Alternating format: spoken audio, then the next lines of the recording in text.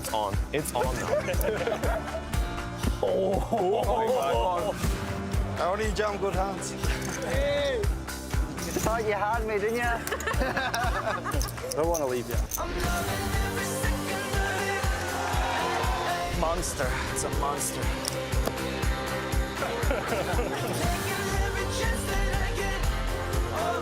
Is that because your heart is beating so fast?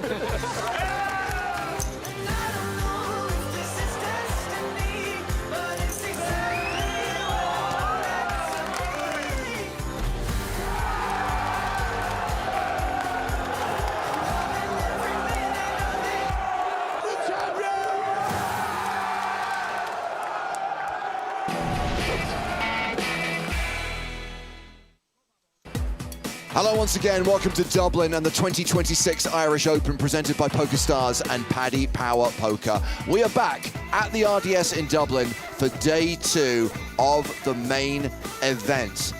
Today is the day they play into the money. It's James Hartigan alongside Joe Stapleton. Hello, my babies. And Joe, we did it. More than 5,000 total entries, the biggest Irish Open main event ever. Incredibly exciting. I did not have to contribute €1,000. We just squeaked in 5,003. Indeed, and yes, there will be bubble coverage later on today. Penultimate day of the tournament tomorrow. It concludes on Easter Monday, live at 12:30 today and tomorrow, live at 1:30 local time on Monday.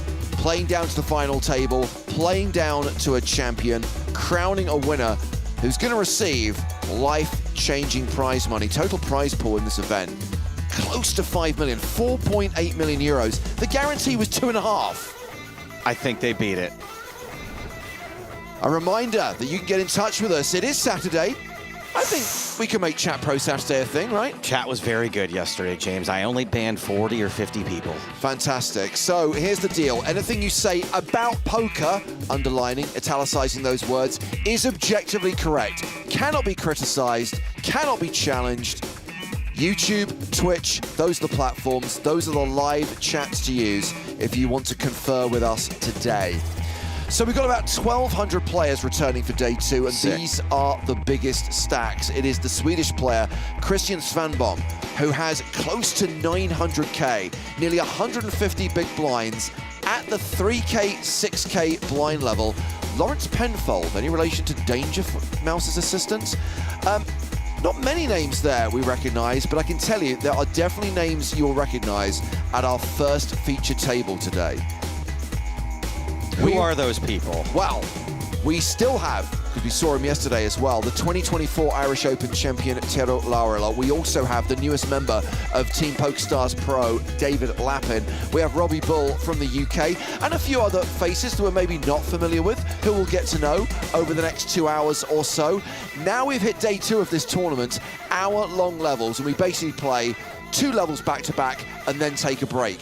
The schedule for today, 10 levels. So when you include the breaks, when you include the dinner break, probably hit at around half midnight, 1 a.m. Don't forget about the bubble. So I take the over on 1 a.m. That is true. The bubble inevitably will add time to the day. Let's check out some of the players who arrived at the RDS in the last few minutes. Guillermo Sanz, aka Willow. He is the Spanish James Hartigan. He's nervous just walking in front of the camera. What do I do? Where do I go? Rory Jennings, Felix Schneiders. There's the reigning champion, Simon Wilson. What a boss. Defending his title in 2026. Every table's like, please don't come here. And that is Christian Svanbom. That is the chip leader. That's the guy with nearly 900K. Svanbom, bomb, bomb. Okay, let's talk prize money, shall we? Prize pool 4.8 million. 735 players are going to get paid.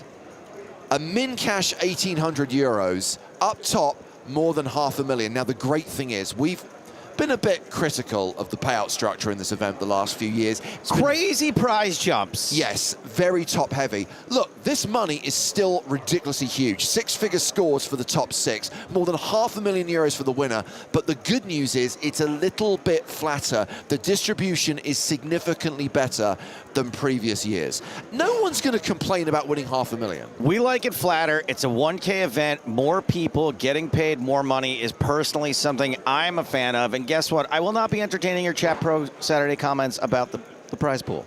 Thank you for them. The problem with payout structures is that everyone has an opinion, right? There's a certain amount of subjectivity when it comes to how prize money should be distributed. Checking out some of the faces at our first feature table of the day. There is Robbie Bull playing 35 big blinds. Not to be confused with Red Bull Robbie. And actually, that is the average stack right now, 200K, so around 35 bigs. I think now we hit hour-long levels, we can expect that average stack to maybe get a little bit deeper.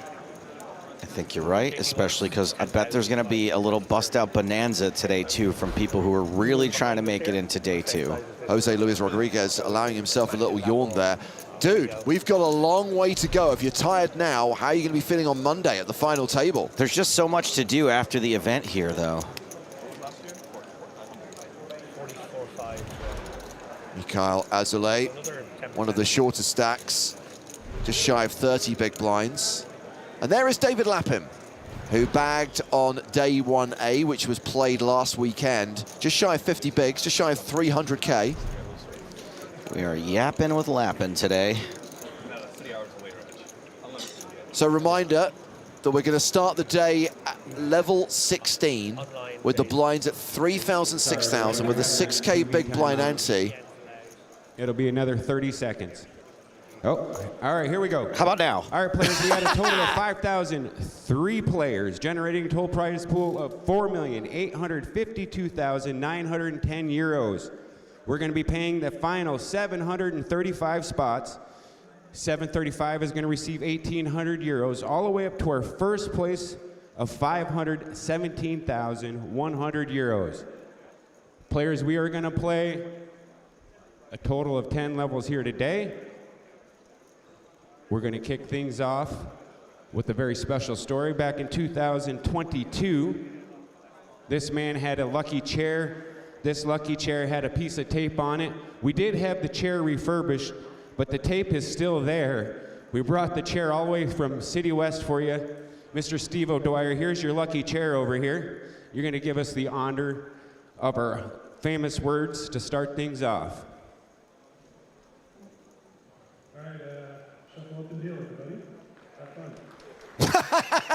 That was such a Steve O'Dwyer way of starting the day. I think he was probably even uncomfortable saying have fun at the end. He added a lot more panache than I thought he would. Well, you heard the man. Day 2 of the Irish Open main event is underway. Hand number 1 at our first feature table. Let's play some poker. And it is going to be Jose Luis Rodriguez with 6s under the gun. Get ready, chat pros.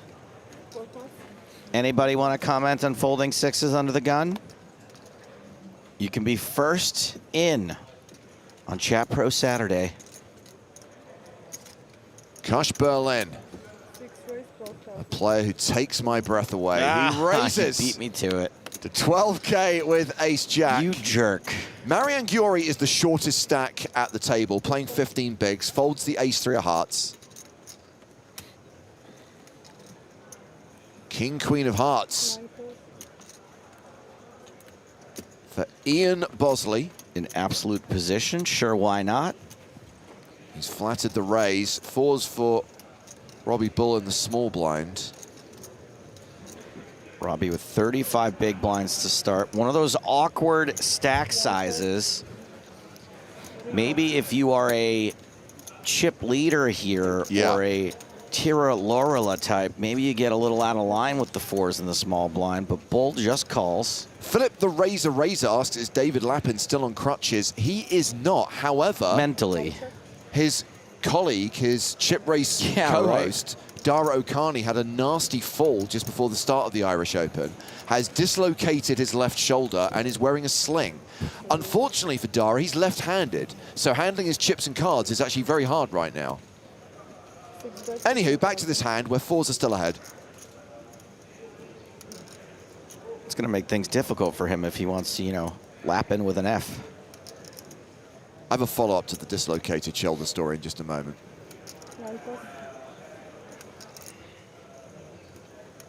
Nice one, PewDiePie. 6-6 was a bad fold. It would have been ahead on the flop. That is correct. Crushed it. That is chat pro status. 15K, bet and a call. 10 on the turn, fours still good. And Berlin has not picked up any additional equity. Check, check, and Barry Greenstein makes an appearance. Ace on the river, advantage Berlin. Great fold, sixes.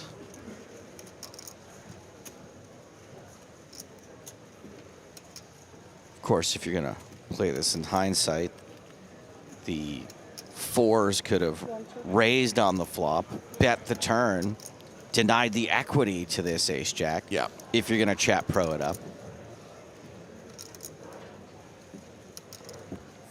Ooh. Check, check. Did not want to get trapped. And Kush Berlin wins the first hand of the day. Smelled some diamonds, maybe. So seeing Dara in his sling, my other half had a similar incident when we went skiing in Tahoe recently where she fell and injured her shoulder. And she was like, I think I've dislocated it. And Dr. Hartigan here was like, nah, you'd know all about it if you dislocated it. I've seen Lethal Weapon 2. I know what a dislocated shoulder looks like. You know what Mel Gibson faking a dislocated shoulder looks like. But you know, I mean, you have to whack it against the door, right, to get it back into Did you try to position. get her to whack it against the door? No, but of course the MRI confirmed that it was dislocated, and now I look like a complete tool. Does whacking against the door work? Like, is that an option? Yeah, I've realized that Hollywood movies actually aren't always accurate. What? I know. You can't shoot a guy through his diplomatic immunity? Anyway, I know what Dara's going through. It's going to be best case scenario, weeks of physical therapy. Worst case scenario, keyhole surgery. So.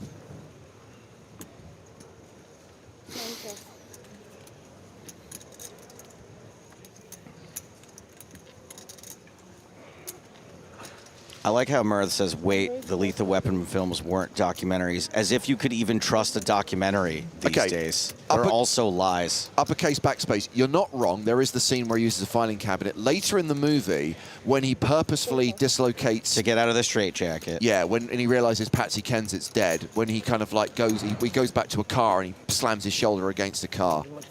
After I think he slammed a guy's head in the car door. Yeah, I've not fully decided yet, actually. But I would like to. I'm doing the Edinburgh Marathon, like 2 weeks after. It's quite close. Alessandro asks, is the clock incoming tomorrow?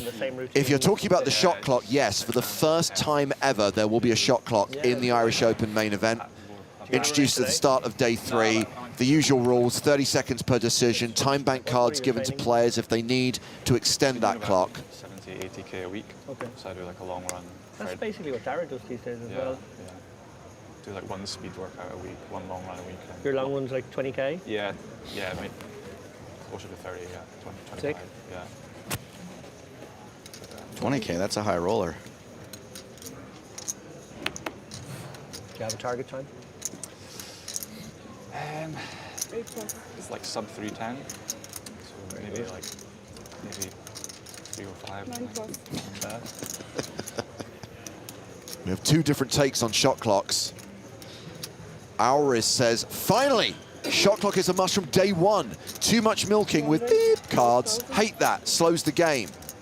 Devils Lee says, interesting. The Irish Open has always been slightly more relaxed.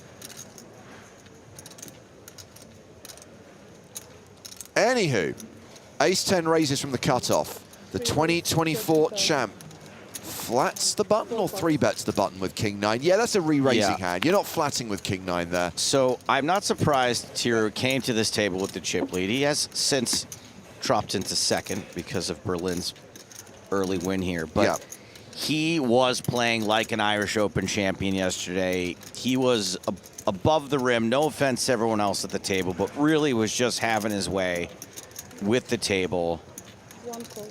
Very confident, very aggressive, well calculated. Okay, well, we have a gut shot versus second pair. And I'll dig into your comment after this hand, Chris Vernon. 3-bet. 30,000. Laurila continuing for 30,000. That was the same as the size of his pre-flop 3-bet.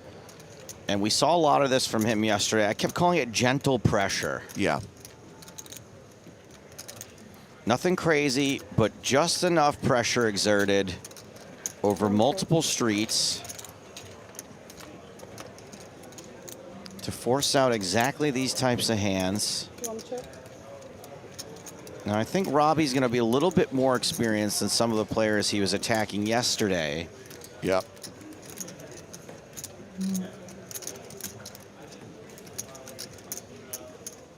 Hasui on YouTube says, Jack's always coming. No, it is always coming 7. Exhibit A. Look at that turn card. The pointy 7.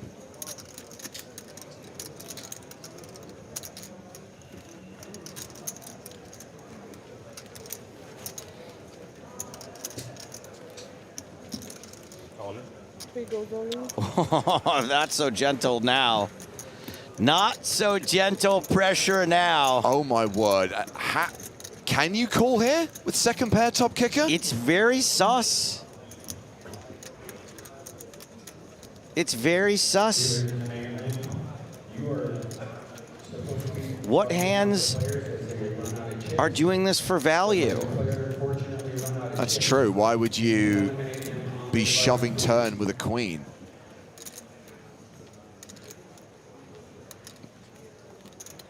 You're really, it feels a lot like what it is, that you're trying to deny equity or fold out a one-pair hand. And he's got a couple of blockers here. Laurila, I mean.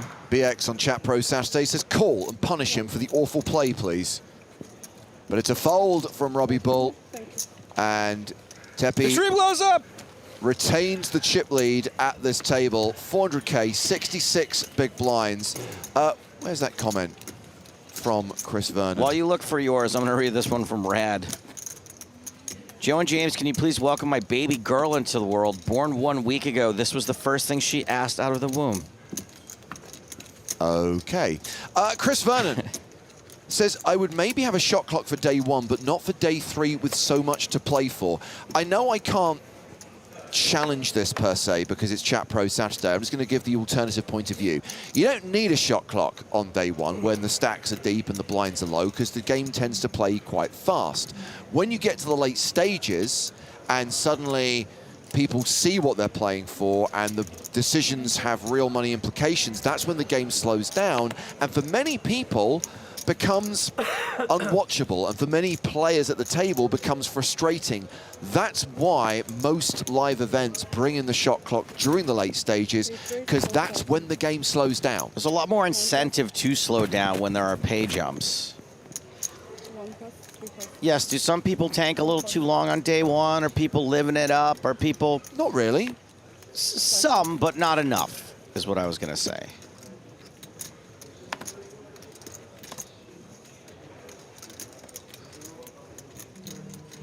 Point being, shot clock on day 1 is trying to fix a problem that doesn't really exist. Whether we should have a shot clock on day 3, I concede. That's probably a matter of debate. The decision was clearly taken to do it. Most major tournaments do that now. And generally speaking, the poker community has accepted it. Fairmont hairpin. It's fixing a problem that doesn't exist, like creating some sort of draconian voter ID law when almost no voter fraud exists. No country would be stupid enough to do that, though. No. Like that, but it's still a nice town. It's crazy expensive, but nice town. Yeah. Yeah, I mean, had a quick look at Monaco accommodations. I know, right? There's quite a few Airbnbs like both away, but it's... And you're kind of, that's when you're up the hill. Like, yeah, 20-minute walk or whatever. Our first question of the day from the Albatross. Albatross! Is there a way to see a list of all 1,200 players? Yes. Thank you for your question. We are getting some questions coming in about the announcement yesterday about other Irish Open stops on an Irish Open tour. The answer is we think it's cool, but we don't know. We know nothing about it. We know as much as you do. Marrakech, Australia, America. That's it. I think the key thing to say is that the Irish Open is sponsored by PokerStars and Paddy Power Poker. It's operated by Paul O'Reilly and JP McCann. So whether there is PokerStars involvement in any future events would need to be decided between the two separate entities. That's At right. this stage, these are events that JP and Paul have agreed with venues around the world. Remains to be seen. Oh, Albatross. Albatross, the answer to your question is the PokerStars Live app, but bear in mind that's in real time, and you might be exposed to spoilers if you go to the full list of players.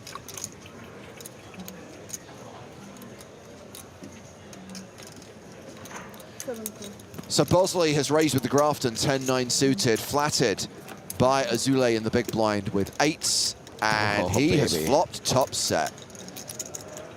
I'll take a set any day of the week. Don't even care if my opponent has none of this board. In fact, I prefer it to them having 5-6 of clubs.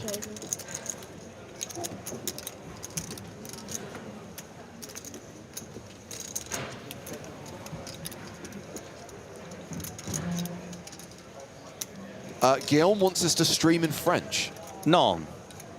Thank you. Merci pour votre question. Question? It's not, it seems like it should be, but I don't think that's the word. We would have got away with it if we hadn't questioned it. Question? Sometimes you do just Frenchify it. Yeah. Pregunta? Monte Carlo Bay Hotel, huh? No. No? No.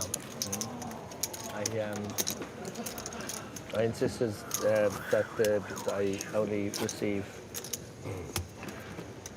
levels that I'm accustomed to. Okay. One of the French commentators is still in the main event. That's right. Julien Bricard, a.k.a. You, is still in. Now, Benny and You are actually meant to be streaming in French from tomorrow. We have got French and Spanish language streams starting tomorrow, with the caveat that the French and Spanish commentators are still in right now.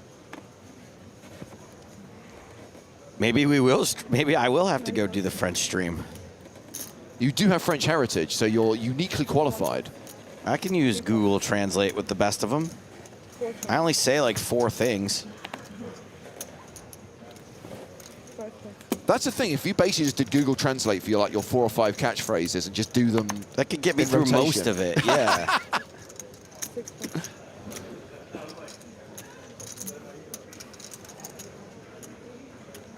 La rotation de domination.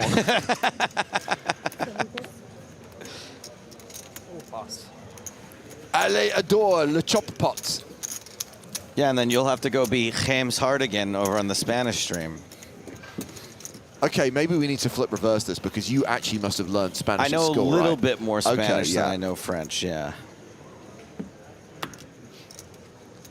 James, did you sing your song last night in the Craic Den? No. I walked in and it was, again, look, I'm going to sound incredibly old and I don't care. It was so loud in there, I could feel my eardrums reverberating, and before my tinnitus kicked in, because having used headphones for the better part of 30 years, I do kind of get issues sometimes with my hearing. I'm like, I've got to get out of here. So no, I did not stay.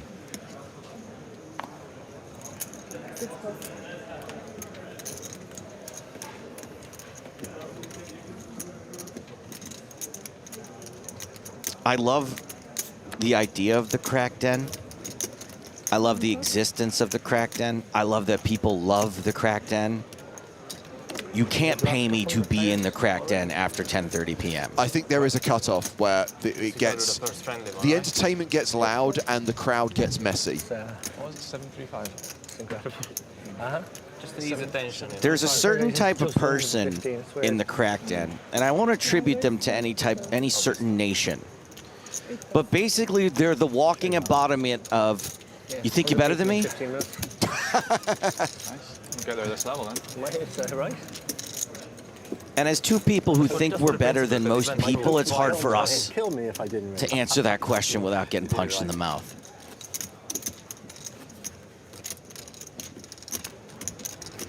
Where are you from? Hungary. I'm going to get under 1,000 at this level. Okay, I've got some good news and I've got some bad news. The bad news is that Julian Bricard has busted the Irish Open main event, but the good news for our French fans is that that means he and Benny will be available tomorrow to stream in French. You're off the hook. Magnifique. I mean, I'm so... I know, je m'excuse is like, excuse me. 5 race, 12,000. Ah, it really is pretty pathetic how little French I know. Ace King suited for David Lappin. He's going to raise to 12K. Any comments about the raise size, chat pros? Just a 2x? Standard raise. I don't know, seems a little light to me.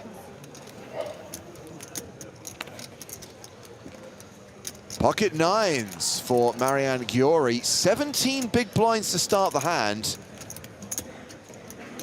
Are we going to see the sickest and classicest of races? Maybe not the sickest or classicest, but a race. Stars Nuts versus Slick Suited. It's close. Nines are the kings of number cards.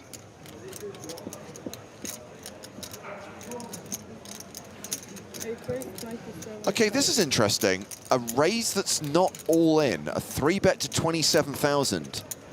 9+. So what does he do if Lappin jams here? Is this a raise to induce? Is this a 3-bet you can get away from if your opponent 4-bets?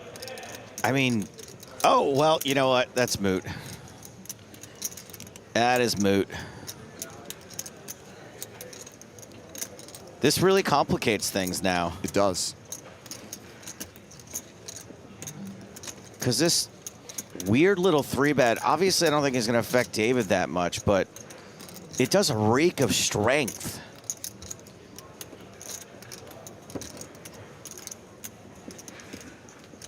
Tens, of course, being the aces of number cards. It's a pretty strong hand, but I would be very suspicious of why this guy with a 17 big blind stack is just... I would be suspicious. Almost min 3-betting. You're really in a weird spot here because tens are too strong to fold, right? So maybe you're tempted to flat, but then you give Lappin so much incentive to jam. I totally understand folding them. So now we get the answer to my question, because there's no way Lappin's doing anything other than putting pressure on this guy. So is he going to call it off with the nines and take the race, or was he trying to give himself some room to get away from this hand? I think he calls it off. I think that in his mind, he can do like a reverse stop and go here, and sometimes David just calls the re-raise, and then he can get away on some bad flops. 56. 5 race, 56. Interesting. So again, David not 4-betting all in. Yeah, and leave it to David to find the option here that no one had really even mentioned yet. So now you realize that this is pretty much all in or fold, right? Because I think this is a genius play by David, honestly. Yeah. He can potentially avoid a flip here. He's doing exactly here what I think Giori was hoping to do with his non-all-in. And he is repping a lot more overpairs. Man, that's so well played by David. That's just so well played, because if he goes all in, he probably flips, right? And he's got half the equity. And he manages to win that pot. without running the board. David Lappin looking to add to his total live earnings of nearly $1 million. He has cashed in the last 4 Irish Open main events. Can he make it 5 in a row? Still got to outlast about 400 players. And I want to say most of those are on 1 bullet also. Am I making that up? Yeah.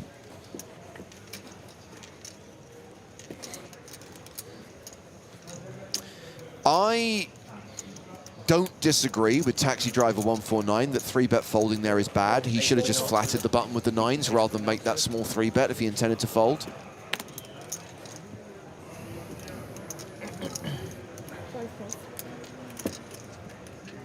I think with your stack size, you're happily getting it in there with 2 9s yeah, pre-flop. Absolutely. So option A. 3-bet small to induce, fine. 3-bet all in, fine. Flatting, arguably fine. But 3-bet folding, yeah, I'm not sure. Not sure.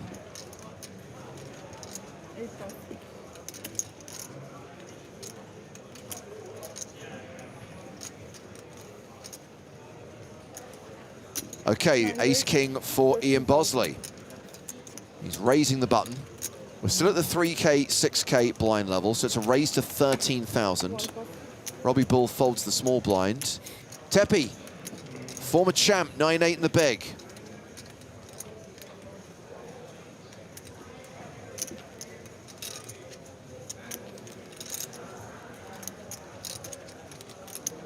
And at this point in time,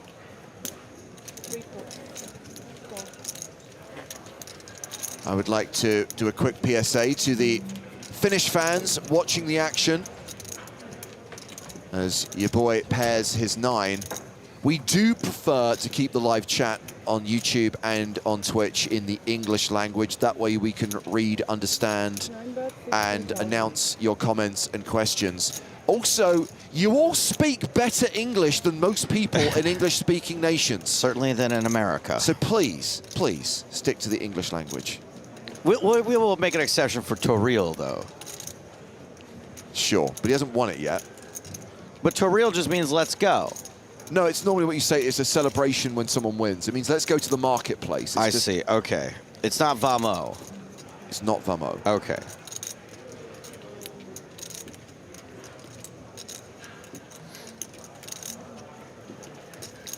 Anywho, a bet of 16K from Bosley, a continuation bet from the button, and a call from Tepe in the big blind. This Tepe guy, he is unstoppable. Especially when he turns trips. Turns you dead.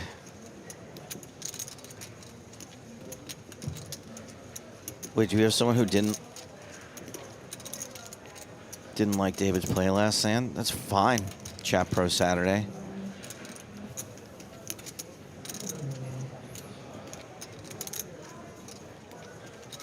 I think we can say Toril on the 9 turn. Yeah, Knapp explains it. When Finns win something, we go to Toril to celebrate.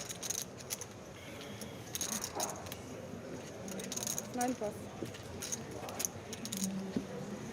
So the 17K lead on the turn gets a fold from Bosley. Tepe chips up to 432K, 71 big blinds.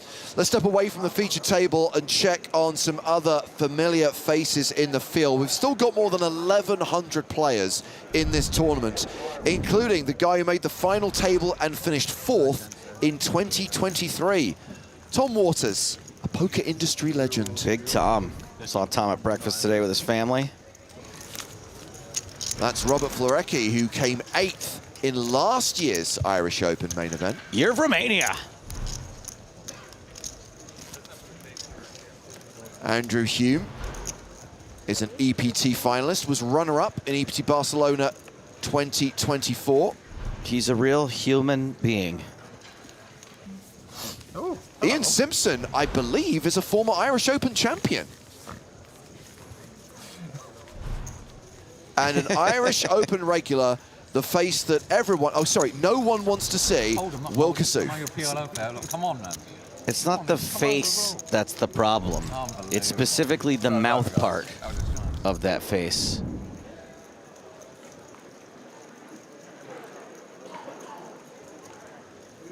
Thank you, Friel Poker. And that, ladies and gentlemen, is why we have shot clocks.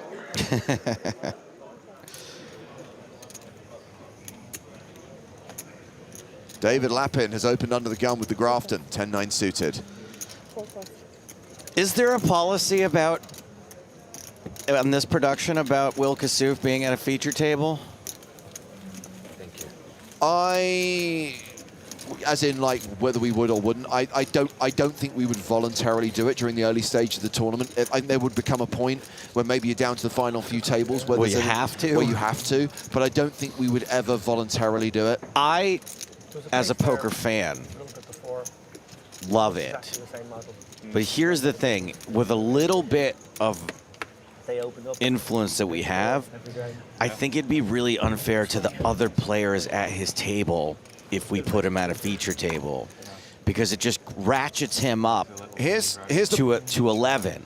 I mean, I don't want to get into a massively long discussion about this, but the reason why I was not unsympathetic to Kassouf at last summer's World Series of Poker is, if you build a stage, if you put him on it, shine a spotlight in his face and say perform, you can't then get too annoyed when he does exactly what he does.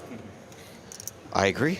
And you can't let him do it for 3 or 4 consecutive days and then go, oh, actually, we've had enough of this now, and every time you speak, we're going to give you a penalty.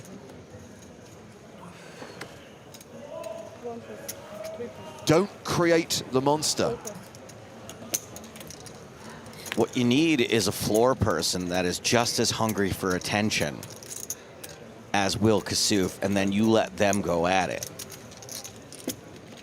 And let the clicks roll in, baby. Berlin's under the gun raise, called by Lappin in the big blind. Ace, queen high, still ahead. No spade, woof.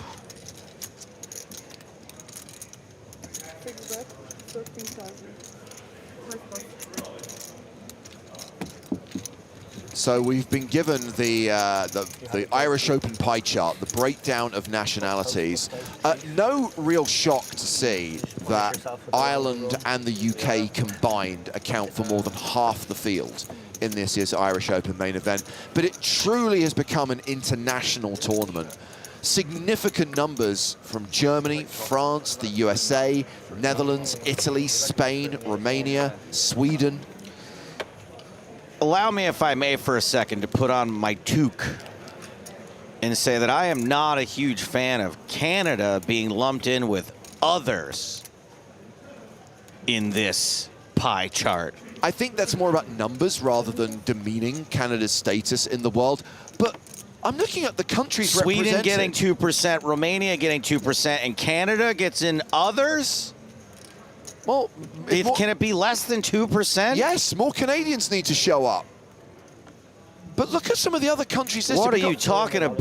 We've got players from the United Arab Emirates, Vietnam, the Philippines. Thinking about running it. Trinidad and Tobago, I'm still waiting for that one. I think you should just give yourselves a flip at the end. Just find out how much is in Nope. there. Yeah. Do a flip.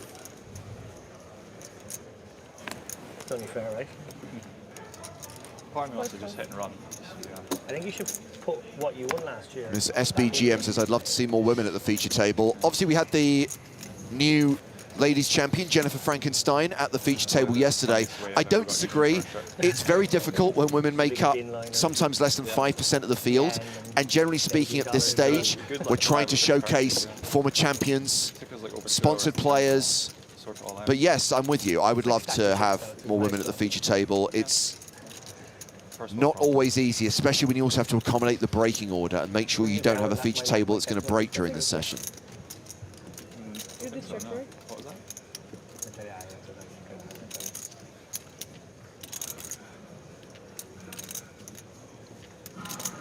Tarot on a tear. A reign of terror, if you will, as he will be winning another pot. You won. I think he's probably celebrating somewhere. And the Tepe up over 450K now, 75 big blinds, still 30 minutes on the clock until the blinds go up. Fewer than 1,100 players now, but still a long way to go in this tournament, and still some way to go before we get close to the money. 735 players getting paid in this year's Irish Open main event. I was hoping that was, and then I just replied to anyone else's messages. I was getting loads of messages from everywhere. And by the way, that min cash of 1,800 euros is not going to see a lot of these guys break even. There were 5 starting flights, and it was 2 entries per flight. And trust me, there are many players in who have literally fired the maximum number of bullets in this tournament. Close to 200 gone now. Well, fucking hell. 170.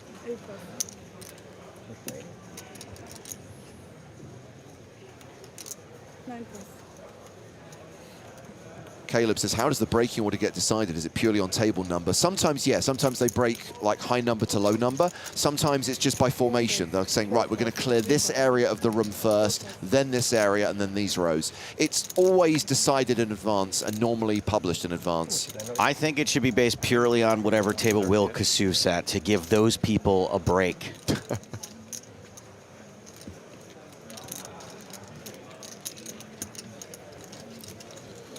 No one should have to suffer through that for very long. So Robbie Bull has opened with queens. David Lappin considering doing something funky with ace-5? I don't know. He was a strong advocate for that. Advocate for that on yesterday's stream. If people are listening, they may know what he's up to.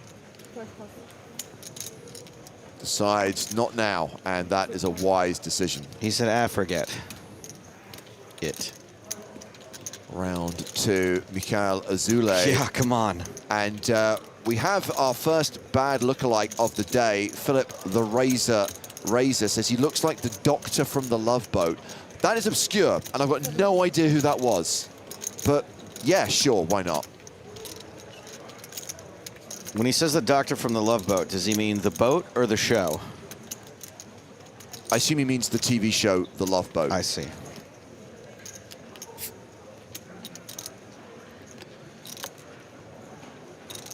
Weird flop here for pocket queens. Yeah.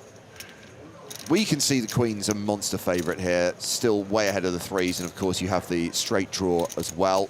You have the best spade, 91% equity for Bull. Facing just the big blind, you don't hate this all that much.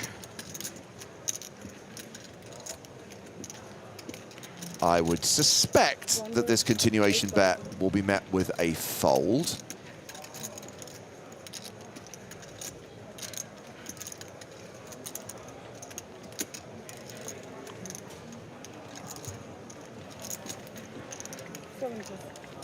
Indeed. I'm getting abused for that now. I'm getting abused for that in the commentators. They're going to call me a coward. I thought I saw a good one in, right glass, so I thought. Little does he know.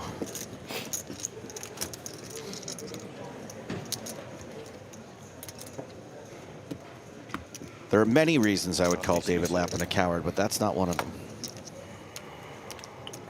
Type of thing.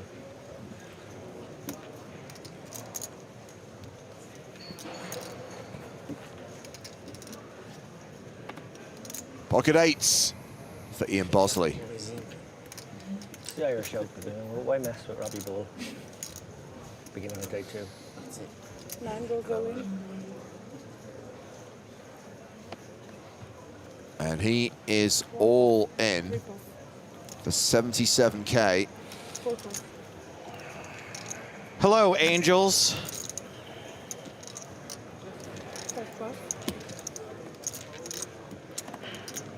Ace Queen for Kush Berlin on the button. This is going to be a race. This is going to be a flip. 77,000. Like Charlie's Angels versus Top Gun. One of these two things has a slight mathematical advantage.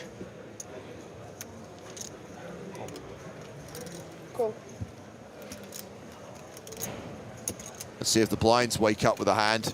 Oh, wait, it's not over. Yeah, we've got Azule in the small, 6 deuce. Okay, that's going in the bin. Giori in the big. 7 plus. He folds as well. Flipping, I hope. So Bosley is at risk, but slightly ahead here. Snowman. Have fun, guys. Oh, the snowman's going to hold. Or will they melt?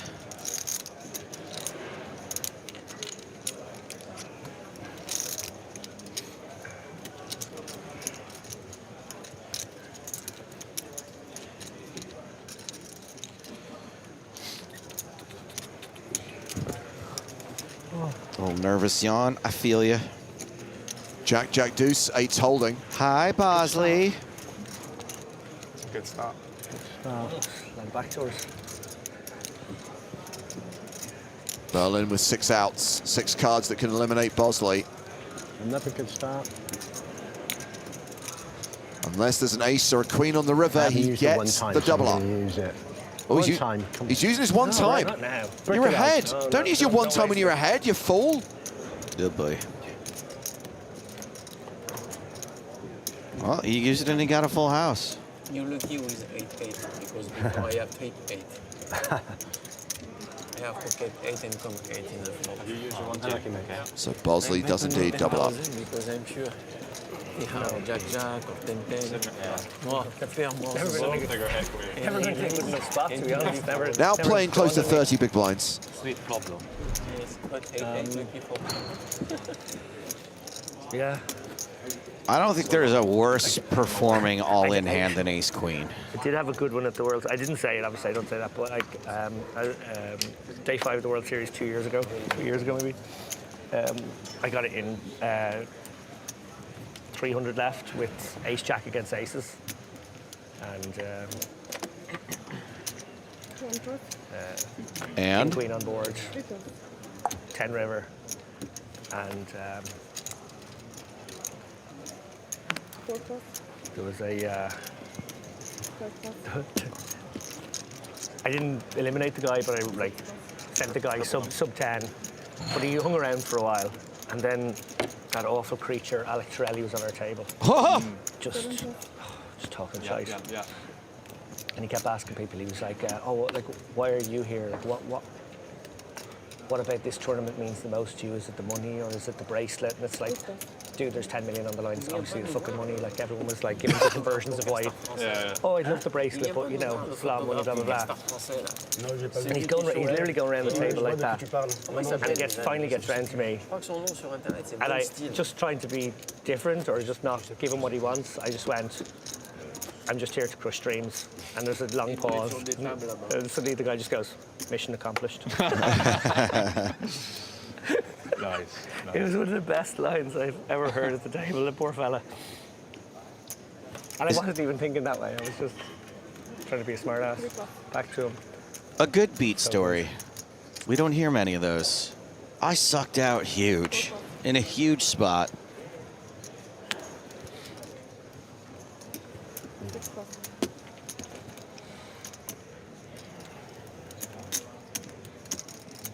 Karma Baby says, can always rely on Lappin to be libelous at the feature table. I mean, he insulted someone. Don't think you could argue it was defamation. No.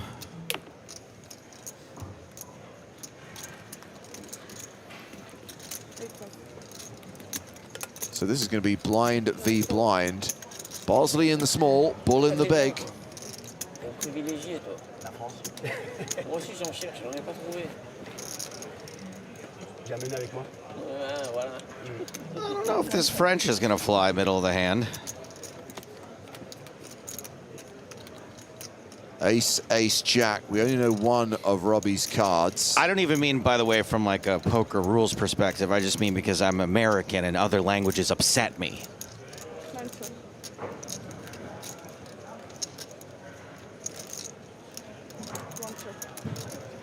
Actually goes check, check. 3 aces now. Put the case ace out there and let's chop it. Let's do the ultimate Texas Hold'em. Everybody gets paid.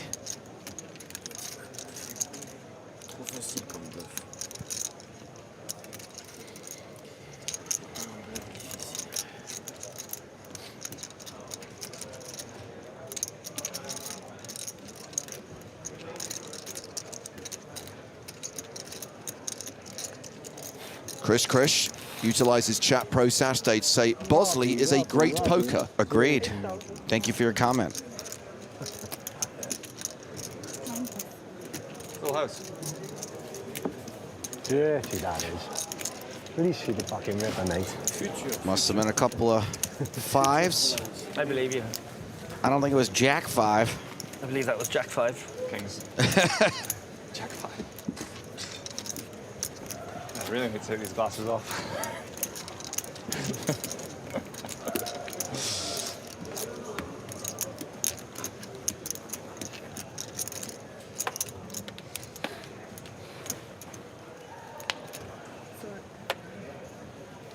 Get in there, Hardigan. I believe on Chat Pro Saturday, if a Chat Pro says something is libel, it's libel, buddy. That's not poker. Remember, you only get to be objectively correct about poker stuff. As someone who studied libel law, I'm not going to take this.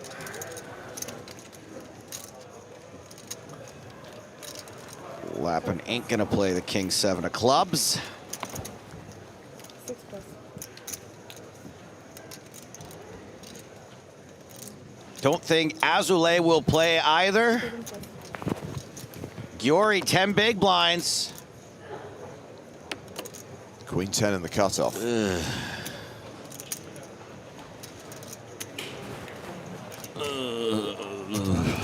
have played those nines when I had the chance. Balls. What am I going to do with Queen 10 now? Got to fold it, innit? There's a better hand coming. 9 plus.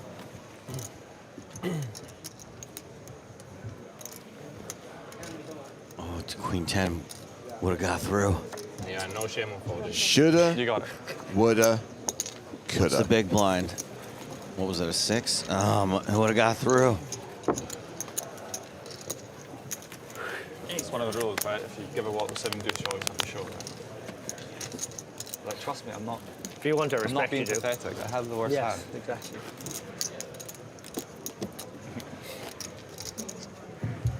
Tiro Lorilla at 75 big blinds. Closing in on $1 million in earnings. His poker hero is Kimo Kirko. We love Kimo Kirko. And obviously, he won this event 2 years ago when I was puking my guts out in my hotel room. 6 plus.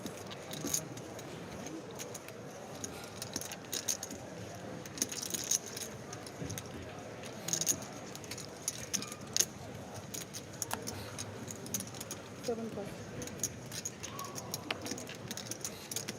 I'd forgotten about that.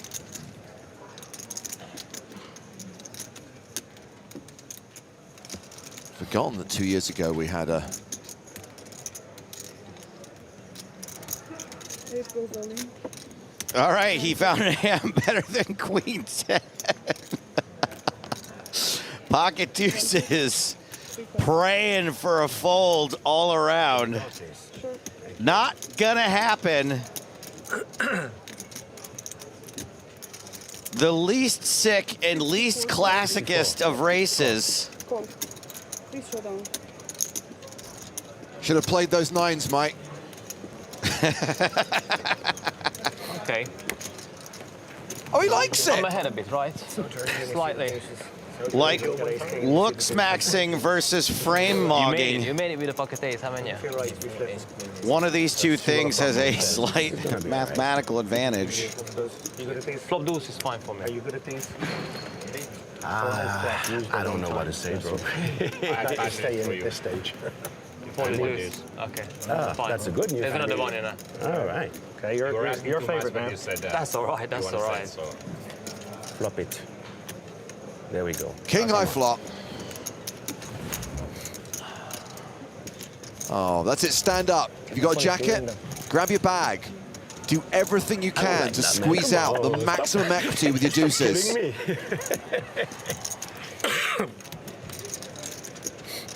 Not looking good. 2 outs in the deck, just a 5% chance of survival for Marian Giori. And he is KO'd. James, they just created a million Marian Gioris. I'm sorry, I cannot tip you. I would like to tip you with something good now. Ah, Big Blind, c'est juste parfait là. C'est juste parfait. Avec Skilou, c'est un peu risqué de faire tapis avec 2-2. C'est facile de payer là, avec 64 000. Il doit jamais faire ça, quoi. Avec paire de 2, il la fold. All right, guys, cut the Paris talk. Vu que j'ai fait que fold bébé, bah, je pense qu'il s'est dit c'est un easy fold, voilà quoi. Sauf que non, là il y a Ace King.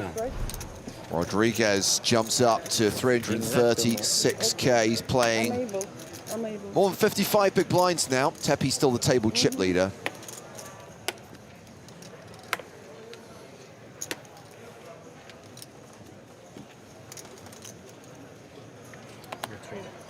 Oh, sorry. Omaru has a question for you, Joe. Okay. Any players who catched your eyes this event? Yes, for sure. 6 plus. Thank you for your question. 7 plus. Is that the Tiffany Dial Daytona? 9 plus. I'm gonna ask you a weird question. Go on. Your watches, right? Yeah. You ever put them in your mouth? No. It's me. You never like licked one or bit down on it or? No. I think I would. Why? Because you get a whole new sensation of it. You get to. You never just see something really pretty and want to put it in your mouth? And I'm going to upset myself.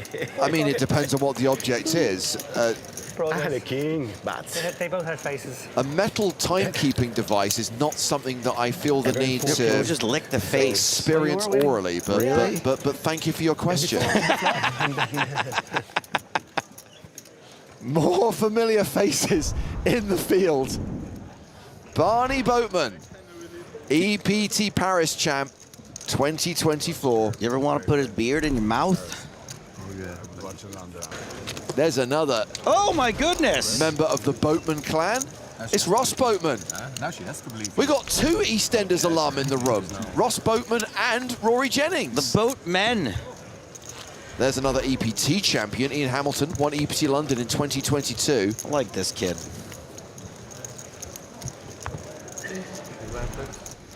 Kevin Killeen finaled EPT London back in 2014, 3rd place finisher in that event. Pocket Kings. KK. And there's Tonka. Parker Talbot is one of the Canadians who made the trip to Dublin and is still in contention on day 2 of the Irish Open main event. He is rather tall for a bot. Back to our feature table.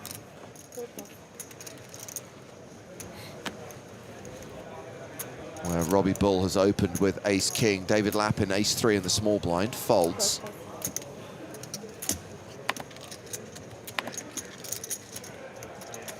Queen 8 suited. Lovely big blind defend hand.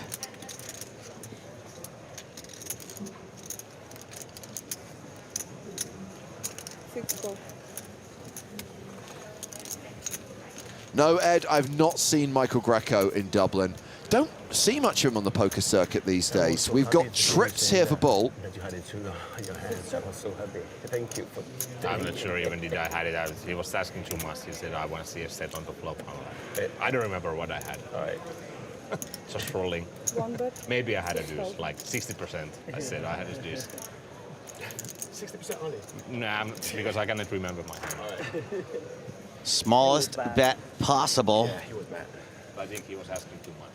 Yeah, He was asking very greedy. Not gonna bite.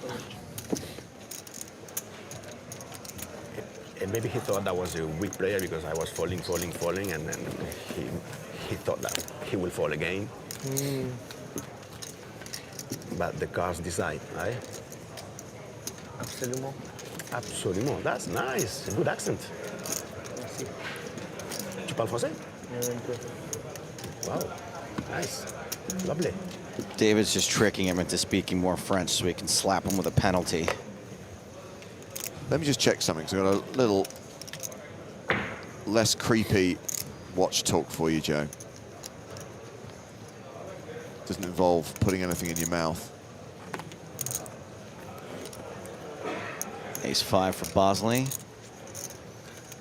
As you know, I'm saying this mostly for the audience, not you, James. Not a watch guy, but I do like learning about watches. I do like when you do a little tutorial to teach me about the finer things in life. Actions folded to Tiro. Three-way, 13,000. Raising with a king and an ooh. So this watch I'm wearing today is what is that? This is a relatively cheap watch. See, I wouldn't put that in my mouth. Yeah, I know just by looking at it. Right. So this is a Seiko dive watch. This is a watch known as the Seiko Arnie. It's an Ani digital display at the top and a digi dive watch based on a 1980s model. But this was the model of watch that Arnie wore in all those 80s movies like Raw Deal, so it is Predator, after Arnold Schwarzenegger. Commando. Yeah, okay. that's why it's called the Seiko Arnie. But interestingly, the actual Arnie, the watch that he wore in Predator, was sold at auction last week. It fetched $47,000. When you consider that the watch itself is probably worth a couple of hundred, but because it was worn by Arnie in that movie, someone paid nearly 50 grand for it. That's kind of cool. All right, we've got King X versus King 5 and a King High flop. Lorela, very, very likely to have the best hand.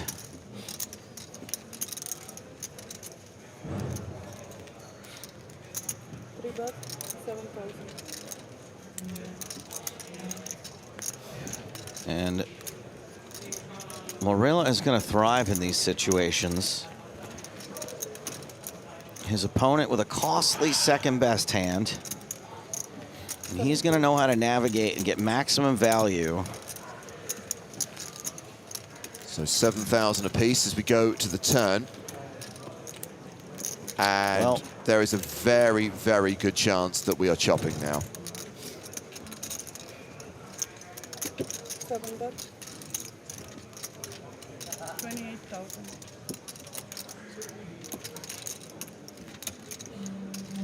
Azule now leading the 28K. That's fun.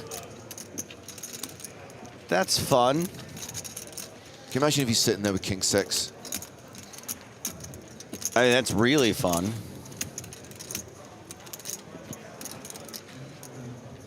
I know he's wide. Leading here is interesting, by the way, because it feels like you're just going to get folds from all the hands that might bluff this and calls from the chops and the sixes.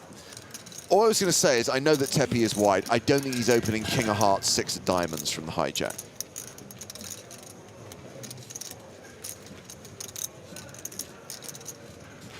Look at you showing off that you know the only card left is the 6 of diamonds. Process of elimination, my friend.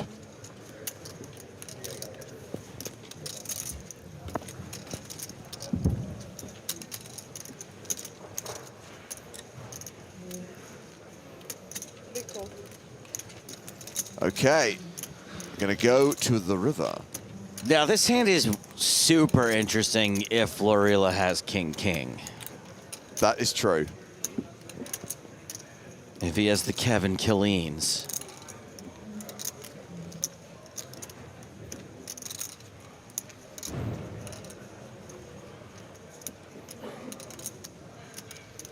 Azule is like, I'm going to get this guy. I'm going to get him. Oh, that was cute.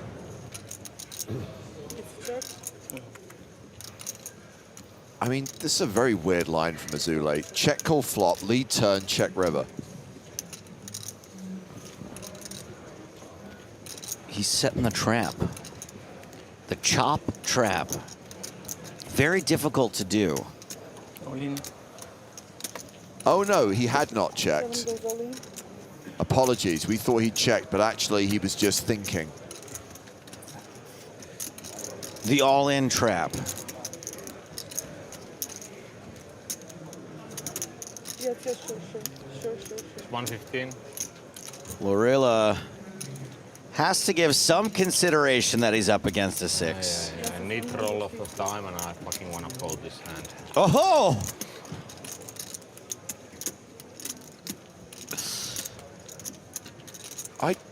How can you possibly fold here? Azoulay is gonna have some 6s. No, a6. Right, but like, I mean, is gonna have a Sure. 6 in his hand occasionally. Well, he's made the call, and King Jack of Hearts was Tepe's hand. This is a chop pot, and you know what they say? Everyone loves a chop pot. Straight in there, by the way. I'm only thinking. That was really good to get in with the clarification straight away. What you do? Don't be afraid, Mikhail. Don't be afraid. Yeah, different. If we were in the different spot, let's say final day on the same table, I Right in the middle, yeah. Perfect, yeah. I would take the advantage on that one.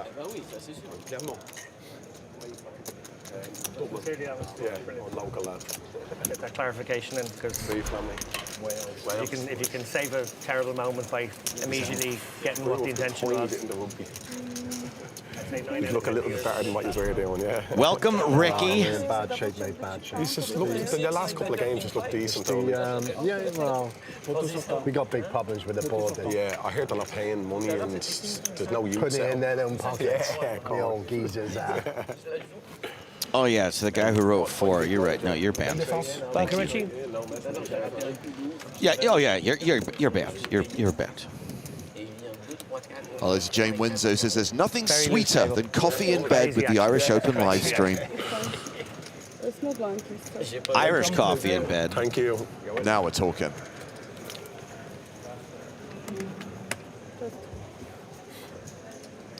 This man loves making quads with pseudo connectors. Yeah. We've had those kind of boards today as well. Long may it continue. Hey, it's kind of close.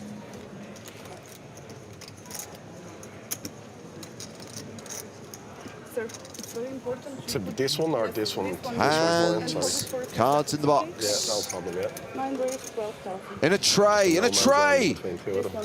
Yeah, thank you. One pass. 3 pass. What is that reference? In a tray?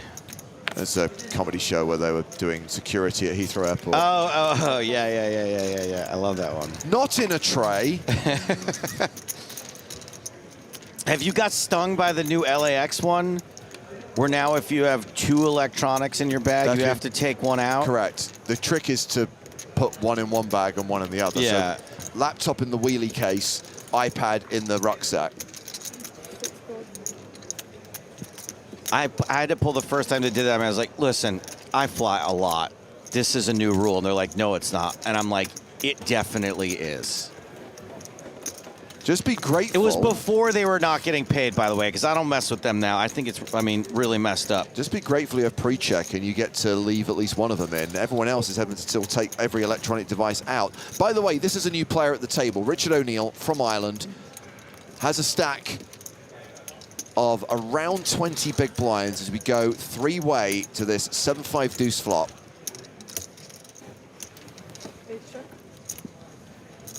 By the way, you're bold arguing with the TSA. It's very rare. You know that. All I was saying was this is not, this is a new rule. Sure, it's a very minus EV play is what I'm saying. 6 bets, 20,000.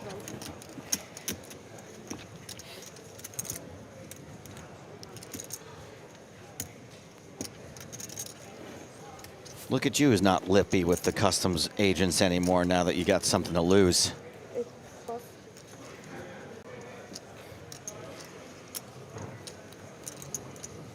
Basically, if I'm going through an airport and the people examining my bags have guns, I tend to be polite to them.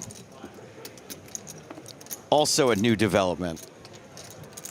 There's been times, not times, there's at least one time that I had to walk away from you. I was like, I can't be here for Yeah, this. that was a Heathrow, though, where... Has he had a result recently?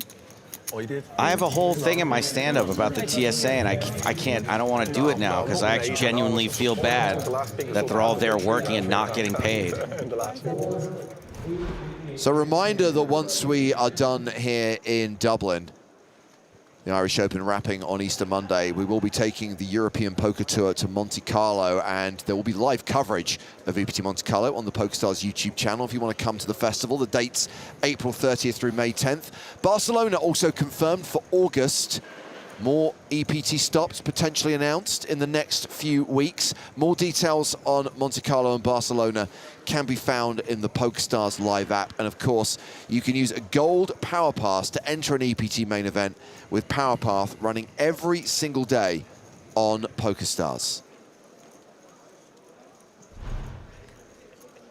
Blinds are up. We're now playing level 17, 4K, 8K with an 8K big blind ante.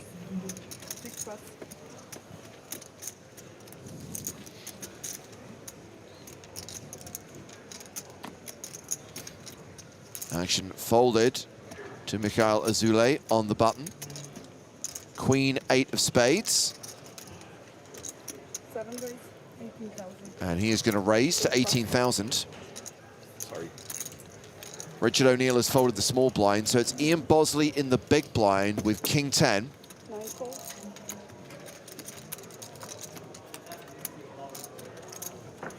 And it's a 9-5-4 flop with 2 diamonds.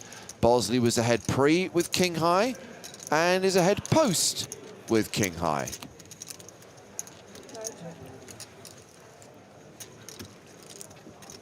That's right, the Mihi. 5,000 entries. Wow, great turnout. 5,003 if we're going to be precise. And we're down to 971 players. We are in 3 digits, and we're about 220 players off the money. World famous bubble coverage a bit later on today. As this hand goes check, check on the flop, we get the 7 of hearts on the turn. Now we got a straight draw. Delayed continuation bet? Nope, checks it back. 6 on the river. 5, 6, 7, 8, 9. That's a straight.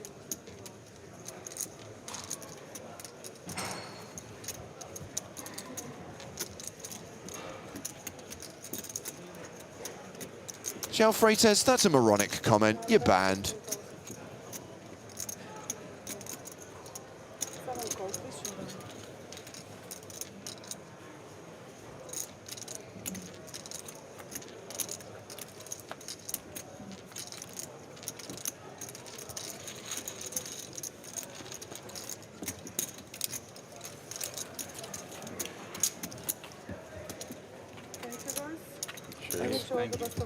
Thank you very much.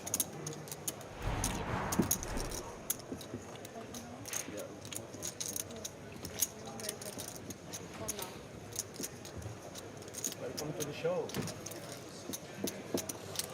So checking on the stacks of the players at the feature table as we welcome Nick Walsh to the proceedings. Hello, hello. Thank you so much for having me once again. James, can I just say really quickly, we did it. You and I? I mean, the whole team. We willed into existence. We are taking absolutely all of the credit and all of the glory. So actually, it was Joe and I, and as you left, you obviously got me on the app, and I was monitoring the situation because it was really exciting. Yeah. And they did that thing where it said tournament registration is closed, but it wasn't clear if they were still in break or not. And I thought for one moment, because Joe said, what if I just go reg and I could be the hero? I could be the 5,000th to do it. Yeah. And it was at 4,999, and it had said registration closed, and we were panicking. Everybody in the chat was panicking, and then we managed to just get over it. And I was so happy. I'm so pleased to see that. Total prize pool of 4.8 million euros, more than $500,000 going to the winner. This hand is going to start with a raise from David Lappin. Queen Jack offsuit makes it 16K. David Lappin. Why do you make him French? He's like the most Irish person I know. Okay, this is actually an inside joke, but a friend of mine was like, who's that guy? Who's that guy? I just became Team Pro. David Lappin? And it's not his name, but yeah, now I can't get it out of my head. It's my own little personal inside joke for me. Anyway, there's a 3-bet from the Kings. Azule. Wait. Excuse me, just a flat? Just flats with the kings. This is interesting. I mean, it's risky. Yeah, risky business. But we are going to go to the flop. And if it's a queen high flop, I mean, I guess this works out very well for Azule. Exhibit A. Wow.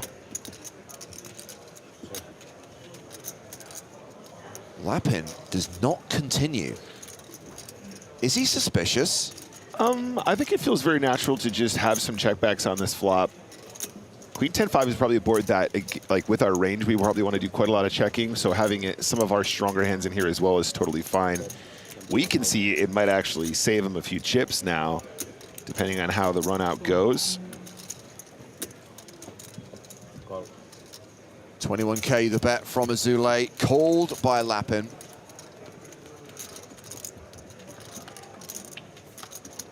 Six of spades on the turn. Both players with a flush draw now.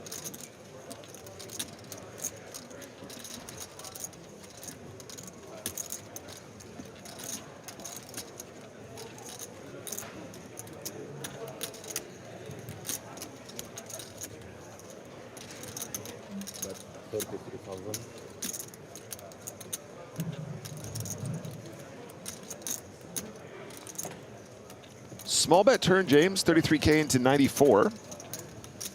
And again, Lapin calls. A river card is the Queen of Hearts. How does Lapin do this? Oh my goodness.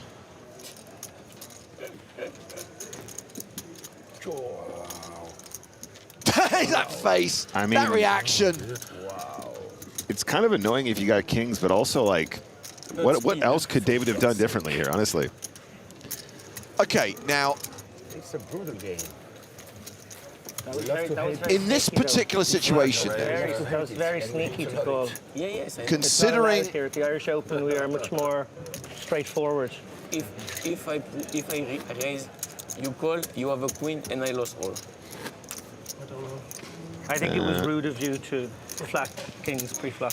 Try to trap me. Very rude. No, I wait, have other action. Unlucky, well played. It's not about Unlucky. you. You lucky, no problem. No, you're unlucky. But yes, I'm not unlucky.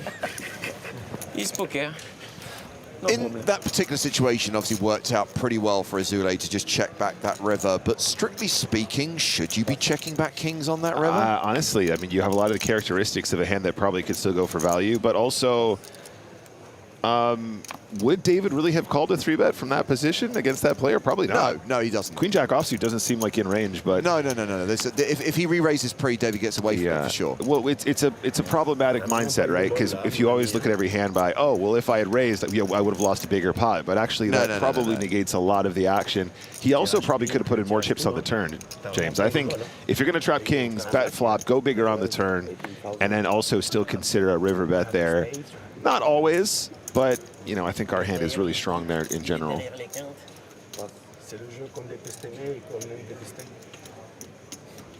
Mr. Rochester says, who the heck doesn't like Lapin?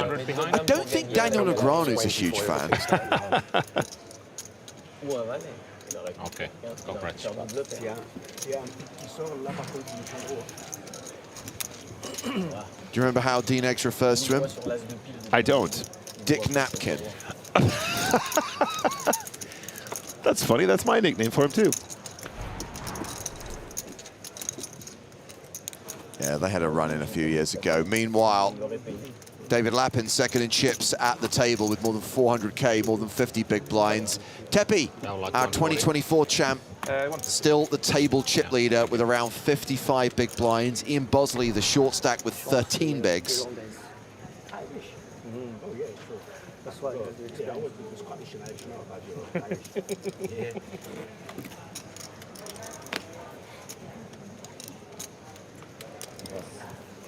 Spades come and then you And then I lose another bet. you're Yes, bad. Tim Vowers, Bosley is wearing the Tiffany Blue Oyster Flex Daytona. Yeah, we don't know He yet. clearly has connections and money. This is the one they did the collab to use the official Tiffany's Blue. I don't think it's an official Tiffany collab. It's just any watch which has that dial color is known as Tiffany blue. Because there was another watch brand that did official. Patek Philippe did a Tiffany collab. Okay. Do you want the retail on that? I mean, obviously you would be paying well above retail on that, but let me check it out. Yeah. Can I? 16,000. Can I see it and then guess the price? Look at it on Bosley's wrist. No, I meant the Patek Philippe one. Oh no, I'm trying to get you. I'm trying to get you to guess the price of Bosley's watch. Okay. Configure your Daytona. God, these websites are so confusing. I mean, we're talking at least 45, right? Dude, you're going way too low. Sorry, can I said at least. Off the place? Thank you. I would also like to have still water. Gold.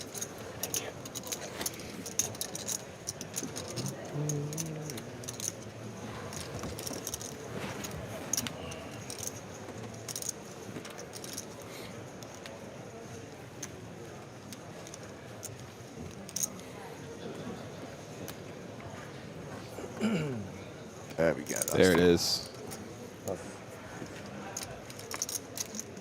Oh, to be fair, I mean, this is the problem, right? No. The retail price is like 40.5. Oh, excuse me, Mr. Hardigan. But this is the reality. The reason why I'm like. So I added 5K. The reason why I shut you down is you are never going to get that from a dealer for that price. You are going to have to get that on the secondary market where you're going to be paying between 50 and 60. Well, if it's 40K retail, add 5 because I'm so charismatic. I think I nailed it. No, not 4,500 Zephyr. No, I wasn't going that low.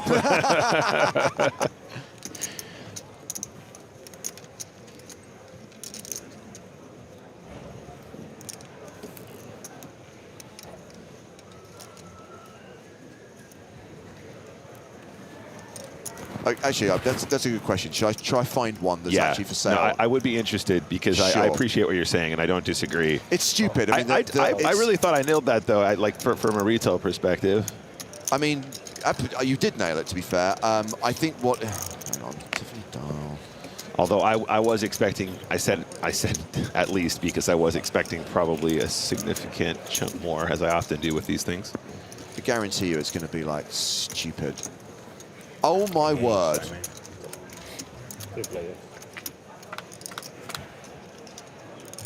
Oh. It's selling on the secondary market for about 90 grand right now. Wow. That's just stupid. Check.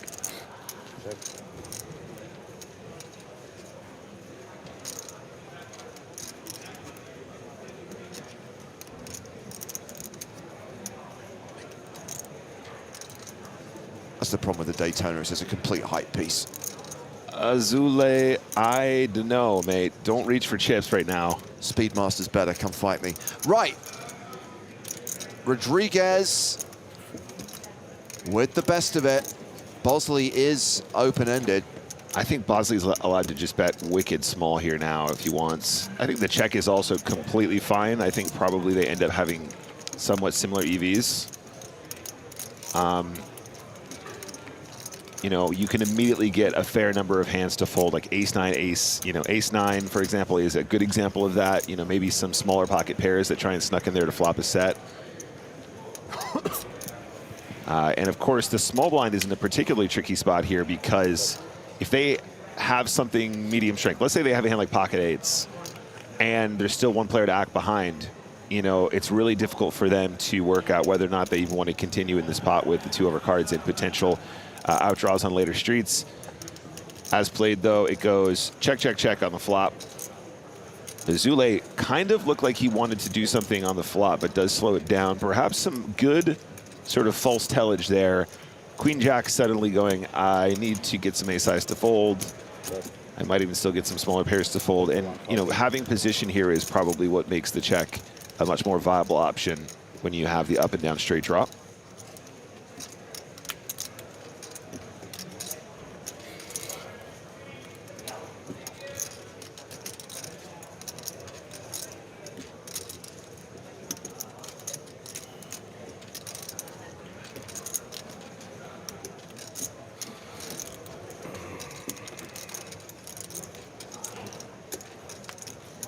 don't really think Rodriguez can fold now. I mean, it did go check, check, check on the flop, and we pretty much have... I don't know. It's difficult for us not to be winning at this point, especially given the action here pre-flop. By the way, I've just realized why the reason some people got salty with David Lappin after that hand is because their sarcasm filter is switched off. You guys missed that part. And they didn't realize when he was talking about it being disrespectful not to raise with King's Pre, he's not being serious. He's just joking, guys. Yeah. He's trying to make a point that here at the Irish Open, we do things more honestly. That wasn't good, eh? Getting a 10 to fold there is shocking to me. Wow. I mean, look, he didn't even bet the flop. What kind of a human being checks a king on that board in a multi-way spot? I know. A little bit of comment on YouTube about the payouts. A higher man observing that the first prize in this year's Irish Open is actually less than last year, even though the field has increased by more than 10%. Had a conversation with the tournament staff and with Paul O'Reilly about this before the start of the broadcast. We talked about it on previous streams. We have not been fans of the payout structure at previous Irish Opens. It's too top-heavy, and the money jumps between the final table lists were too big, leading to more deals being likely, and just kind of didn't necessarily feel right. Now, it's all subjective, but in terms of what is now common practice or what is standard in the industry, the payout structure we have this year, the money jumps that we have once you get to the top spots and what first place is paid, feels fairer. And let's be serious, €500,000, more than 500 grand is still a stupid amount of money to win for a 1K buy-in. Absolutely, and imagine you run deep in this event. Imagine you are final 9 in this event, and you probably will never be for the rest of your life. You do want to still feel like you're rewarded, despite it not being the biggest score in the pack. Yeah.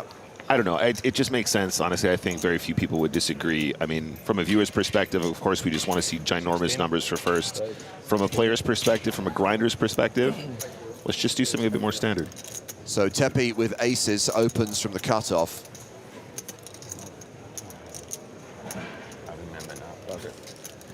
If I was going to get a Daytona, James, I think I'd try and find a really awesome retro one, like a real classic. Might be beaten up a little bit, something just representing the original, the OG watch a bit more. It's not a watch I've ever been a fan of, to be honest with you. And in recent years, I've really come to love chronographs, but ironically, that particular model just doesn't do it for me. Fair. Careful, he's going to fall. No. Disaster.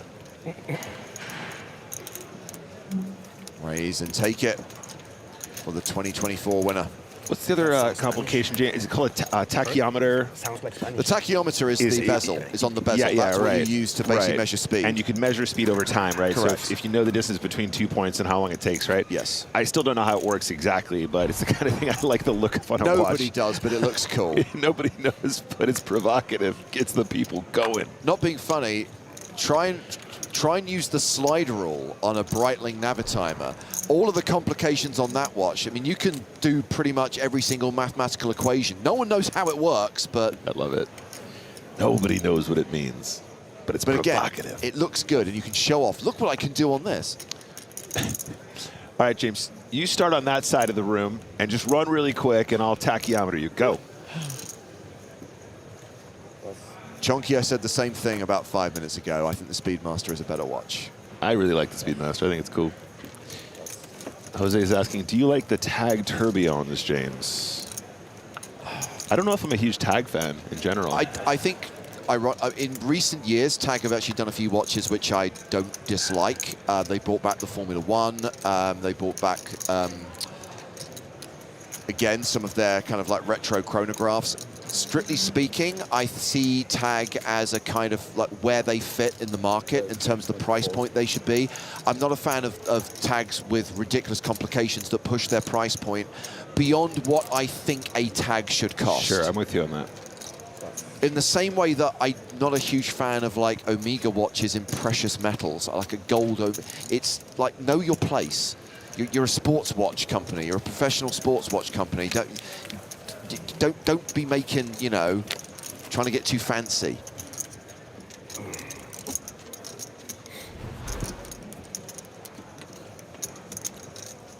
Kush Berlin, great name. Welcome to the table.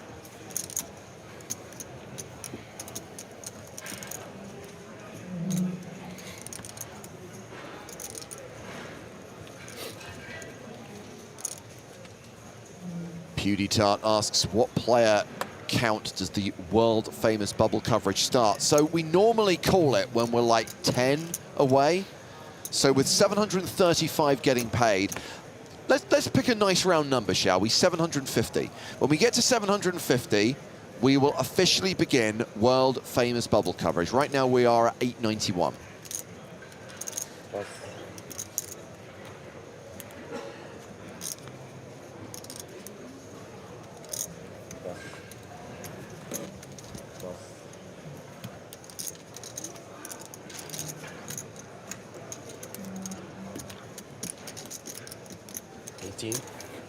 Raise 18,000.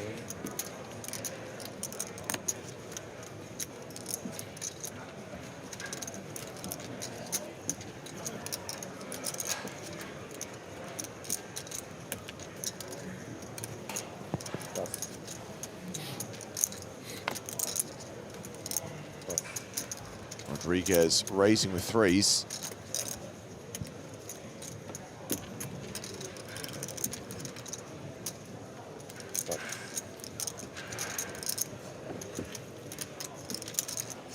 Mr. O'Neill, big blind, got a nice hand to defend with. I say a nice hand. A hand that you can defend with. Does only have 14 big blinds though, so this does complicate matters further. I actually don't mind that at all. I think probably from a theoretical standpoint, it's still going to be in there, but if you're not feeling confident playing that combination at this stack depth, I think always defaulting to tight is right is okay. I would be interested to see what that defend range looks like. I could be wrong. I do think Queen 4 of Hearts will be good enough, though, theoretically speaking. But at this stage in the event, James, you never know.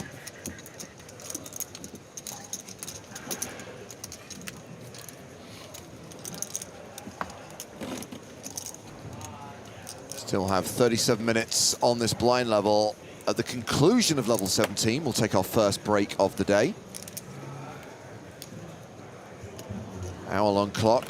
We play 2 levels back-to-back. We take a break at some point this evening. I think it's after the 3rd session of the day. There is a 50-minute dinner break. 50-minute dinner break, very reasonable. Big fan of that, James. Less breaks, more poker.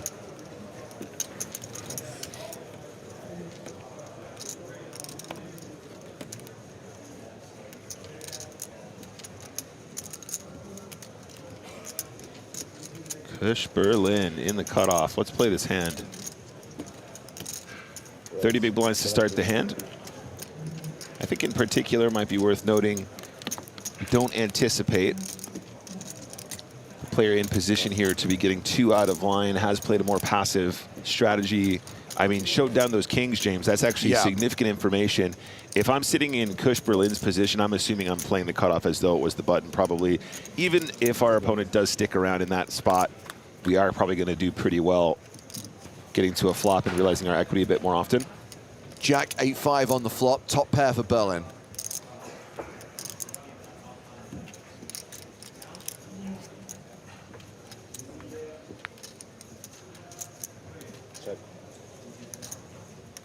Strikes me as the kind of board we'd be happy to see bet as a bluff, so having top pair 10 of spades, probably can just go, I mean, as little as a quarter, maybe a third. That's 9,000. Goes really small. Yeah, I like this. 9K. Just around the 1/4 mark. It's actually a little bit less.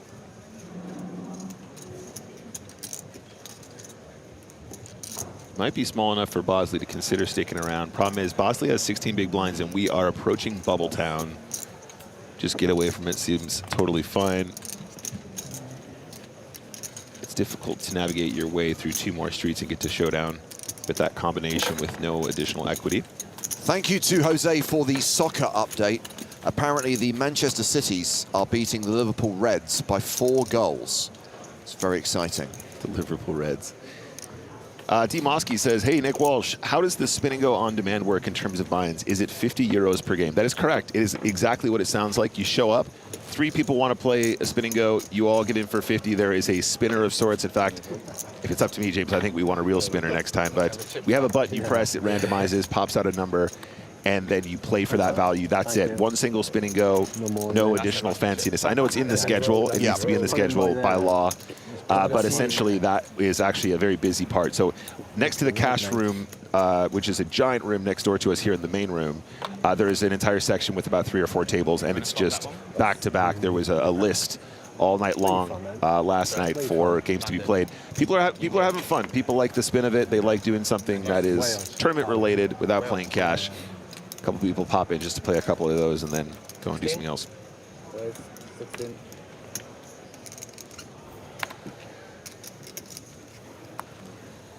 Lappin with Snowman's opens to 16K. Berlin with King Queen.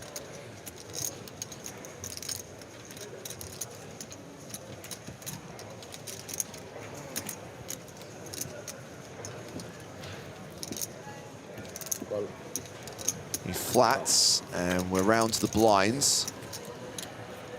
Ian Bosley in the small. And Robbie Bull in the big.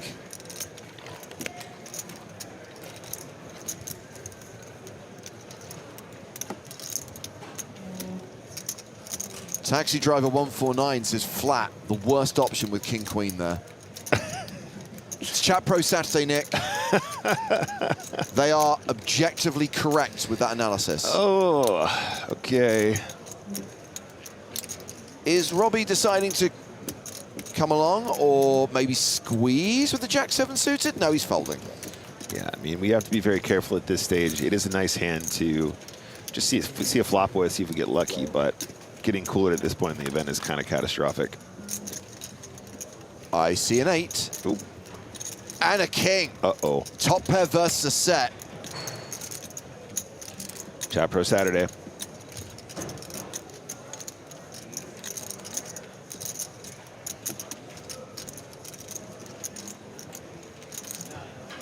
Bet 25. 52K in the middle, and David Lappin continues for 25.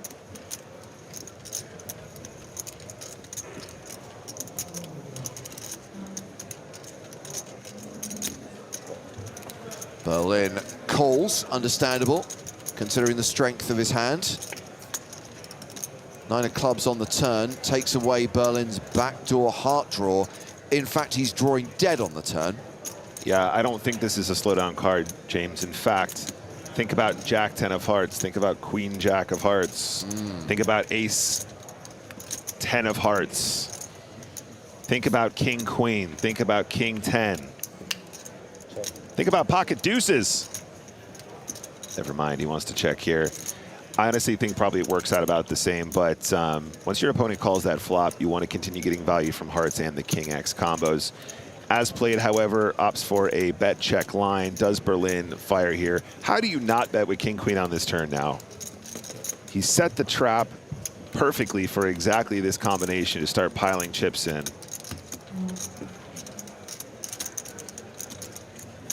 33,000.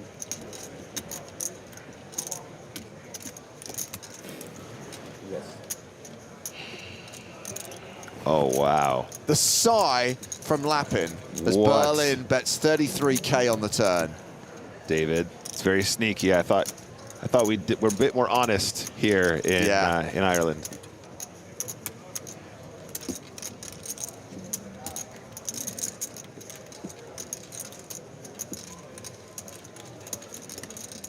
It's very disrespectful, David. It's very disrespectful, David. What you're doing is you're being disrespectful. You're being abusive. Check your privilege.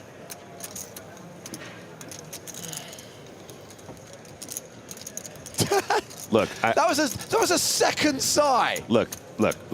I know that the sigh decision is classically considered bad acting. I would say that this is actually a fairly good Hollywood from Mr. Le Pen. Makes the call. River card. 5 of clubs. That is pretty much a brick at this point. Does not really interact with any part of Berlin's real range, conceivably. And at this point, your opponent will have missed hearts. They will have King X. Sometimes they will have, you know, maybe like pocket tens, maybe, if they didn't want to 3-bet that pre-flop, maybe jacks, but again, hands that might want to do something a bit more aggro pre. I'm assuming that David has to continue telling the same story. Might go for like maybe a block and try and induce. Better 25 and a call. A smirk from Berlin as he sees the set of 8s. Lappin called out for his dramatic antics on the turn. Wow. I thought you tens or something when you were even in Nice hand, David. He now has more than 500,000 chips, more than 60 big blinds. He's the biggest stack at this table. Just worried you might have 9s, you know? Just trying to get a sense of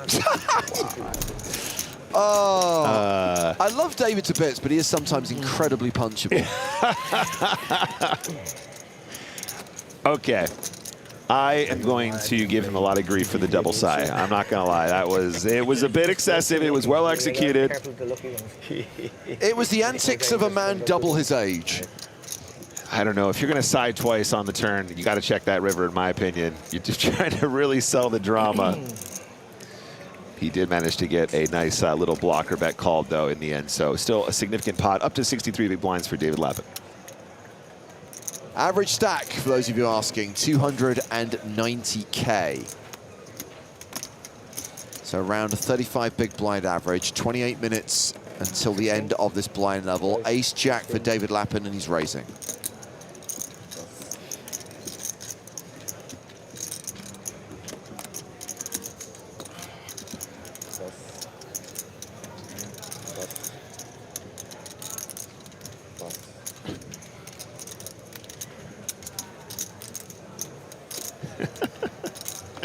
Oh, chat.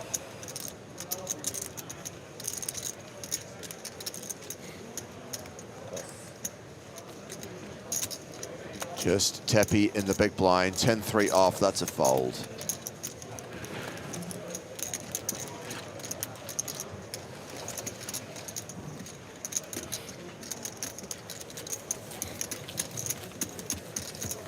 Lappin increasing his chip advantage on the main stage. 857 players remaining from a record-breaking starting field of 5,003. Now, of course, that's 5,003 total entries, not unique players, as we established earlier, with 5 starting flights and the possibility to enter each flight twice. A lot of players have fired multiple bullets. I mean, Griffin did 2 bullets in C, D, and maybe only 1 in E. He busted the turbo flight late last night. So the good news is you will be hearing from Griffin today.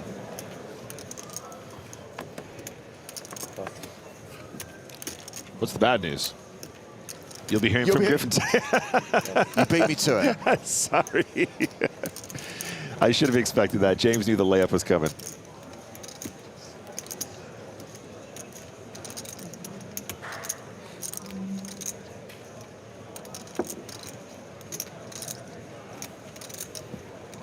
What's happening here?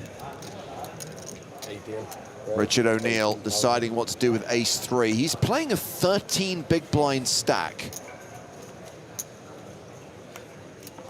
He's open to 18K. This is curious, Nick. Very curious. Quite short. Decides to play the ace-3. Is there any reason really to open for anything other than the minimum? You know, interestingly enough, I think that opening a combination like this off a very short stack from under the gun probably gets you more credit than from the hijack. But yeah, I guess what he's saying is, from this position, I think there's a chance I could pick up the blinds, which is what he manages to accomplish. Sized up a little bit, got it done, fair enough. Well, counterpoint, Concubent on YouTube says terrible open. And it is Chat Pro Saturday, so thank you for your comment. I wouldn't have found the open myself. I don't think I would have done that, but yeah. There we go. And I know that we're still some ways away from the bubble, but we're not so far away that I'm not going, oh man, it'd be nice to get inside the bubble before I bust this short stack.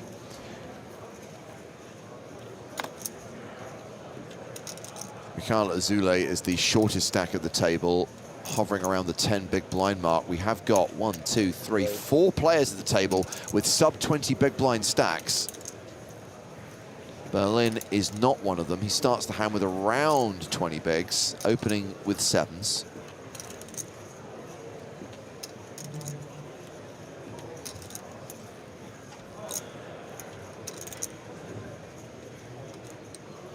This is a fold. Thank you.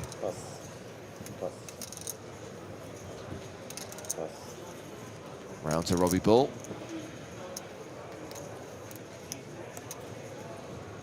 Oh, that's not a very good hand, is it? Nah. Round to the blinds. Rodriguez in the small. That's King Jack.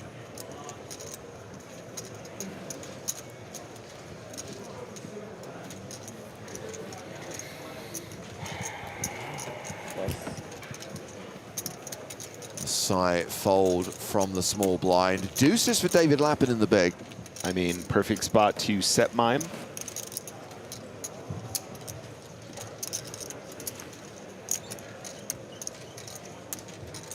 Me and you again. You have the stronger range this time, though.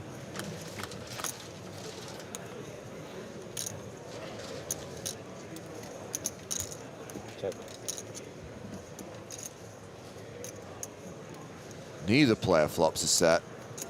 Lappin checks. 15.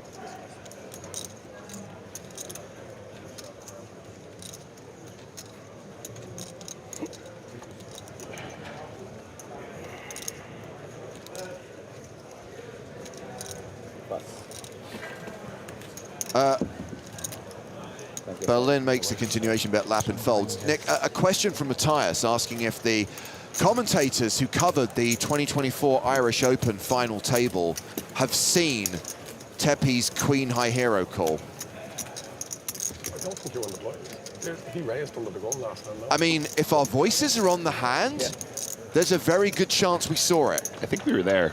Yeah. You mean the people that were talking about the action as it happened? Yep. Yeah. It's gas, we're only 100 away. Just flew in. So close, but yet so far. That was us, guys. That was us. No, we were there.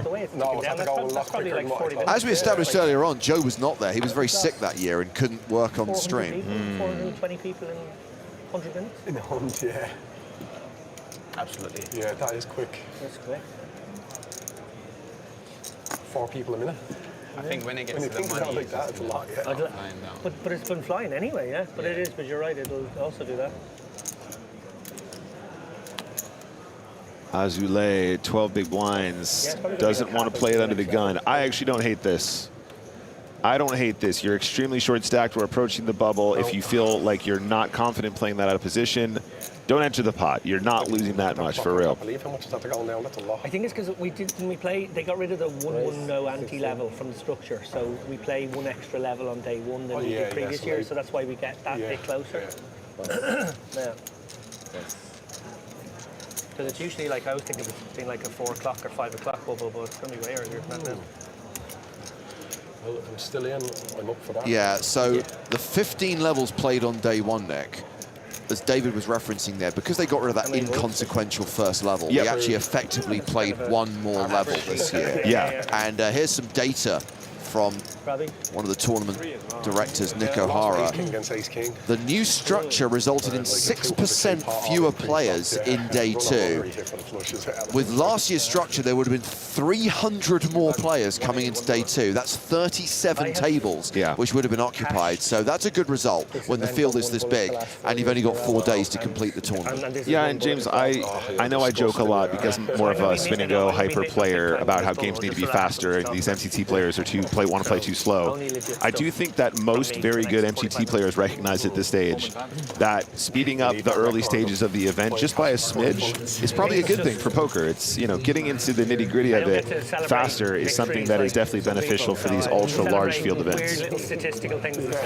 I don't think if you're giving players a 50k starting stack, you need to have a 100-100 no anti-blind level. Yeah, it is purely for the people that go, I have more chips, therefore I have more value, and that is just not true. It's just not true. So it was more than 8. It's still a world-class event structure. Have more opportunities to make mistakes. Yeah. This is my one and only bullet. So you owe the community 322 more bullets? You too? No, 292. 292. Minus. In your lifetime, probably, you get to give it back. Yeah, a little bit. Yeah. A little bit winning on this event.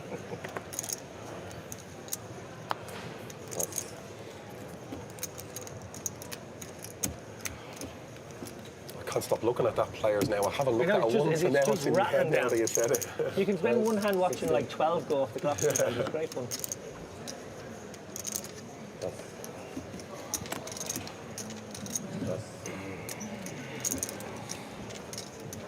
Bosley. This is a nice hand. In many ways, actually opening the ace-9 of hearts here is an easier hand to play than those smaller pocket pairs that we saw folded by Mikhail Azuli just now. Bosley also so far not missing any real spots to enter with reasonable combinations with a good range. Azule, again, has one of these hands that probably doesn't mind defending. He only has 10 big blinds, however, so it gets very difficult to get away if you do connect in a meaningful way. At this point, though, I would say on a 10 big blind stack, calling, connecting, getting it in is not the end of the world because you're probably going to need at least one double to get close to the money anyway. Flop is ace high, however. Ace 5-4. It's a top pair for Bosley. Nada for Azule.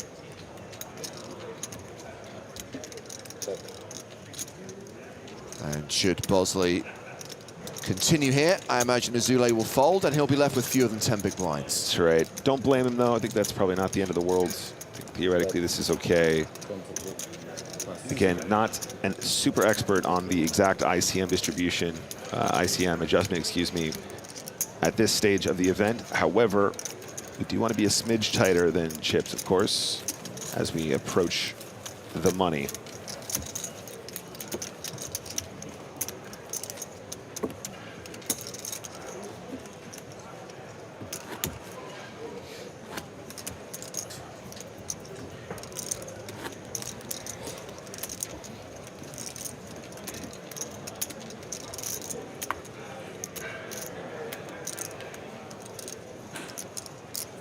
I'm not sure how I feel about Steve O'Dwyer's chair being reupholstered, and then it feels a bit like Trigger's broom. Like, you know, replace the legs next year. Trust David Lappin to make an Only Fools and Horses reference. He just got presented with it this morning. Did he? Yeah. With a bow on it. Sounds like favoritism. Trigger's broom. When are they going to reupholster our chairs, James? Apparently, we should be grateful that we have chairs. No, thank you. Probably the one sweet I don't like, I think. I do like licorice also. No, thank you. Chris, I demand standing desks. I would take one if it's going, yeah. No poison. Yeah, that's right. That's right. I want a standing desk for next year. And treadmills. And joking too. In all seriousness, it might be one of the greatest purchases of my life. Seriously. The variable desk. Seriously. I mean, it started as a joke, but now I think about it, I just feel like we would all benefit greatly. Yeah. It's also awesome to just press the button and watch it rise.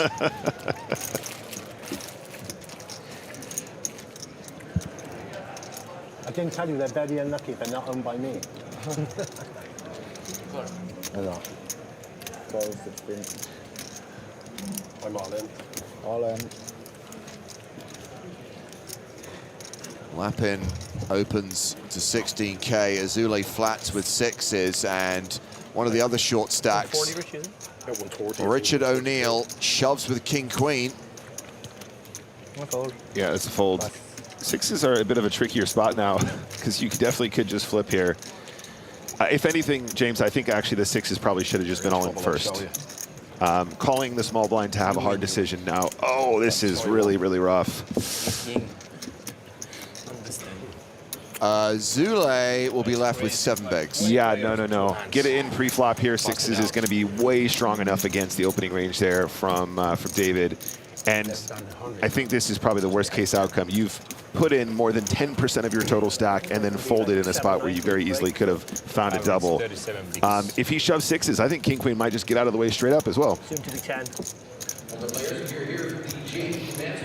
With one player to act behind, still muddling up the action, it's difficult to know what you're going to do there. You could be getting it in against Ace-King. Nick, when we hit the break in 40 minutes, there's a hand I need to talk to you about off air, and it involves pocket 6s, so please remind me. I will do. Those will be upstairs in the balcony. Once again, the GTD Masters tournament is getting ready to kick off here in approximately 5 minutes.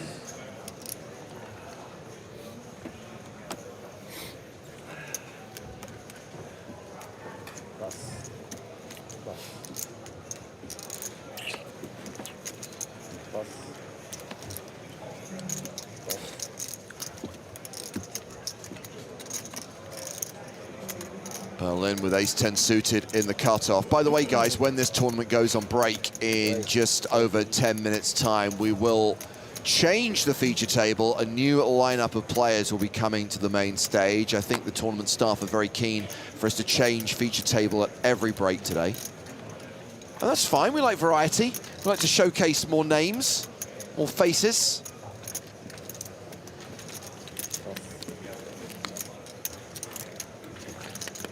Thank you, Jason, for the kind words. What a lovely man. I'm not sure about the knowledge, but I'm glad we entertain.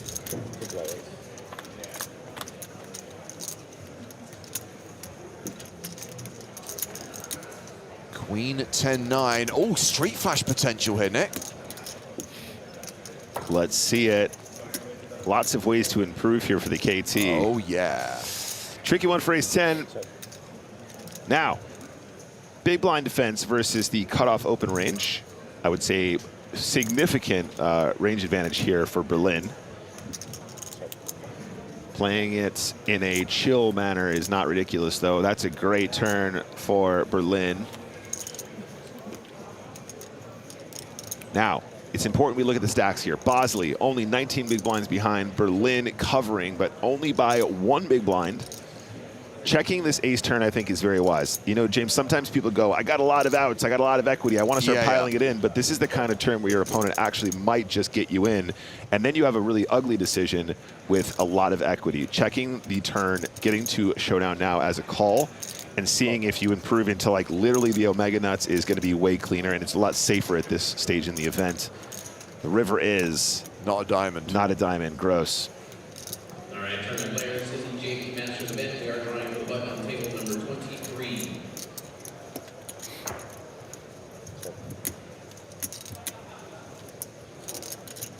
Not sure we can start predicting winners at this point with 820 players remaining. Kingus says, surely Tepe's year again. Not necessarily, and don't call me Shirley. Yeah, I think Berlin could consider a value bet on this river, but what are we trying to target? Maybe a queen, probably a 10 doesn't call. If an ace calls, we will be beating them. We have aces and 10s with a queen, but it's a really, really difficult one. And if you run into clubs there, you're feeling like you torched your tournament as well. David Lappin is the table chip leader with 60 big blinds. Mikhail Azule, the table short stack with 7 big blinds. I'm trying to talk. I know you have a very important announcement to make about which seat is getting the button. But I have to tell people who has what chips.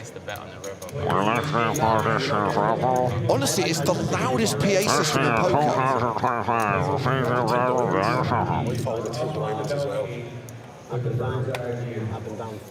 Give it 5 minutes and they're going to be shilling the lottery.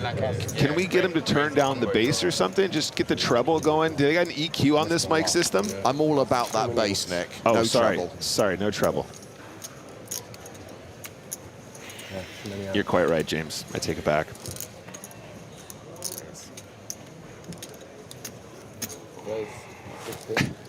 Merstown says the PA system is better than squeaky chairs. Hashtag embrace the squeak.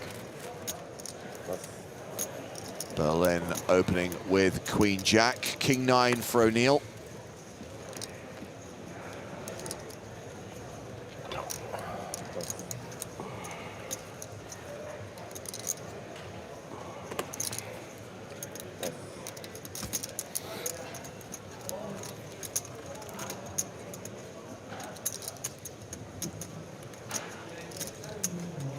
Round to Robbie Bull in the big blind, who has ace-10.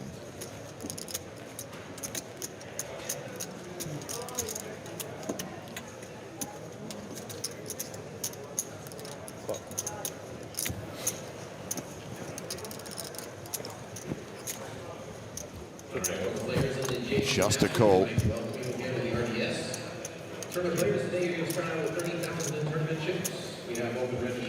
Yeah, this is a tricky one, James. I think Robbie Bull probably could have considered just getting this in pre-flop, theoretically. But also theoretically, from an ICM perspective, you know, torching here is pretty rough. So playing it slow is understandable, but that does open the door for how are we going to approach this post-flop. Now, Berlin has been very respectful of that same concept. As one of the shorter stacks in the event, we have seen him playing, you know, slower on the flop, even with hands as strong as second pair, like that ace-10 hand we just saw a moment ago. But now, as played, both players kind of with a showdown-y kind of hand, but also the hearts. So I think it's going to go check-check on the turn. It does.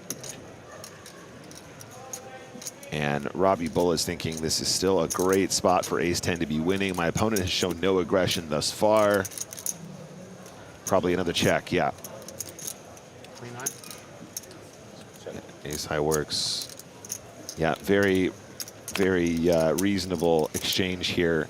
And again, the way this hand plays is so different if we are in a earlier stage of the event or if indeed we're in the money. You know, people have the hand cuffs off a bit more at that point. But here are the moments where good players will find ways not to just punt. And the ace-10 there takes it down regardless without too much drama. About 8 minutes on the clock. We've been enjoying watching David Lappin play alongside one of our former Irish Open champions, Tepe, who took down this title in 2024. 2 years before he became the Irish Open champion, the trophy was lifted by one of the greatest to ever play this game, Mr. Steve O'Dwyer. And his table, this is that table, will become our feature table for the second session of the day. There he is, the hairy beast himself, sitting in his lucky chair.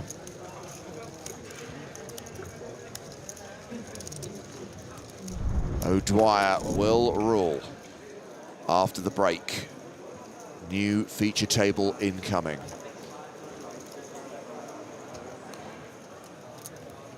Love the hand. Mad not to play now.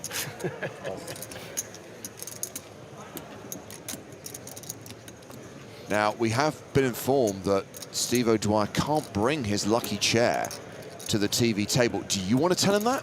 Do you want to have that conversation?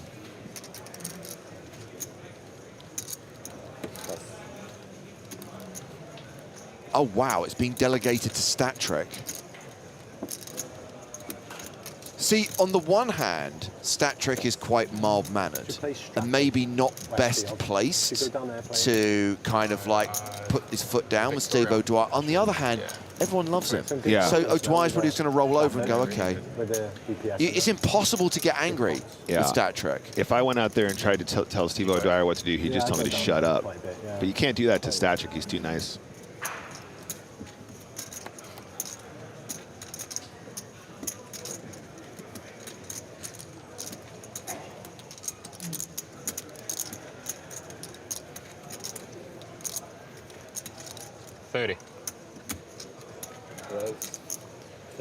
Oh. Robbie Bull completes in the small. Tepe raises from the big. I mean, why on earth would you not attack this limp? In spots like this as well, guys, from a theoretical standpoint, interestingly enough, a lot of people get these wrong. When there's a limp blind v blind, the big blind likes to attack with the weakest part of the range and the very strongest. A lot of the middling stuff is going to go into the check department more often. That's because we want to play more pots with playable hands in position. If we make it No worries. a big raise there with a hand like Jack 10 suited or Queen Jack suited, those really pretty sort of middle strength hands, and we get raised, then we end up in some trickier territory. And so even though it will happen sometimes, we do want to kind of have more of what we call a polarized ISO range there. Aussie After Parties watching on YouTube says nobody knows who Steve O'Dwyer is. You're acting like he's Phil Hellmuth. It is Chat Pro Saturday, so I kind of have to take that on the chin. Where do I even go with that, honestly? Oh, no. Chat Pro Saturday. Nobody knows who one of the most successful high roller players of all time is.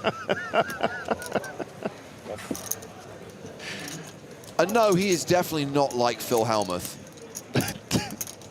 Nobody knows who Steve O'Dwyer is. Oh, gosh. He has his own chair. They gave him his own chair.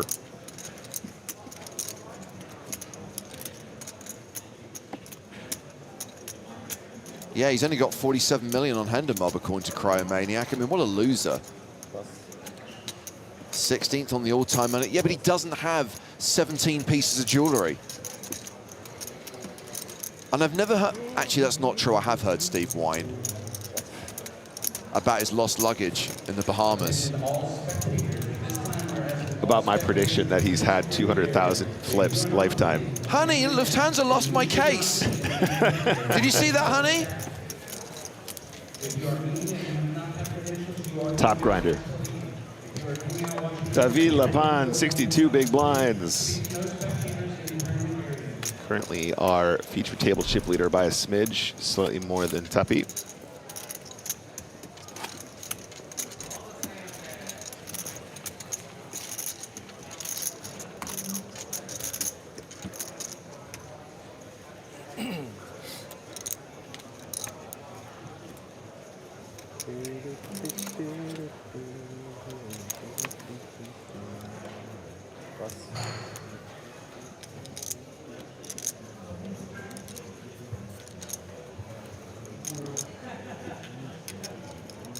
The dying embers of the level. 3 minutes on the clock. Does O'Neill wake up with a hand to play here? Is very short. 19 bigs. Oh, I would say so. Merstyle says, imagine Steve seeing that comment and a single tear running down his face. I don't think Steve would give a you-know-what, and I think Steve would be very happy not to be in the same bracket as Phil Hellmuth. I think Steve would be perfectly happy to have won 49 million and still be unknown. I think that would be fine for him too. He's a very chill guy. Doesn't like the limelight, still gets it because he's a bad boy anyway. David Lappin calls in the big blind with 8-6 of clubs. Is he going to do O'Neill dirty?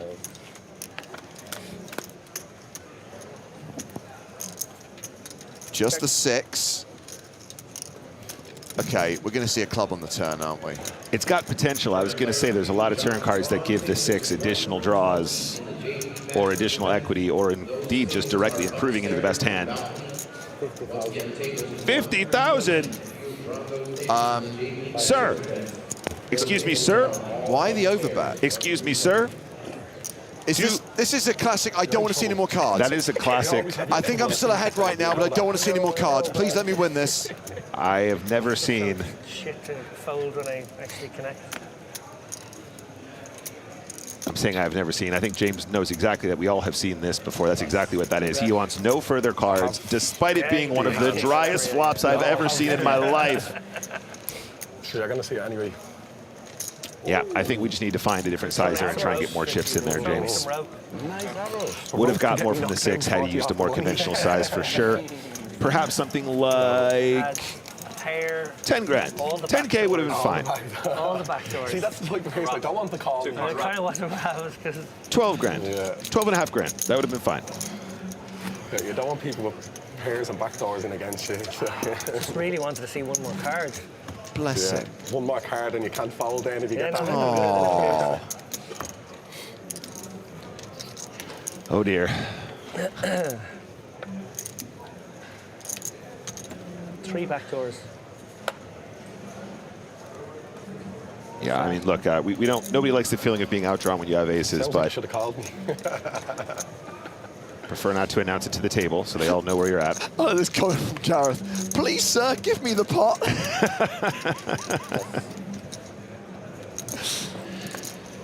You know, this is a man that's taken bad beats, so I get it. Yeah, yeah. Look, it's a mindset I completely understand. I'm not criticizing the guy at all. Been there, seen it, done it many, many times. We're in a break now.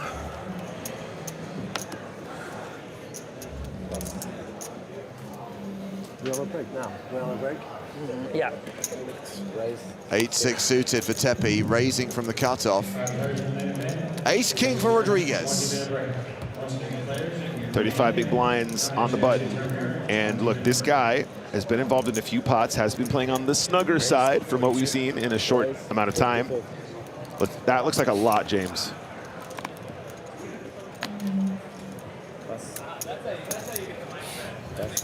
Rodriguez has re-raised to 42,000, gets a fold, and that is going to take us to the break. A reminder, we will be changing table during the break, so we say goodbye to this lineup.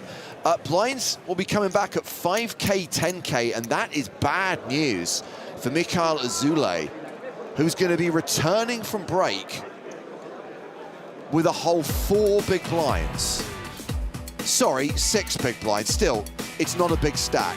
David Lappin, below 50 bigs, but still one of the bigger stacks right now. Average stack, 316K, which will equate to 30 big blinds. But yes, just to clarify, new feature table headlined by the 2022 Irish Open champion Steve O'Dwyer. Him and his table mates coming to the main stage when the action resumes in 15 minutes time here in Dublin at the Irish Open 2026.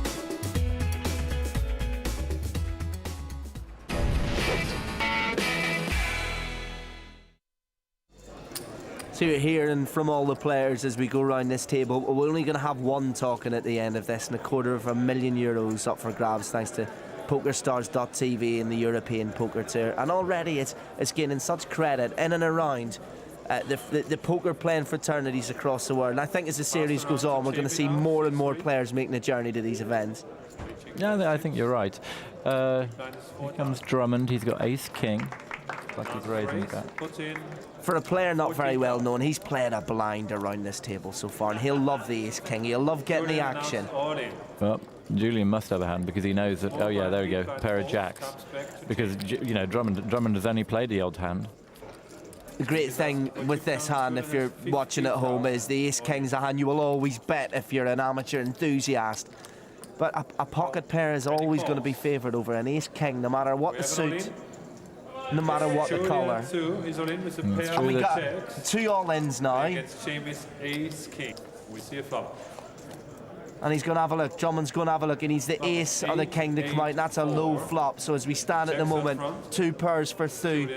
Drummond's only got the 8s on board. The ace comes out. As Adamski said, that's a killer for Thu. He'll need a jack. He doesn't hit it, and the ace-kings take it, actually. 2 pair on the turn and the river. But 84,000 chips, certainly enough for Ram to come back into this game. Yeah, he's fairly strongly placed. You know, he can still double up a couple of times and he's well in there. If I played against Ram and the blinds were 17,000 and he had 1 chip left, I still wouldn't rule him out. Around to the big blinds. So what a story here. Alan Vincent doing very well indeed. He came to the final table in 3rd place. Didn't go too well at the start, but he's been picking up the chips.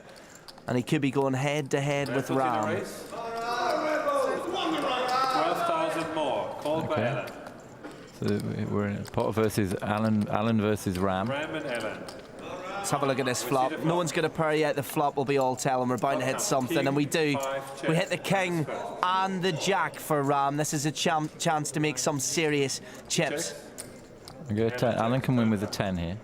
That'll give him the straight, of course. Oh, we can't win now. The full house means nothing. Vincent's drawn dead. What's Vaswani going to do? He checks. And he checks it. Trying to trap him. Oh, there. Alan bets 25,000. And he's done just that. Vaswani's got an unbeatable hand. Vincent can't hit anything that'll help him. The full house is almost at the top of the tree. And he comes over the top of Vincent all in, and he's gonna have to fold. No, he can't call. And he takes the pot. And he shows king. And we'll take a short intermission now while Vincent pulls his pants up. A great bet by Ram. He just waited, he kept checking, and it's a lesson in how to play an unbeatable hand. Sean opens the pot with a raise to 15,000. Okay, Sean's opened it up with ace 9 of hearts. Donaldson, when we have seen him act, he's done very well so far. And Liffey's not having any of that. He's not really getting the cards at the moment, but we'll probably see more from Rory when he does. Jamie Drummond. And he calls. We see a flop. Probably one of the least known Irish people at the table, the least known. And he's got the Queen Jack. We're going to have a look at this. And Donaldson hits his 9, but a low flop. He's got the top pair though, so he's going to like that. And Drummond has nothing, John. No, but it looks like he's going to bet, and about 25,000. Well, he's hoping Donaldson has nothing, but we know he's got the top pair, so he's probably going to come in over the top. And he's called all in, and it should be a quick fold here from Drummond, unless he wants to go home. And there it is. Very strong hand, and it has to be said, Sean Donaldson playing a good game so far.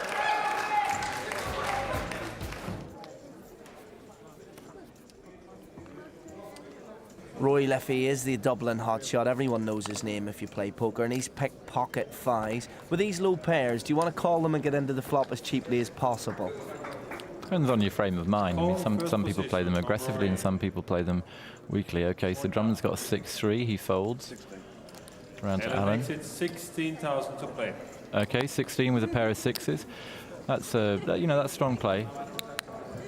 Just sums up exactly what you say. Liffey won it in cheaply. Vincent raised it. Just one higher with the pocket 6s. Another 16,000 in the pot. And the bad girl with the Queen 8 suited, she likes it. And she'll know exactly where she is after this flop. Okay, it's back round to Rory, who's thinking. It's not that big a raise. He's probably going to want to see it. He's thinking about, he's wondering whether to re-raise or not. And he calls as well. Okay, so he's cool. Good thing he didn't re-raise. Let's have a look at the flop then. Pocket 5s for Lippy. Lippy? He maybe is a bit Lippy. For Liffey, we get Vincent with the pocket 6s. Fam suited. Queen obviously would be nice, but we'll have to have a look and see. And the club's going to come out for, well, it isn't really, just the one. And Liffey and Vincent don't hit their trips yet. They're 3 of a kind. Should put them in pole position. So checks all round. We're going to get to see the turn card now. Again a 4. 3-9, check 4. No one in a strong position in the diamonds. Rory checks and Ellen. And again all check round. So we're going to get that river cut. And it's the 5.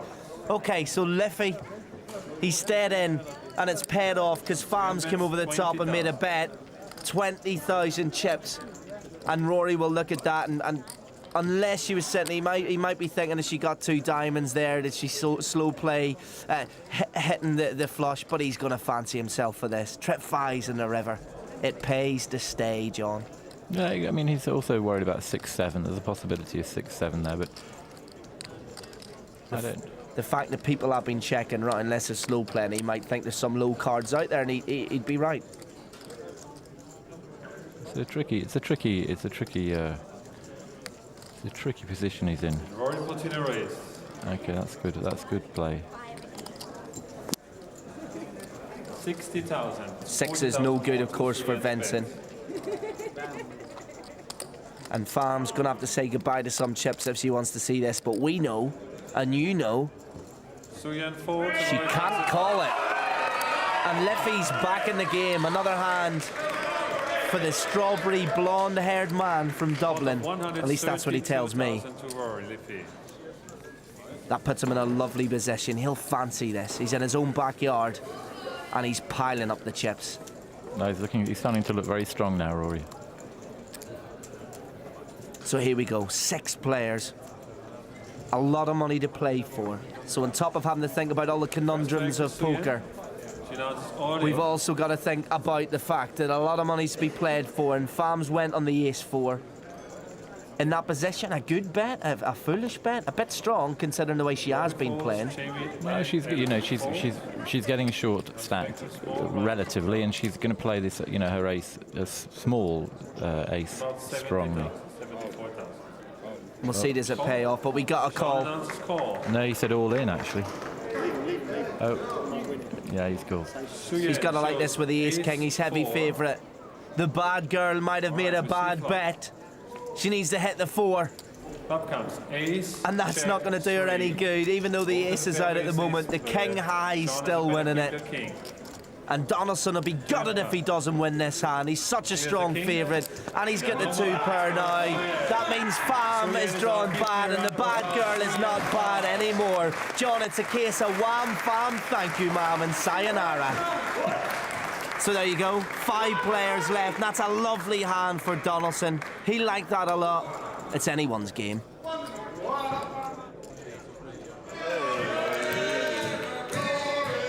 Rory Liffey, Jamie Drummond, Alan Vincent, Sean Donaldson, Ram Vaswani. One of them is going to Monte Carlo, courtesy of PokerStars.tv for the final of the European Poker Tour. This is leg 3. We're in Dublin at the Merrion Casino. Raises to 15,000. And Vincent likes his pocket ladies. Donaldson, when he does go in the hand, usually, John, he's got something. And in this case, he's got one of Vincent's queens. He's in very bad shape. Of course, an ace and a flop will change all that, and he raises all in. And Donaldson's has got to put him on a high pair, and it's called. It's a very strange bet. He's been caught, hasn't he? Yeah, well, he didn't even think about it, which is unusual. So he needs the ace to come on the flop, and he doesn't get it first time around. There, of course, is the hint of the diamonds. We've seen stranger things happening, but nothing yet. And the turn card is a 10, so no flush even on now. Not much chance of Donaldson lifting this, and he doesn't. It just takes one bad call to lose a heck of a lot of chips, but he's still in this game, of course. Yeah, it's not a calling hand. Well, okay, he re-raised with ace queen, which is a strong move. But once somebody comes back over the top of you, you've got to lay it down. So we love this bet. We're watching it just like you at home, anxious to see what the players have got in their hand and what's going to happen. And 7-3 unsuited is dreadful, and that's why Rory Liffey has folded that. But he's still, as I said many times, I do fancy him around this table. Maybe not the most experienced player, but he's on home turf, and we've seen a raise in the ace there, John. Vincent again, he's been playing very aggressively. Yeah, it's a correct raise on the button. He's got an ace-8.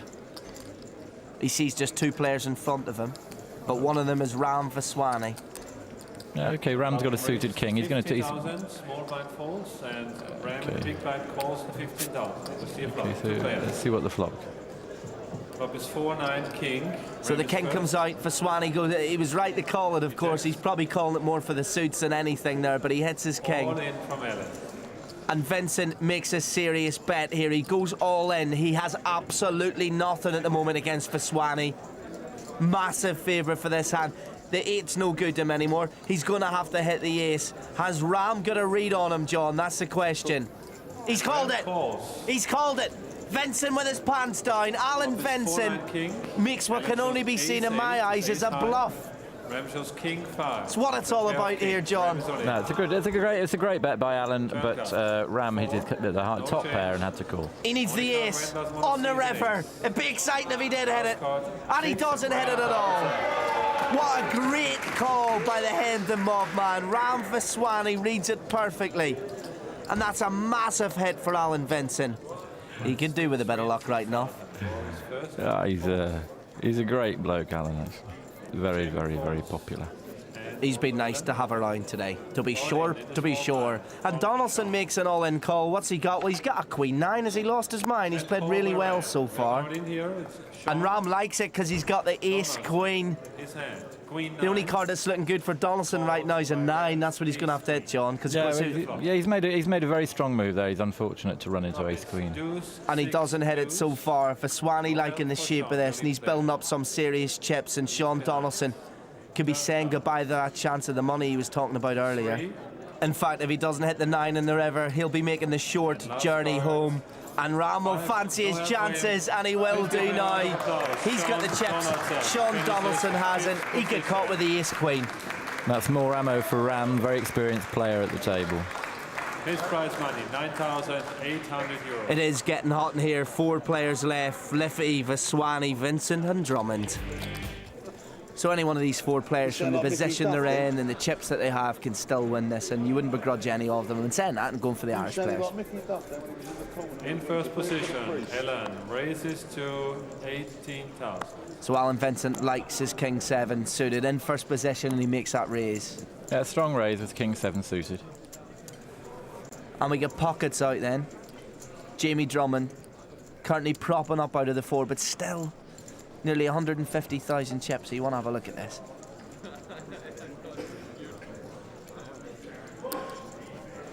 So we started with 4 Irish players and 4 English players. 2 left of each now. And a call by Jamie. And he's called. What is 41,000? So 2 players. We'll have a look at the flop. He'd need the 3, and he's got the 3. That's a fantastic flop. The only way that could have been better is if Vincent had hit his king. He would have got some serious action. He bets 20,000. And just 20,000. He wants to pull Vincent in here and take some serious chips off him, John. Well, to me, that's slightly inexperienced play. I'd have actually checked that. And Alan Vincent's stack takes another dent, John. Yeah, he's you know, he won't. He had an unplayable hand there once Jamie raised. Could have been a lot worse, of course, if he had to check that pair. But we move on to another hand. 50,000. Vincent then, he raises with his Queen 8 suited, and he's not going to like what he's seeing in Ram's hand. He's went all in. And Vincent's called it. Would you call that, John? Well, you know, he's short stacked. He's got to take a gamble. He's kind of had enough. Whenever he makes a move, he walks into a bigger hand. And he has a chance. He's a bit dejected, I think. Well, he'd have a chance if it wasn't for the ace coming out for Vaswani.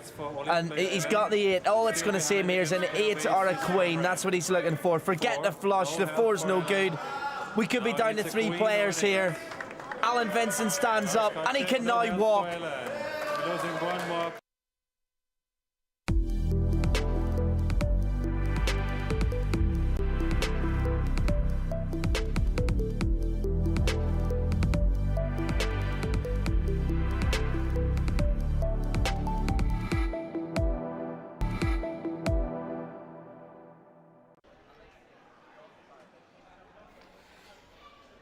Jack deuce. He's going to go for it. Well, Jack is higher than a 10. I mean, that was. Oh. The chips went forward in 2 motions, but no one's bothered about that anymore. King 10 suited. Rice getting it in with Jack deuce. Doherty ahead with King 10. A 68% favourite to hold. A 68% favourite to win the Irish Open. This could be it, guys. Doherty could pull it off. 2 in the window. 8-6 deuce. Deuce. And that pair of deuces sees Declan Rice become a 71% favourite to double up and stay in this game. No. Wow. Could get counterfeited now. That never happens. The river card. Oh! It's the counterfeit! The counterfeit does it. 8s and 6s with the king kicker, and David Doherty becomes the Irish Open champion, winning €365,000. Look at that genuine smile. He almost can't believe it. Let's go. What a run out. What a way to do it. Oh, that's adorable.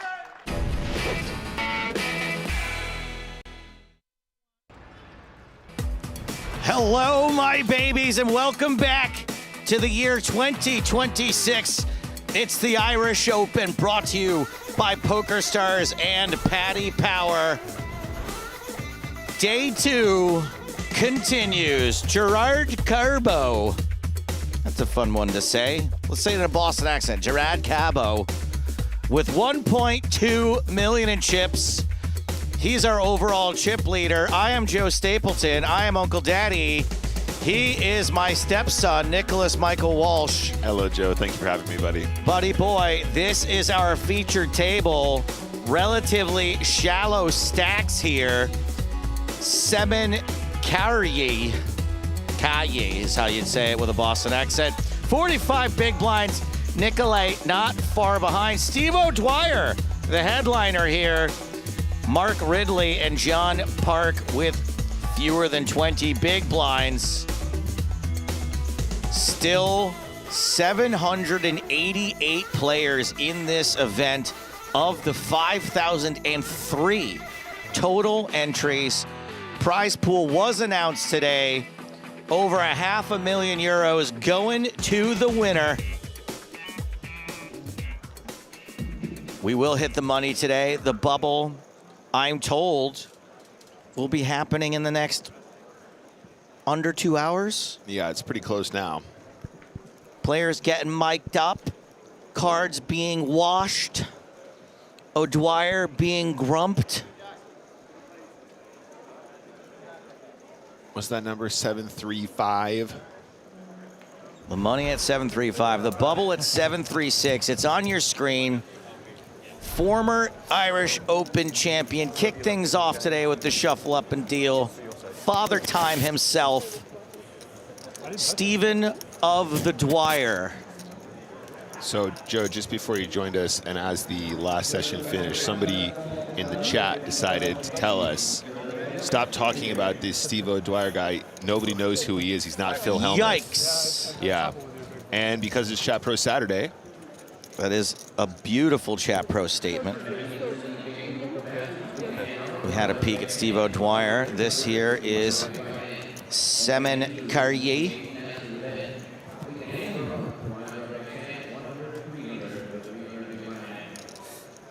He is UTG, or as I like to call it, FTA, first to act. That's right. Blinds now, 5,000, 10,000. 10,000 big blind ante. You're in for a real treat if you don't know who Steve O'Dwyer is. Watch how he plays and do what he does. If you can replicate that kind of play, you're going to do quite well at the game of poker. I think the number is 49 million in live earnings. He is the winningest player on the European Poker Tour, has won more money on the EPT than any other human being. He is one of the most winningest human beings of all time. That is correct. Steve has opened this pot from the button. Looks like there was a big blind defend. Quick check from Artachki. Julian Artachki. Steve's going to continue this ace-high flop. Look at that look on his face. He expects a fold here. What's the size? I expect him to size down on ace-8 tray. Yeah, love that. 13K to go. Feels pretty textbook. I mean, this guy pretty much wrote the textbook, so you'd expect him to get those right. Steve is going to get most situations right. How many flips has he had lifetime, you think, Nick? So at least 250,000. I know he denies it, but I think he only says that because he's trying to downplay the amount of times he didn't have the nuts. It's for intimidation purposes only. I don't know where the time's gone. It's Saturday already. Yeah? It is Saturday, isn't it? You know, not many people, Joe, can say that they got a rise out of Steve O'Dwyer, but I'm on that list. You got Steve to come out of the woodwork. He came out to admit to watching the stream. And now we're friends, so that's nice. Steve's been a good friend to me over the years. His wife, Elizabeth, has also been quite supportive of both the streams and has come to more than her fair share of comedy shows. Nick Walsh might be my #1 EPT attendee as we see Brett McLaughlin open this pot with Queen Jack. It's a fold from King Jack. Artachki's going to play again, this time with ace-8 suited. And Carrier's got the same suit in the big blind. And is also going to come along for the ride. Speaking of stand-up comedy, it's still a little early on the West Coast, but I have my first LA show in a while. I got to get some plugs out there. April 11th, 2-diamond flop. Top pair, top kicker for Artachki to go with it. This is all you, Leon. 8 bet, 35,000. Interesting lead here. I actually think the check is my preferred line from the small I one like versus the X. lead. Let's go. Okay, fight me. Here's the thing, though. If I like something and Nick doesn't,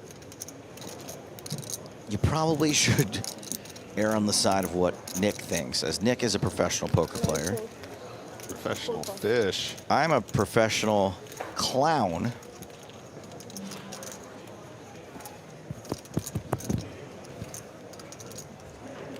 And I believe we have seen a turn card. There it is. It's the deuce of spades. And our Tachki is playing this hand as if he's got top pair and a flush draw. That's 30,000. Yeah, and a quick bet, but a relatively small one, 30K into a pot of 146. And this has the power to really confuse players. You know, this is an unusual line. I think Kari, I can't say his name. Kari. Sure. Anybody who knows, help me out with the pronunciation. Anyway, I don't think he's going to be able to fold. It's just too good of a price when the 10 might be live and the diamonds are almost always live. We can see you're kind of cooked in this specific spot, but flush over flush is not something that happens often in Texas Hold'em. Very often a flush will be the best hand. Very disciplined laydown. He gets it right on this occasion. Fair play. No chance I'm folding a flush draw for another 30K there. I'm not good enough. I'm not good enough, Joe. No chance. Anyway, tell me about this this show you got going on in LA. Downtown LA, early show on Saturday, April 11th, 4:30 p.m., which means you're in, you're out, you still got your Saturday night. Hit me up if you want a ticket link. I know it's still like 7 a.m. on the West Coast right now, so we probably don't have that many West Coast viewers, so I will likely... Carrier, okay. Oh, that's someone who's guessing. Karma Baby Poker. Looks like a Turkish name. Does have the Ukrainian flag. Wait, we have outer table action? No. Inner table action. This is a badass Santa jumper here. 5, raise 21,000.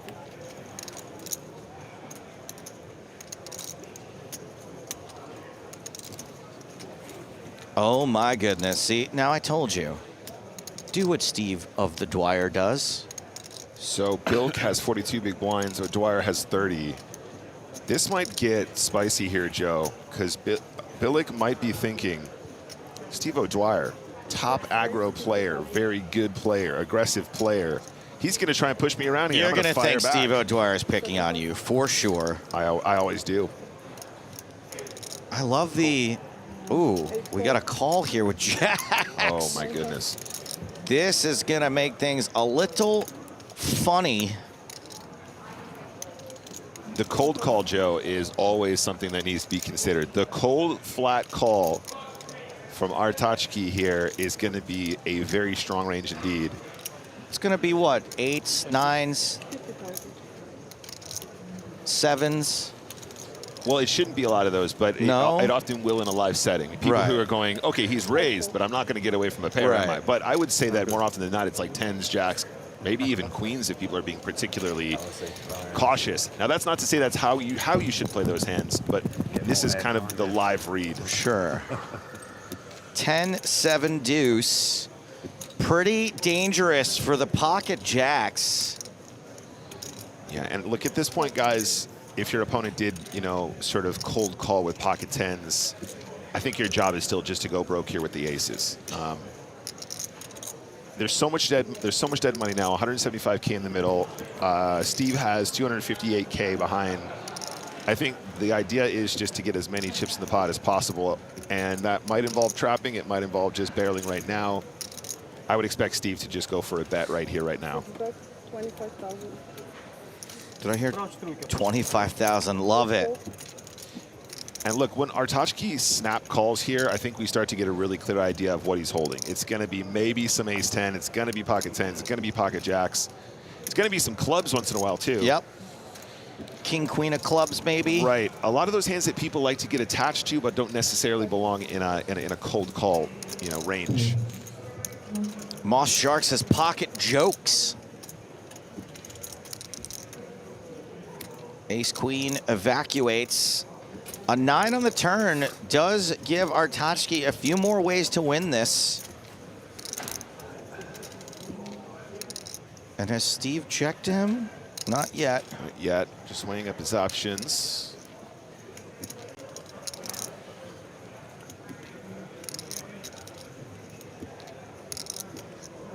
I think Steve does not check here very often at all,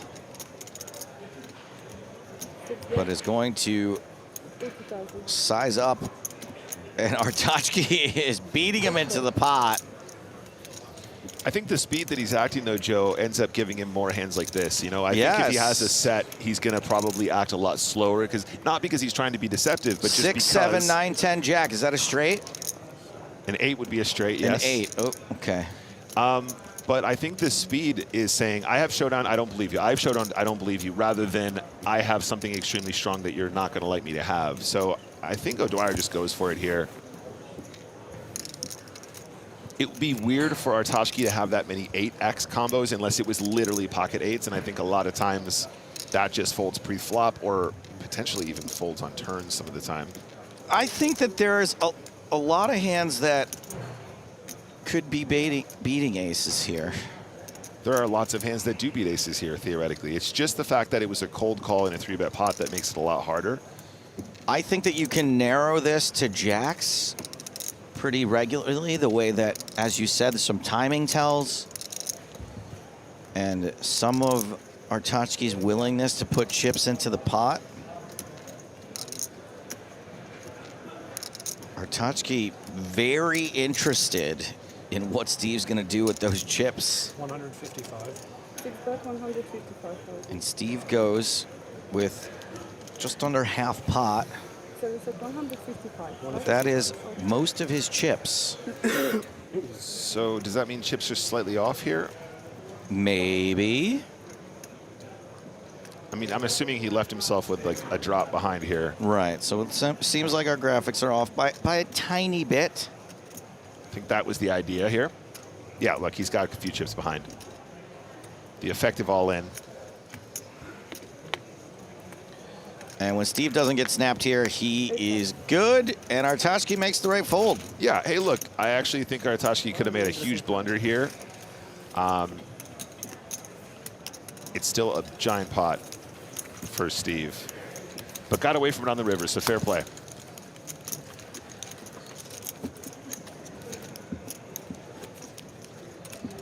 And with that pot, Steve O'Dwyer takes the table chip lead.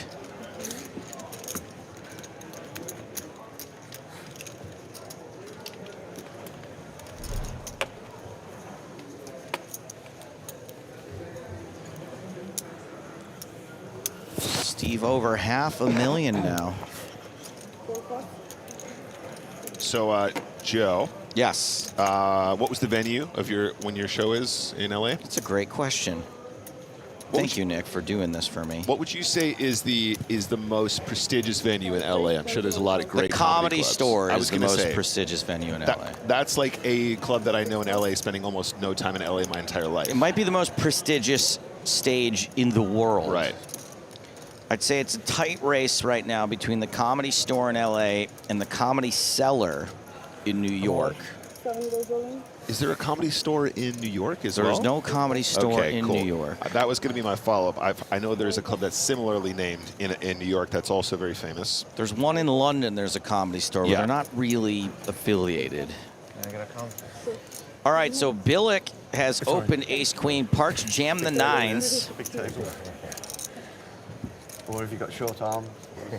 Ace-queen, always an uncomfortable hand for calling it all in. It's 176,000. Billick has asked for a count.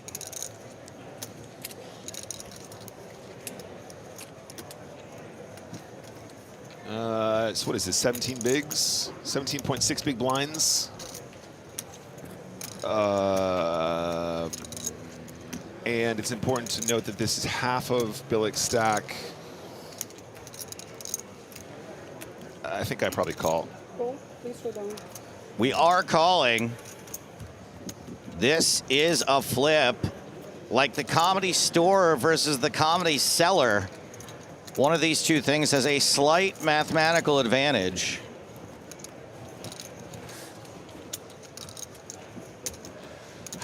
Park the player at risk, but has most of the equity, most of that statistical advantage. Unfortunately, there's a queen and 3 spades on the flop, leaving Park with out.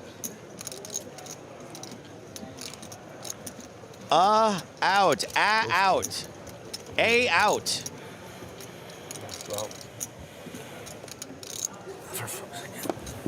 That is it for Park.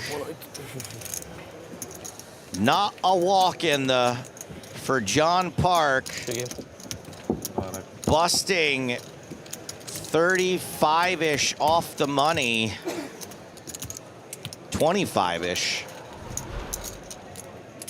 Yep, GG unlucky. Very close to the buble there. Very frustrating for any player.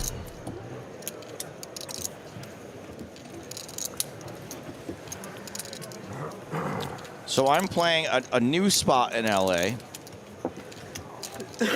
It's called the Upstairs Comedy Club. It's in downtown LA, new venue. They like to bring me up for the new venues because I tend to bring a little crowd with me. See that one.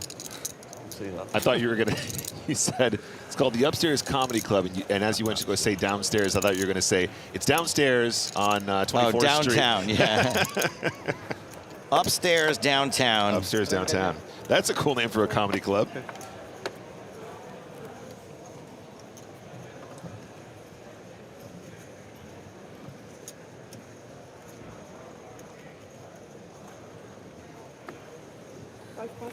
Billick now once again table chip leader after winning that flip. Is going to fold under the gun. And it looks like Steve O'Dwyer maybe starting some bubble bossing a little early opening this ace-6. Yeah, I like this a lot. Changing gears, was in a bit more of that middling sort of stack depth, you know, slightly below average kind of situation. Now well above average. He's going to start changing gears and getting out of line with some of these ace combos. So far on his table, a lot of more passive play. He's going to try and exploit that now.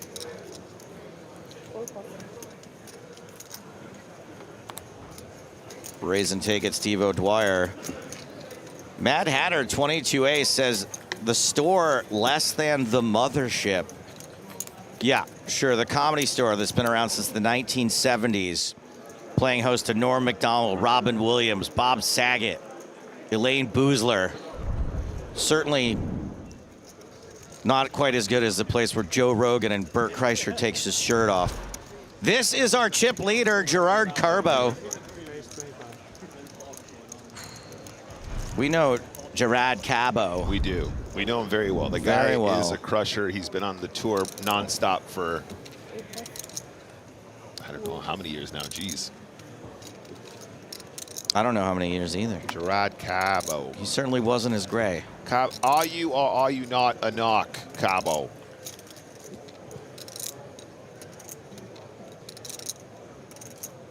Somebody out there is listening to too many podcasts.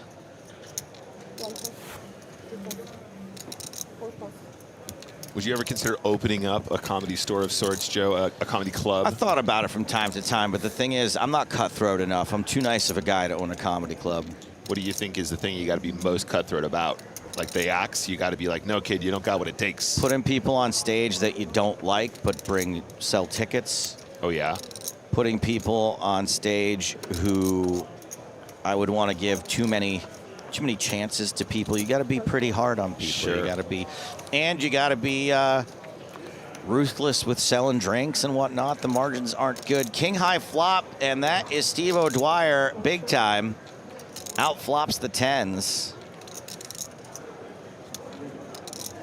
I think just betting top pair here is pretty conventional. There's a chance that some of our smaller king X doesn't mind checking here on occasion. just for balance, you want to have some checks with your top pairs, but it is under the gun versus big blind, which is quite a specific dynamic, and I think the bet is going to be much more frequent. As a range, I should say. Tens, what are you going to do? You got to stick around at least. I thought he was going to get the immediate fold from tens, but nope. The standard play is to see at least one more card, and that card is favorable to tens. Steve O'Dwyer turns 2 pair. This is pretty much the go, go, go card, in my opinion.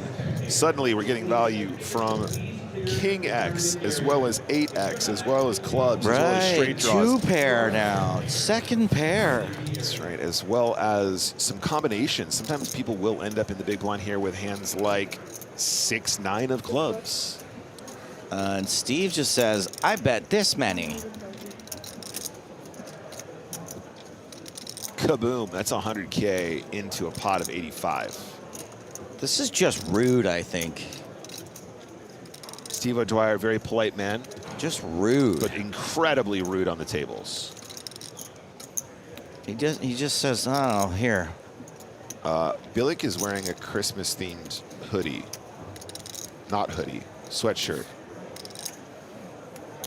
Billick, will he bite at it? Billick getting bilked. Oh my goodness. I really feel for Billick though here. He's going to have the best hand plenty, and this is the size that Steve would use as a bluff. God, for sure. Steve's so good. He is just so crazy good, and it's incredible to watch. River's a 9, it's a club. Does that frighten Steve O'Dwyer at all? Well, this is possibly a danger zone spot for Steve O'Dwyer. He managed to get a lot from this pot already. Does he want to blast off into the clubs potentially, or does he want to try and go for more value? Would my opponent really call 100K on the turn with clubs, get there in what might be a very obvious fashion, and then just check? Is there information to be had from that? Does Steve O'Dwyer work it out? I would argue after you've called 100K, you'd be so scared that your opponent was unwilling to continue barreling that you'd feel like you had to make the move yourself. You'd have to lead into the player showing strength on flop and turn. Steve does in fact fear clubs, but will rake this pot regardless. Yeah, it's really understandable. The 9 of clubs does feel like a very natural slowdown card, but against the right kind of opponent, you know, especially if people play in a very straightforward manner, they don't have any traps, you can just go, I still basically have the nuts if my opponent doesn't lead here. It's getting a bit terrible. Maybe it's close, but it's not terrible. Yes, Poker Bros, 6-7 gets there as well, sure. 6-7. 6-7. Yeah, you're quite right. As I said, it was a kind of turn where there were a lot of draws, and that was a particularly potent spike, you know. It was a card that improved a lot of the combos that might still be sticking around.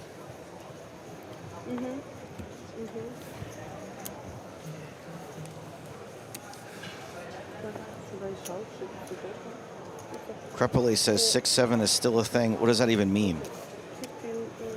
I just like saying 6-7. Is it a thing? Is there a... It's a no. All right. Is that a thing?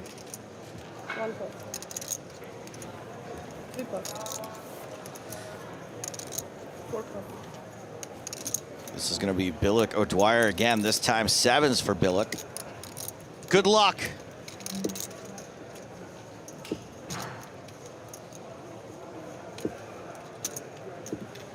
Race.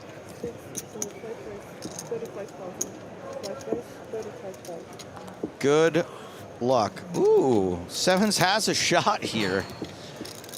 But I don't think Steve shall be folding. The 1 overcard was good last time.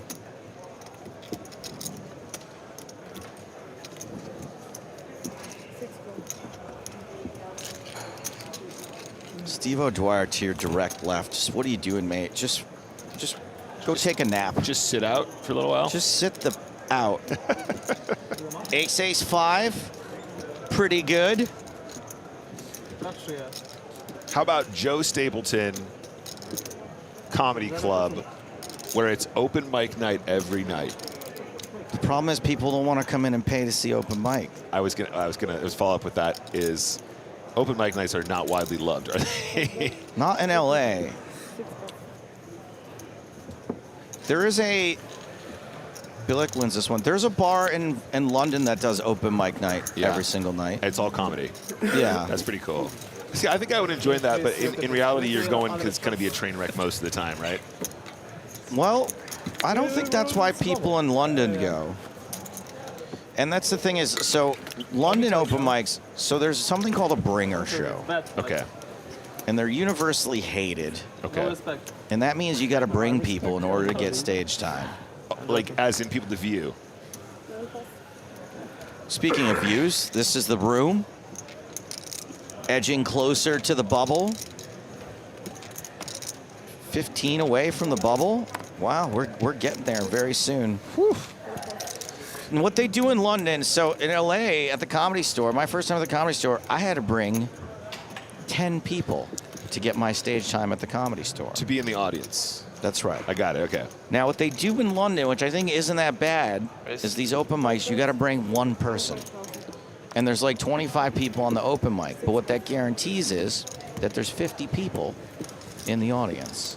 Bringing one person, not a big deal. So there is a place in London that does open mic every night of the week. And they're full most nights. That's pretty cool. And I don't mean that like you're going to see car crashes, but you're saying like, you know, that's part of the charm of it. It's a little bit like America's Got Talent or something where you know some of it's going to be gag stuff and some of it's going to be brilliant, you know. When you do the bringer, what I was getting to there is, thank you for reminding me, is that you're there to support your friend. So you're usually going to be supportive in general of other people too. Okay. And then everybody does like 2 minutes or 3 minutes or whatever. I think it's 3 minutes at this one, and it's also a competition. They give a prize away. There's like a... Where is this place? I want to go. That sounds great. It's called Comedy Virgins at the Cavendish Arms. Got to write that down. I did manage to win it a couple times when I lived in London. Then it would be real disrespectful. That was with King Sorry? 5. King 3. Oh, that's 3. Oh, you went King 5. Oh, thank you.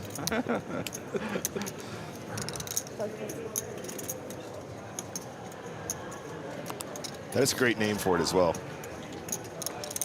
Actions folded to Steve O'Dwyer on the button. Time to show respect. I want to make it. 22. 6 race, 22,000. Look at this now, widening up that range. The wrecking ball has started moving. Respect to you, man. And much like the Juggernaut, once in motion, has infinite momentum. That's the Juggernaut's thing, right? That's right. Ace high flop. Steve Paris is 7. The C-bet's going to get this done quite often as Carrier checks to him.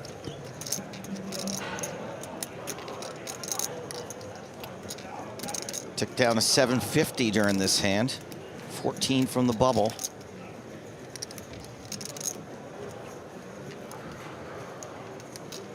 Yeah. This is the continuation bet.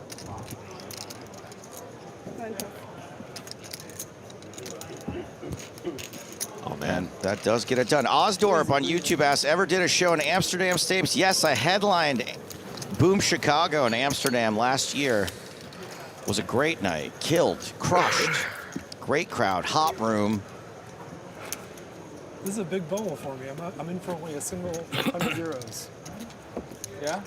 I played one satellite on Poker Stars. Cashed. Played day 1A. Made day 2. Hello, sir. Hey guys. Fresh blood directly to the left of Steve O'Dwyer.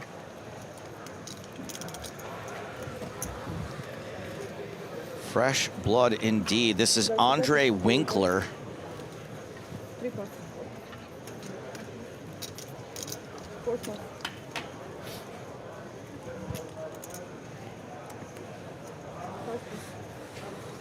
Actions folded to Steve again. What garbage is he going to open with this time? Not exactly garbage. 6 race, 20,000. 8 pots. Getting to watch Steve O'Dwyer on the bubble in a tournament where a cash is going to mean a lot to a lot of these players. Just let it go.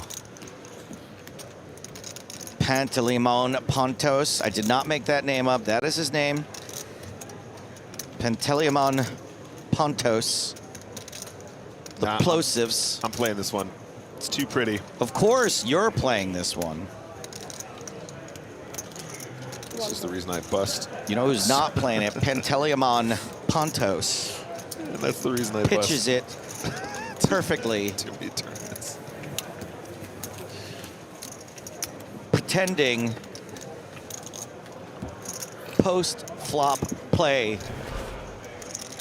Perfectly. Panders. Okay. Andre Winkler, welcome. Andre joins the table with 41 big blinds, so another confident contender to sneak in that buble. Mark Ridley is the player here most at risk. 8 big blinds. Artachki with just 13. And Pontos has 20 bigs, so you can see why he would want to avoid a confrontation with the confident Steve O'Dwyer, former champion.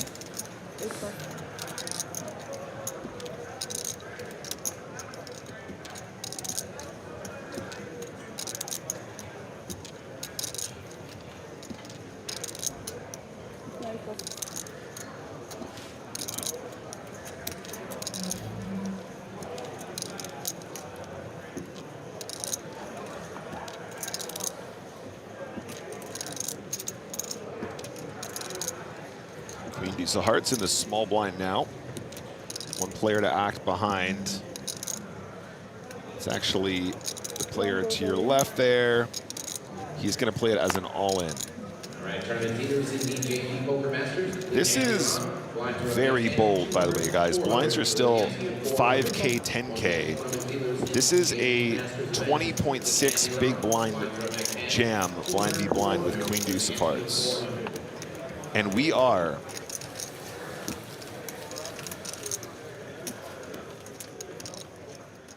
close to the bubble. And that is the money they are playing for. Obviously, we will not reach those figures today.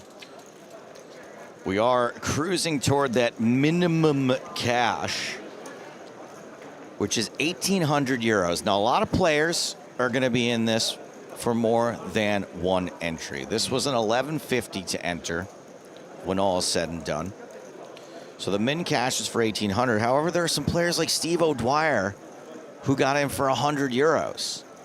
So Steve's looking at a hefty ROI just for min cashing this thing.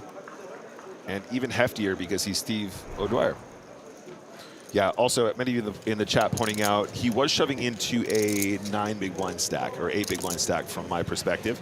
So the jam just then was not nearly as bold as I made it out to be. My apologies. Mark Ridley in the big blind was much shorter. So in fact, I think the jam is pretty much mandatory at this stage in the event. Quite right. Thank you, chat. Chat Pro Saturday, by the way, Joe. Getting it right. Get it. Get it. As always.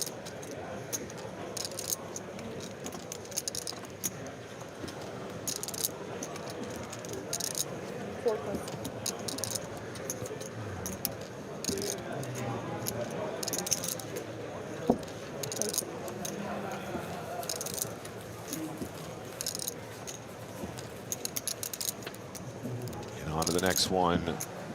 That buble. Ooh, clicking, click, click. 2 clicks closer, 3 clicks closer.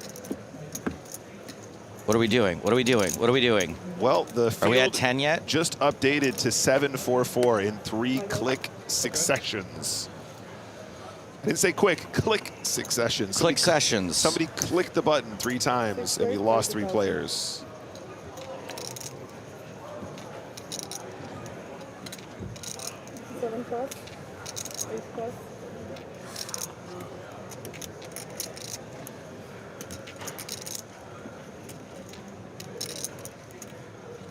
Steve O'Dwyer once again ruling with an iron fist, and Cargie in a difficult spot. Post flop here will be at risk. 50. Is that a re-raise? Ooh. Fighting back. 3 pot. 4 pots. Billick shan't be playing. Steve looks like he's going to give it up. Very respectful. Wait, the king is so much better this time. I can beat it. Yeah. But you have more outs. I folded an ace. No way, you fold the ace. I'm a very tight player, guys. Very tight.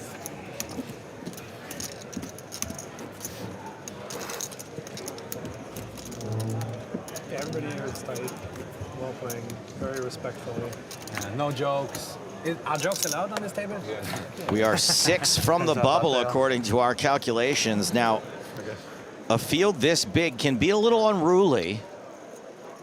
So I do want to warn people that sometimes we may have to adjust where we think we're at.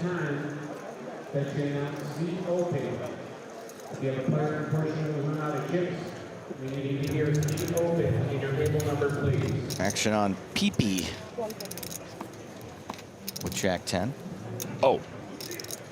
Pantalaimon Pontos. A little Peepee action. Pantalaimon Pontos.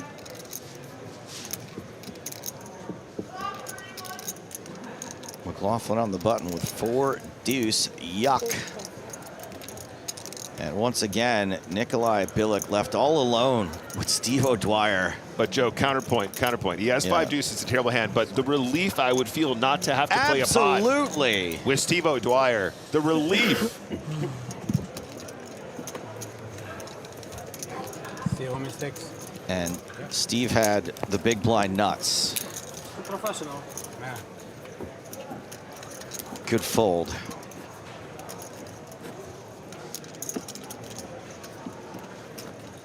I love getting them. It's the best. 7-4-2 remain. Edging closer to the 7-3-6 Buble. 7-4-2.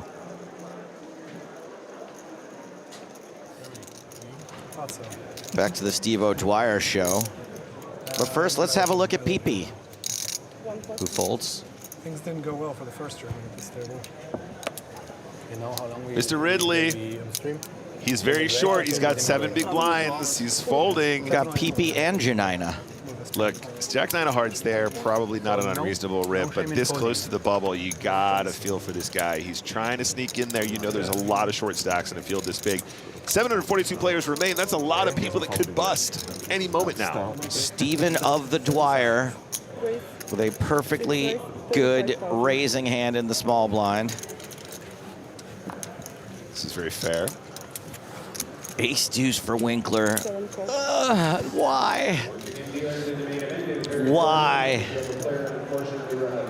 Why do I have to play a pot against Steve O'Dwyer? Queen, Jack 10, top pair for Steve.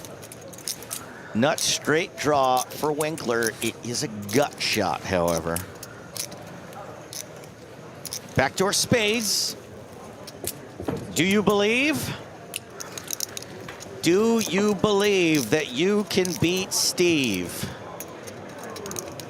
Don't fall for it, Andre. Ooh, he's betting. Not taking the free card. You didn't listen at all when I said 1 minute ago that things did not go well for the first tournament at this table. I don't care. The ace is always coming. You're not worried that this is an unlucky table for Germans? Really? You should be worried. This is a rare Steve speech play, by the way. I like this a lot. Well, I don't think he's speech playing to speech play. I think that he's just being affable. No, at the moment. I think it is a bit of both because he's just talking in the hand. But yeah, I'm with you on that. I don't think he's trying to like get a specific outcome necessarily. Pool the cleaner is right here. Steve just else. still mad at Lufthansa. That's why he's going after the Germans. Winkler checks back this time. Whiffs the river. We tick down to 740. Steve shows the wiener. 8 of spades on the turn. We are 4 from the bubble. That bubble has turned red. I see a player walking away. I wonder if he's been counted already. Oh, I spot a wild Tonka in the field. There is no other kind of Tonka but a wild Tonka. You can't domesticate Tonka. You can't. We tried. People hopping around, trying to get the nerves out. That is Sleeman Memesh.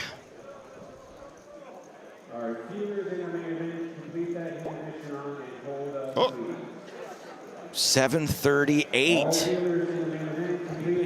So those 2 walkaways we saw during that shot had not been counted yet. I have not so much time. I don't know, Joe. I have a feeling it's going to be a speedy Buble. I don't think it's going to slow us down all that much. You're right. I think we're going to blast straight through it. This is the Irish Open. We here to play. Okay. We'll see.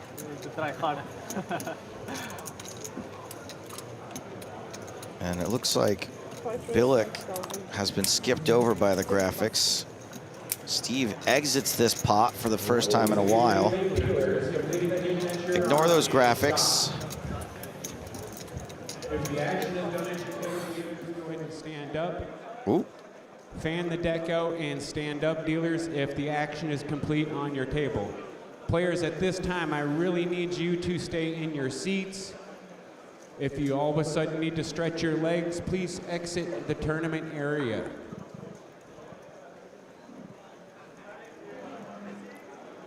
This, my babies, it's what's known as hand for hand. Sometimes called H4H. Nick, when you were a dealer, did you ever have the hand for hand job? Often.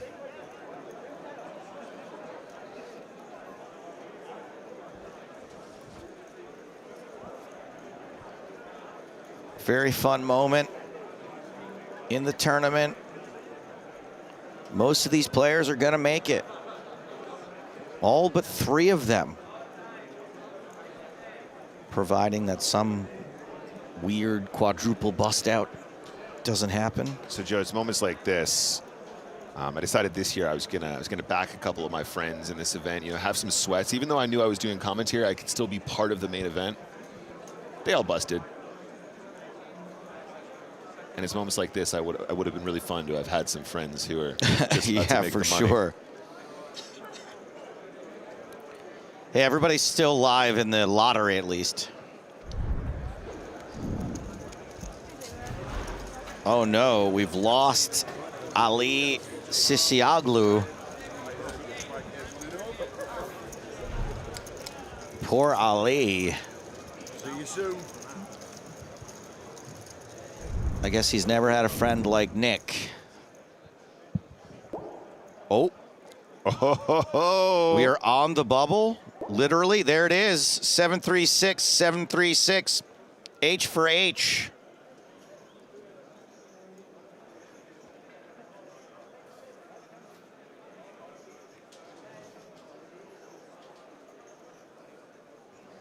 On the bubble. The next player eliminated gets 0. Everyone else will be guaranteed 1,800 euros and untold riches. Or foretold riches in this case. Foretold, but unknown who will finish in which of those positions.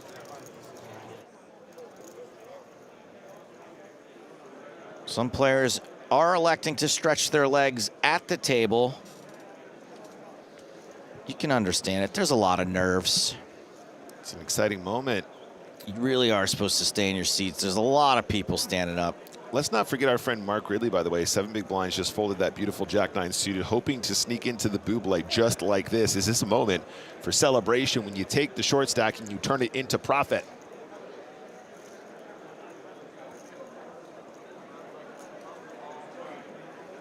I think that this might be it, by the way. I think we might not even do the hand for hand.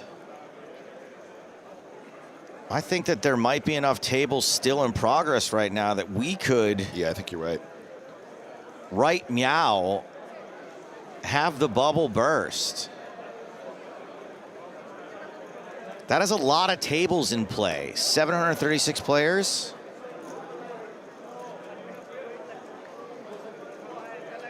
It's close to 100 tables, right? What's 736 divided by 8? Yeah. And the room that we're getting shots from here, by the way, guys, this is just one of 3 giant rooms. This isn't even all the action.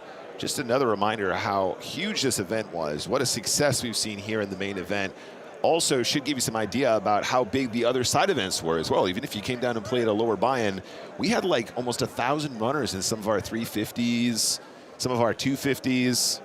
It's been a really, really fantastic week, and we're just kicking off here. This is still just day 2 of the main event. There's still plenty of action here at the RDS all throughout the weekend and into next.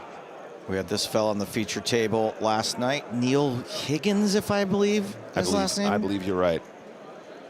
Spotted by David Lappin as one of Ireland's Dealers, finest. At this time, dealers, I need you to be focused on your table. In fact, you can take this minute to verify your seats on the tablet. All dealers in the main event at this time, please go ahead and verify your seats on your tablets. This is when players will discover, have I managed to hit the cash? Do I need another banana? I'd rather you eat that banana seated, but if you wanted to do it slower, I wouldn't mind. Ooh. That sounded like a bubble scream. That sounded like somebody just booblayed. You know, it'd be cool if we just piped in a Wilhelm. Pipe in the Wilhelm scream. Ah! Pretty good, right? Yeah. Go again, Joe. Ah! Ah! Not bad, not bad.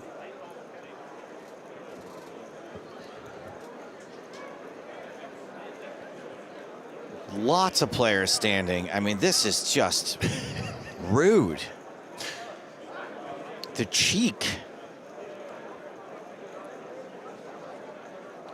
Standing, standing, standing, standing, standing, standing. Uh-oh. Is that a guy walking away? Is that somebody walking away? That's lemon poker. Lemon poker. He might be a little sour now.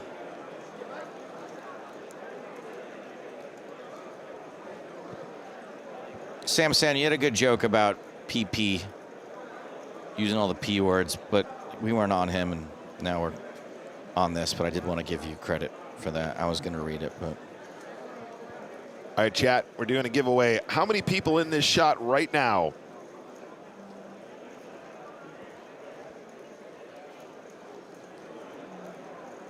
Get your guesses in now. I'll decide what the prize is going to be in just a moment.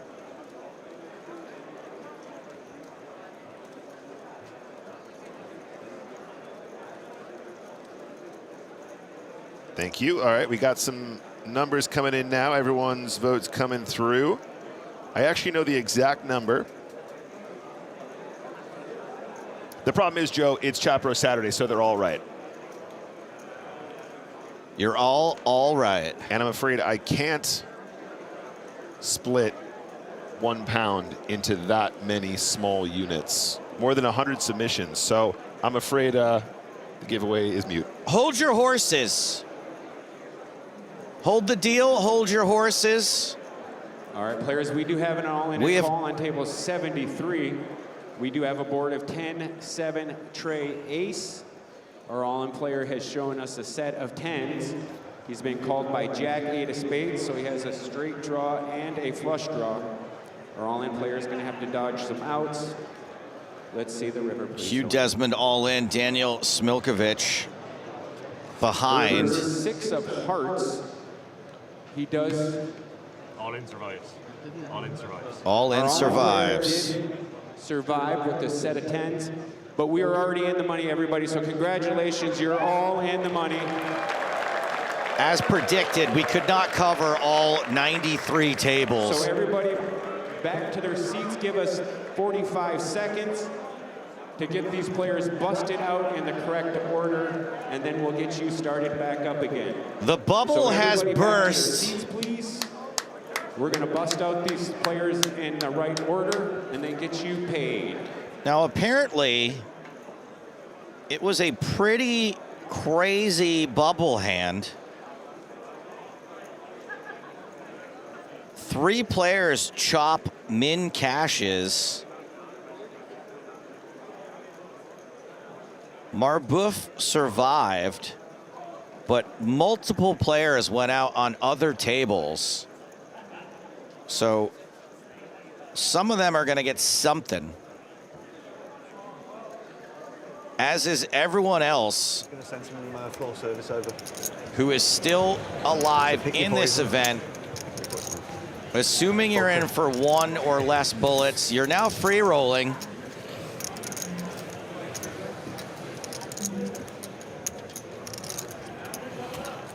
The Irish Open 2026 bubble has been burst. Nice work, everybody. We did it.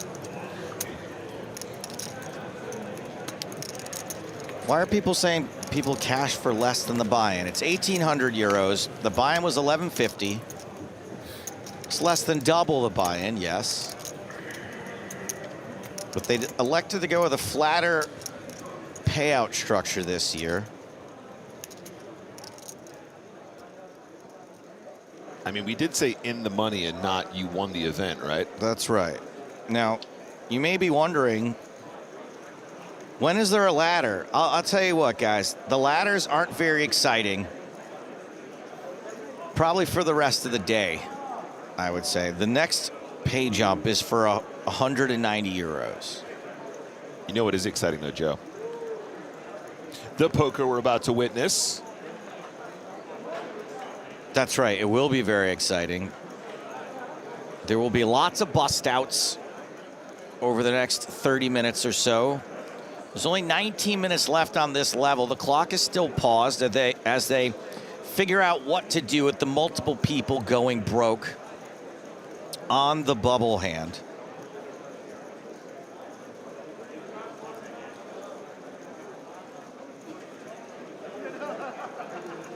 Still taking submissions for the number of players in this shot.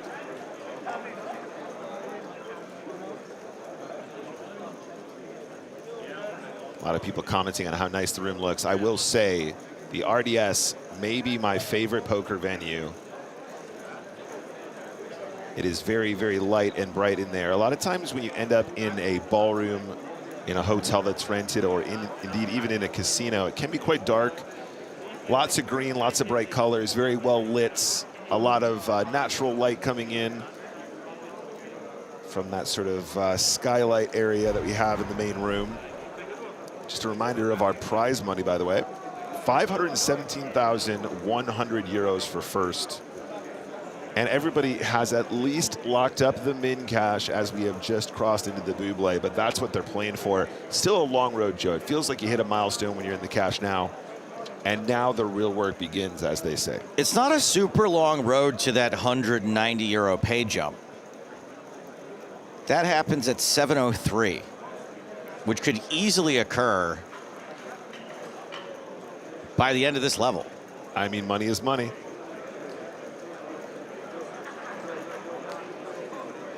Now, I've only had really one big poker tournament score in my life, and it was here. Six max.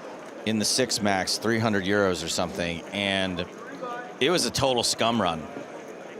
I never had more than 20 big blinds. That's what I'm saying, but I was just like, oh my God, every 5 minutes I'm making more money.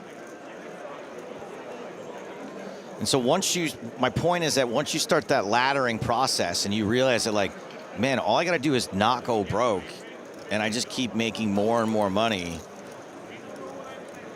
it can be a wild ride, even though it doesn't sound that exciting on paper. So, Joe, just to remind me, somebody's asking how many freedom dollars per year. It's about the same, right? So if you ask my wife, she said I'm very, very bad sitting here. Like the euro to dollar is pretty close, right? It is if you're getting a good exchange rate. Right. Now, I've been taking a beating here. Yeah, it's pretty rough. I think it's like Maybe she don't like it. a buck. I don't think so. A $1.10. Yeah, that was my guess. I mean, the euro being stronger. And she made me, I was a very poor guy, and now I'm 1,800 euros richer. Now you like, you know, and TV star. Who said Germans aren't funny? TV sensation. Yeah. I love that. And you? Where are you from? Ukrainian.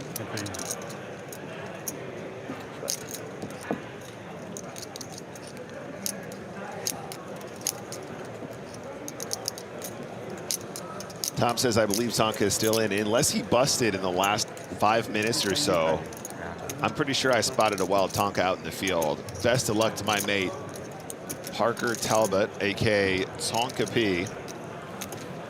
One of the best to have ever done it, in my opinion. On the felt, on the streams. Oh, now it looks good. But I think we might be almost ready to crack on.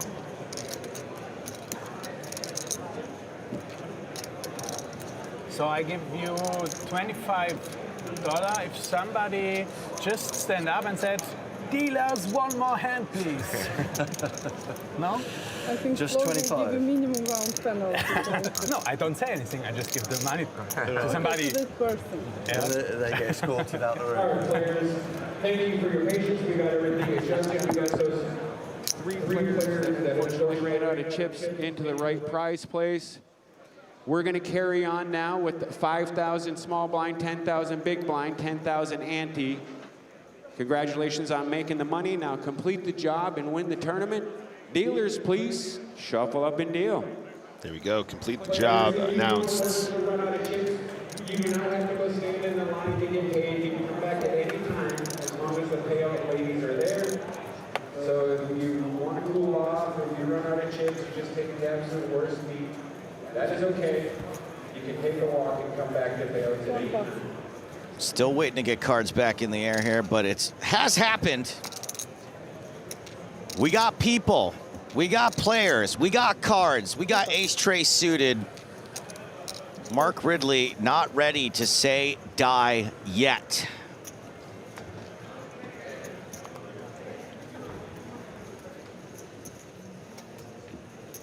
So dealers, at this time, we're going to turn back on the feature to let you eliminate the players. Please make sure that you're double checking the right player. Artachki ain't afraid. He's going to ship Queen 10 and gets called by Karyi with Ace Jack. The post-bubble bust-out bonanza has begun.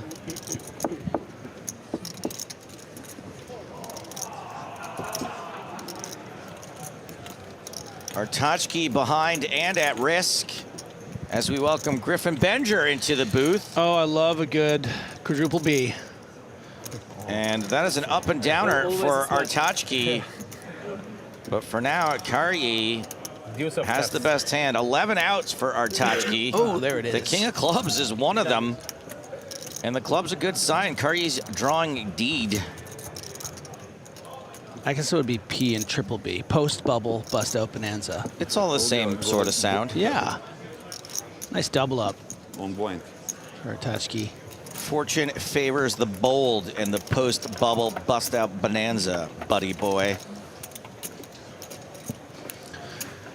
Can you believe it? A field of over 5,000 all the way down to 733. We're in the money, and that man has found 24 big blinds.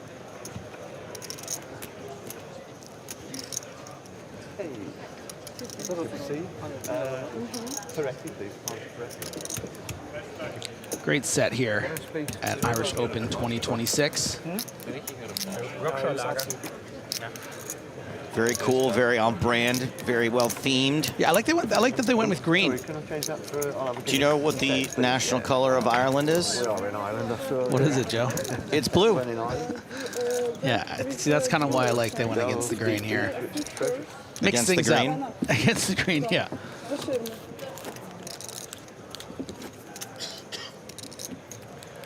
Field ticker says 733, but I would expect to see big drops in that number as we process players chunks at a time.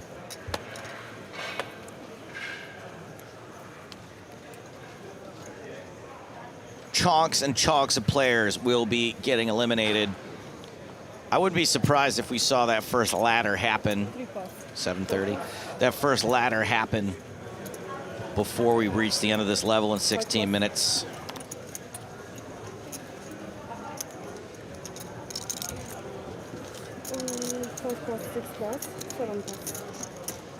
O'Dwyer just chilling with 78 big blinds. Good for 25.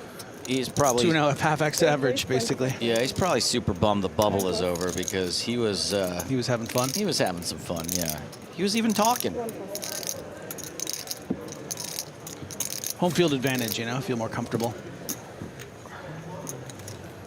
Know It Name says, so they play to which level today? They're going to play until the last level of the day. Thank you for your question. We're still doing that. Yeah, we play all the levels. Until the last one, again. Mm-hmm. Right through the last one. Sorry if I wasn't specific enough.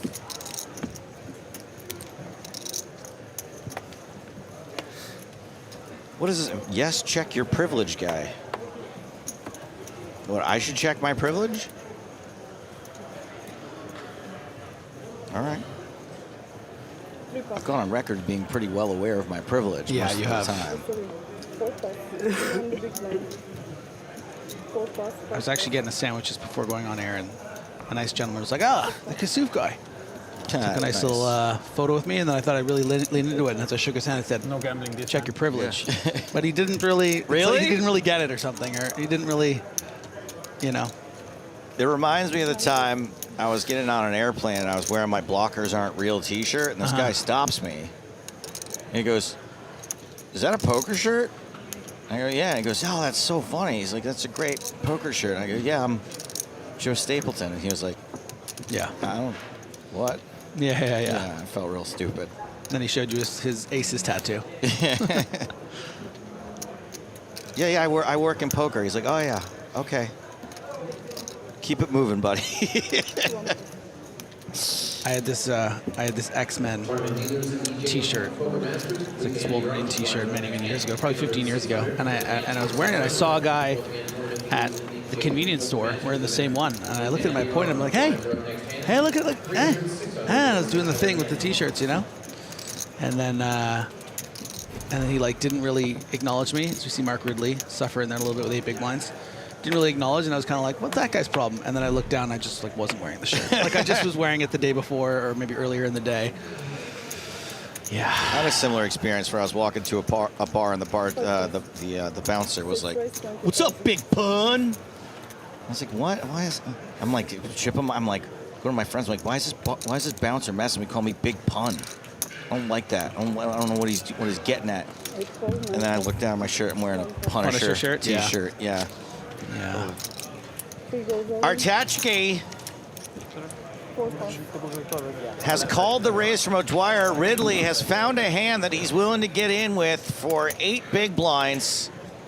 A king and a queen as Artachke dominated. Steve O'Dwyer with a decision with ace-9. Yeah, this I think actually is going to work out quite well for Ridley because he should be quite well ahead of the range of a hand like ace-9. O'Dwyer still has to concern himself with Artachke's flat, so that's going to fold him out. And then Artachke likely going to feel committed with the blinds in there, the 20,000 chip raise from O'Dwyer.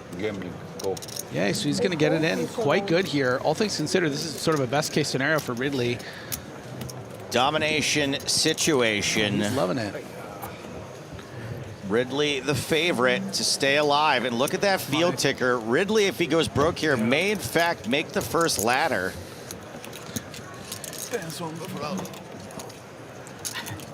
According to our calculations, we are 3 players away from that first €190 pay jump. An ace and a jack on the flop is a little spicy for both players. You still want the 10? Ridley me this, Batman. What card will send me to the rail? A 5 on the turn is a safe card for Ridley. Just needs to fade a queen. And does. Ridley's Believe It or Not. Good game, sir. Double up. Yeah, more than double up for that extra money too. A nice little shot up to 200K. Why you fold? It's nice getting that dead money from Dwyer. I thought you guys had better hands. Yeah. Really, better hands. I mean, yeah, So Mark Ridley survives, but I do not. I must go. Whoa. We just got here. Yeah, well, you got the real talent here with you. Oh yeah, okay. Hello, Griffin. Goodbye, Joe. Sorry, I haven't been gone for that long. And you're telling me the bubble's already burst. We've lost 30 players as part of the post-bubble bust-out bonanza already. Yeah. We started today with more than 1,200 players, and we're already down to 703. Yeah, I've already changed my flight. I think that optimism may be misplaced, Griff. We know it's going to slow down at one point. Okay, I'll have a golf day. Oh, you all right? It goes all in. As we have another all-in. Artachki shoves with ace, jack of clubs. I don't love it. Open shove in the 19 big blinds is really risky with a hand like ace jack suited. You're allowing players to kind of play perfectly against you, call with better, fold out worse. Not this time. A little risky. It's just got some nice playability when you get some calls from people too, just to a min raise. So Brett McLaughlin with 10-4 of clubs folds the small. Nikolai Biliak in the big blind wants a count. Ooh, that sounds like ace queen to me. Or nines. No, Sixes. It's my third guess. 185,000. I will say the only benefit to this otherwise ill-advised shove is that it prevents players with hands like this to shove. Oh my God, he calls? Yeah. With the sixes. Very ambitious as far as I'm concerned. Not a lot of worse pairs shoving here. So you're really hoping for this and winning the flip. I think, I mean, he's ahead. Let's see what happens. So your analysis, Griffin, is ill-advised shove, surprising call. Yeah. But crucially, it is a race. It's a race that Julian Artachki has to win to survive. He is the at-risk player here. And that six on the flop has pretty much sealed his fate. Oops, indeed. He is drawing to a chop. No chop. Sausage. And Artachki will be KO'd. Crucially, he does get the ladder, does get the money jump. 1,900. Oh, wow. It is. It's hashtag death by quads. Yeah. Let's see what. But yes, he gets the money jump, 1,990 euros.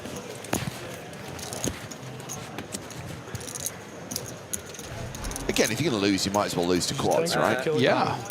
Microphone. Yeah, we'll go. You lose a race, lose in style. 8 minutes till the blinds go up, by the way. A reminder that we'll play out the rest of this level, all of level 19 before the next break. Is it my imagination, or did the bubble only add about 15 minutes to the day? We are winning, ladies and gentlemen, winning. Yeah, I think it was a very short bubble, as I understand. I just jumped in, but it sounds like it went real quick. Maybe it's 20 players, you know? Generally speaking, when you're dealing with large fields, the bubble often does go quicker because there's more likely to be all-ins and law of probabilities and all that jazz.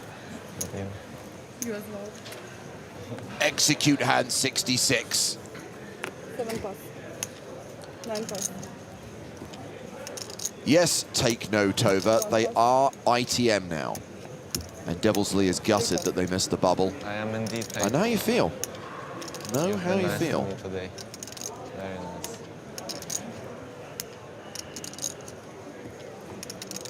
Oh. You put that down, McLaughlin. This is cheeky. Opens the button with 10-7 off. Ace-6 of diamonds for Bilic. You don't even have a first name. It just says McLaughlin. 5 gold. And Steve O'Dwyer in the big blind. Does not look like he's folding. McLaughlin is raised, by the way. Bilic appears to have flattered. O'Dwyer considering his move. What's this one for? Chip leader on chip leader here. If he squeezes, and he does. Yeah. Oh, Dwyer is going to squeeze here from the big blind. You suffer. You suffer. What's he raising with is the question. Sorry, it's been nosy. Graph X! Ace Jack.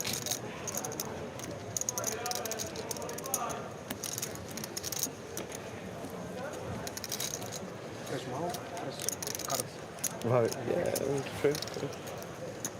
I see your point. And this is why you don't raise the button into the two chip leaders. I mean, you could 4-bet 10-7 here.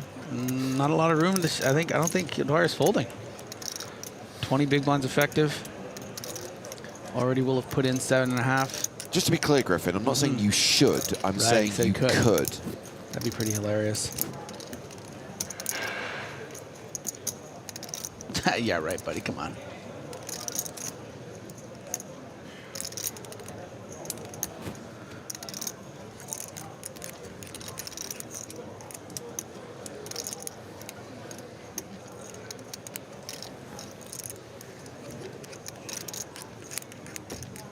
Change. Oh, there's still 10-7. Okay.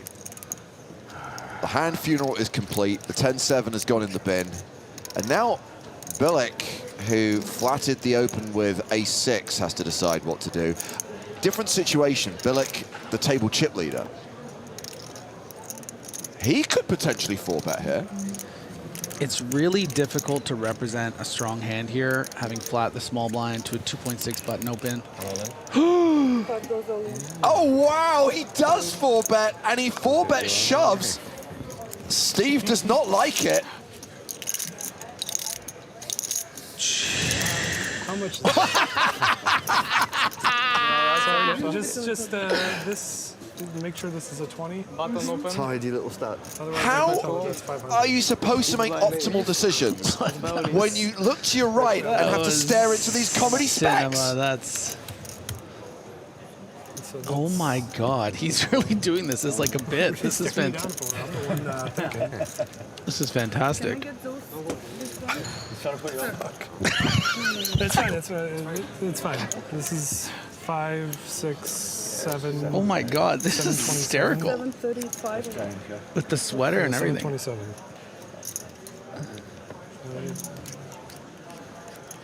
Okay, so let's try, James. Let's try to analyze this hand strategically for a second. Okay, what is exactly happening here, right? Because this is like an over. I can't do it. I can't work in these conditions.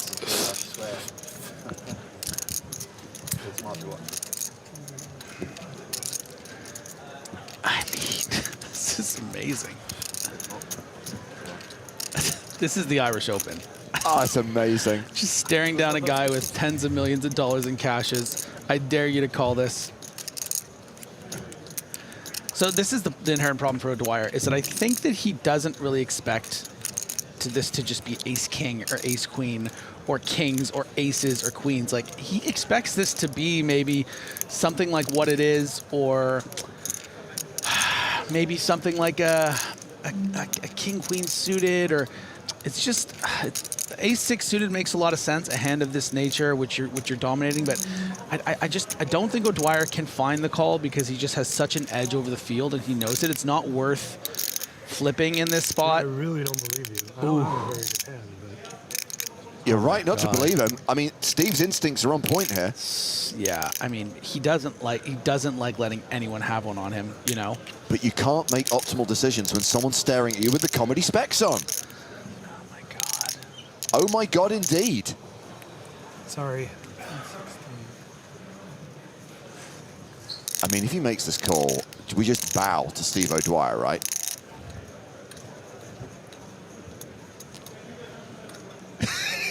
I mean, this guy, between the call with the sixes and this play now, this guy really doesn't. His dedication to the bit, by the way, should also be saluted. Oh my God, it's the best part. It's throwing off even the most unshakable in Steve O'Dwyer.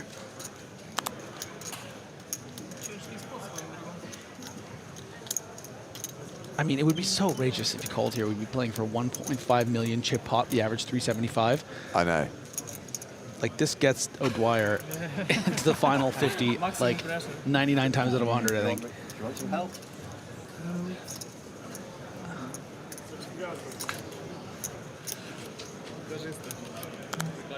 All right, I'm folding.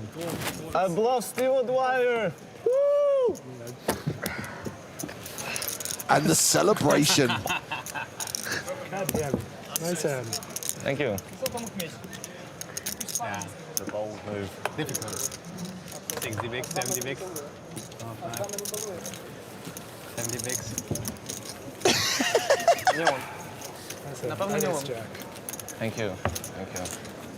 Yeah, that's it. I mean, the fact that he even really thought about it is a testament to how, you know, he knows what's going on here. Yeah, he knows yeah. that this is often some sort of nonsense like this, but the downside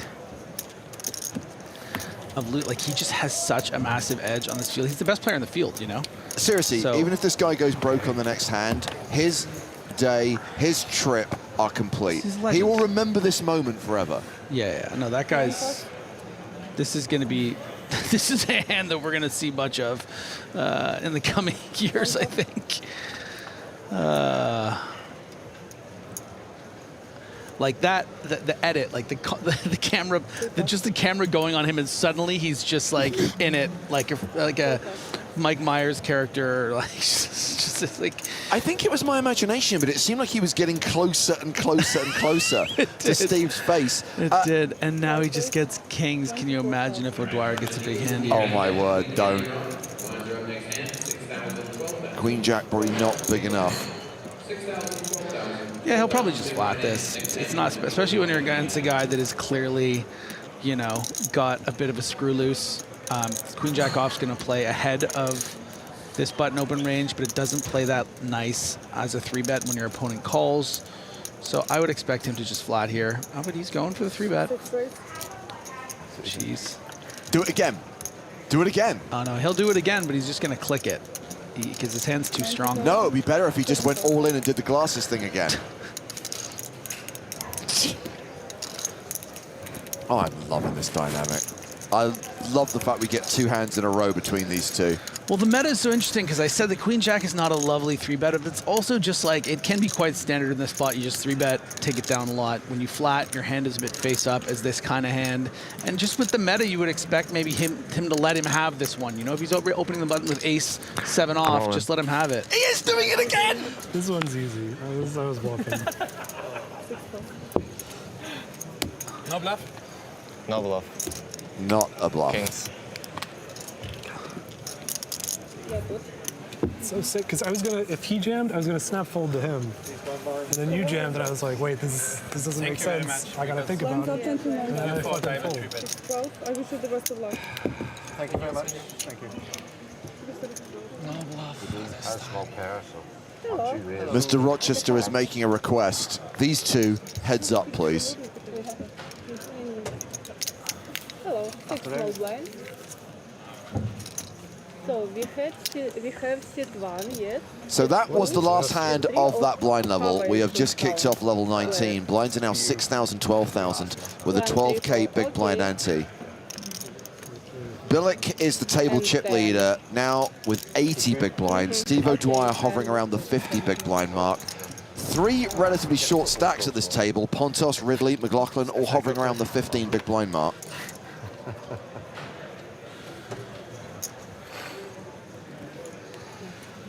Seat 1 pass. Seat 3 pass. Seat 4 pass. A comment from Albatross. Albatross! It is Chat Pro Saturday, so I can't clap back at this. Why not click it with kings? Bad play. Yeah, sure. Seat 6 raise 24. Seat 7 pass.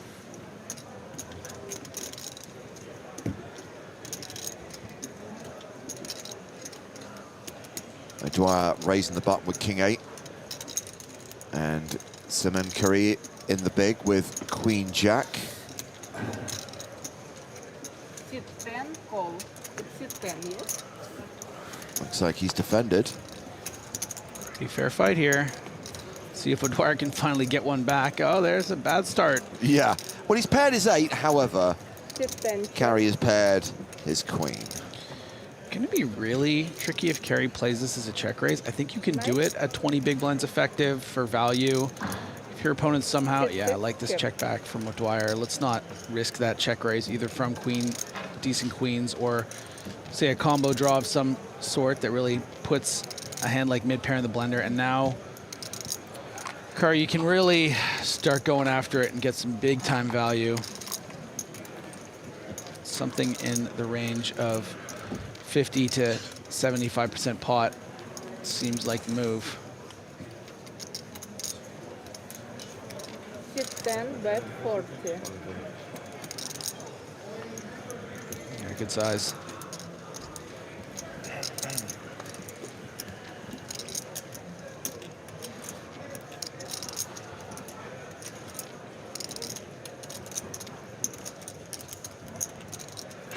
Sit 6, fold. Steve calls the 40K, and this hand goes to the river, which is another 8. A full house for Steve O'Dwyer. 10% is 10%.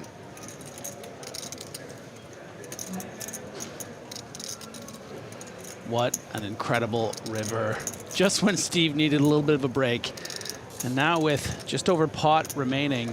Do we still have the luck of the Irish mean? Because I kind of feel it's appropriate for the outcome of this hand.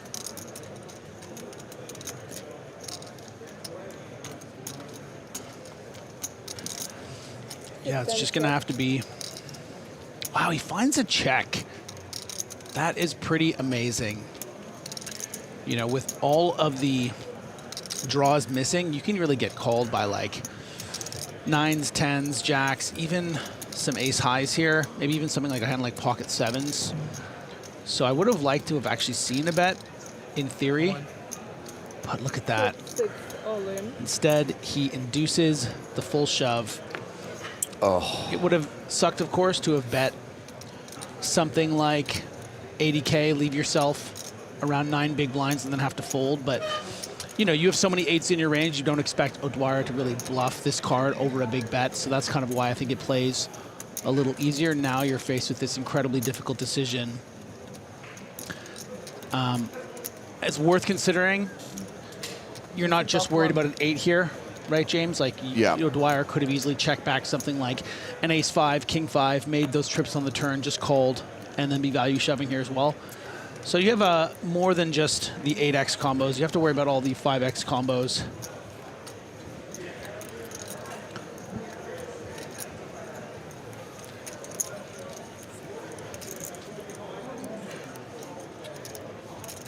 And the thing is that when you think about the draws that have missed, yeah, O'Dwyer can certainly have something like a king 10 of diamonds, those sort of king X, jack X types, but all the same, a lot of these will probably come out with a bet on the flop, unless maybe you have a sort of an ace X combo. Those might check back the flop and now find themselves with ace high on the river. But then you're trying to bluff out a queen with an overbet shove. It's what a spot. And of course, O'Dwyer, his reputation preceding him, very difficult to fold on the river. Such a strong hand. Only starting the hand with 20 big blinds.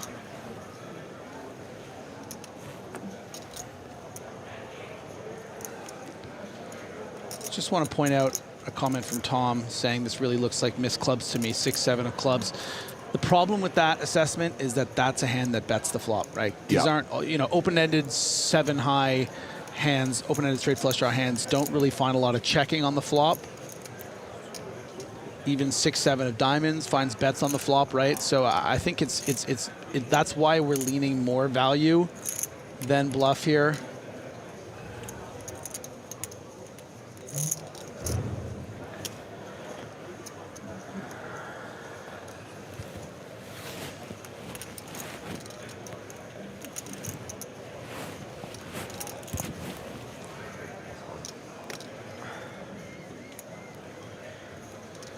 Yeah, this feels like the body language of someone that is just going to take their licks. And hard to blame them, but it would be a pretty miraculous fold, especially against this opponent.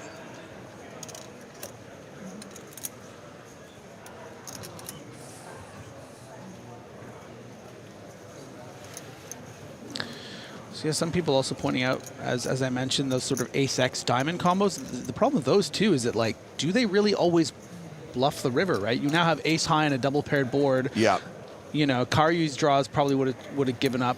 You expect almost a queen to bet a lot of the time, so it seems like an ambitious bluff to try to fold out a queen when that ace high could just be good. Oh, he's grabbing his chips. He's grabbing his cards. Oh, no! Oh.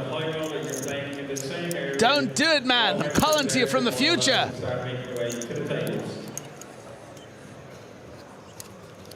You still have 15 blinds in the Irish Open. There's 620 left. We'll be on the final table by the end of the day at this point. Just hang on, man. He lets it go. Gets away from it. Doesn't like himself for that fold, but it was not a bluff from Steve O'Dwyer. Pure value. Steve wins the pot and chips up to 56 big blinds and still 50 minutes to run on this blind level. Yeah. And now Steve, knowing that he likely folded out a queen, maybe I should have just bet, you know, 100K and left him with 7-8 big blinds. My experience, you know, players often really valuing their tournament life might make some bigger folds when it's for everything, but that's also sort of a he knows that I know that he knows that I know situation, right? So it's kind of depends on how you see your opponent. Okay, now I understood.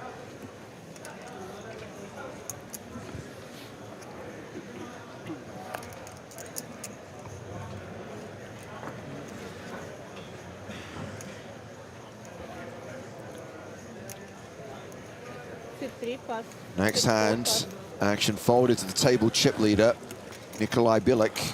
He's out. Steve O'Dwyer, 2022 Irish Open champion. 6-6 raise 24, 6-7 pass. Raises to 24,000. Great shove spot here for Karyu to win some chips back. 15 big blinds. 6-10 all in. Artisanal. 6-1 pass. Shoves with ace-5 of strawberries. Gets a fold from Steve.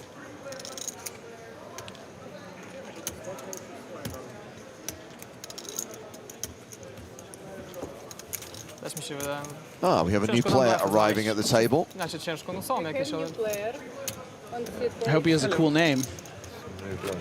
This is Franco Munafo from Switzerland. He has about half average, 200K. Pretty cool. Just shy of 20 bigs. Munafo. Before this. Before the blind. There's 170. Why? Why do you want to know? Why are you so interested in what? Just kidding. 6-4 pass. Yeah. 6-5 pass. 6-6 pass. Actions on Andre Winkler. He folds. Okay, Franco, welcome to the table. Want to play a hand? Ace-4 off in the cutoff? Don't do it, man. Aces if I drink so much Screw this hand. first ace double. Once again, all players who are registered are settled for the ladies high roller. We're going to be starting in 3 minutes. So it's round to carry on the button with Queen 8. It's my donkey. He's very hungry.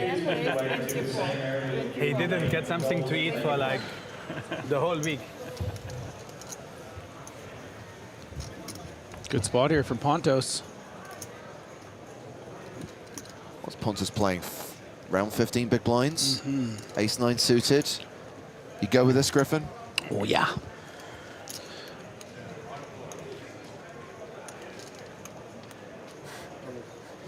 He operates the triangle on the dealer's behalf, indicating that he's all in. It'd be amazing if his hand was killed as a consequence of that. Yeah.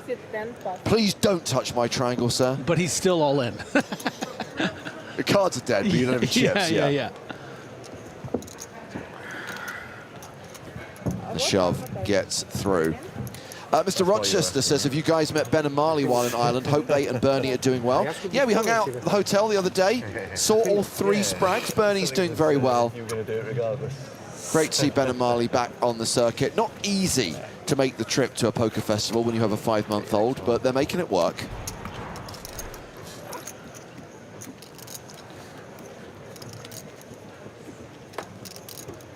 Yeah, you know, I once took the train to go visit my parents when my cat Kiki was just about 6 months. It's very difficult. To be fair, Griffin, you find most things in life quite difficult.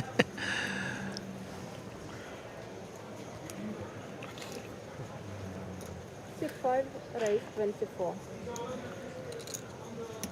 Queen 9 suited. Billick opening to 24. Aces for Steve O'Dwyer. Yeah, sometimes you want to mix in some flats here to induce some action behind, but because of the dynamic between these two players, he's gonna have to come in with a 3-bet here. Looks like I need to put a glass in 7 back. pot. Yeah, 16. Sit 8 plus, sit 10 plus. Steve has re-raised to 68,000. Sorry, what did you say it was? 68. And Mark Ridley, who's playing 15 bigs, will fold 3s. Brett McLaughlin in the big blind. Oh, he looks interested. Those look like jacks to me. Nope. Sit 4 plus. I'm so rusty. No glasses, Billy. It's hard for him not to do it, right? Got to be balanced. I mean, all things considered, Queen 9 of spades, you know, it's not one you want to make a habit of calling early position 3-bets with, but it's not one of the worst hands you can do it with. Much worse to do it with something like a king, queen off. Yeah, it's going to let him have it.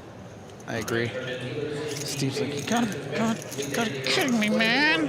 Show the aces, Steve. You got to show the aces.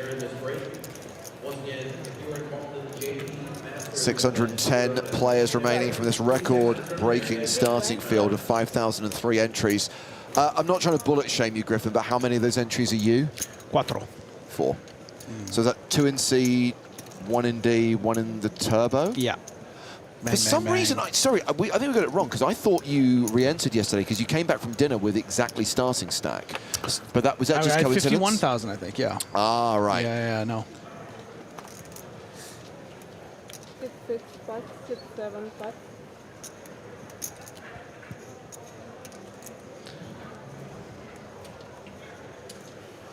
Sit 8 plus. I think, Tom, that's the same number of bullets that Spraggy fired in the 100K in the Bahamas in 2019. For those of you unfamiliar with the story, Spraggy had his first decent cash in the PSPC, the first ever PokerStars Players Championship. It was a min plus cash, but still, considering he was free rolling, it was a good score. And he thought, okay, doing well in high rollers, I'm going to give the 100K a spin. He fired 4 100K bullets in that tournament. Every single one he busted with ace-7 offsuit, which is why that hand is now known as the Spraggy. I think it's fair to say it was a humbling experience. He stayed away from the high roller circuit since then. Yeah. And crucially, he was able to grind his way out of the hole through some of his online success in recent years. Exactly. Imagine the life Bernie could have had if Spraggy just hadn't been so macho in the Bahamas. Lazar 111 asking if I'm in the red or the black this year. Which is the one that is winning? The black, right? Yeah, I won this year. I got a nice couple scores in Montreal. Didn't play a hell of a lot, but... Lucas says, imagine burning 400K in a weekend. It wasn't in a weekend, it was within an 8-hour period. It was within the first 8 levels of the super high roller. And it was a Wednesday.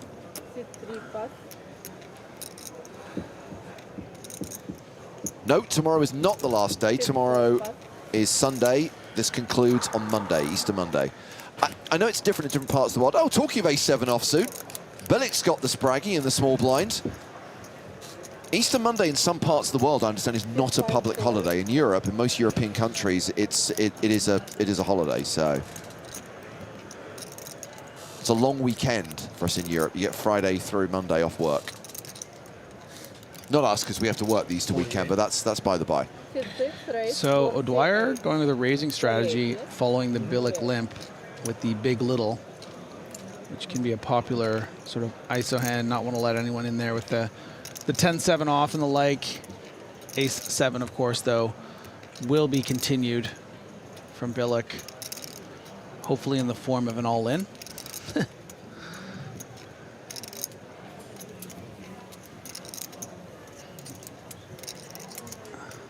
Hit 5, fold, 48. More? 48. 48. Oh. Like that? Billick has called. This hand is going to the streets. I check. And that was a check in the dark from Billick. Hit 5, check. And the glasses and the stare continue. Kopech observing, this hand will be personal. Do you think Steve O'Dwyer has ever taken anything personally in his entire poker career? Hit 6, raise, 54. 54, 5, 4. And quite a tricky spot for Billick. You have the ace of clubs, but you would have loved to have seen a smaller bet on this flop. It's the kind of board that does sort of hit both players' perceived ranges based on action pre-flop. You know, Billick being prepared to limp call a 4X, I think is going to have a lot of Broadway type hands. O'Dwyer, of course, very on base against his perceived strong holdings when he ISOs on something like Jack 10 deuce, or at the very least, you know, something like an ace queen, ace king. That is going to be a very interesting card, because if O'Dwyer, you know, thinks he could be up against something, you know, part of the range, including something like a 10-9 suited or a Jack-9 suited, these hands are really going to feel pressurized by a large bet on the turn. The king can also technically improve Billick, something like a queen-9, certainly the king-jacks and king-10s. Let's say something like a king-9 of spades would have played this pre-flop as a limp call. Yeah, and O'Dwyer understanding that card, you know, it's going to be hard. Seeing what Billick is capable of, that's the thing, right? You got to talk to yourself and be like, hey, what kind of devil am I dealing with here? And this is a guy that'll just put in 700K with ace-6 suited and then put on some goofy glasses as a bit. I don't think he's someone that's even going to fold 10-9, let alone Jack-9 or any of these other hands. Happens to kind of be at the bottom of his range with ace-7, which I think would have forced a fold from the with a bet on the turn, but you know, that's just a portion of his range. And man, I would love to see Steve just give up here and Billick show this down. Oh, what's it gonna be, Steve? What are you gonna rep here? Gives up, waves the white flag, aggressor first, ace-7. Oh!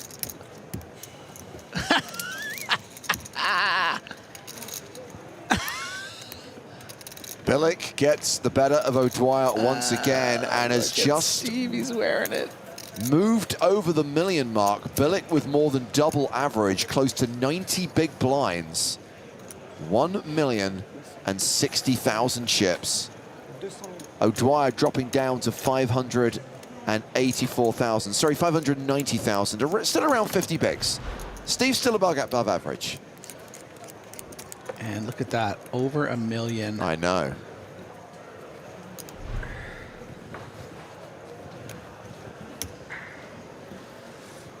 How insulting for Steve O'Dwyer to lose to the Spraggy. A hand that is cursed. A hand that cannot, it seems incapable of winning pots. It's nice to see Steve maybe humbled a little bit by this erratic, you know, erratic European just taking him out.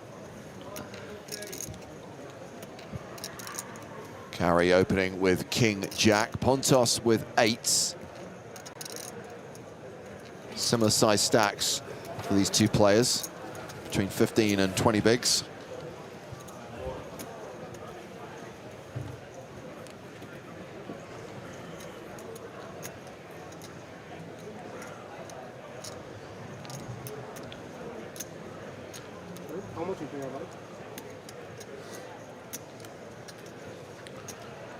Pontos with the decision here, you know, really have to consider. Sorry? 200 on the start. 8-handed table, right? So many players behind.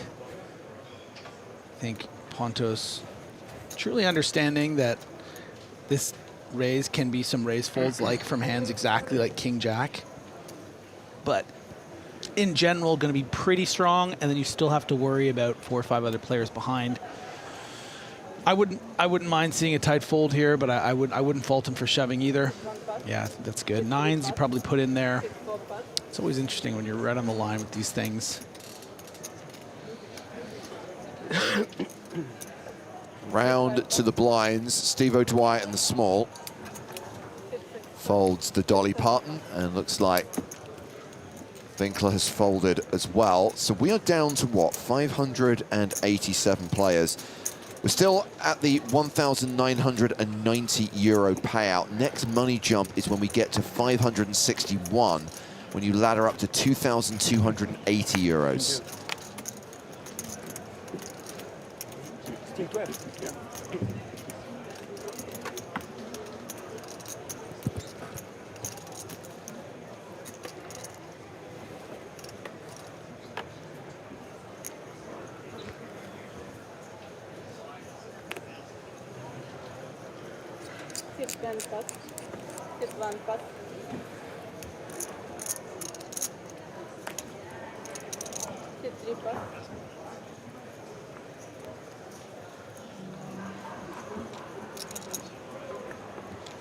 McLaughlin, Queen 8 suited. Raises to 26. Blinds are currently 6-12. Billick with Ace Jack is the table chip leader, as we've established, has more than $1 million right now. He is 3-betting.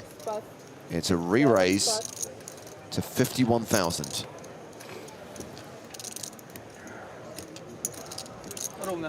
Remember, ladies and gentlemen, that it is Chat Pro Saturday, therefore this comment I'm about to read is 100% accurate.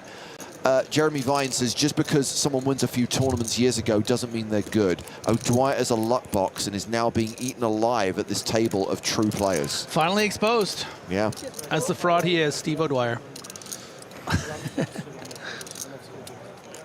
Very interesting sizing decision here from Billick, just like clicking it back with the Ace-Jack, allowing McLaughlin to flop some equity here. And we're going to get the rest of these chips in. 132,000 out there, 105 left.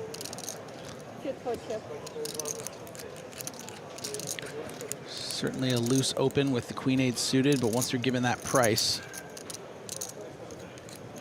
why not try to flop something, as he has.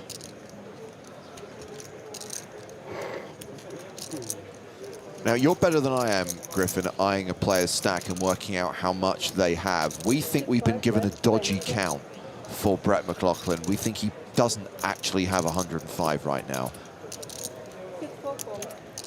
Okay. Anyway, he has check called this bet of 20,000. We get the 10 of spades on the turn. He now has 2 pair, has the spade draw. Billick still drawing to a straight.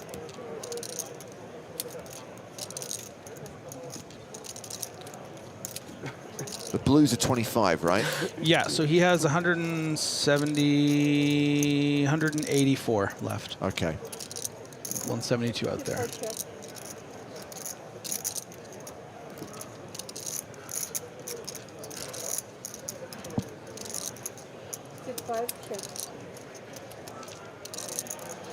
King of spades. Ooh. Ace of spades. Top pair for Billick. The flush for McLaughlin.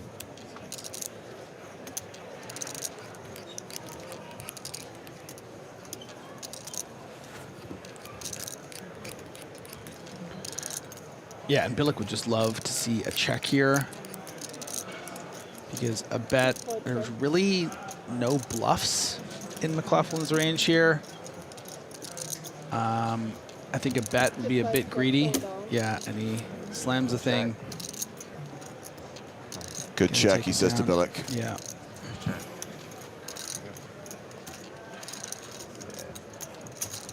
McLaughlin wins that pot. We'll get his chip count sorted soon. We will fix the glitch.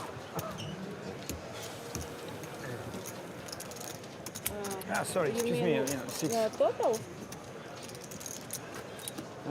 Halfway through level 19. That means 30 minutes to run before we take our next break.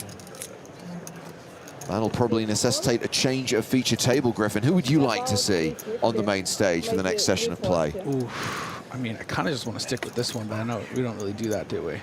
The tournament staff like us to change. They're not really keen on us holding onto the same table for more than one I don't know session. the 600 players that are still in. Like, I would love to see that the winner from last year. He was great. Simon Wilson, yeah. Simon Wilson's still in there. I would love to see Will Kassouf. No, you wouldn't. Who would I like to see? Who do I know who's here? Who's that really, I forget his name. He's like a belligerent, thin, like Welsh guy. Welsh? Gary Turnbuckle? No. No. No, he's famous. He's great. Talk like, you know, who's that guy? Belligerent Welsh guy. Is he Welsh? Maybe not. Maybe not. No, don't give any more information. He's Scottish, I think. No. I want to know. Not Neil Farrell, the other guy. The other girl. He's got really thick. This is amazing. He's a really good player. I'm brain farting on his name. I really hope he never sees this. I'm just hoping that someone out there. We have been on a first name basis for years. I want someone out there to guess who Griffin is talking about. Loudmouth, aggressive player who's good at poker, who might be Welsh, might be Scottish. He's Scottish. Okay. You know who I'm talking about. Top Scottish poker players. And by the way, if you are watching this Scottish poker player, I'm just going to pretend this was a bit, so you can't be offended I forgot your name. Tall Paul 75. Ludovic Gaelic. I mean, Gaelic, he's in this. I saw him. I mean, he's half German, half Scottish. I don't know where Welsh came from. Like you know the difference between Welsh and Scottish people. Is Neil Farrell here? That's the difference between Timothy Dalton and Sean Connery.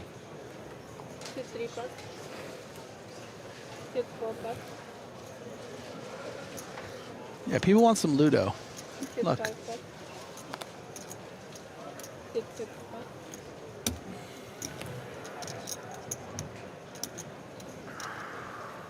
Action has been folded to Andre Winkler, and he is going to raise from the cutoff with King 10 of strawberries. He's made it 25,000.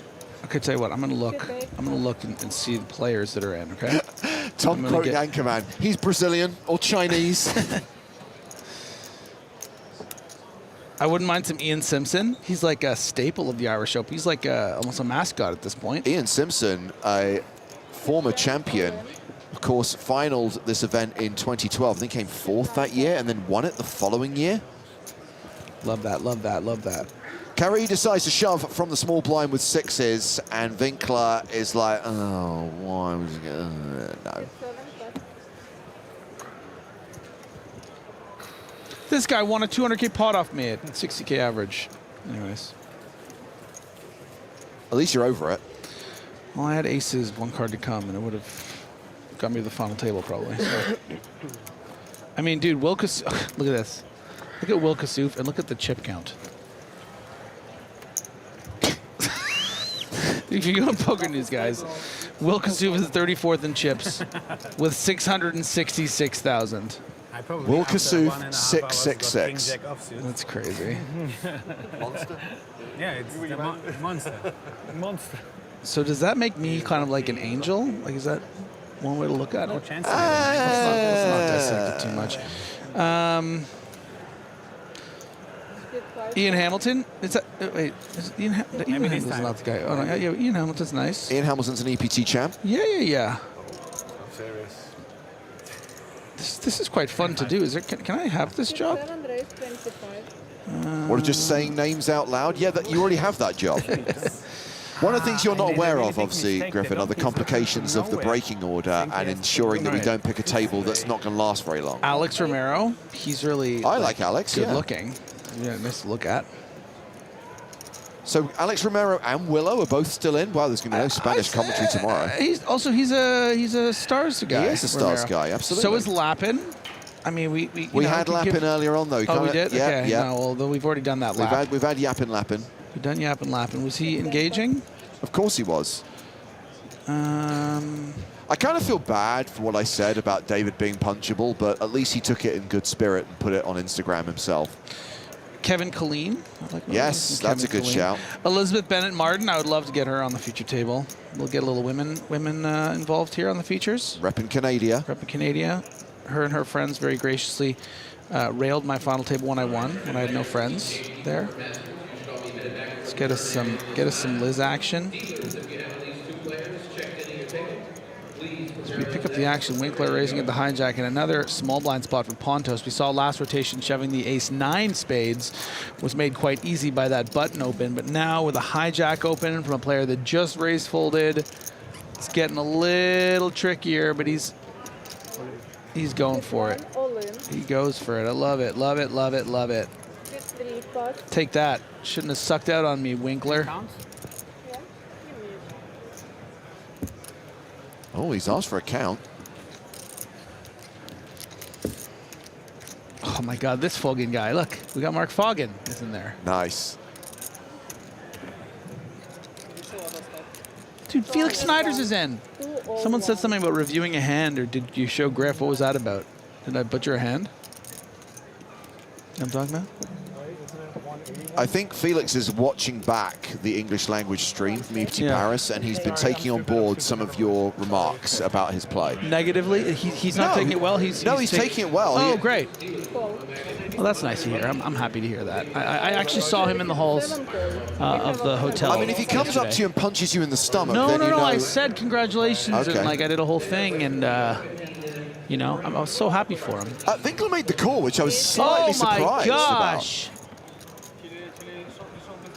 Wow. This is certainly on the loose side, but justifiable to an extent. Probably be the top of your fold range a lot of the time, but look, if you think your opponent's prepared to shove something like King Jack suited, Jack 10 suited, Queen 10 suited, I think which is Pontos is certainly capable of, plus all the pair combos, these kind of hands, you know, you're not doing that badly. And it's not one of those hands where it's like you call and you're just hoping you're flipping. Like sometimes you are going to be crushing this range. So this is a huge pot. It's a $500,000 chip pot. Almost. I say we get Felix Schneider's for the next future table. Come on. He's on a heater. Everyone loves him. Not on the ace. Think about it. Meanwhile, Pontos is a risk but ahead right now. Winkler does have live cards. You don't mean that, do you? Good luck. Yeah. It's a flip. What can we do? Queen high flop. And now Pontos needs to hit to survive. Good on Winkler just saying, I'm prepared to go for it here. This is a very ambitious call, but you gotta be willing to play big pot poker, and Pontos is just feeling sick. Yeah. Feeling like maybe this should have gotten through and would have gotten through against a lot of opponents, but Winkler willing to take that very, very small, almost break-even edge to win a big pot. Requiring. Barry required, and he hits it. He spikes the ace on the river. Oh. Immediately breaks into a smile and doubles up through Winkler, who will be left with just 4 big blinds. Damn. Not possible to win any flips in this country.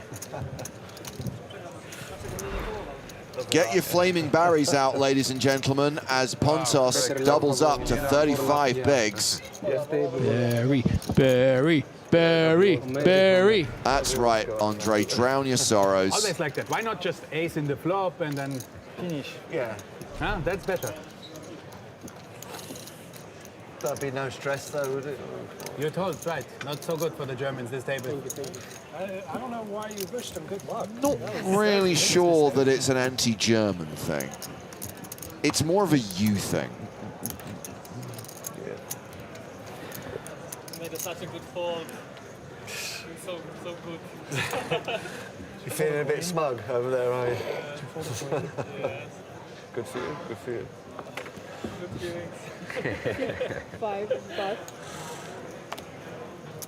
Lord Sorrow says, Winkler, that's what you get for not drinking Guinness at the Irish Open.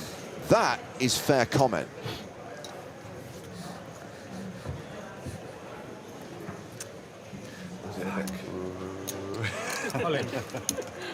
six, seven. Winkler all in for the rest of it.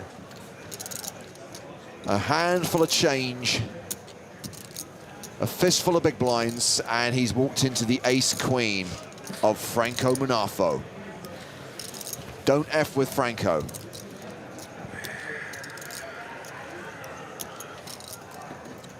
Ah! Is that like the Shrek donkey but black? Eight, Or is that just a donkey? Manafo reshoves. Oh. Carry calls. Carry. Thank you, guys. This is a double domination situation. Ace-king crushing ace-queen and ace-jack.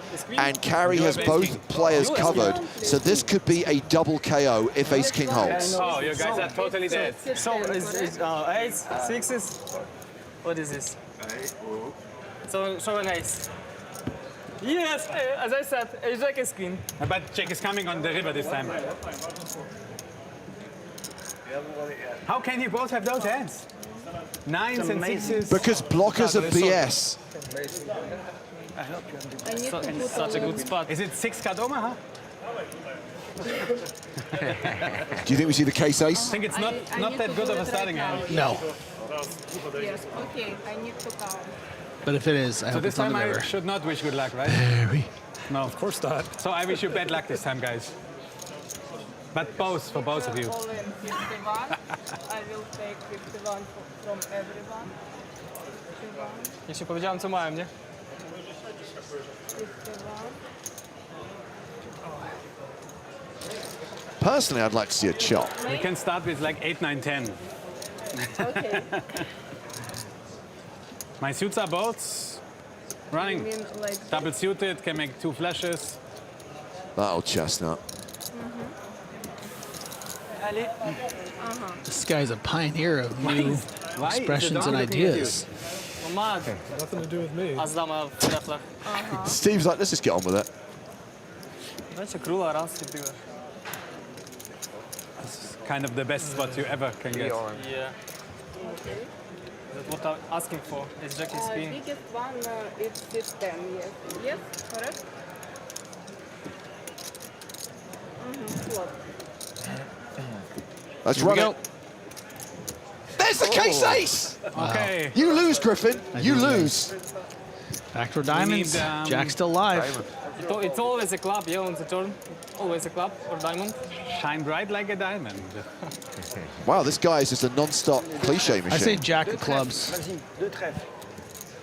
Deux trèfles, vas-y. Encore un. 10 of spades. So now Carry is an 84% favorite to eliminate 2 opponents. Like before. I get with 4 big blinds like nuts. Well, we see a jack or a queen on the river. Glug, glug, glug. No diamond, please. Give him the diamond. Ace-king holds, and both Andre Winkler and Franco Manafo are eliminated from the Irish Open main event.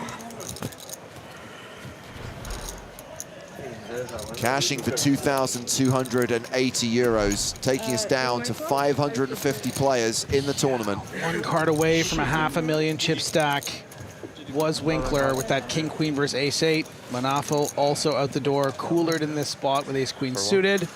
And we are down to under 550 players, just dropping like flies here at the Irish Open. 15.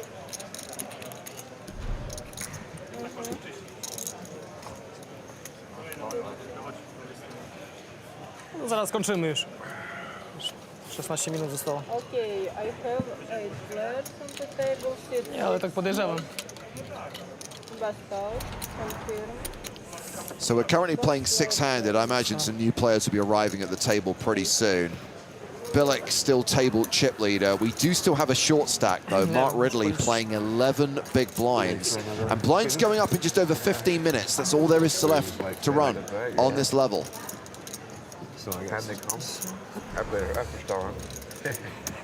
I might start playing better if I have a few minutes. I'm not going to reveal the answer yet, Griffin, but I have just heard advance word about where we're going to be going with our next feature table selection. And I can say one of the players who you mentioned, because you reeled off several names of people you'd like to see, one of those players is at our new feature table. Yeah, I don't know who it is, but obviously they're going to listen and know that they should do what I recommend. I think it's very sweet you think anyone on this production listens to you. Did you see Chris on? He pushed his mic closer. Producer Chris put his mic closer to his mouth as soon as I started rattling off names. He's sending that information back there. Chris is very good at his job, which means he knows how to kind of indulge you and make it look like he cares about you. He was doing like a "Did you get all that?" thing for me. Yeah. It's just you know, he's just trying to make you feel valued. He raised 25. Ridley getting after it with the King 7 off. I mean, as soon as you're gone out the room, everyone just has a big laugh. Can you imagine if we actually listened to Griffin? Can you imagine if we went with any of his suggestions or ideas? Oh, Kevin on Kevin.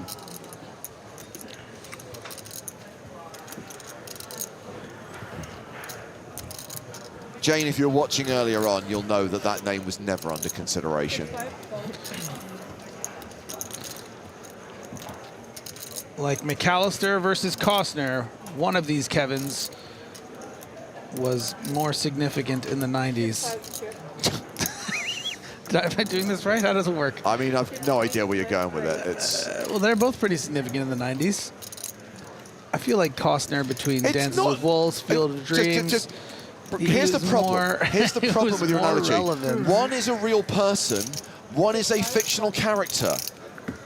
If you'd done Klein and Costner, that could have worked. Wait. Kevin Kline is a fictional person?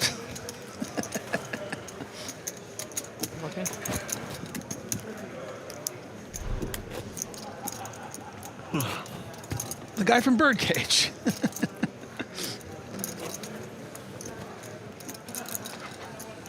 What's your favorite Kevin Kline movie? As a kid, I loved A Fish Called Wanda. Yeah. I think it now. I don't know if I've seen it's that. not dated very well at all. But when I was like, you know, that movie came out when I was like 13 years old. Okay. And so like I was a big Monty Python fan at the time as well. So I really enjoyed it. 24. 24. Wait, did someone just say is it Griffin or Griffin from Berserk? Do you mean the manga Berserk? Because I just bought that, but I didn't read it all. God, you're such a nerd hater. I never met someone that I love the fact so that well embodies. I'm a huge nerd, but I love the fact that there is a level of nerdery that I can look down on. I love it. Yeah. You bully us. Yeah. You bully us. You look down on us with your height and your success. Just, as soon as you start talking about anime or manga, you stuff us into metaphorical lockers. Jose says no cartoon talk, please.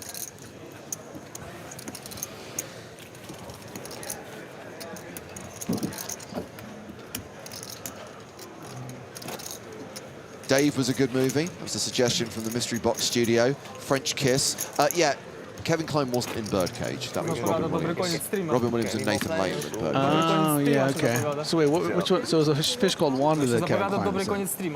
Plus Dave, plus French Kiss. See, I didn't see these. You're a bit older than me, aren't you? Yes, I am. The management, yeah. Are you 50? No, I'm 51. Jesus. You look pretty good for 51. Thank you, I'll take it. Aces, McLaughlin. How old do you think I look? Exactly your age. What are you now, 40? 41 in April. Yeah. It's April, isn't it? Jeez, I have to do something for my birthday.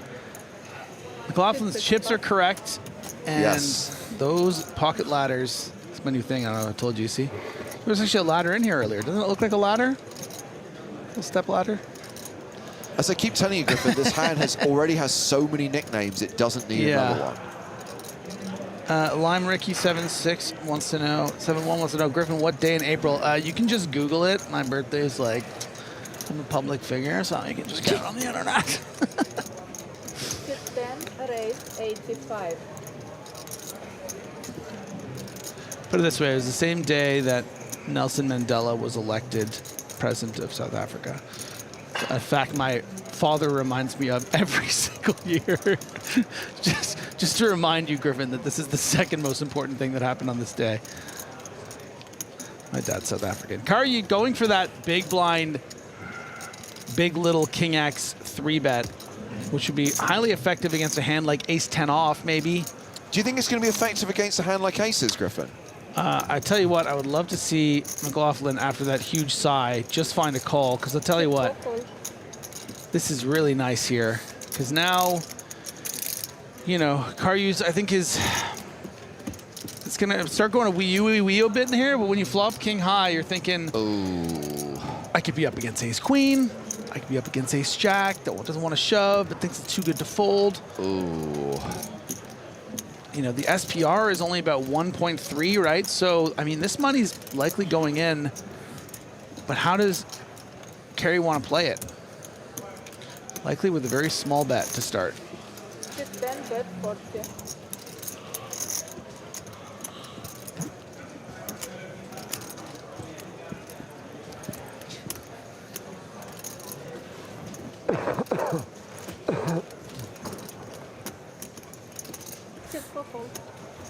McLaughlin just calls. His hand goes to the turn. McLaughlin now near enough a 9-1 favorite. And I think Carey's alarm bells are going to be going off with that 10 in particular, because it does fill ace jack, which we have deduced is likely in the range of McLaughlin. Something like, you know, does queen 10 suited ever flat here? Is now improved. Sept 10, check. Yeah, I think you just got to check here.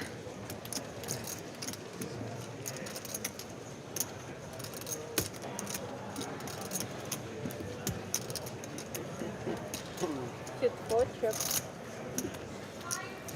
Nice, very nice work for McLaughlin.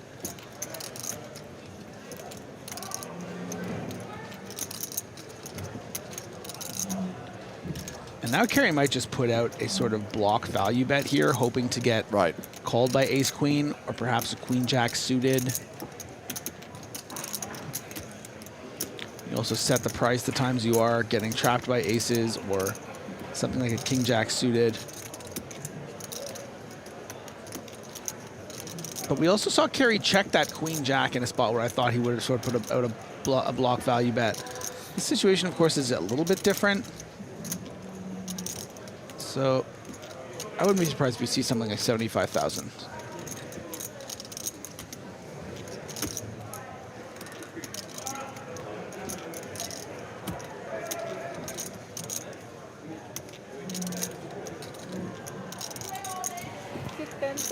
Bet 26. Much smaller. The problem with that one now is that you might get raised. Oh, that head shake to me looks like just a call. I played it so bad. You played it great, dude.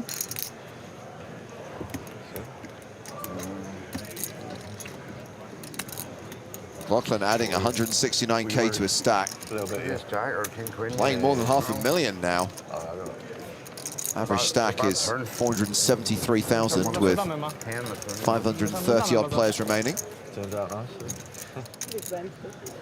Yeah, I think McLaughlin needs to not give himself such a hard time talking about how he played it bad. Like, don't be results oriented. Just a bad turn card that shut down the action. Probably would have doubled up if it wasn't a 10 on the turn.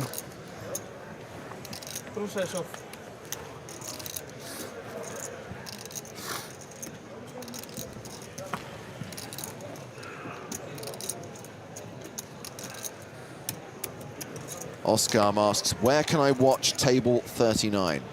So what you need to do is hash 5739 underscore, then the number of the table you want to watch, in this case 39, enter, and then the stream switches to that table. The 10, the turn scared me a bit. Sit 3 raise 25. Sit 4 fold. Sit 5 pass. Not sure who's doing the commentary on table 39.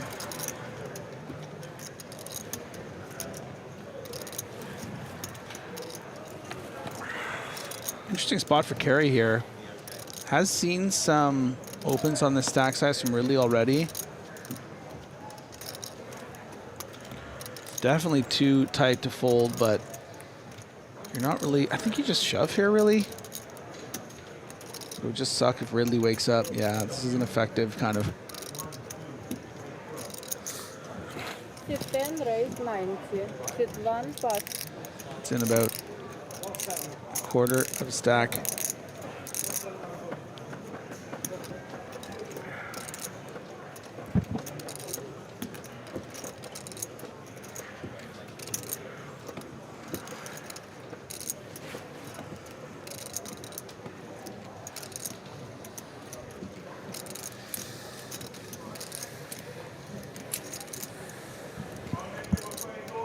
Guys, you're forgetting the underscore. It's hashtag 573 underscore table number. If that doesn't work, try Alt F4. Sit 3 pass.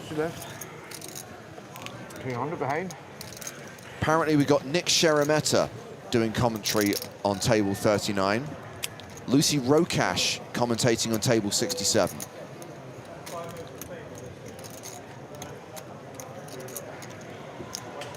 Which one is Gary Turnbuckle doing? Gary's doing table 101. Sit 4 pass.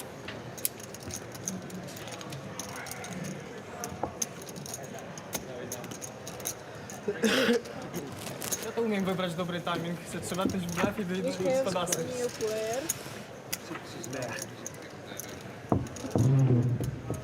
They will start from this one. 2 new players arriving at the table. I mentioned that those empty seats would be filled soon enough. We welcome Luigi Ciblio and Fabio De Lima. So Fabio. There's Luigi playing 22 big blinds. Good English name, Luigi. Thank you for bringing us so many chips, sir. And Fabio is playing 1.4 million. Oh, wow.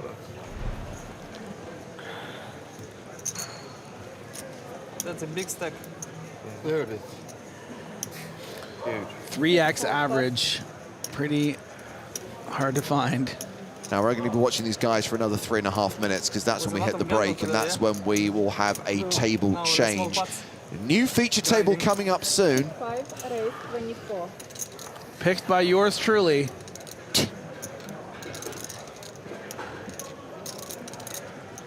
I can tell you now that the table features an EPT champion and an EPT finalist. Sit 6 fold. Sit 7 pass. It would be hilarious if it was table 39, but it's not. Apparently it's table 44.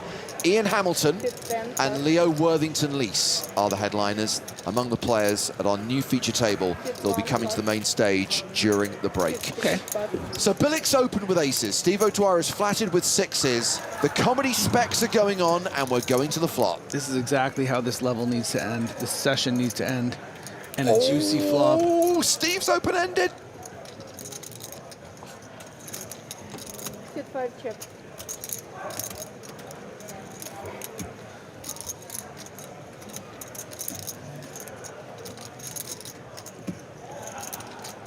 Likely see some protection here from Steve, expecting 6s to be good.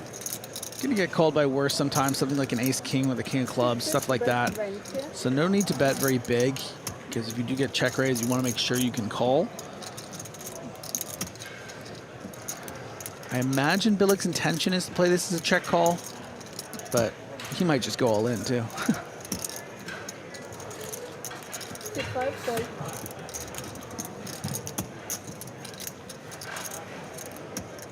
What?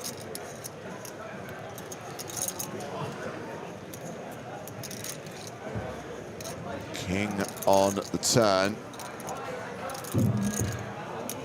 Billick Kid 5 chip. Sizable favorite now. Checks a second time.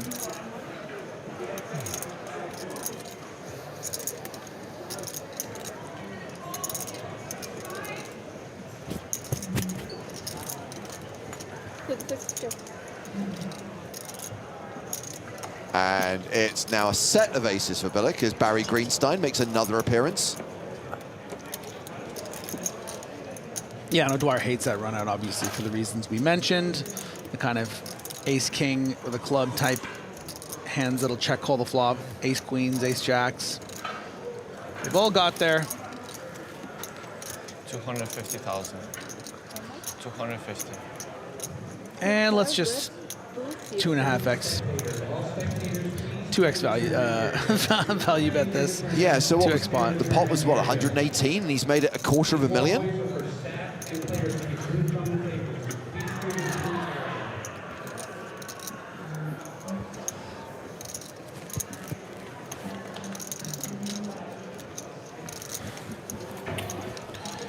And this obviously super polarizes things.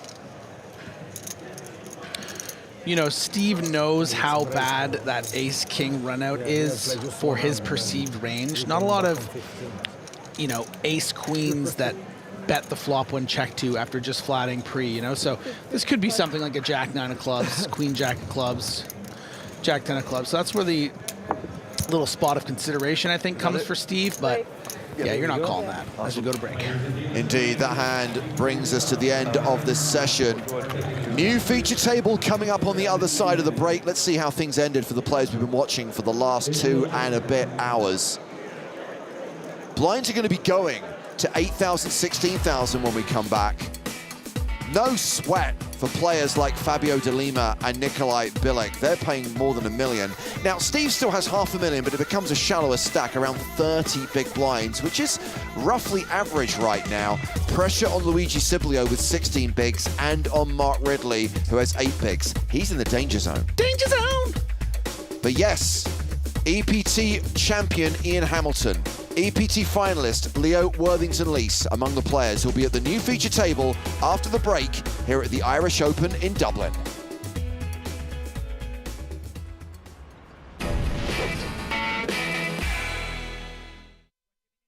As we see David Doherty wake up with ace-jack in the small after Benny opened to 475 with ace-10. He shoves it. This could be a call, ace-10 suited. It's going to be dependent on Benny's reads, but it's very, very close. I think if you had ace-jack suited, probably going to be called pretty quickly. Ace-9 be going in the bin, ace-10 right on the line. It's a lot of chips, though. Benny's in a pretty good spot with the 7 million. He might feel like he can pick a better spot.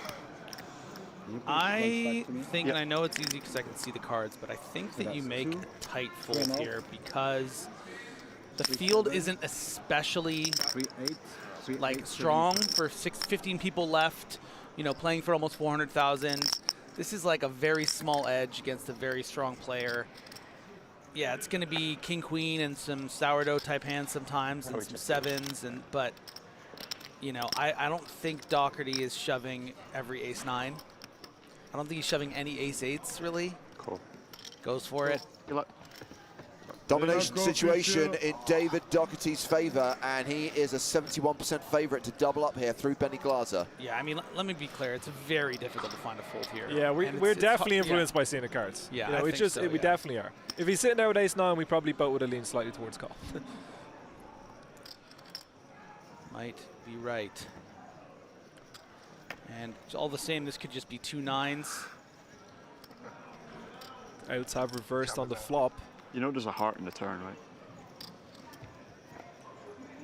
Don't call for it. Ooh. I'll take a drop. How's your singing voice? How's your jingle voice there? I let James down every time, but I've been warming up at the car park for the last 30 minutes, so we'll see how we do. 7 of hearts, and that means ace-jack holds. That is the double up for Doherty. He's now got 8.1 million as Benny drops down to 3.5 million. Jeez, everyone's so good. Yeah, high card value. This is so Can annoying. you keep that high-level strategy talk quiet to yourself? Like Griffin is actually Googling high card value right now. I am, yes. Half an hour later, do straight bang in there. Me and Finton are just having a thumb wrestling competition. Oh, you got me. Here you go, Doherty with a beautiful Apple Johnson on the button. Johnson.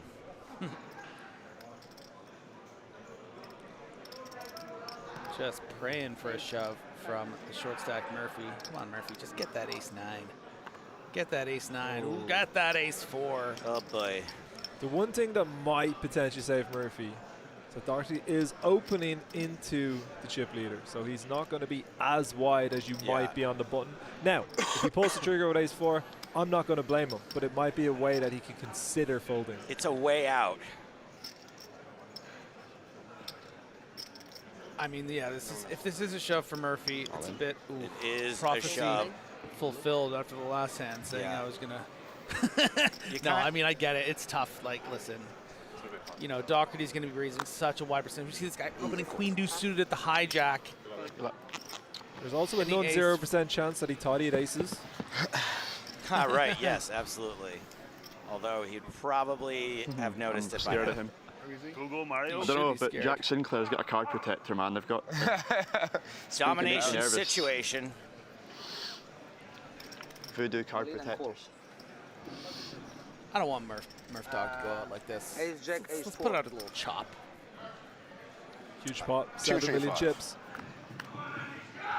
Looking for a domination rotation, not yet. And diamonds. Scary flop for the ace jack. Give you the queen of diamonds. That's a brave call. Yeah, weird. It's almost as if what he says has no effect on the card whatsoever. An 8 of clubs on the turn. So Murphy down to one last shot. Murphy's Law. Nice play, me. Let's play, man. Let's play. It's always heartbreaking to bust very soon after almost making the call. Like the very hand before he folded the jack 10. Not saying he should have called it, but then the very next hand he busts. Finish in 12th place. 12th place also, 21,500 euros. Yep, Anuna says, James and Joe are napping right now, right? Yep, this is me napping. Just sleep commentarying. Don't wake me, it could be dangerous. Mavritsakis on the button, queen 9 suited. This seems right up his alley. I mean, this is a stone cold premium when you look at Mavritsakis' button open. Absolutely. That range so wide. Love queen 9 hearts. Wow, the exhale. Wow. Long exhale. What the heck? It really is. Oh, all in. Wow. Doherty with 10s. Oh, here we go. Here we go. Joe's standing up. Exciting. The timing has got to run out at some point. Eventually, you run through the minefield. Yeah. Full sprint, There we go. eyes closed.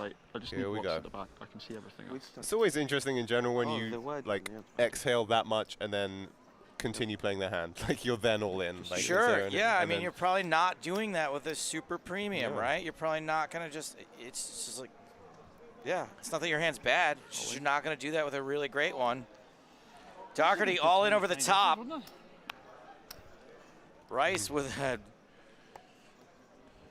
the easiest fold of all time. Yeah. Thank you. Thank you. Next. Oh, man. Sweat for Rice here. Not quite a race, just one overcard for Mavritsakis. Doherty has got him covered. Come on, David. 69% of the time, Doherty is going to knock out Mavritsakis. And we're going to go heads up. Repping Las Vegas. Flop time. Oof. 9 high flops, so that's a pair. That's a lot of cards that look like 9s. The upside down 9s. Turn is the 5 of spades. Spades not a factor. Mavritsakis needs to catch on the river to survive. No catch. 10s hold. Mavritsakis is eliminated.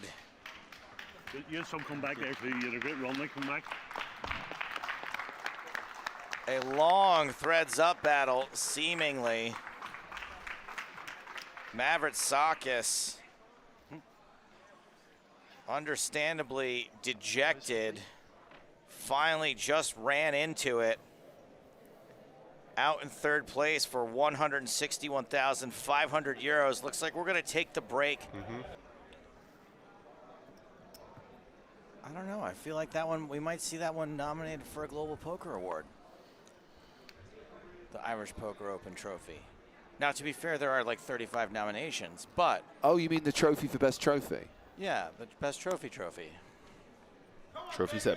The question is, the award that was presented to best trophy last Dude, year... I agree with you on so many things, but this one, I'm not with you on this one. So, obviously, there is a Global Poker Award for best trophy, which was presented this year. At the Global Poker Awards. Correct. So is that trophy that was presented now eligible for best trophy at next year's awards? Oh, this one I am on board. Sorry, I thought you were going to say the other thing. I suppose so. Yeah, sure, why not? I mean, what are the criteria? It's actually not a tournament poker right, trophy, though. Right, exactly. That's what I was going to say. What's the criteria? Any trophy associated with anything to do with poker? Wait a minute. Look at this, guys. Both players, top pair. Yep, 10-7, 7 deuce on a 7-3-3 board. Rice moves all in, and Doherty wants a count. David Doherty has the worst hand in poker. What did you say? Yeah. I think it's the same as what we started. It's roughly it's about 21 million, I think. You want one stack, yeah? Okay. Yeah, and this. Oh, man, this is gross. What a horrible spot for 7 deuce off. What is Rice shoving with here that you're beating? 4-5 or 5-6. Those might be candidates. I'm not sure that's really Rice's style, though. I don't know. We have pocket fives, pocket sixes. Yeah, okay, sure, potentially. I call. He makes the call. Doherty calls as an underdog here. There's lots of ways to chop, though, guys. Absolutely, plenty of chop opportunities here. But as things stand, Declan Rice is a 7-3 favorite to double up through David Doherty. The board is 7-3-3. Declan has 10-7. David has 7-2. Come on.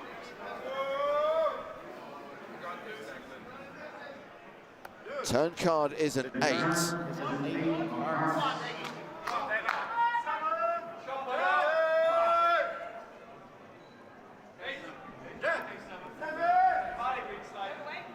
And the river is a 3. That is a full house for both players.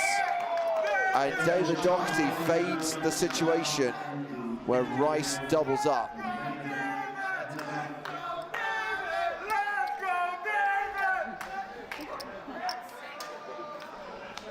Everyone loves a chop Everyone pot. loves a chop pot. Let's go. We don't need to do it when the players are doing it for us. I keep forgetting. It's like so. We're both just so tired. I think. Yeah. Fatigue is real, and just to Especially highlight with once every again, hand, these you know. guys played until about 3 a.m. this take longer morning, that way. or should I say yesterday morning, because it's now officially Tuesday. But also, they can end it whenever they want.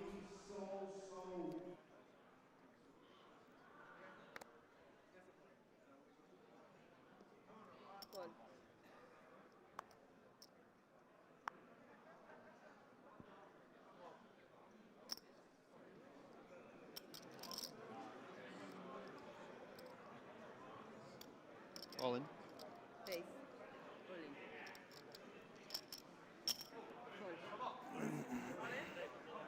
All in and a call. Here we go. Welcome to Flipsville. Ladies and gentlemen, we have an all-in and a call. In a heads-up for the Irish Like Kip versus Yoke. One of these two things in Ireland has a slight mathematical advantage. clubs, 7 of diamonds, and David has pocket 2s, 2 red 2s. David, let's see the flop. Deuces ahead for now. And if deuces hold, it's over. King 10-5 on the flop. 10-5 rainbow.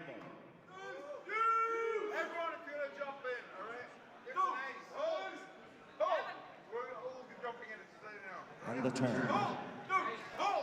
Turn card is a 3. It's a 3 of hearts. Ladies and gentlemen, Declan must hit the ace or the 7 to remain in the Irish Open. If not, David Doherty will be crowned Irish Open champion. The river is an ace. Barry Greenstein makes an appearance to save Declan Rice and give Declan the chip lead. Gets the double up through Doherty. It is close. 37 million plays 36 million, but Rice now has the slight chip advantage as this heads-up battle continues.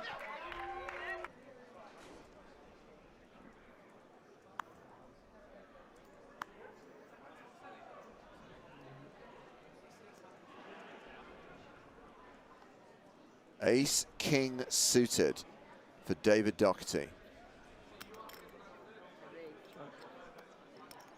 Raises, and at this point, I guess, hopes his opponent has got something playable. Rice with King 8 of clubs, that is playable. Wow, sure is. Yeah, I think probably this is just a call, though, in the big blind. Looks like Rice agrees. Darway, it's not that Declan Rice nearly didn't play. He wasn't going to play at all. It's not like he almost missed his chance. He couldn't get a seat in the cash game and entered. Apparently, he's been sleeping outside in a camper van every night. Well, he's getting a hotel room tonight. We heard him trying to get that sorted earlier. He is in trouble here, though. He's flopped top pair, but he has got kicker problems. Is there? Yeah, I don't know. With the stacks this shallow, ranges just being so much more valued heads up. I don't know how this doesn't end up with a double up, unless the board changes significantly. Especially with both players being this tired. 2 million the bet from Doherty, and looks like Rice has check raised to 5 million. See you at the river. Yeah, quite right. I think you're just kind of flat if you're Doherty here. Hand so strong. A lot of people saying GG. Not possible if Doherty's hand holds. Yeah, if an 8 comes, though, it would be all over, and we would see Declan Rice become the Irish Open champion.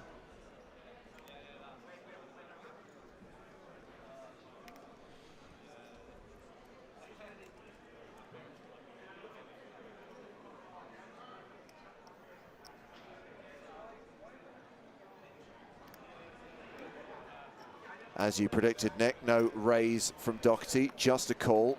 This hand going to the turn, 16 million in the middle. Something like a 5 would be really savage here because the ace will still play. Oh, it's the 8. Oh, not the Ocho. However, it is the 8 of hearts. So yes, Rice improves to 2 pair, but Doherty's now sitting there with the nut flush draw. Plus there are some alternative outs, jacks, aces. Wow, here come the purple chips. 500K each, 6 million the bet. 6. Doherty certainly not folding. Yeah, absolutely not. Not only will have the best hand here, tons, but has the improvers as well. It's just weird that you can sit here watching and think that things are kind of boring, nothing's going to happen, where's the cooler, and bang, here it is. I mean, holy, this is legit right now. Alter Ego 77 says this is all in for sure. No. No, you're just going to call here again. Don't be ridiculous. But more chips are going in, so let's focus on, let's try to spin it as best we can. Let's see what we get on the river as Doherty calls the 6 million. Now stacked a pot, nobody has pot size Correct. left behind. 28 million in the middle. The effective stack is David Doherty, who's got 18 million behind. The river card is a heart. Wow. That is the flush for Doherty. Now it's going in. This feels much more reasonable now. How do you fold 2 pair heads up? The backdoor hearts. Wow, finds the check. Yeah, but he's not folding to the shove, though, is he? I don't think he's checking a fold, no. It doesn't have to be a shove necessarily, but no, it's whatever bet happens here is going to get called. I mean, 28 million in the middle, you've got 18 behind. Why not just play for it all? I mean, there was so much aggression on previous streets as well, James, right? You feel like you're probably going to run into a hand here quite often, given the check raise flop continue turn. So I think probably the line is to push, but let's see how David feels about it. I mean, obviously queen 10 and the like missed, so you're not going to get any value from that. So you guess you just target the king 5, the king jack, the king. There it goes. All in. And Rice snap calls. And David tables. Wow. He tried the walk away. Ace, king of hearts. And David Doherty is going to get the full double up, and that is going to change the dynamic substantially. Jack deuce. He's going to go for it. Well, Jack is higher than a 10. I mean, that was. Ooh. The chips went forward in 2 motions, but no one's bothered about that anymore. King 10 suited. Rice getting it in with Jack deuce. Doherty ahead with king 10. A 68% favorite to hold. A 68% favorite to win the Irish Open. This could be it, guys. Doherty could pull it off. 2 in the window. 8-6 deuce. Deuce. And that pair of deuces sees Declan Rice become a 71% favorite to double up and stay in this game. Wow. Could get counterfeited now. That never happens. The river card. Oh! It's the counterfeit! The counterfeit does it. 8s and 6s with the king kicker, and David Doherty becomes the Irish Open champion, winning €365,000. Look at that genuine smile. He almost can't believe it. Let's go. What a run out. What a way to do it. Oh, that's adorable.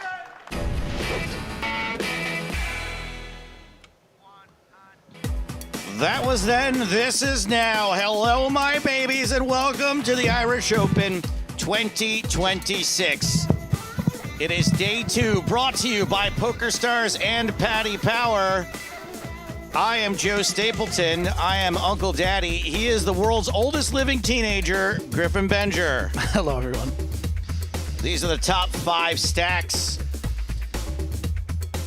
belonging to the just under 500 players still remaining in this event.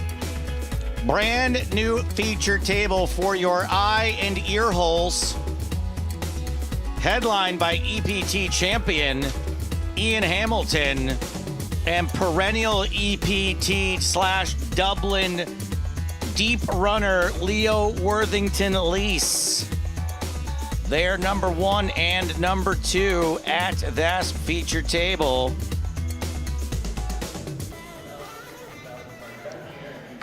$499 players remain of the 5,003 total entries in this event. The money was hit during the last session. 499 players is several ladders up already. Everyone currently getting paid. Hold on. There's a lot to go through here. 2,620 euros, and we're there for a while. We're there till we get to 415 players. So, picking up the action here. Papazios. Marius Papazios, I'm going to go with, since it's a Greek name. Pocket 8s, the Snowman's. Nom nom. Nom nom nom nom nom. Sorsky in the big blind with the Dolly Parton Broccolini. Does not want to play it.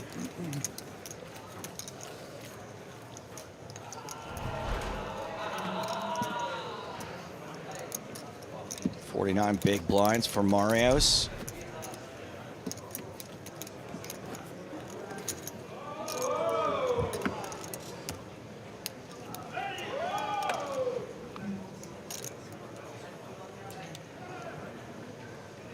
People having some fun out there. That's synonymous with the Irish Open.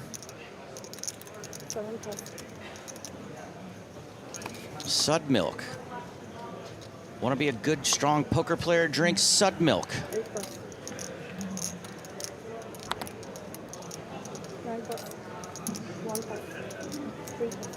Pass, pass, pass, pass, pass to the small blind. King 6 for Swirsky.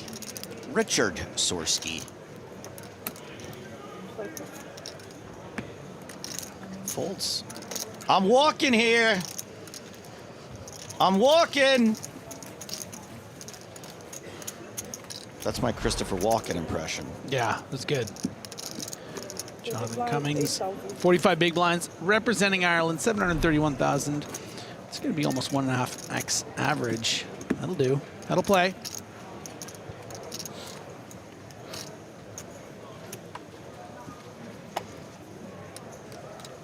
We welcome your comments on Twitch and YouTube. Remember, today's Chat Pro Saturday. Nothing is too idiotic.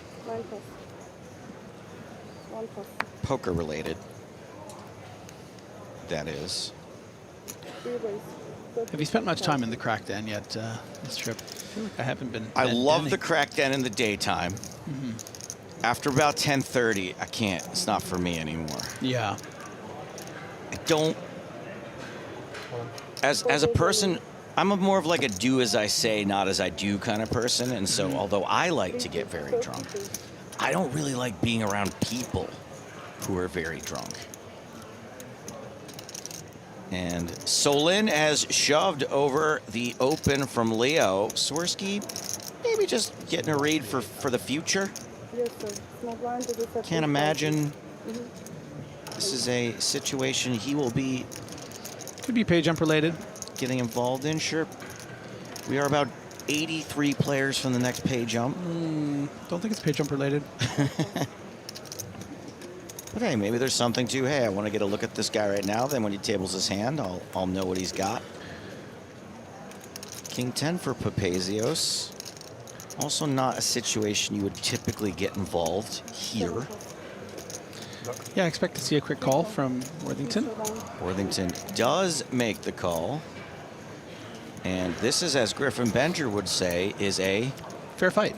Fair fight, an FF situation. Not to be confused with a forfeit. That's just one word. That's just one F. I feel like FF. No, but they say in like gaming to forfeit with FF. No. Do they really? I think so. I'm not a gamer, so. But even in sports, I think. Help us out, chat. It's Chat Pro Saturday, so whatever you say, we'll go. Solin's ace high holding, no hearts to but be how about found. that turn card? That turn card does give Worthington Lease a outs reversal. Both players with a gut shot now. Oh, touche. But Solin fades the 5 outs. Breathe, my friend. Doubles up. Doubles up. James Moore says FF is forfeit, as does Team Master Envy. Although some people claim it means fantasy football. Or Final Fantasy. It's funny that it's called Final Fantasy, but there's been hundreds of them. Not so final. Do you know what I named one of my famous Counter-Strike videos that I thought was super cool? And I don't, but I would love to know. Final Reality. Final Reality. Wow. Yeah, I don't know how it really relates to anything, but I just thought it was cool. It's about as cool as the name Jaguar. Or Flush. Take it or leave it. Flush Entity. I stand by that one.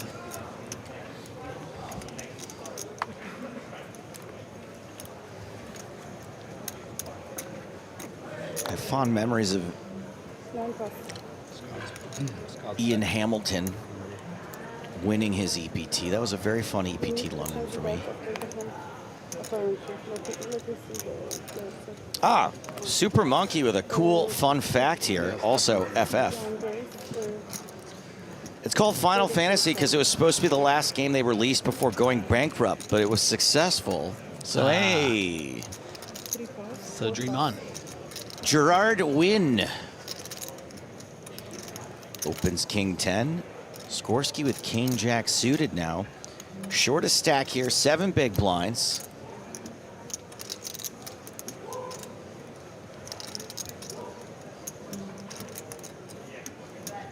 Little to no fold equity. Skorsky's going to be aware of that. And you got to ask yourself, where does this King Jack suited fall against a under the gun +1 open, playing about 23 big blinds?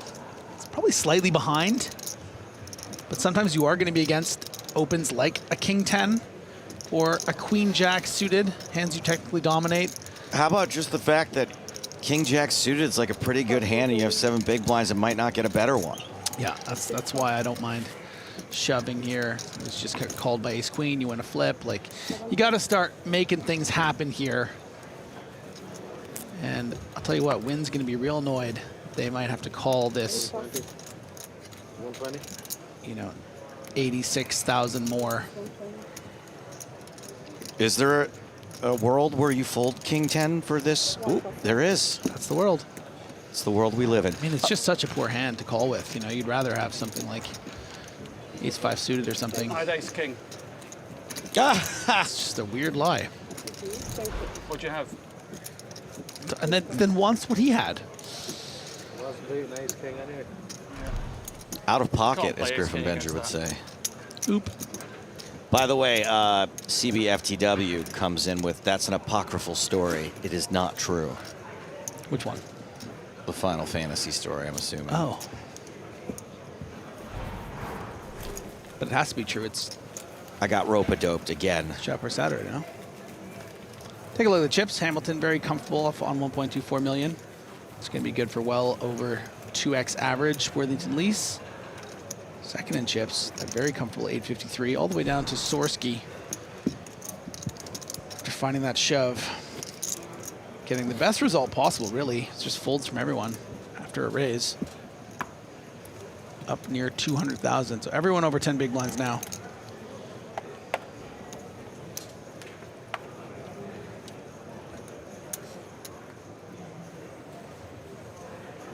Oh, it feels so good to block Andrew McMillan finally. Have a good day, Andrew.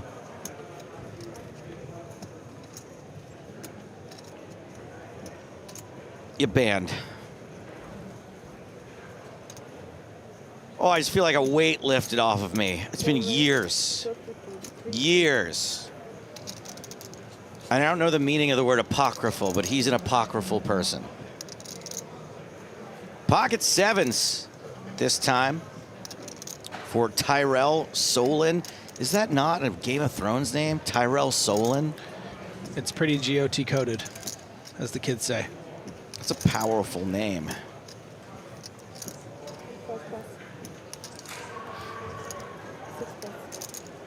Well, actually, the Tyrells are a family Yeah, I know.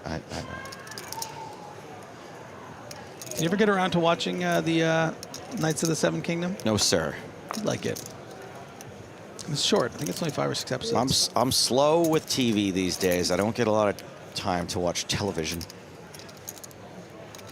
Ian Hamilton is going to peel with 5-4. I did watch Welcome to Derry, and I did enjoy it very much. Ian hits a 5, not going to be good enough to run down the 7s. However, not a board you love with 2 7s.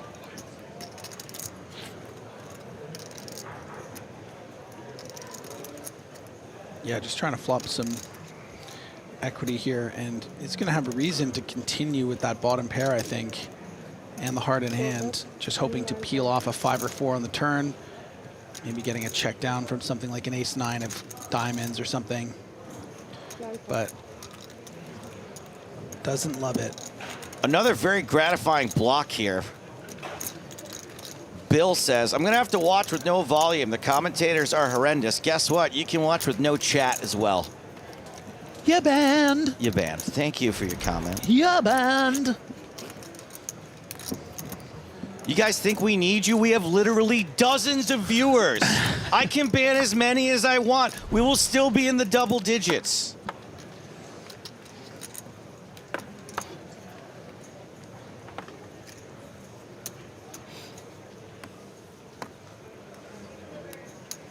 queen jack suited. That really had like unhinged pirate captain energy. Like you're just throwing guys overboard and like you're just running out of guys. I don't care.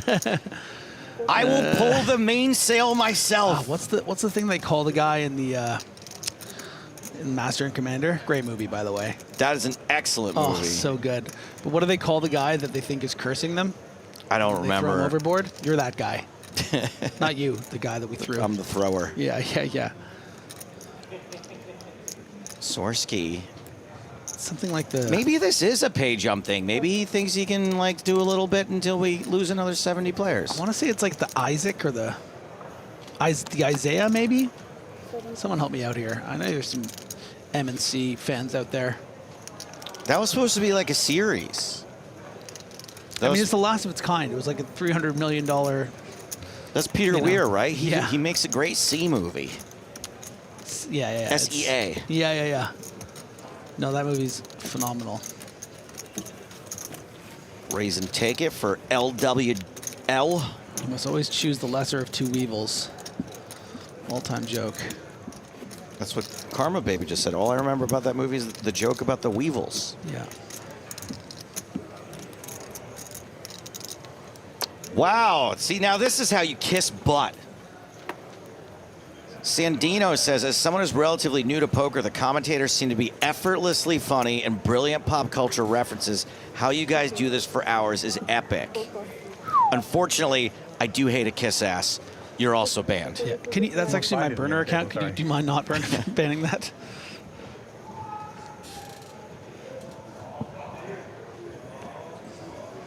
Sorsky about to be a sore spot, I think, at this table.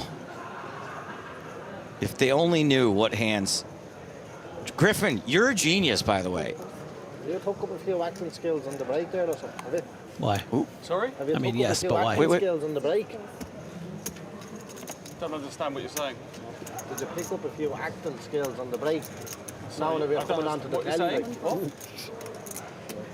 Didn't understand the word you said, sorry. You picked up a few acting skills on the break. Skills. Yeah, on the break. Sorry, I didn't understand your language, sorry. Yeah. Sorry. Things get a little chirpy. Yeah. Anyways, you wanted to explain Don't worry about okay. my acting skills, just worry about your play, all right? No, it wasn't. I was only asking a That's question. all right. And I'll give you the answer. Don't worry about me. Watch your cards, okay? I am watching the cards. Okay, so just get on with what you got to do, okay? I'm not even in the hand.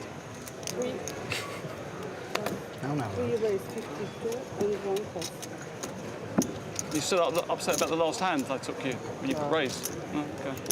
When you raised? No. Don't Just worry. asking a question, just asking a question. Don't worry. Don't make silly comments. Play a game, okay? I thought it was quite funny. It was funny, wasn't it? Yeah, it's brilliant. I think the whole table thought it was funny. Because Aptly named. Richard Sorsky.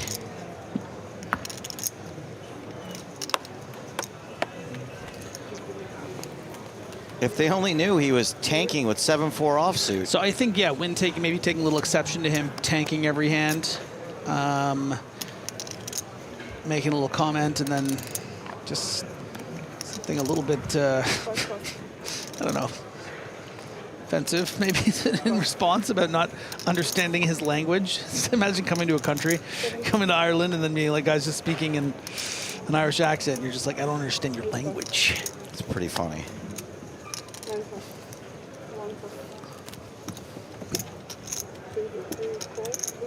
Certainly no rivalry exists between the English and Irish. Oh, no, yeah. Nothing, no subtext or anything like that.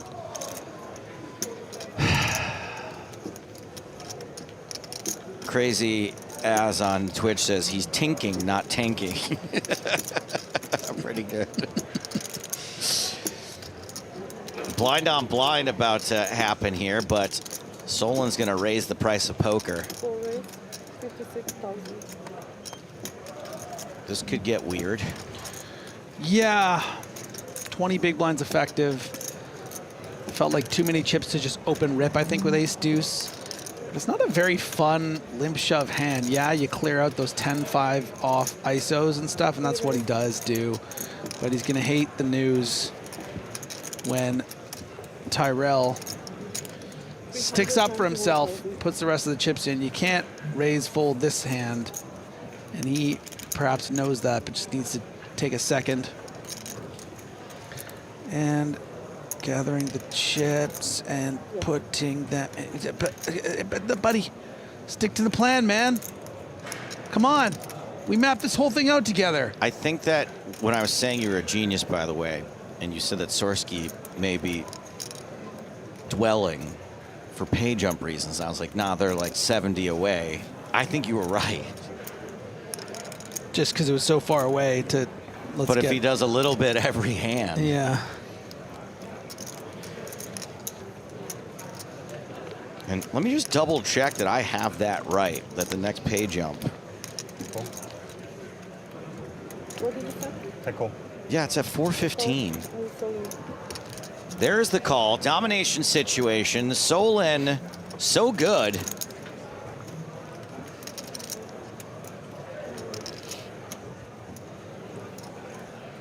Let's see if Worthington is going to let Solin re-sign his lease or be evicted. Oh, that 3. So close. Kind of looked like a 2. Yeah, the heart's a giveaway. That probably wasn't. Quack, quack. A deuce. Oh, we don't want a deuce. Look at this guy. Any chance of chop? Yeah. Some chance of chop. What would it be? How? An 8? An 8 would be ace, 8, 8, king, jack. You genius.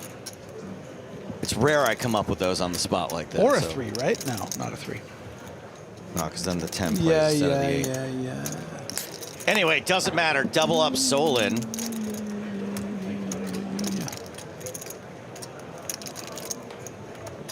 Nice hand. HesQ on YouTube says Worthington call-in station. Hello, this is Leo Worthington Reese. Call into my station.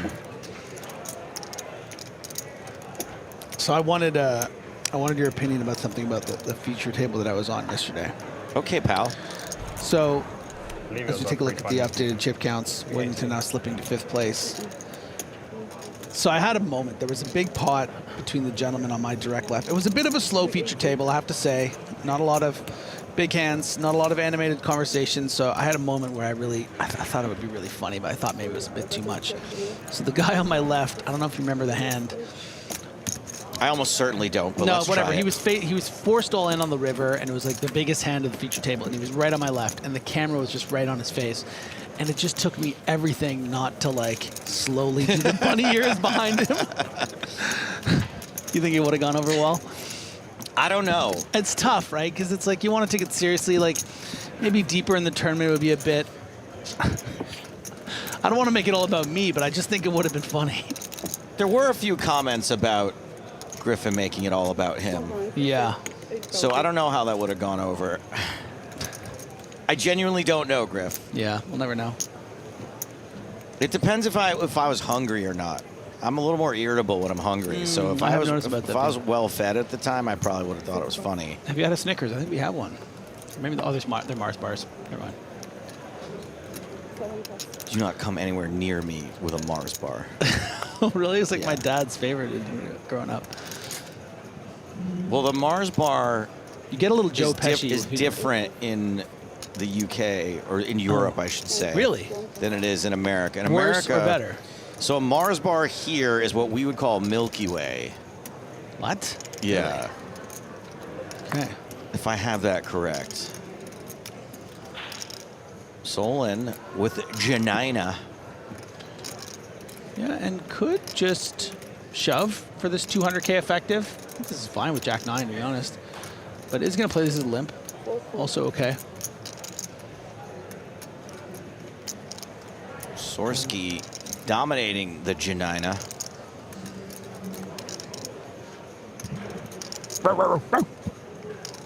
The dog. Checking back the dog.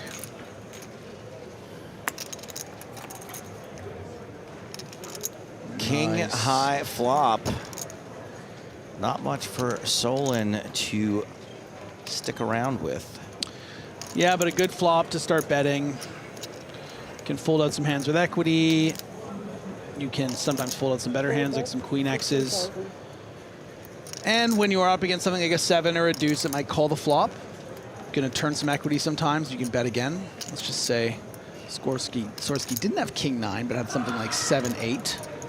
Then the turn was a 10, and you could bet again. And yeah. So I like this bet from Solon. I would love to see just a call from Swirsky, keep the bluffs coming in, but he's looking like he's making the mistake of raising.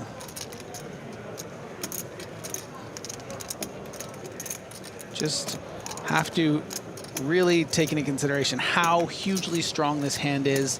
If somehow you're losing, or if you are losing by the river, it's incredibly bad fortune. And you just got to let that happen in the case that, yeah, this is a poor shove from the rude man. And it's going to get it through. A lot of people arguing with me now about Milky Way and Mars bar. The European Mars bar is essentially equivalent to the US Milky Way, featuring caramel and nougat covered in milk chocolate. Says the AI overview on Google, and that's me using AI for the first time in my life. We do have outer table action. In America, Rory Jennings comes with nougat and caramel, but here it's just caramel, as he's all in with 10-9 against ace-6, 2 aces on the flop. He was drawing dead at that point. Ever the gentleman, Rory Jennings. We love Rory. He's a nice boy. High up on my Rory rankings. Heartbreaker. What can you do? What can you do? What did he get? 2 aces on the flop. The dream is over, but what a dream it was. Loved it. Thank you so much, and I will be back next year. Till then. God. Ever the showman. He's a professional. That was good. I feel like we're connected somehow now. He is a professional. Professional camera talker. Ooh, just in time for Papazio's Azios. Papazio's Azios. Ooh, and Ian Hamilton with a dastardly ace queen. And has 3-bet it. What do we think about 3-betting an under-the-gun raise with ace-queen off, Griffin? Is that something that, in the year of our Lord 2026, that we do? Well, it's all very situational, right? Of course. Papazio's, were he to have something like 250, 300K, you're just trying to get it in here. You happily get it in. When he has aces, you just double them up. In the case of Papazio's having such a large stack of 713K, the downside to 3-betting is the fact you're not really thrilled with getting in 48 big blinds with ace queen. So if you do get clicked here, which I imagine Papazio's is at least considering, could also sometimes call, but at this stack depth, probably we're going to expect to see a 4-bet. How do you respond, right? Because if you think you're up against a capable enough player that can take a hand like King Jack off and 4-bet it here to 240,000, then you kind of need to protect that. That doesn't look like a click to me. Yeah, you got to kind of protect that 3-bet by being prepared to 5-bet all in. So this is a huge moment here for Ian Hamilton. Yeah, so it's actually quite a large 4-bet to 274. You don't really want, yeah, nice 3-bet fold. I mean, just doesn't. Just as you explained, Griffin, you said, hey, yeah, you can 3-bet the under-the-gun raiser, but be prepared to let it go. Yeah.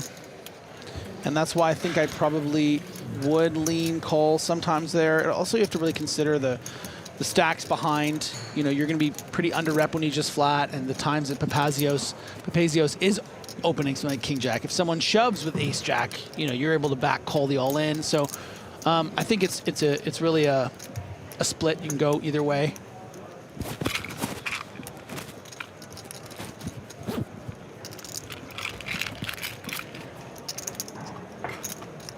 Here's some chips rattling around in a rack. Is that a new player, maybe? No, there's no seat at this table. Staves, come on.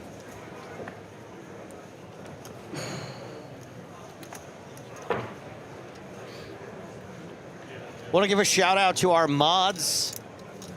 Tom and Ed, am I missing anybody today? You guys are doing sterling work.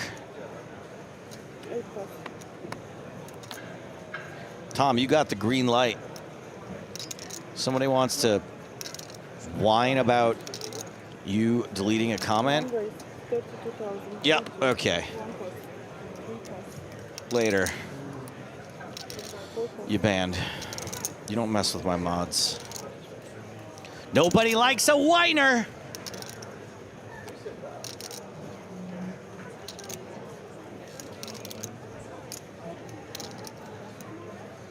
Who is this Griffin commentator? I'm finding his poker insight, humor, pacing, and tone attractive. Attractive? Says male or female? Tiffany Michelle Poker. Tiffany Michelle Poker. So I think that answers the male-female question. Yeah, it does. I think I know who that is. Tiffany's been my white whale for many years.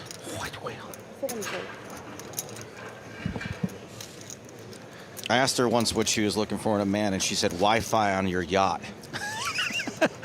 Ace King 4. Well, now that's what I'm going to try to get done.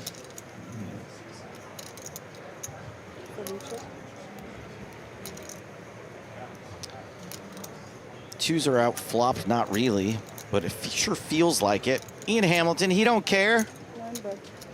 He gonna bet.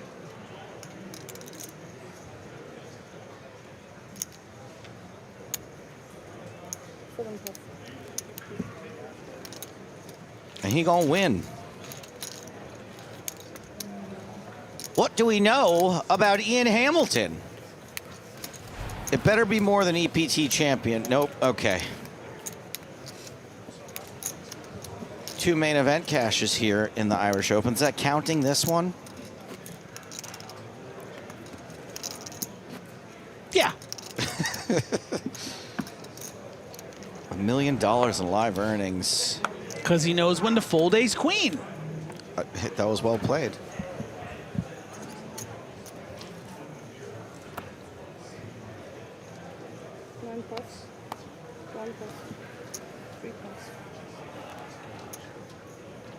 Over to Solon.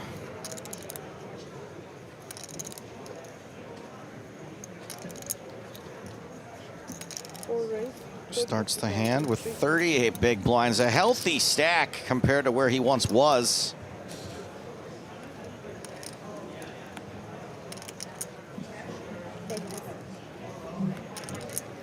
Sorsky is out.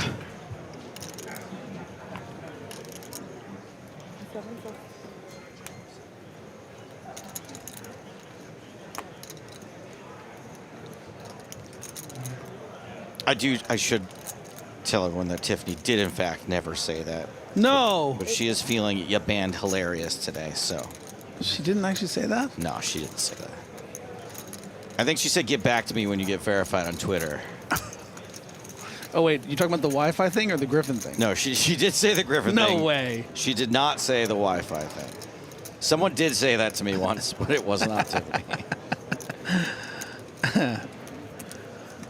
Is Tiffany still here? Tiffany is still watching. Tiffany does fine work for Poker.org. If you find yourself being rage baited by a Poker.org tweet, you can almost be certain it was written by Tiffany Michelle.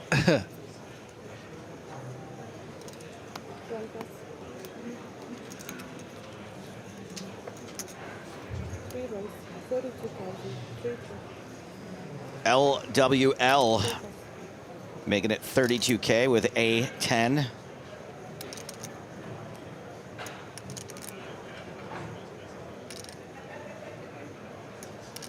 Sorsky with K10.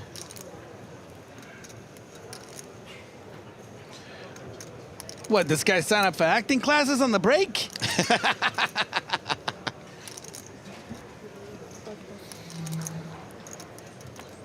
I like to dream about calling and making a hand with King 10.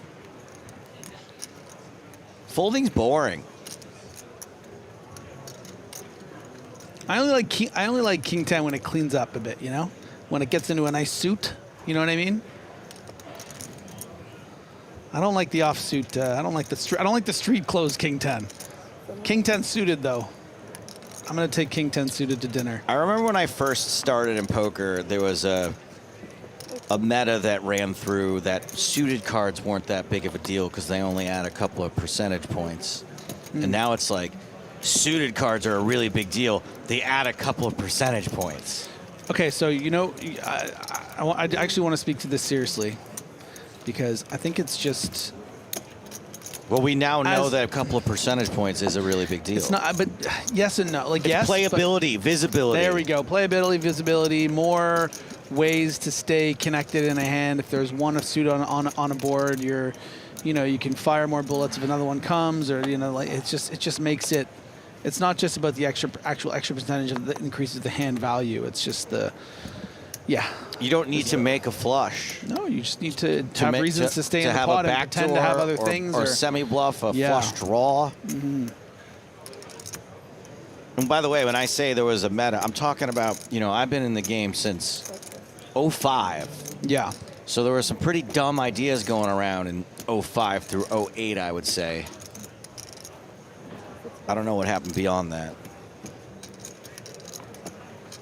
Hey, a couple of Jackarinos for Papazios.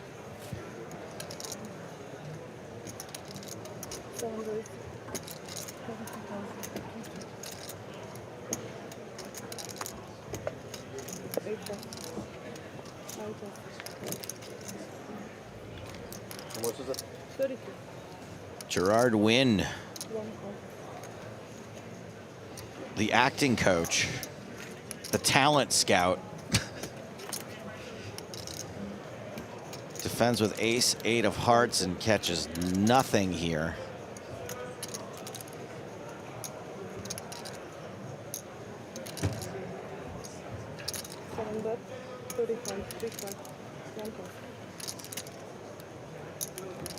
C-bet. C-win.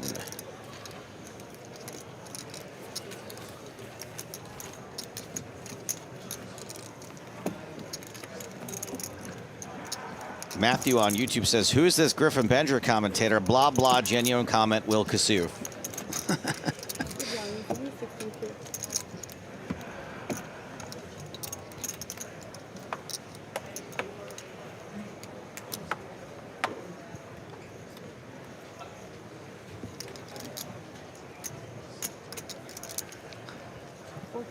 Some chat going on right now about the announcement yesterday that the Irish Open is going out of Ireland.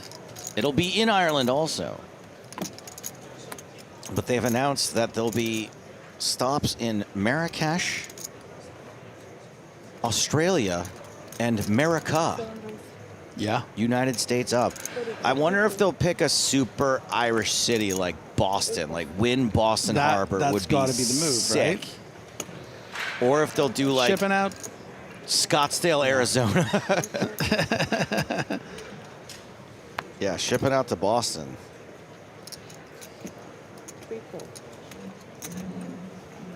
We get the Dropkick Murphys to play the event, to play the player party. Oh, yeah. All right, some fun hands here. 7, 6s, 5, 4. Not that fun of a flop. Woo, unless you have pocket 7s. Yeah.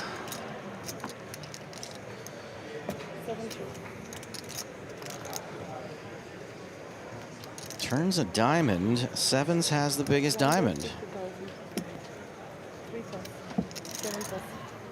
Really pretty gross turn card, though, for a set of 7s.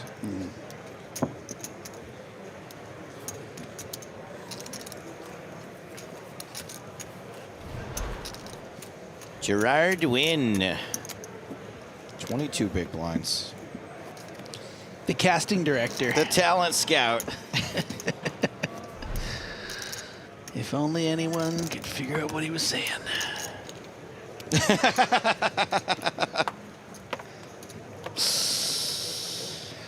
He's the best we got. He's the best in the business, but man, is he hard to understand.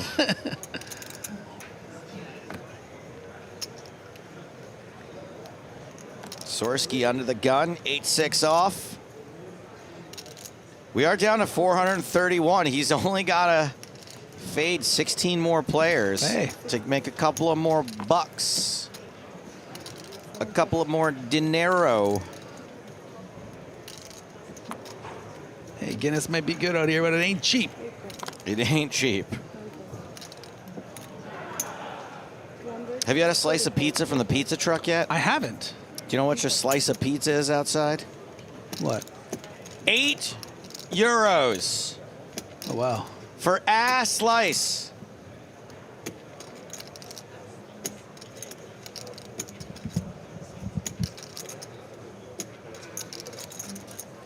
That's like my monthly Spotify subscription in Canada. Well, that's the kind of price that only a high roller could afford.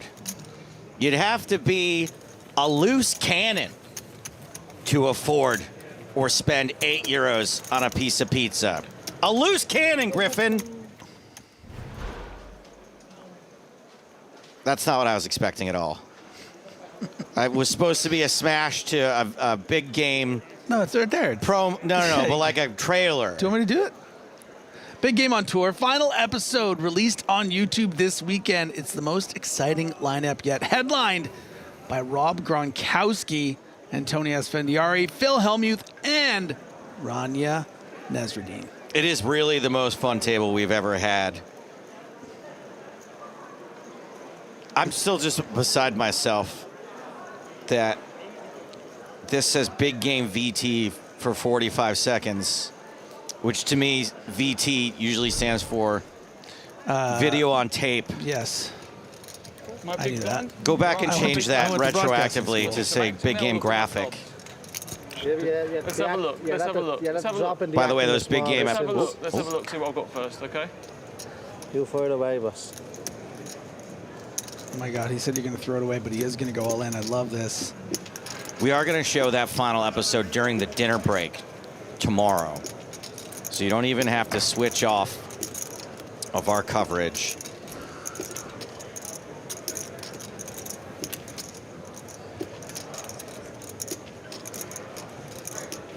Don't you love it when two men just irrationally hate each other? I just find that level of toxic masculinity so fascinating.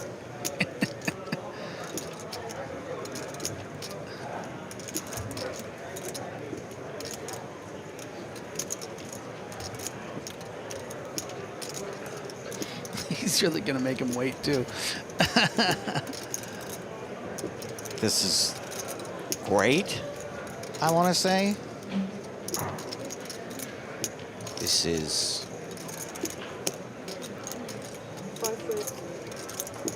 What is it? Sensitive and demure? What's the meme? Something in demure? Okay, so he's 3-betting here now, and he's getting a quick call. This is great. This is a very silly 3-bet. Just a clean shove here, plays real nice on 12 big blinds. Has got a worse hand to call, but now gets a board that you hate to see after 3-betting because you expect your opponent to really be on base like a king-jack board. Oh! We did not prepare that either. Show it, show it. He's going to show it for sure. Show it! Got him. Wow. Hold on. Let him do it. Shit, let him talk. Hold on. Oh my God, he's so embarrassed. Now I feel bad. Why? I feel bad.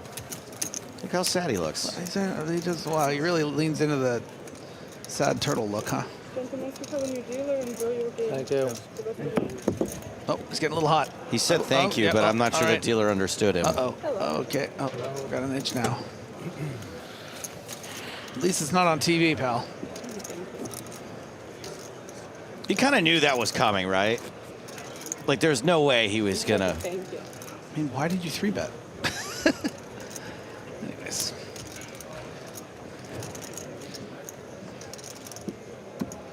Okay, I'm gonna call them even now. Yeah. Let's reset on Richard Sorsky. That's fair.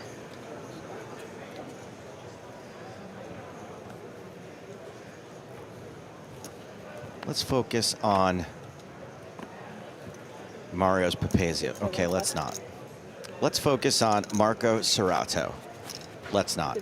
Let's focus on Ian Hamilton. Let's not. Let's focus on... Oh, it's Gerard Witt again.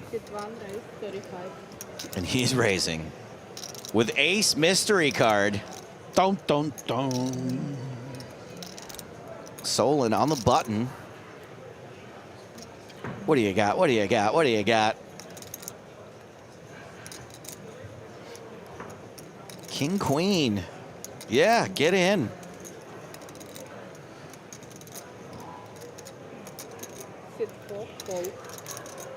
Richard is out. Jonathan Cummins is Jonathan Goins.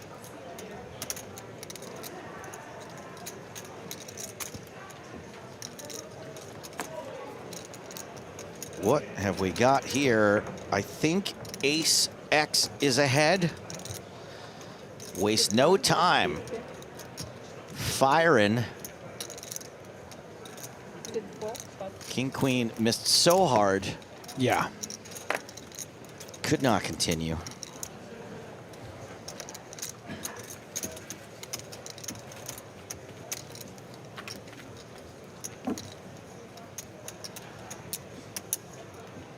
Oh, excuse me. Is it possible to get a waiter or someone over here so I can get some water?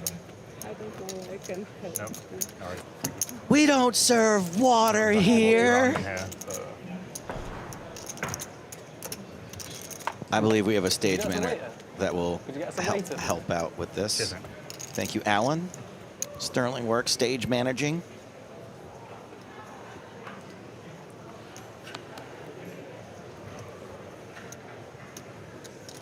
Queen Jack for Serato. Can't do it under the gun. Does have 12 big blinds. Hamilton ditches ace 5. Coming back round to Ricky Sorsky, who folds the button. Jonathan Cummins.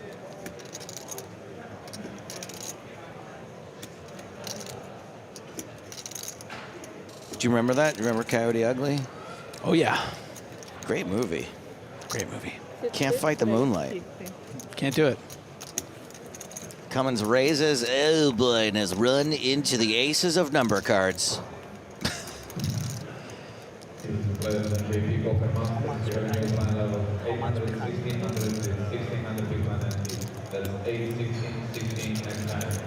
$650 total. 600.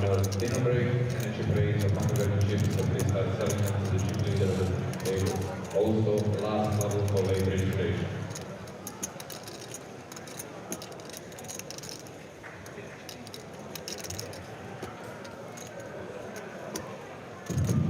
He should just call. Cummins has 8-6.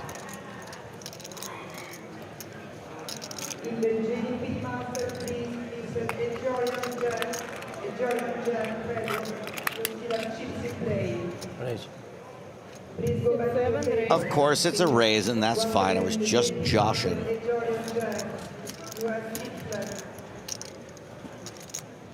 146. 146.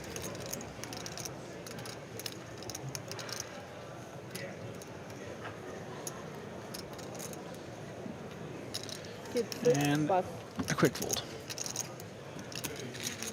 He Cummins, now he goins.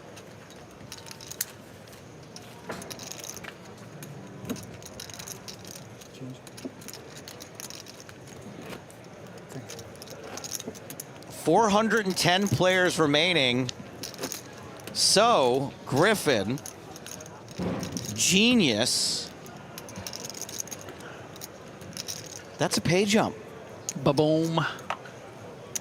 From 2,620 euros to 3,010 euros. Sorry, from 2,000 how much? It went up about a little under 400. Nice. 390. You want to know when the next one is? Yes. 351. 351.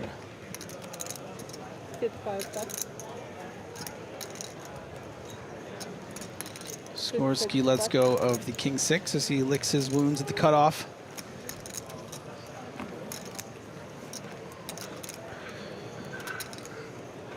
Shove stack situation here with small blind to big blind, but the issue is Papazio sitting down with the kitchens 10-3 off. I think you can really go one of 3 ways. because of the lack of playability with the 10-3, limp doesn't really seem like a fun one. You could also just raise, but I think fold is fine. He was showing something pretty decent. Yeah, ace-3 probably would have played for stacks, so let's see what else is going out there in the field. Let's get a little shot of that beautiful, beautiful room. So many players. Still many, many, many tables in play with 408 players out there. Still a long way to go in this tournament. We've got to get down to a final table by the end of the day tomorrow. Tomorrow. I want to play like a Where's Waldo game with you, like where's this player? I think I see Parker maybe? I think I saw Dara O'Carney. I did see a obnoxious shirt. C3, raise 32. Pocket sevens for LWL. Ooh, and is running into the A-frames. The pocket ladders. I don't hate it. Thanks.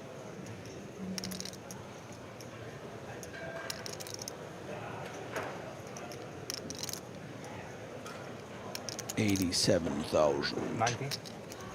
C4, raise 90.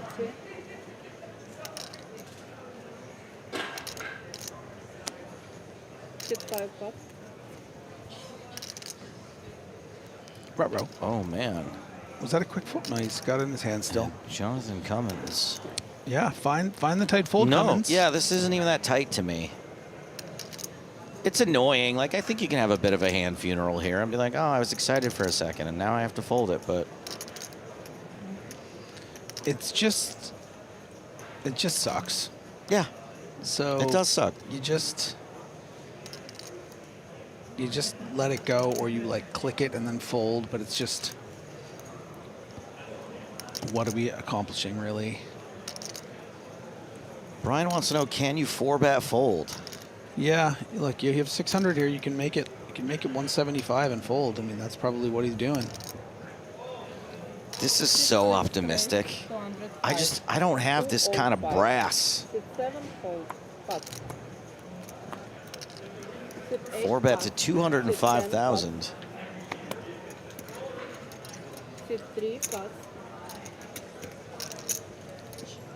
Leo out. Tyrell Solon.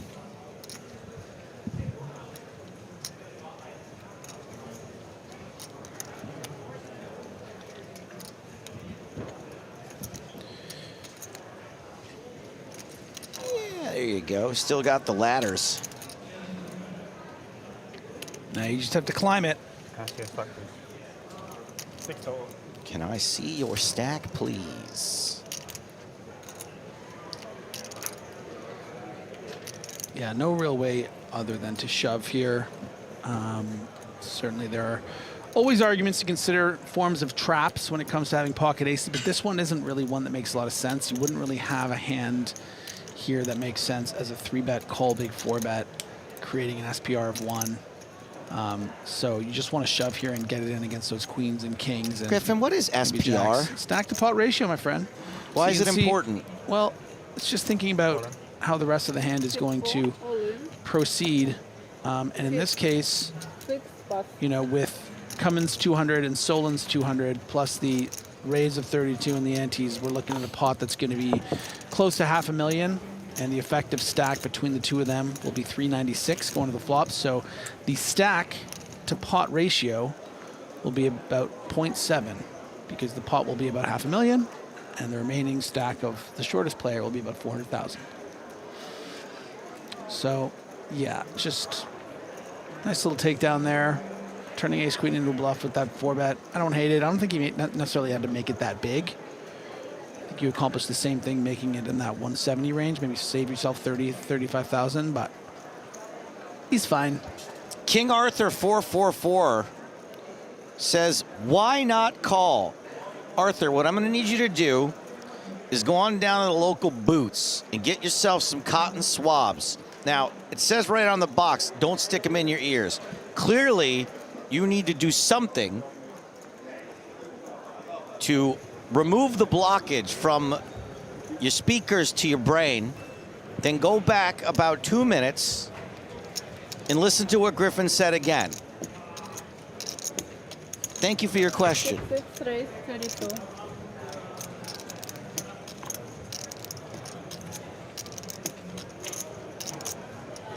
Pocket queens this time for Cummins. Yeah, redemption.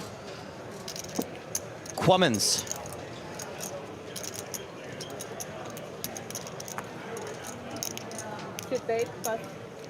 Chat Pro Saturday Porter Pick says wrong about shoving there. You could have easily stacked him by flatting, then maim a play on flop. That is 100% correct on Chat Pro Saturday. Sorry, Griffin. As we see Ian Hamilton with Ace King 3-bet into the Cummins. Sickest in class and what's it called? Classicist? The sickest and classicest of racist brewing here on the TV table.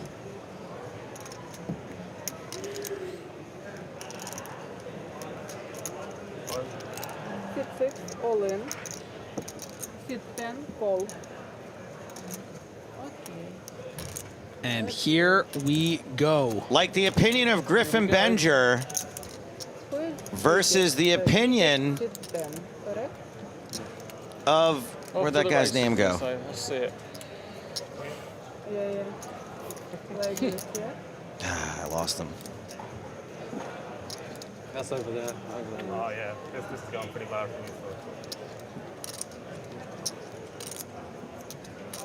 Porter picks. One of these two things has a slight mathematical advantage. Ace high flop. Hamilton poised to send Cummins Goins. He appears nonplussed. Jack on the turn is no help for Jonathan.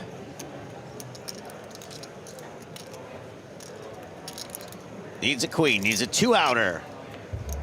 No miracle queen. Cummins is in fact leaving.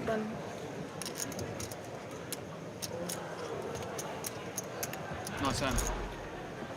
Played it well. Cashing for 3,010 euros. Just about 3 times the buy-in. Okay, I need to eliminate player, yes? And EPT champion Ian Hamilton stacks those chips higher than anyone else at this table. 1.5 million of them. Yeah, that's real nice.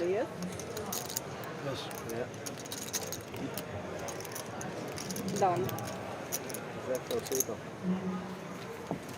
Hey, Nick Walsh has just sent a little fun picture. There's a rainbow over the RDS. You know, I'm sick and tired of these people cramming this agenda down our throats all the time. A rainbow? Really? Really? What if my kids are watching? What if my kids are seeing a rainbow outside right now? Shoving this lifestyle down our throats all the time. Now the weather is trying to turn us all gay. Unbelievable.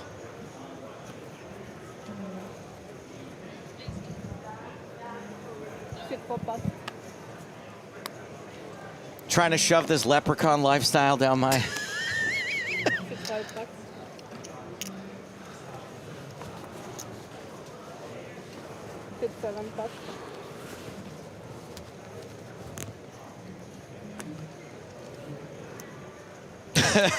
USA #1, no doubt, has an issue.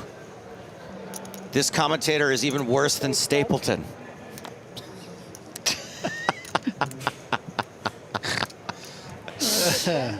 I'm not even going to ban that. Yeah, that's right, Dizig. A pot of gold at the end of the rainbow, that sounds like socialism to me.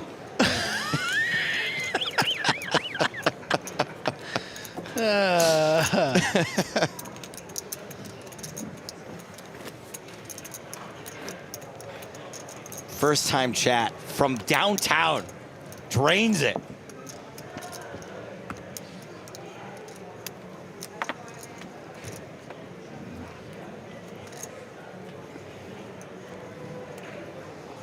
Just a couple of hands left on this level.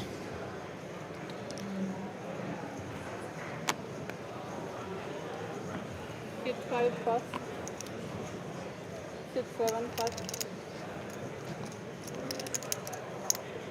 Nothing playable thus far. Sit 8 pass. Sit 10 pass. Sit 1 raise 35. 5-4 suited from the button. That's playable. Small blind is out. Solon with ace-7, also playable.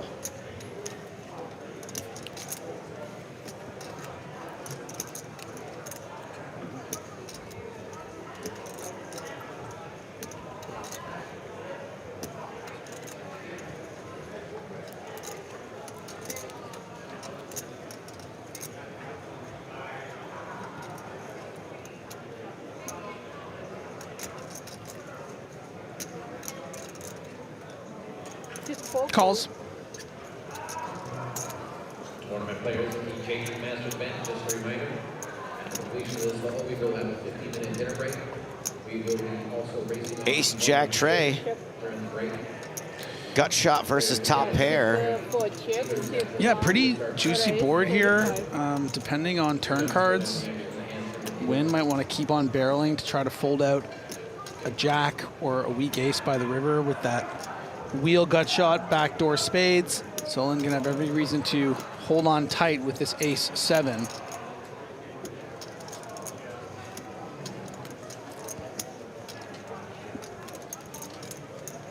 Sit 4 fold.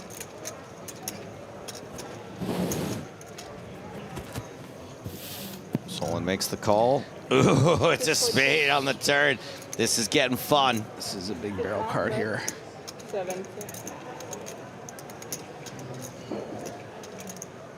A battle of wits. For if the river, a spade or a deuce. And if not, does Win swing his axe? Big Frat suggesting he's getting the bill for showing that bluff earlier. Maybe, but it's pretty tough to get someone to fold top pair. You don't have to have shown a bluff recently for someone to be reluctant to fold top pair. Is he thinking kicker problems? Maybe. Still pretty tough to fold top pair.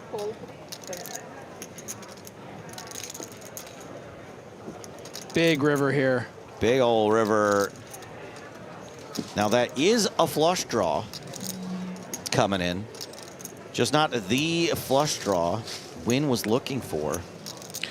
And now Win finding himself at the bottom of his range. And with many of his chips invested in this pot, what's his SPR?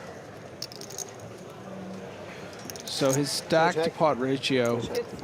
Win gives up. Hadn't checked. He hasn't checked yet. Perfectly fine. You've checked already, it's fine.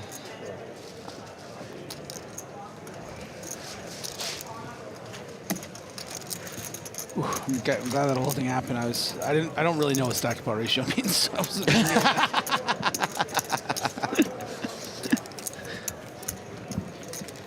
And that was the last hand of that level. So blinds are up. 10K, 20K now. Yeah, okay. So now we will play 10-20, yeah, blinds up. And with the new blinds level, we're going to bring in a new lead commentator. Nicholas Michael Walsh will be joining momentarily.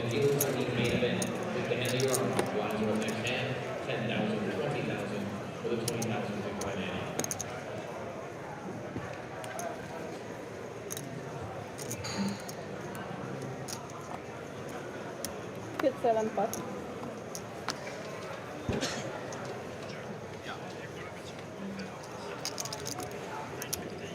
Thanks, Joe. Get out of here. Get out of here, Joe. Get.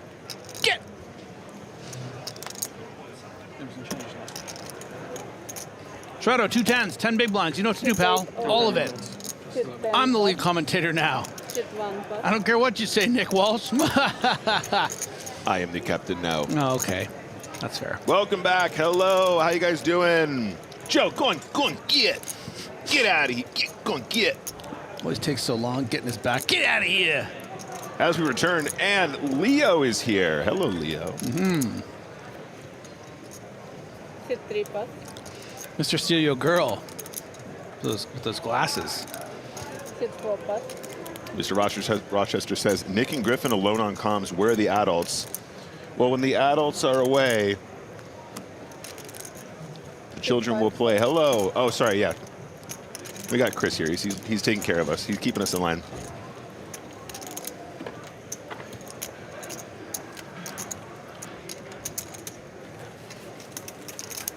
How you going, Griff? I feel like I haven't seen you much. Running the asylum. Chris is the craziest of us all. Crazy Cohen. He just keeps it inside. I've seen it before. Crazy Cohen. The real Jekyll and Hyde. There are the chip counts. Ian Hamilton, EBT winner, feature table chip leader. Is there anything he can do wrong? There's nothing he can't do. He doesn't give me the energy of someone that can sketch well, like draw. Oh, okay. You think he's not a good illustrator? I think he probably has a poet's heart, but it doesn't seem like a drawer to me. Miss Hamilton, if you're watching your son Plesh, I'm sorry. I'm sure he makes beautiful drawings. Solin here is looking at around 50 big blinds. Yeah, what a level there for Solin, huh? Got aces, got a couple double ups. What was it? Ace 10 against King 9. Ace 10 against Ace Deuce. Got a bunch of action with aces. Sorsky's finally making a stand with the 10-8 offsuit for 4 big blinds in the small. Couldn't find much worse of a shove spot, but the actual equity isn't bad, so he's going to be happy with that. Yeah, definitely.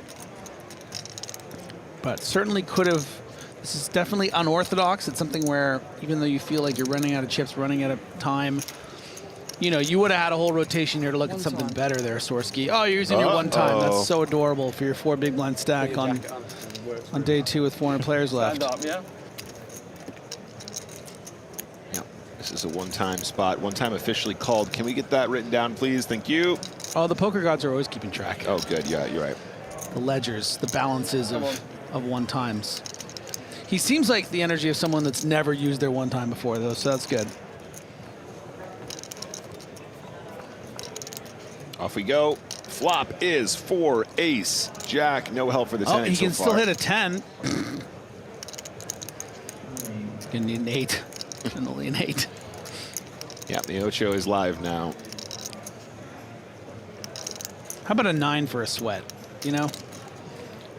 Is the ace of hearts on the turn.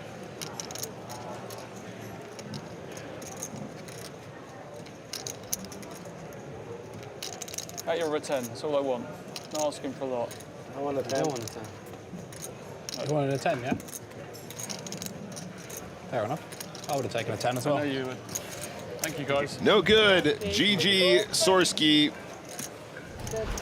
Well, at least he's not a sore loser. Takes the hit well. No, that's not mine. Oh, I think I forgot mine. That's mine. Yeah, no, mine's there. So nice spot there for Leo, up to around 30 big blinds, 613,000 chips. And that's why you don't wear a WSOP shirt at the Irish Open. The guy who took our phones, maybe? Oh, this guy. This guy. Okay. So Griff, I haven't seen you much, buddy. How you been? I've been okay. Good. Yeah, hanging in there. Good. They're talking about the fact that they submit their phones when they come to the bottom. No, no electronic devices at the feature table, no phones. That's right.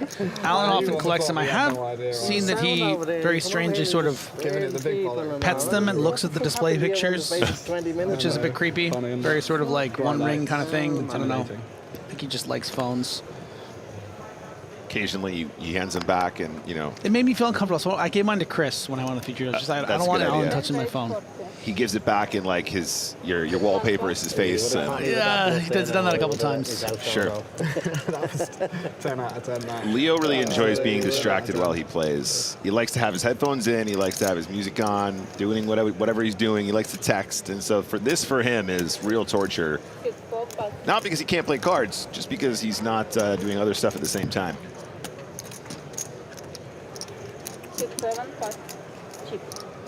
So 10-9 of hearts is going to kick us off here. Hamilton here, chip leader at the feature. Serato has a hand that will probably want to continue. However, Serato only has 10 big blinds, Griff. How are you feeling about this spot? See a flop, baby. See a flop, Chip leader right? has a lot of chips. No! We're in the money. What are you worried about? Let's gamble. Well, the other thing, too, is I understand it's an under the gun open, but you are six-handed. So the range of the open is a bit wider than an ordinary under the gun open range.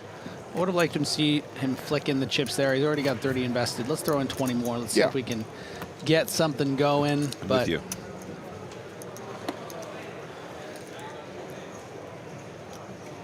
Somebody in chat was asking if I was playing cash. I am. I'm going to try and play as much cash as possible in between sessions here with you guys. Hey, Griff, you want to hear a story that's definitely not a bad beat story? All right. But anytime there's a phrase like that. So I raise. I flop a set. He checks, I bet, he raises, I re-raise. He's all in for 400 big blinds. I call. He had a flush draw, and then I didn't win. Yep. No emotional attachment whatsoever. It's just a hand that I played. Was this live or online? This was in the next room. What buy-in? We're playing 1-2. Plays closer to 2-5 to be fair though. Is that why you texted me about that loan? That's why I texted you and I said, hey, Griff. Privately, don't mention. Okay, yeah. Yeah, and I said, don't mention it on a stream. Right. No, we got him back. It was all good. I thought I read don't mention it in my dream, which was weird. I was like. I just want everyone to know that definitely wasn't a bad beat story. It's just a hand that I played that I found interesting. But he definitely asked me for money after. Here we go. King 9-7. Solin 100% ahead right now with his top pair, with just one card being shown by Hamilton. Almost. I mean, very few cards that three could be paired with that he would be interested in continuing. King 3 of clubs, of course. 7-3 of clubs. Pocket threes, especially with a diamond, maybe. Oh, that's actually a pretty interesting card. I mean, if he was paired up on the flop, he's now made to pair. If he did have pocket threes, Solin is now drawn dead. I have to imagine Solin is going to bet again for some value protection, try to get some calls by those. Seems good. Diamond combo, 9x type hands. But I'm telling you, that 3 could change things. I will say Hamilton could also have something like ace-3 with the ace of diamonds, calling a small bet on the flop, which I don't think he'll be inclined to call. But if he has improved to 2 pair, this is going to be interesting. Oh, it is the ace-3. Oh, it's not.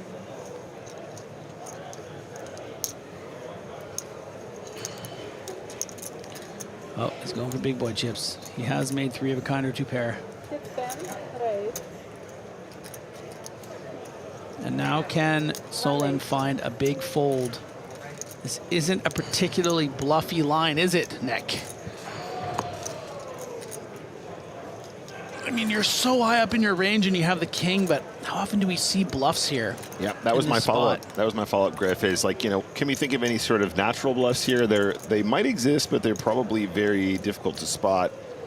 I mean, the thing is, if you had some sort of a combo draw, you have it on the flop, not on the turn, so.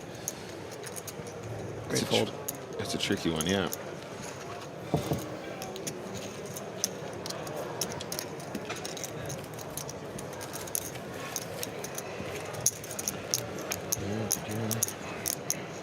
Guys.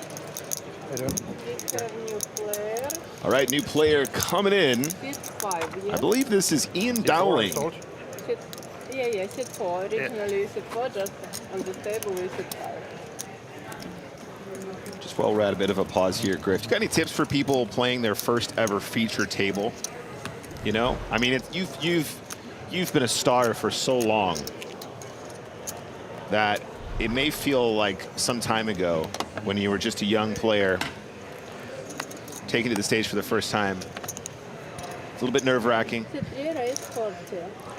opportunity. Yeah, I mean, here. I think as Worthington Lease opens up the jacks out of the gun, I think my biggest piece of advice would be it's important to be very, very nervous and anxious because everyone is going to be really thinking about everything you do. if you do something wrong, you might embarrass yourself in front of your friends and family, in front of strangers that are going to be talking about you. I mean, for who knows how long. They might think about you forever if you mess up. Generational embarrassment. Exactly. You really should think about your kids, you know, what they're going to go through, being bullied in school, that kind of thing. So just don't, you know, just don't play any hands pretty much. Get out of there as soon as you can. Great advice. Thank you, Griffin. Just loosen up. People aren't thinking about you that much. Just play your game. Don't like deviate from the things that you feel make you as far as a poker player. Who gives a hell if people are seeing what your cards and they don't like it. Just own it. Be who you are. Play your game. Have faith in yourself. Yeah. People, you know, if you do embarrass yourself, people are going to forget it pretty quickly. Take it from someone who actually did something so outrageous that it follows him everywhere. It doesn't matter that much.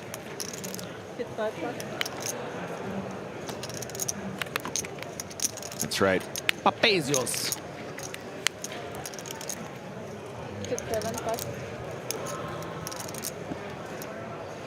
Pocket fours for Serato. 10 big blinds in the cutoff. I think there's a chance we could just be all in here. What do you think, Griff? Yeah, it's a great 10 big blind cutoff, shove spot for Serato. Oh. All right, we're in the bin. All in. Here's a player that's all in, however. 3 homes, I think. 17 big blind shove. Deuces for a win. So this is what? 17 big blinds. 17 big blinds. Ace 4 off. Pretty. It's actually, yeah, 17 and a half. It's too many for ace 4. It feels like too much for ace 4, yeah. But then you see that he had king jack and like, oh, would have had him. Remember, 2 4s have been folded, which would have been the more standard shove from the cutoff. So really, Worthington shouldn't even find himself in this spot. Yeah, would have been a lot easier had the 4s played their hand more conventionally. I mean, there's a chance that Win does not even spin that stack with the deuces. But ace 4 would be even easier to fold from that position.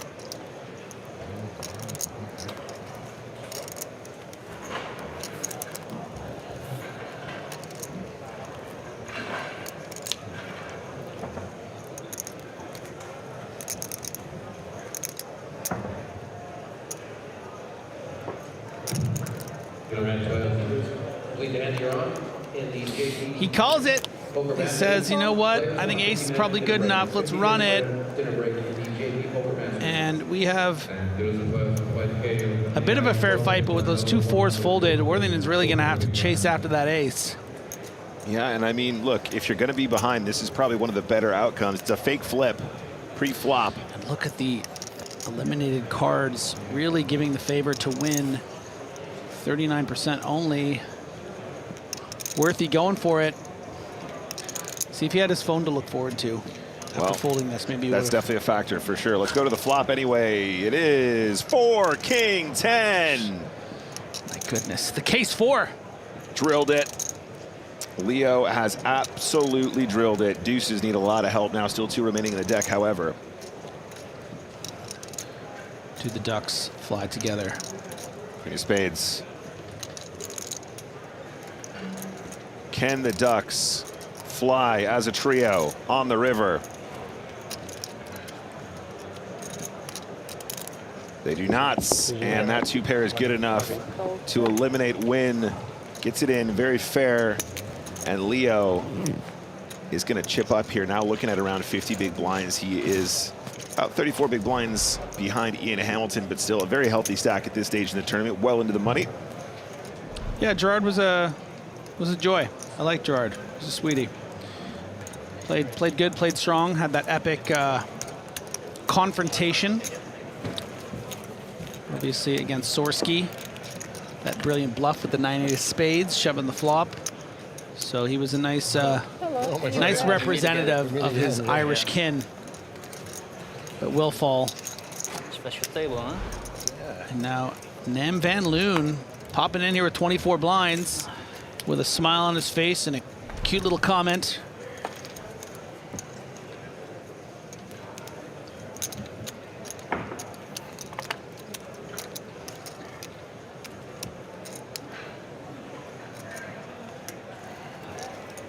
Sit 5 plus. That's on the right. All right, next hand. Sit 6 plus. New player joined, of course, as Griff said, and we get straight back into it. This was mine, right? Or not? I'm doubting this was mine, Sit right? 7 Or not? plus. Yeah, there you go. 7 tray Serato folds. Still the shortest of our feature table lists at the moment. Sit 10 plus.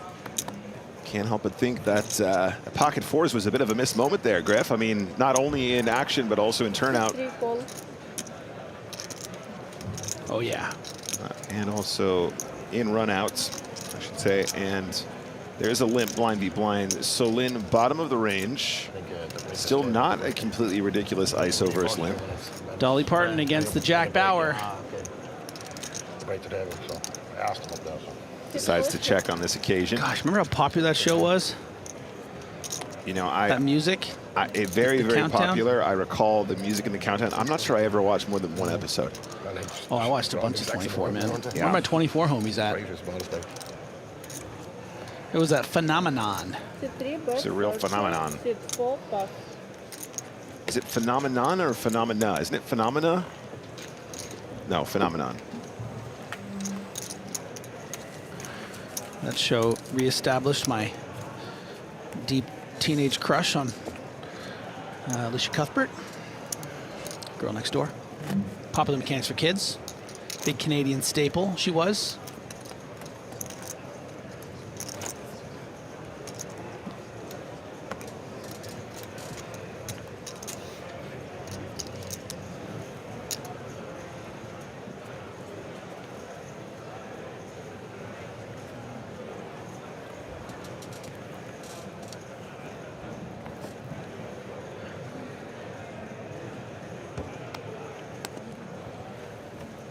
Sit 6 plus. Sit 7 plus. Serato really waiting for a big spot here. Is fairly handcuffed by the chip stack, though. I appreciate that. And Worthington Lease on the button. King tray offsuits. Decides to bin it there.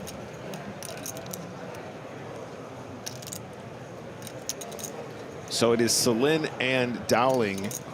Dowling a 16 big blind stack. Wouldn't mind seeing a steal here. Seems like a pretty reasonable steal candidate. I think calling is also totally normal. Probably a mix of the two. Yeah, agree. And I would say technically Dowling needs to be defending any suited hand versus this steal now, Jack Deuce of clubs included.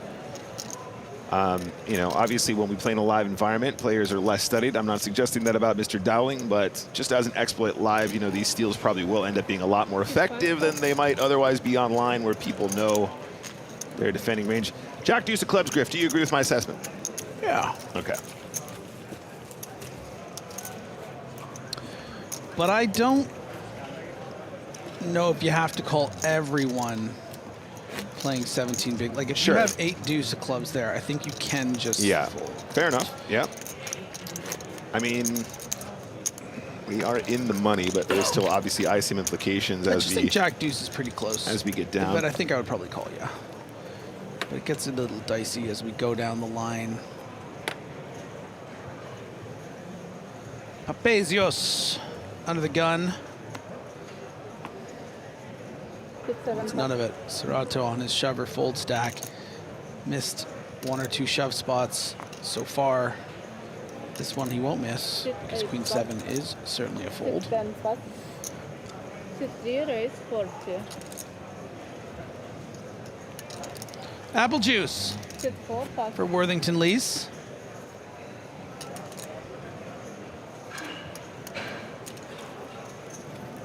Sit 5 plus. Van Loon, our New fresh face on the table. Just joined us a moment ago. Fresh blood ready to join the fray. A couple options here. I think call very standard, of course, but you can also maybe mix in some raise folds against what you perceive as a wide cutoff open. So it is going to make the more conservative flat. Yeah, pretty juicy spot for Leo at the moment. However, the flop is, nope, still juicy. Now, Griffin, ace of hearts here. Check. Definitely a factor. Let's see how Worthington plays this. It's always tricky. I think I like a check here. Yeah. Yeah. You know, I think probably c-betting ace-jack on this board is never going to be wrong. It's just that, you know, we are in the money. We're looking for pay jumps, and you know, this is definitely more of a big blind board. If your opponent does turn up with, you know, ace high or king high, a lot of times you'll get to showdown for pretty cheap. You can reassess without inflating the pot, getting check raised, and having to deal with a lot of drama like that. Oh, sometimes you give him a free card though. Now, I don't want to be results oriented. I would have liked to have seen a bet here from Van Loon. Yeah, I'm with you, Griff. I think once we see check on the turn, Leo will end up having a lot of ace highs. And I imagine also you might want to do some bluffing there. So balance that up by actually having some value bets. Otherwise, if you're always betting there, it turns out you're going to be rather strong if you're not going to be going for thin value with some hands exactly like ace deuce or perhaps king deuce suited, queen deuce suited, that kind of thing. So true. So true.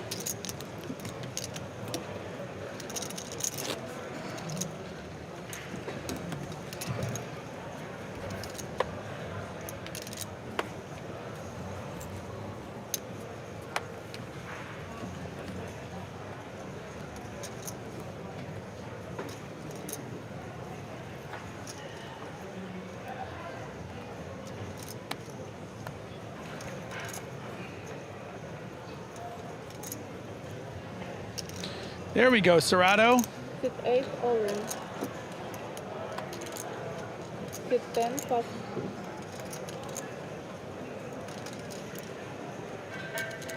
Oh, man. Patience not paying off.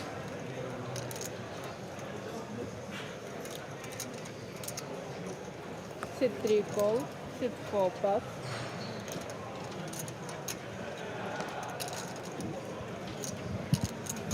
Sit 5 plus.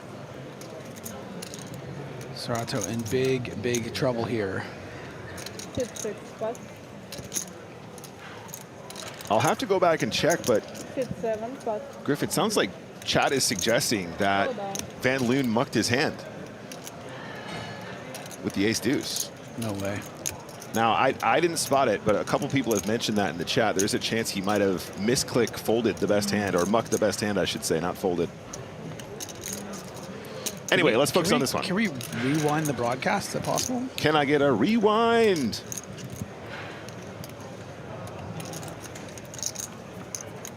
All right, all in, kings versus Jables, deuce for Trey.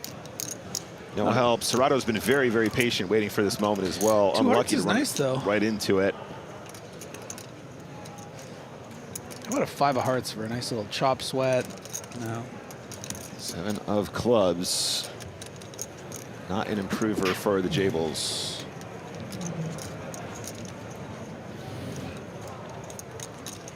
And the river is an ocho, so it's GG to Serato.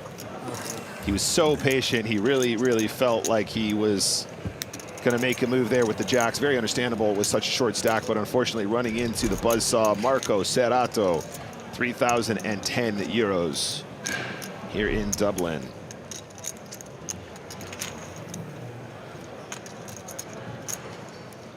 What are you going to do?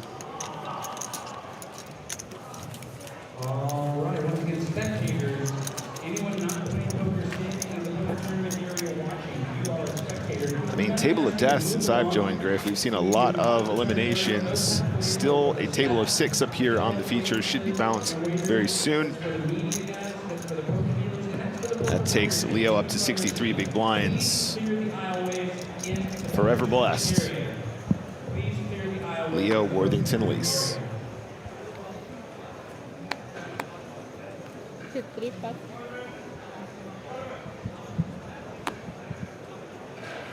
Sit 4 pot.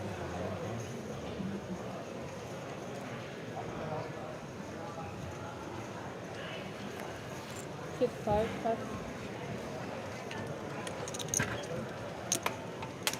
Hello. Hello.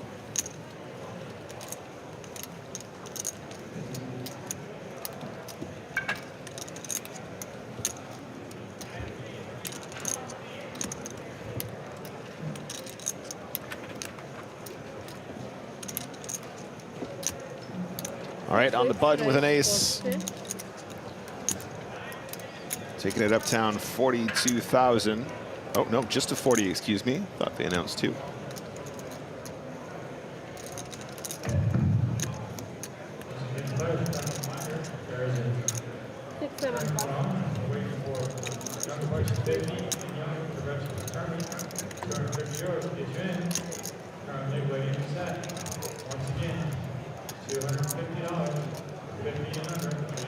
So Van Loon here, 24 big blinds behind after making the open. Hamilton deciding just to flat, understandable. We're gonna go to a flop. It is 5 deuce jack. Top pair, good kicker for Hamilton. Ace 4, just the gutter ball.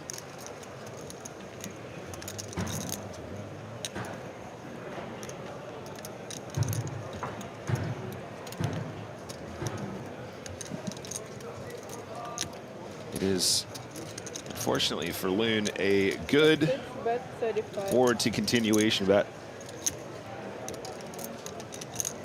Goes for a small continuation bet of 35,000 into a pot of 110. Hamilton cannot fold yet, of course.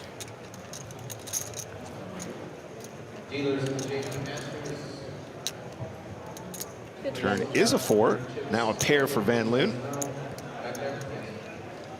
Yeah, and you've now jumped ahead of some flush draws. Still have that equity of the wheel gutter, maybe an ace, but the 8 on the river is going to brick out. Nice opportunity for Hamilton to go for some value now. Decided to check instead. I think I would have had a little bet there, Griff. If you had a bet there, what would the size be? Just bet somewhere between 60 and 100K, basically, and just get paid some of the time. Sounds good to me. I mean, you're probably a spot where you're going to want to maybe bluff some of your missed spades as well after you see the check on the turn. Yeah, but I think it's a weak check, but I wonder what else is going on. I mean, we got so many familiar faces left in this event. There's one of them, Alejandro Romero from Spain. Looking to make a deep run here. We mentioned him earlier when we were going through the chip counts. He was in that top 100. Yücel Imanoglu. Imanoglu? Imanoglu. Imanoglu. Imanoglu. Yeah, there we go. Arian still in the mix. Oh, yeah. I actually know Arian really well. Oh, I know that face. Look at this fucking guy, This huh? fucking guy. They let anyone in here at the Irish Open. This fucking guy gets in the event? What's up, Mark What, Foggin? he's satellite on PokerStars or what? Foggy himself. Seamus Cahill still in the mix out there. Looking handsome, looking dapper, looking confident. Seamus, where the H is non-existent. Oh, D-dubs. Daniel Wilson.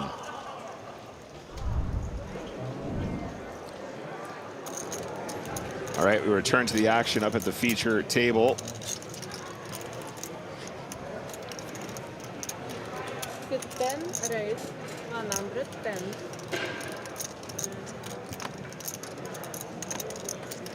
Sit 1, pass. Sit 3, pass. You can have it, pal. I just had the dead man's hand.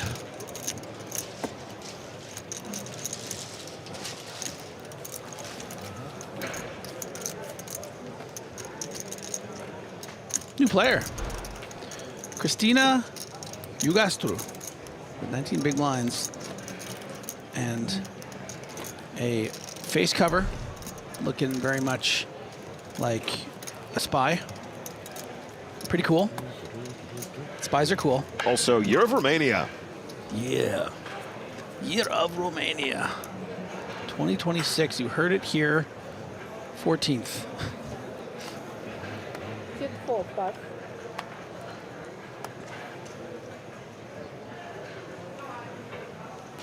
Sit 5 pass. Sit 6. Van Loon binning his hand on the button.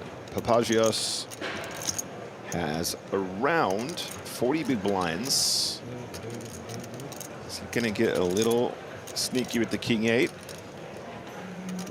Sit 7, raise 4. Starts with an open. Just trying to get one through here. Not the most envious of seats with the chip leader of the table, Sit 10, Hamilton, on the button here.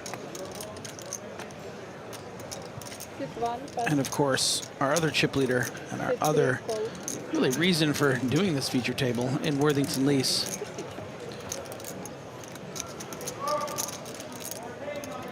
Just want to get a guitar in that guy's hand, you know? See what comes up. Top pair for Papazios. Pretty sure Leo does actually play guitar. It's top here. Sit 3, chip. Everyone having a reason to stick around. But with the 3 diamonds, I would expect Worthington to at least get out of the way if we see any betting.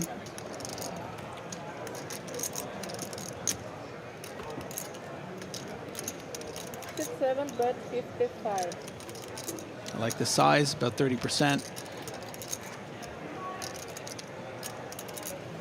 Quite a loose peel here on the button from Hamilton. You know, I don't hate it by any means, but Sit 10, now he's finding himself dominated by a hand that surely would have folded to a 3-bet pre, something to consider. Maybe Papazios would have found a 4-bet, who knows? Turns a jack. This should slow down proceedings. Yep, on the flop feeling a lot more confident, but now behind is so much. I mean, the jack isn't necessarily like a scare card. Famously here, it's just that, you know, it is one additional overcard to the 8. Sometimes your opponents will end up with Jack X with 1 diamond. Sometimes your opponents will just have Jack X of diamonds, which means we were cooked from the start, but understandably slowing it down a smidge. Hamilton feels the same way though. 2 checks. River is a deuce, so very bricky river.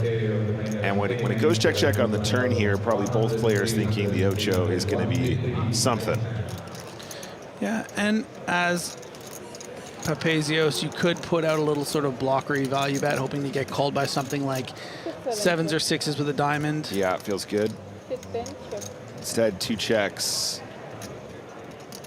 And the king will play. The kicker is the decider on this occasion.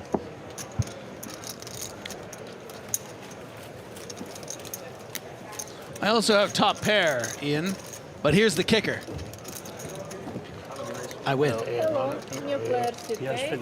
Tell me the kicker.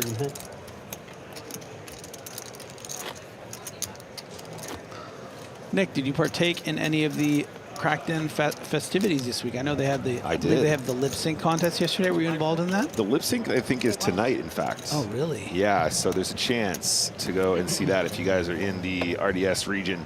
I did. I took part in the I'm a poker player, get me out of here. Are you aware of I'm a celebrity, get me out of here? No. So famously, the celebrities go into the jungle and they do a bunch of sort of like Fear Factor, gross, like eating bugs kind of stuff. And that's Oh yeah, that's they a invited thing. me to do that a couple times. Yeah. So I ended up coming 3rd in that. As I expected, some of the exotic animals that we were eating were not exotic animals after all. They were just kind of gross.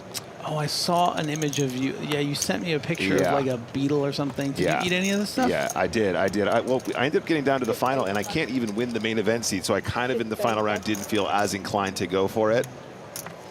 So what was it that you had to consume? Mealworms, cockroaches.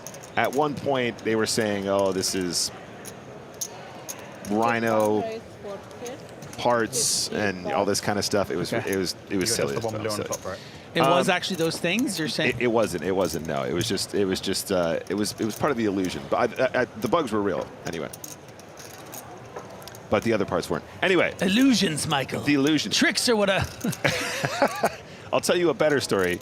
My team won Spraggy's Quid game, which was playing Squid Games. Yeah.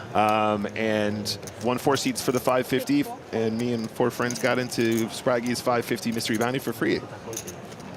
And how'd you do in that? Absolutely nothing, but I was there in spirit. All right, on the flop. Oh, Celine has connected here. Yeah, so this is, look, this is button big blind, sub 20 big blind effective. If Celine is a decent kicker here, he could decide to play for stacks. You know, if he's looking down at something like a king 10, he might decide, okay, well, this is good enough. Let's check raise this. But how does he proceed with something like a 10-9? Should probably be playing this as just a call. So this is going to be a big moment here. I mean, we can say with almost 100% certainty that Celine does not have pocket 10s.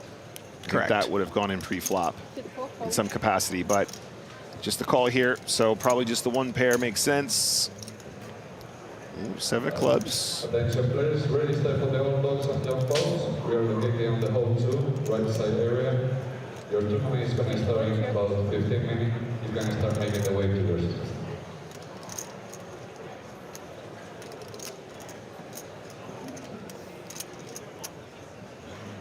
180K out there, 314 back. You're not loving the turn card if you're Chugastru, but you know, when you're up against something like a 10-9 or a Jack 10, you really want to get max value, and that comes in the form of another bet here. Look at that, she bets well over half of her stack. And that could make the decision, were Celine not to have 2 pair plus here, which is wholly likely. Could he ever find a big fold? It's kind of top pair. Yeah, Griff, this kind of strikes me as the kind of turn that probably isn't over-bluffed. Yeah. And also perhaps this isn't the size that would necessarily be used. So maybe ace-jack of hearts, just ace-jack of spades, pardon me, like does this ace-9 of spades. Right? Yeah, exactly. So we start to think of a couple specifics. But generally speaking, folding a 10 here is not out of the question. Very strong move is what I'm saying. Not impossible to be a bluff, but certainly not like, well, they're always going to bluff this turn, so therefore the 10 is something I can't fold. But we'll see. It's a tough spot. Having top pair in this game is usually a pretty good hand.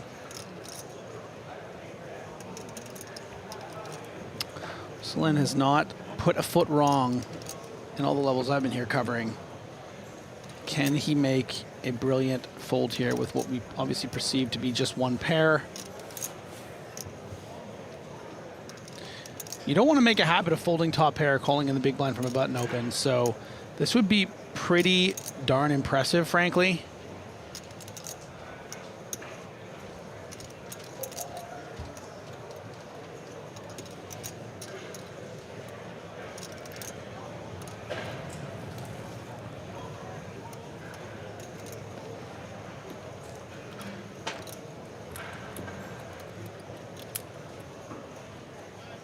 And Jugastru's got to be feeling pretty confident now. Look at that big fold from Celine. Nice fold, Celine. Very good, very good. She was giving him the signals, but still can be a real struggle to get away from top pair in this game. You know, the modern game of Texas Hold'em is so aggressive, and we just need to be so much more sticky against our opponents. We really can't be willing to give up hands as strong as top pair nearly as often as we might have done once upon a time. But an excellent fold, I have to say. And so, feature table, chip counts after that exchange. Celine 795. Ugastru 494,000 chippers. Chad asking, did she overbet? Nope, just a big pot size bet, or near pot. It was 175K into a pot of 180. Confident, I like the line. I think it's great. That's definitely the kind of turn where we definitely want to have some big bets with our value hands. you imagine we get a fair amount of action on that turn, especially from hands that perhaps had a flush draw on the flop, picking up additional equity on the turn quite frequently. So far, so good from our new final table competitor, Christina Hugastru. Now Celine in the small blind, looking at around 39 big blinds. However, we got to look at the big blind here. That's the effective stack. 271K for Dowling. That puts him in 13 the big blinds mode. And the king nine, I think, is a slam dunk push blind v blind, especially with a significantly covering stack.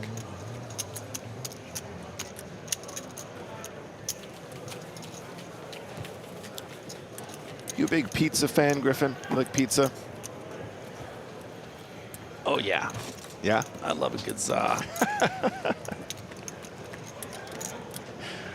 I don't trust anyone that's not a pizza fan.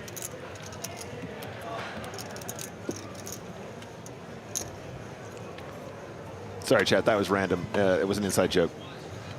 10,000, 20,000 blinds, 20K for a big blind ante. Reminder, do not vape in this room, please. If you want to vape, go outside. Please, if you would like to vape, you need to go outside. If you're caught vaping in the tournament area, consider this your only warning. You will receive a penalty. If you're caught vaping in the cash area, we're simply going to hand you Tastanis, Queen 7 suited, only got one, folds, playing 40 big blinds. in this room. The people that do not Ian Hamilton lets it go. don't want to smell that crack. So please do not vape in this room. This is your Worthington continues his quest for table captaincy. And certainly the most active on the table. It's been working out so far. He's got a great seat. Solen's been playing pretty well, but not overly out of line, not three-betting him light too often. And then the two sort of shorter stacks playing a bit more face-up. Sure. So, Griff, you're saying he's got a good seat. Is it as good as Steve O'Dwyer's seat? That is the real question. His newly upholstered custom Irish Open seat. He doesn't still have it here, does he? No. I feel like they made him a new one for this year as a joke. Oh, really? I think so. That's funny. Could be misquoting. I thought that's what Joe said earlier. I wasn't there for that, but I would believe it.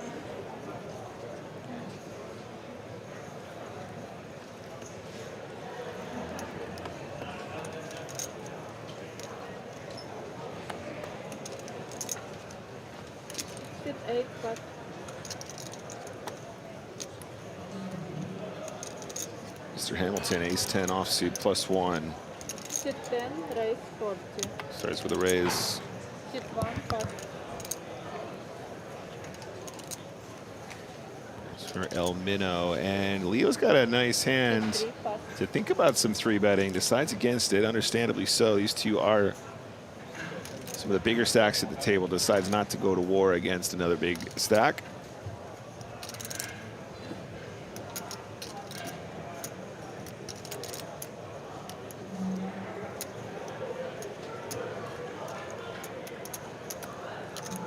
Sit 4, fold. Sit 5, pass. So in calling in position with King 9 of clubs, interesting. Sit 6, pass. Yeah, this is a bit on the loose side, but I really don't mind it with the players behind who haven't really shown a tendency to squeeze light. You can see equity-wise, this is playing pretty nice. And a great example as to why we call when it's suited. So you're sitting there with King 9 of clubs and you're going, what would be a good flop for this hand? His opponent not only connecting, but connecting with top pair. Sit 10, check. Checks it over to Celine. Yeah, good check here from Hamilton. You don't really want to find yourself in a tricky spot here, betting and then getting floated and then having to get in a check call. I think it's nicer to just play this passively, stay very under-repped. You're going to get worse hands to bet here sometimes, sort of protectively, like a pocket eights. We'll definitely bet here, and so you can sort of get some value and hope to brick out. Really, the shape of this hand is going to start taking place on the turn, whether that changes the texture, what kind of size Hamilton is faced with. Main event players, just about 13 minutes, we are going to race off the 1,000 value race. Instead, he goes for raise. Decides it's actually going to be easier to play as a check raise.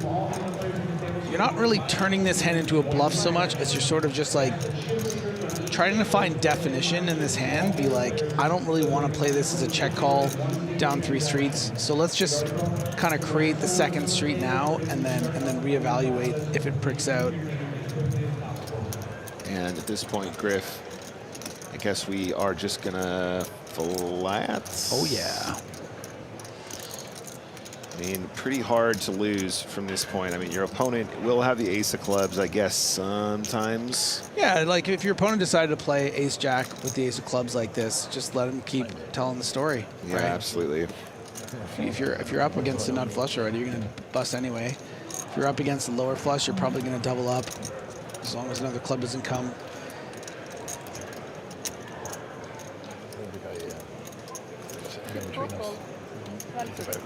And let's see what Hamilton's looks on his face now after he sees this call. Pretty strong flat here, and he knows it. Yeah, he's like, well, wait a minute, I don't like this very much. He was on my table. He got moved to my table after a while. Certainly not nearly as confident. King of Hearts on the turn. Understandably so as well. Definitely don't hate Hamilton's line here, but alarm bells when a check raise gets called. You know, does my opponent sometimes have king, queen with the king of clubs here, for example? You know, I would say that from Solin's position, you can imagine a lot of suited hands being in here, not as many unsuited hands. Unless it was, you know, of course, pairs and stuff like that, but he didn't want to call. He said, I'm huge. Check on the flop from the ace-10. Solin, I think, is not reaching for chips to bet, just trying to work out what the total stack is. Has just a smidge over total pot. He didn't want to call at all. There's only 60,000 bets for 700,000. Yeah, it's a measure. It's a big. Yeah, and he told me the big pair. He still called. He caught that flush draw. He did. Not flush draw, but still, it didn't hit. So.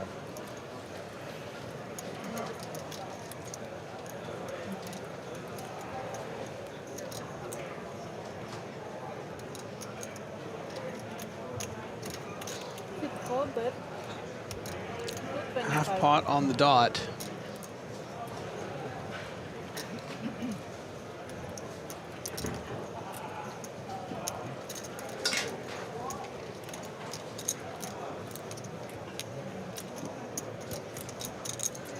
I guess warning bells now as well, Griff. You know, if Solin does have a speculative hand that we've just check raised on the flop, how often is he going to start blasting on the turn as a bluff? Or I don't know, it's just trying to put him on a specific hand here. It starts to feel kind of rough.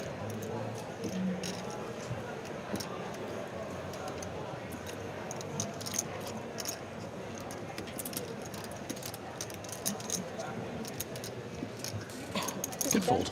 It's a great fold. The decision to check raise flop, I think, like you said, Griff, gives him so much more clarity. And I think then Solin firing that turn confidently is big warning bells for the one pair.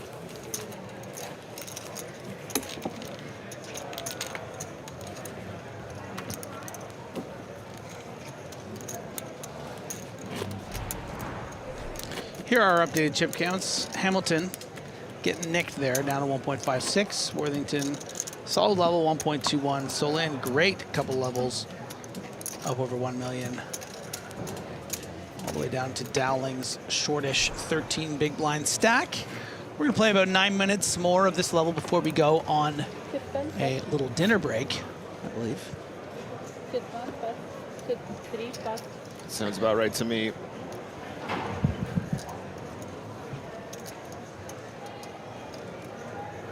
Sit 4 pot.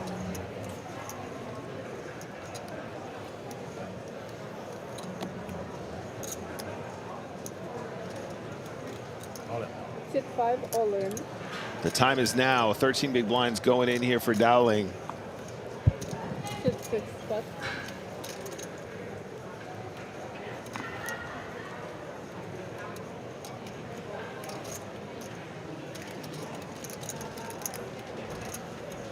Sit 7 pot.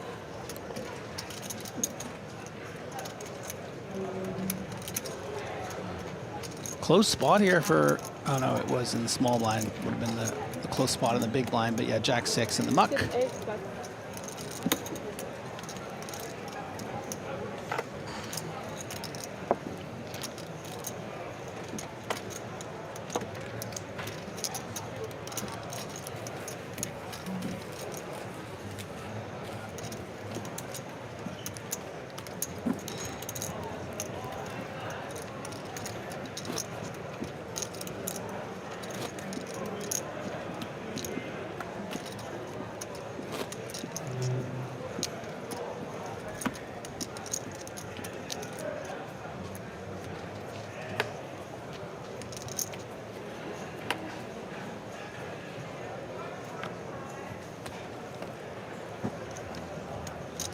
Just joining this, this is the Irish Open, presented by PokerStars and Paddy Power Poker.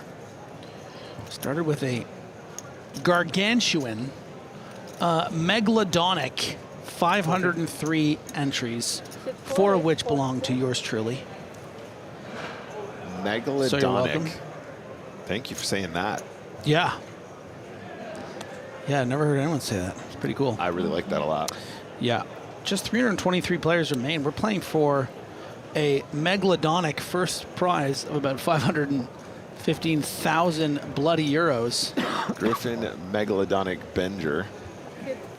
Dowling finding the shove for 15.5 bigs from the hijack against the +2 open for Soleil with a 9 in hand. You know what that means? We're likely flipping. And you have to assume Dowling has got 9s here. I would be very surprised to see if this was ace-9 of spades or something like, well, it can't be ace-9 of spades. Yeah, there you so go. it has to be 9s, It's got to be the nueves. It's got to be. Yeah, but an ace and a 9 being folded by Van Loon. Certainly relevant. I think you can fold ace-10 here, frankly. You hate it because you're suited, but perceived range of maybe a gentleman like Dowling, you don't expect some rogue king-jack off shoves here. It's got to be pretty tight range.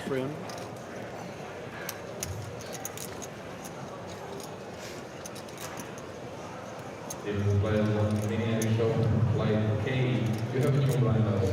200, 400, 400 big blind empty. That's 244 max hand.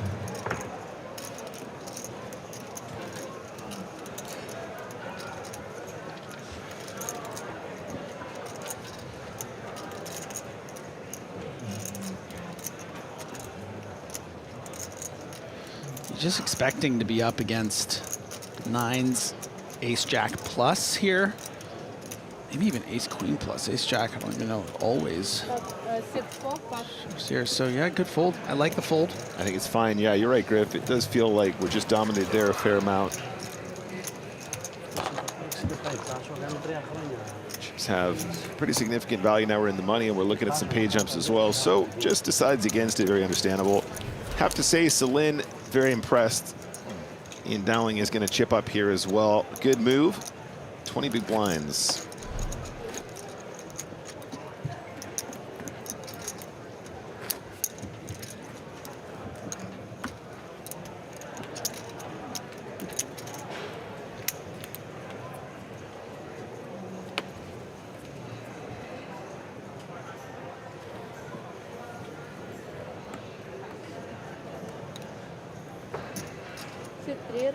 So 128 hands played on our feature today so far. Still tons of action coming from the RDS throughout today.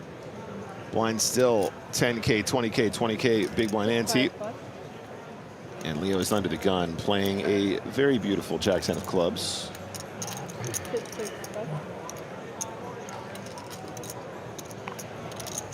Folded to the button.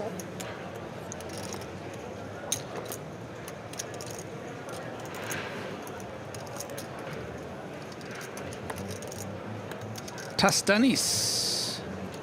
Jevin in the muck. Oh, bad form. Out. Sit, 10, but Give that man a penalty. That was in bad taste, Stanis. Bad form, Robin. Bad form. Gastru likes what she sees for a call.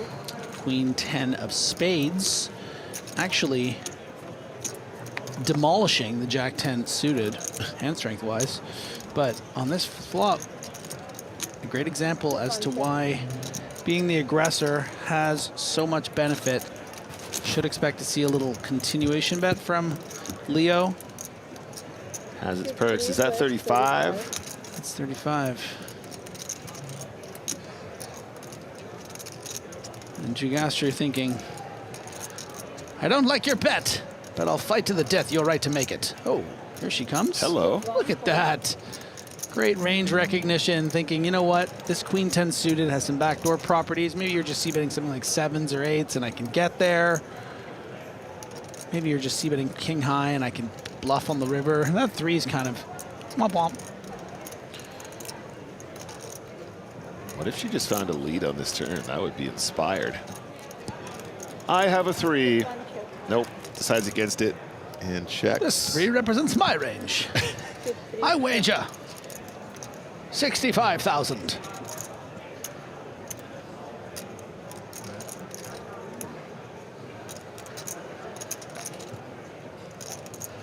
Out of position float, bluff rev.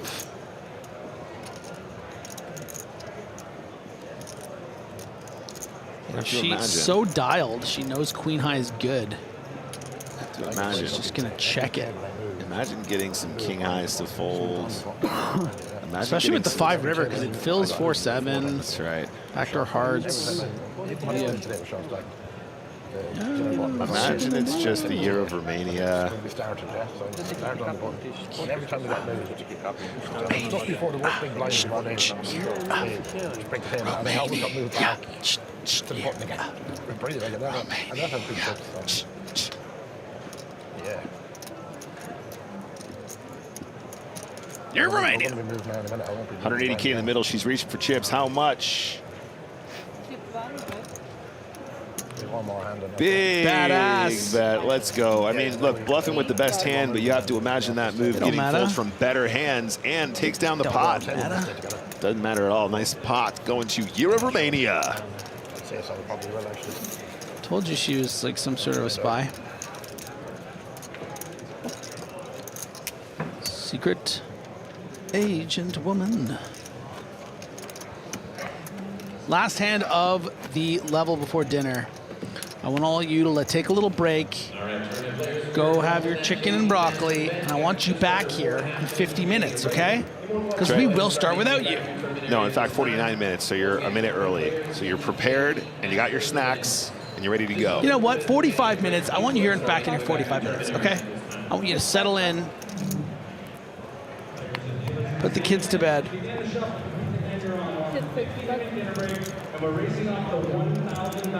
Say goodbye to those pretty red chips, by the way, because they gone. That's right. Raced off. They're going to be raced off.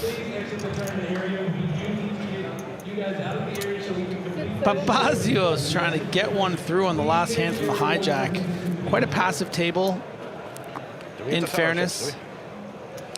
Tastanis is going to definitely keep his countrymate in line here with the ace-10 of hearts. Whether that's in the form of a 3-bet or a flat remains to be seen. I think ace-10 off maybe would see more frequency of 3-betting here, but ace-10 suited, going to be more of a mix. If you're involved in the chip race, we encourage you to stay. But all other players, you should be exiting the area. Players take this opportunity to stop up to the lotto desk, get your lotto ticket. Looks like a raisin chips. MSB raisin chips. Anybody, not even anybody, with 10 euros can buy a ticket. Other players leaving the table. These two are going to war, and it will be a fold pre-flop, which means last hand of this level. here. All right, guys, so they are headed on a break. Let's take a look at some chip counts. After the break, we will have a new featured table.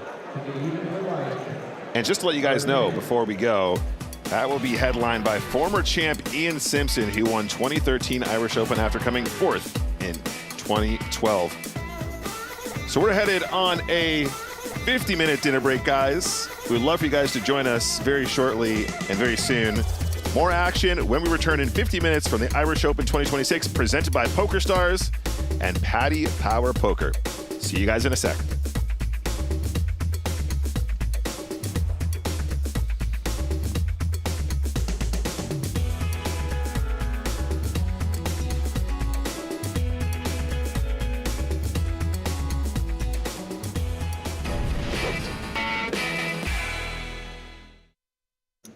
Ace-10 raises from the cutoff. The 2024 champ flats the button or 3-bets the button with King-9. Yeah, that's a re-raising hand. You're not flatting with King-9 there. So I'm not surprised Tier came to this table with the chip lead. He has since dropped into second because of Berlin's early win here. But he was playing like an Irish Open champion yesterday. He was above the rim. No offense to everyone else at the table, but really was just having his way with the table. Very confident, very aggressive, well calculated. Okay, well, we have a gut shot versus second pair. And I'll dig into your comment after this hand, Chris Vernon. 3-bet. 30,000. Laurila continuing for 30,000. That was the same as the size of his pre-flop 3-bet. And we saw a lot of this from him yesterday. I kept calling it gentle pressure. Yeah. Nothing crazy, but just enough pressure exerted over multiple streets to force out exactly these types of hands. Now, I think Robbie's going to be a little bit more experienced than some of the players he was attacking yesterday. Yep.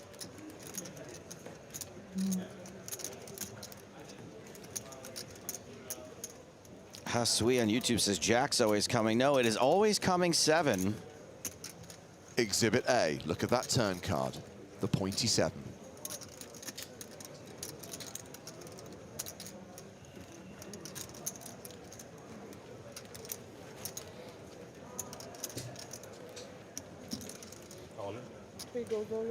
Oh, not so gentle now. Not so gentle pressure now. Oh, my word. Can you call here with second pair top kicker? It's very sus. It's very sus. What hands are doing this for value? That's true. Why would you be shoving turn with a queen?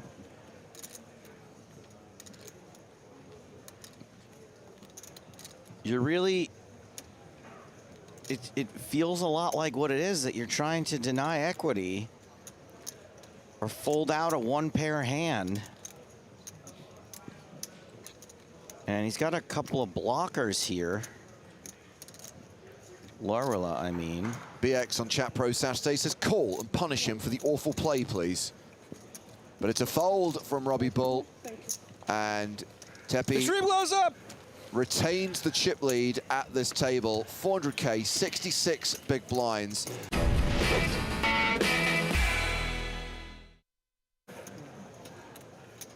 Diamond was bad for me. This is a badass Santa jumper here. 5, raise 21,000.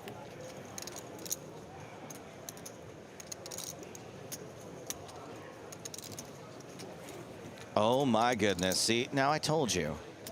Do what Steve of the Dwyer does. So Bilk has 42 big blinds, but Dwyer has 30. This might get spicy here, Joe, because Billick might be thinking, Steve O'Dwyer, top aggro player, very good player, aggressive player. He's going to try and push me around here. You're going to think Steve O'Dwyer is picking on you, for sure. I always do. I love the... Ooh, we got a call here with Jax. Oh, my goodness. This is going to make things a little funny. The cold call, Joe, is always something that needs to be considered. The cold, flat call from Artachki here is going to be a very strong range indeed. It's going to be what? 8s, 9s, 7s?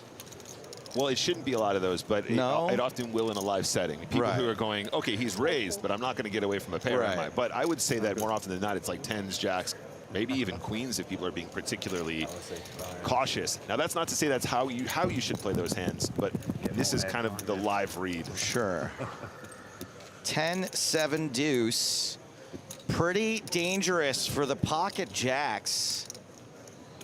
Yeah, and look, at this point, guys, if your opponent did, you know, sort of cold call with pocket 10s, I think your job is still just to go broke here with the aces. There's so much dead money now. 175K in the middle. Steve has 258K behind. I think the idea is just to get as many chips in the pot as possible, and that might involve trapping. It might involve just barreling right now. I would expect Steve to just go for a bet right here, right now. 25,000. Did I hear 25,000? Love it. And look, when Artachki snap calls here, I think we start to get a really clear idea of what he's holding. It's going to be maybe some ace 10. It's going to be pocket 10s. It's going to be pocket jacks. It's going to be some clubs once in a while, too. Yep. King, queen of clubs, maybe. Right. A lot of those hands that people like to get attached to, but don't necessarily belong in a cold call, you know, range. Moss Shark says pocket jokes. Ace queen evacuates. A 9 on the turn does give Artachki a few more ways to win this. And has Steve checked him? Not yet. Not yet. Just weighing up his options.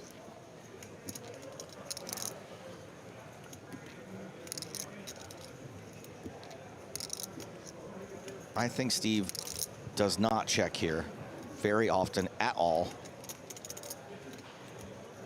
but is going to size up, and Artachki is beating him into the pot.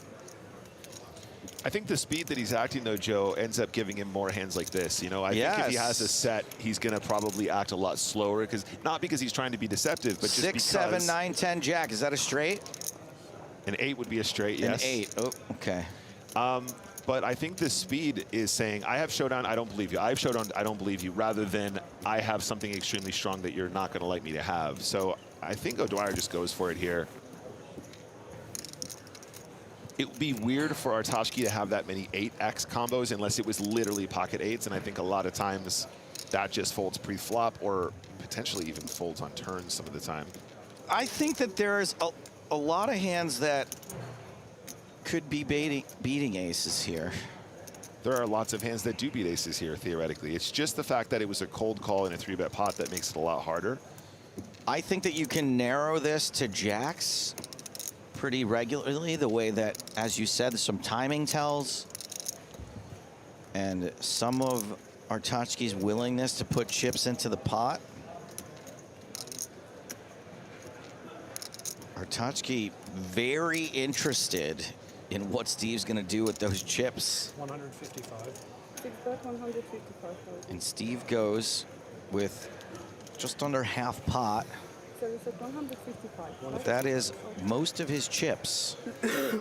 So does that mean chips are slightly off here? Maybe. I mean, I'm assuming he left himself with like a drop behind here. Right, so it seems like our graphics are off by a tiny bit. I think that was the idea here. Yeah, look, he's got a few chips behind. The effective all-in. And when Steve doesn't get snapped here, he is good, and Artachki makes the right fold. Yeah, hey, look, I actually think Artachki could have made a huge blunder here. It's still a giant pot for Steve, but got away from it on the river, so fair play.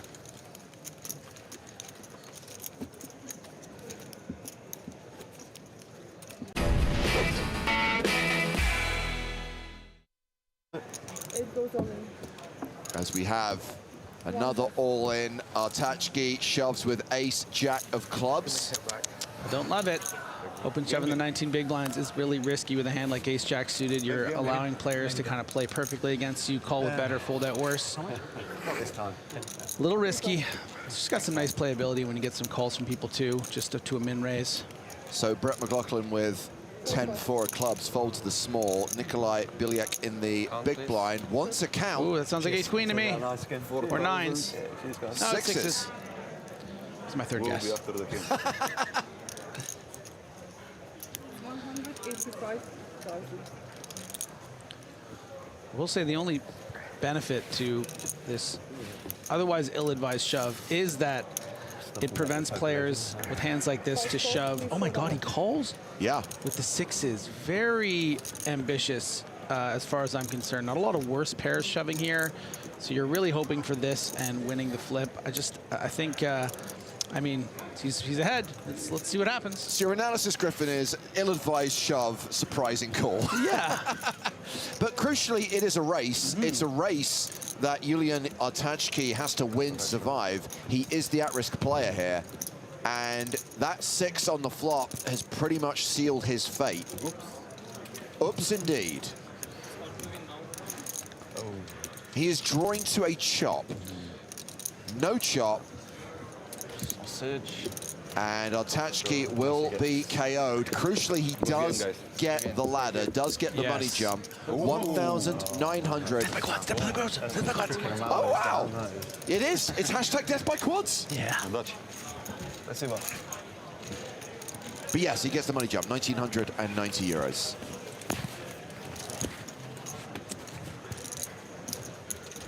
Again, if you're going to lose, you might as well lose to quads, right? Yeah. Microphone. Yeah, we'll go. You lose a race, lose in style. 8 minutes till the blinds go up, by the way. A reminder that we'll play out the rest of this level, all of level 19 before the next break. Is it my imagination, or did the bubble only add about 15 minutes to the day? We are winning, ladies and gentlemen, winning. Yeah, I think it was a very short bubble, as Anderson said. I just jumped in, but it sounds like it went real quick. Maybe this many players, you know? Generally speaking, when you're dealing with large fields, the bubble often does go quicker because there's more likely to be all-ins and law of probabilities and all that jazz. You as well. Execute hand 66. 7 plus. 9 plus. Yes, take note, Tova. They are ITM now. And Devilsley is gutted that they missed the bubble. I am indeed. I know how you feel. Know how you feel. Today. Very nice.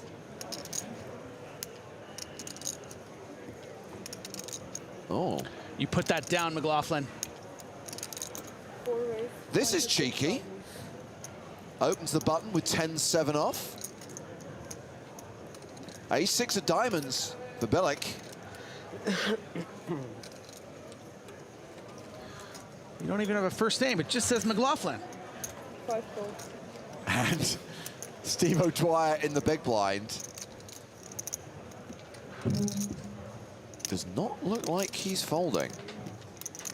McLaughlin is raised, by the way. Bilic appears to have flattered. O'Dwyer considering his move. What's this one for? Chip leader on chip leader here. If he squeezes, and he does. Yeah, O'Dwyer is going to squeeze here from the big blind. You suffer. You suffer. What's he raising with is the question. Sorry, it's been nosy. Graph X! Ace Jack.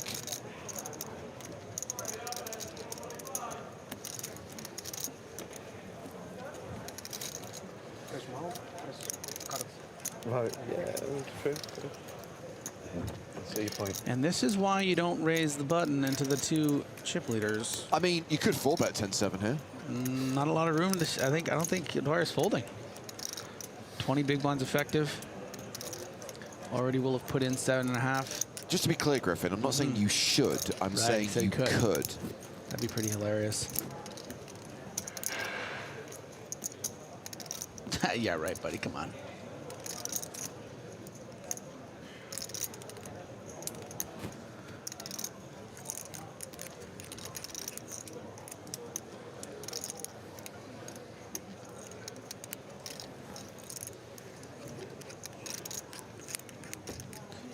Change. Oh, there's still 10-7. Okay. The hand funeral is complete. The 10-7 has gone in the bin. And now Bilek, who flatted the open with ace-6, has to decide what to do. Different situation. Bilek, the table chip leader. He could potentially 4-bet here. It's really difficult to represent a strong hand here, having flat the small blind to a 2.6 button open. Oh, wow, he does 4-bet, and he 4-bet shoves. Steve does not like it. How much? just this. Make sure this is a 20. Button open. Tidy little stat. How are you supposed to make optimal decisions when you look to your right and have to stare into these comedy specs? That's... Oh my God, he's really doing this as like a bit. This is fantastic. This is fantastic. He's trying to put you on back. That's fine. It's fine. This is 5, 6, 7. Oh my God, this is 7, hysterical. 7:35. With the sweater and everything. 27.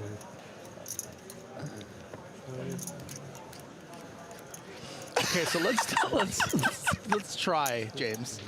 Let's try to analyze this hand strategically for a second. Okay, what is exactly happening here, right? Because this is like an over. I can't do it. I can't work in these conditions.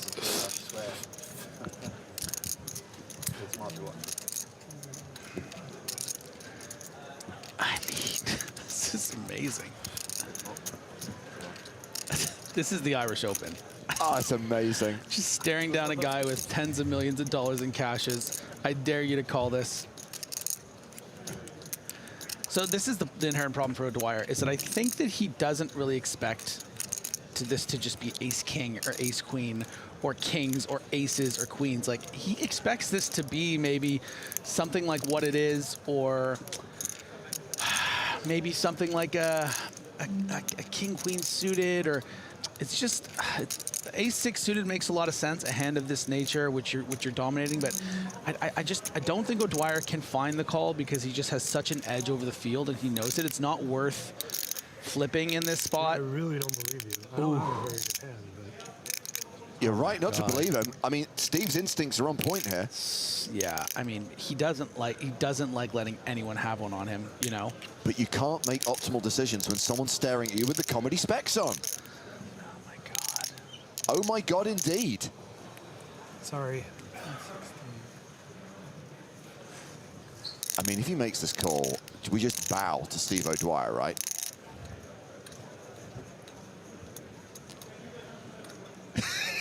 I mean, this guy, between the call with the sixes and this play now, this guy really doesn't.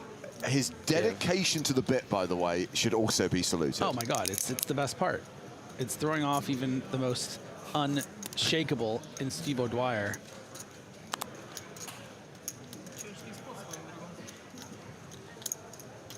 I mean, it would be so outrageous if he called here. We'd be playing for 1.5 million chip pot, the average 375. I know. Like, this gets O'Dwyer into the final 50, like 99 times out of 100, I think. Do you want some help?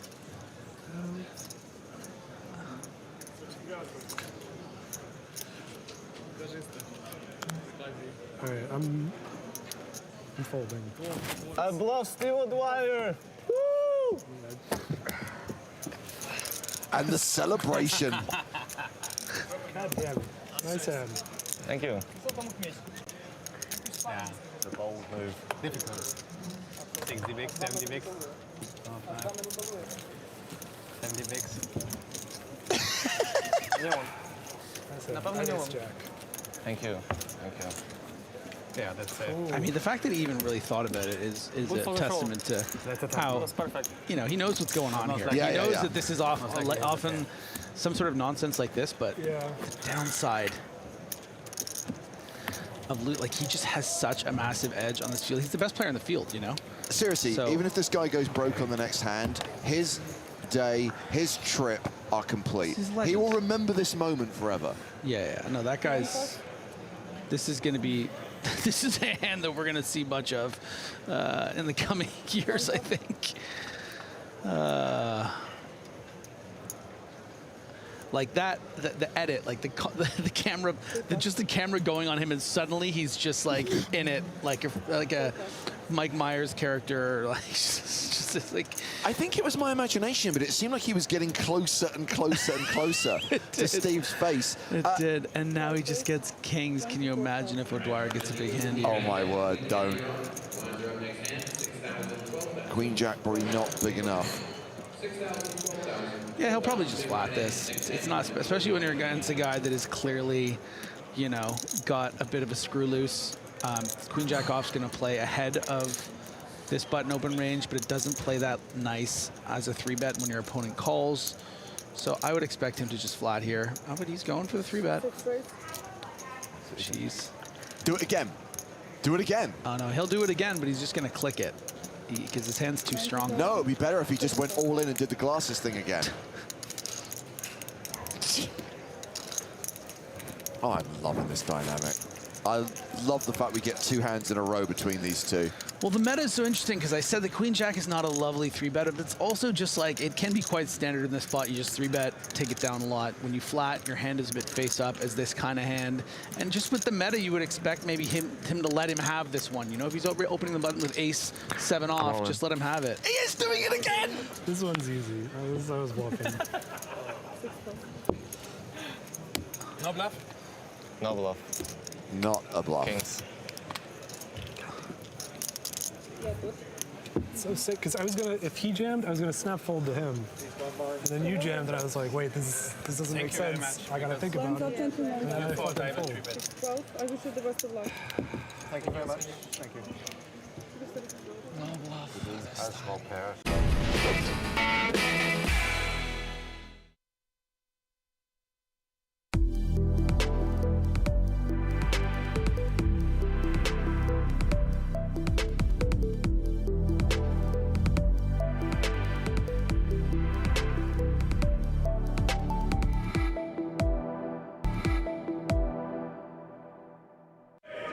So anything can happen at this stage. The next few hands absolutely vital, John. Yeah, Rory's got it. I mean, Ram's in a commanding lead here at the moment, and he's looking happy. The crowd's starting to cheer the homeboy. And of course, less bad things could happen here than one of the Irish boys taking the other one's chips and knocking them out, because of course it put them in a strong heads-up position. What doesn't need to happen is Ram to take the next player out, because it'll almost be curtains. 18,000. Up comes 6-2-3. And this is exactly what we have, the 2 Irish guys against each other. The 4 makes a middle pin straight for Drummond, but nothing really on yet, John. Let's see how they bet it. Drummond checks it. Liffey checks it. The 7 comes out again. Nobody's hit anything. Liffey checks. Drummond checks. We'll see the river. And it's a 5. He's hit his straight. Yeah, Rory's going to be regretting slow playing his ace-jack here.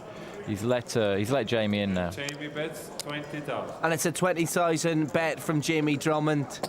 Liffey calls it with absolutely nothing. He thinks he is high might do, and he's about to find out the perils, as John said, of slow playing an ace-jack 3-handed. Rory's played strong the whole way around. He did in that hand, he's paid the price. Good hand for Drummond. But for Swanee won't mind this at all, John. He can sit all day. He's double what anyone else has at the table, and they can fight it out for buttons.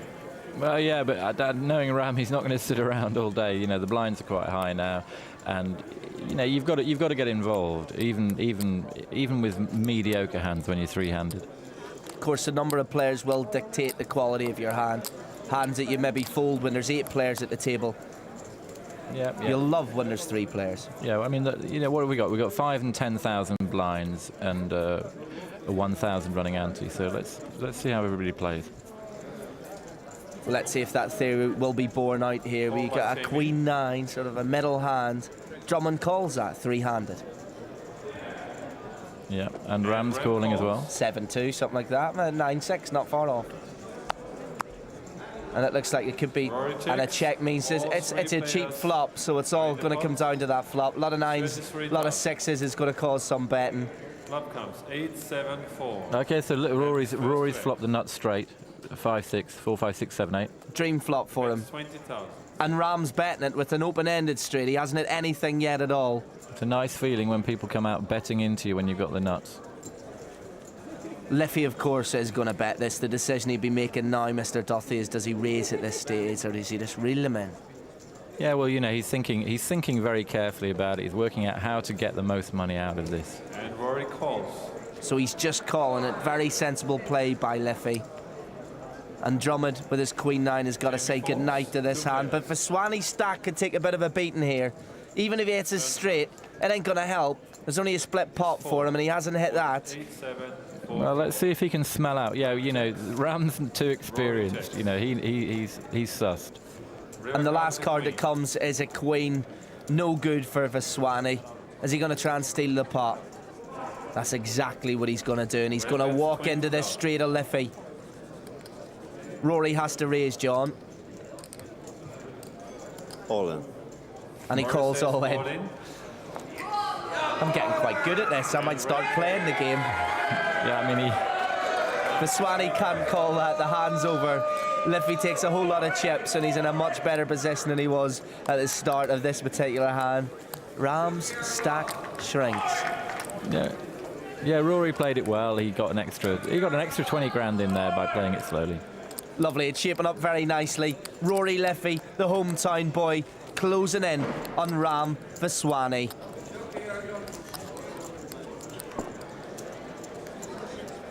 With blinds so high, it can change on the turn of a card.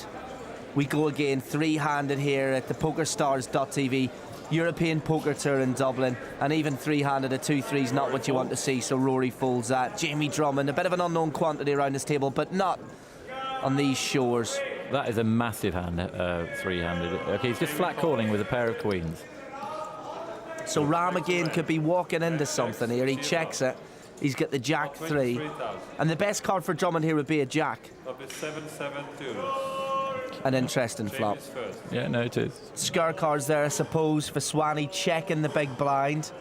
Well, they've both checked on the flop. It's nice play by Drummond, who must have been regretting checking now, just in case Ram's got an ace. Let me point you to Vaswani's Jack. Of course, another heart in the river would give him the flush. It's all checked, and he doesn't hit that, but he does hit two pair. Now he's on the 3. Vaswani might try and steal this if Drummond checks, but he's going to bet it. Well, I think Ram will call this. He's got two pairs. It's only 15,000. I'm sending a message to him now via telekinesis. Don't call it, and he did. Have to practice that technique. Jamie shows a pair of queens. There you go. And Drummond takes it. And Vaswani's learned something about Drummond. Three-handed, he's willing to slow play a pair of ladies. And the two Irish boys taking some of Ram's chips at the moment. Yeah, no, I think Jamie played it well there. Okay, so... Mischievous looking in Liffey's eyes at the moment. He quite fancies this. He knows everyone in the room, for crying out loud. Yeah. Except for the dealer, can I point that out? They're all enjoying it. It's difficult to get a word in edgeways with you. So you're in Ireland now, son. And an ace, as you say, John, three-handed is a massive card to have. Yeah, it's good. He made it 25,000 to play. Unsuited connectors for Jamie Drummond. No, he doesn't. Doesn't fancy it. Show us the other one, Ram. Oh. Ram might be tempted to call the 15,000 here. And he does just that. So we're going to get a flop. We're going to get 3 cards. Then we can reassess the situation. Liffey's looking an ace to come out. Vaswani, the Jack or 10 puts him in pole position. 9 deuce queen. He doesn't hit that, but again he's hit this open-ended straight. He's been burnt on it recently, but he's getting the 9, 10, Jack, Queen. So the 8, the King's good, but Rory's going to bet that, as he does. And wow, he's played this really aggressively. Really aggressively. I mean, Rory's got an impossible call here because he hasn't got anything. He's just got the ace high, and he folds. 138,000. Great poker play. Very, very strong play by Ram. Very strong. Most people tend to only make that move with a big flush draw. You know, to do it with an open-ended straight draw is very strong. High stakes, high standard of poker here. Rory in the lead, of course, with that ace, but Vaswani, as you say, gives him the impossible call, and he's made back a significant amount of chips. Yeah, but that's the thing. The thing is, when you've got the number of chips that Ram's got at the moment, you can make these sort of moves because nobody, you know, you're going to take the player out, and you're still going to be left in.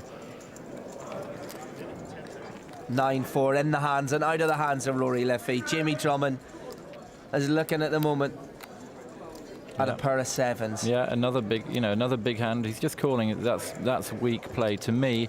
He should have really raised there. Okay, Ram checks. And he's given them the chance of 3 cards to hit that 10 or to hit that queen. That's right. So we've got 23,000 in this. 3, 5, queen. And he hits the top pair, and Vaswani's going to like that. He's aggressive when he doesn't have the cards. Will you see what he's like when he does?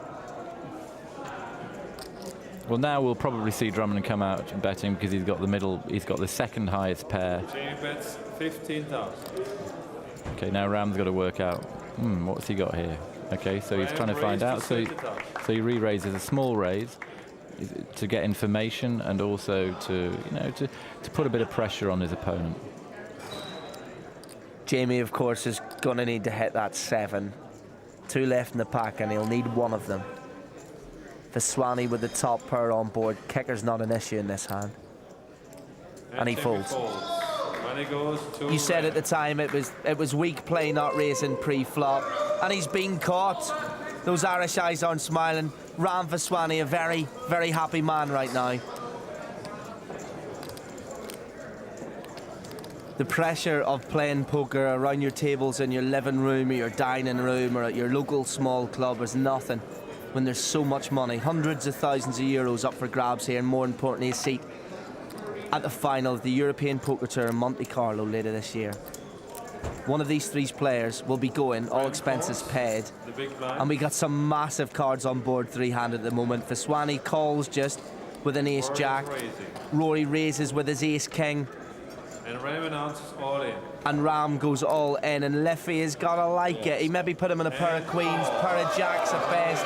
Well, Ram's trapped him. Ram's trapped himself here. He just called. He's basically called on the small blind. Rory's raised and Ram's moved all in, and Rory's called. It's a sort of self-play hand, very similar to hands that we've seen before in London and in Barcelona.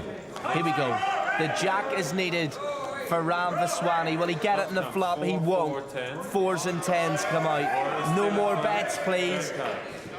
Because Liffey's all in. Vaswani has him covered. The turn card's a king. Liffey's hit his king. And Vaswani needs a queen that isn't a diamond, because Liffey would have hit his flush. Yep, and there it is. It's a diamond. He makes the nut flush. Those 2 hands pretty much played themselves. Well done, Rory. Yes, Liffey is rocking and Ram is reeling. Given the experience around this table, Ram probably would have very much fancied this when he looked around with the 8 players who were there. Yeah, I mean, I think that it's a fair turn up that Rory and Ram could end up heads up here, because they're certainly the best known players at the table. Called by Ram.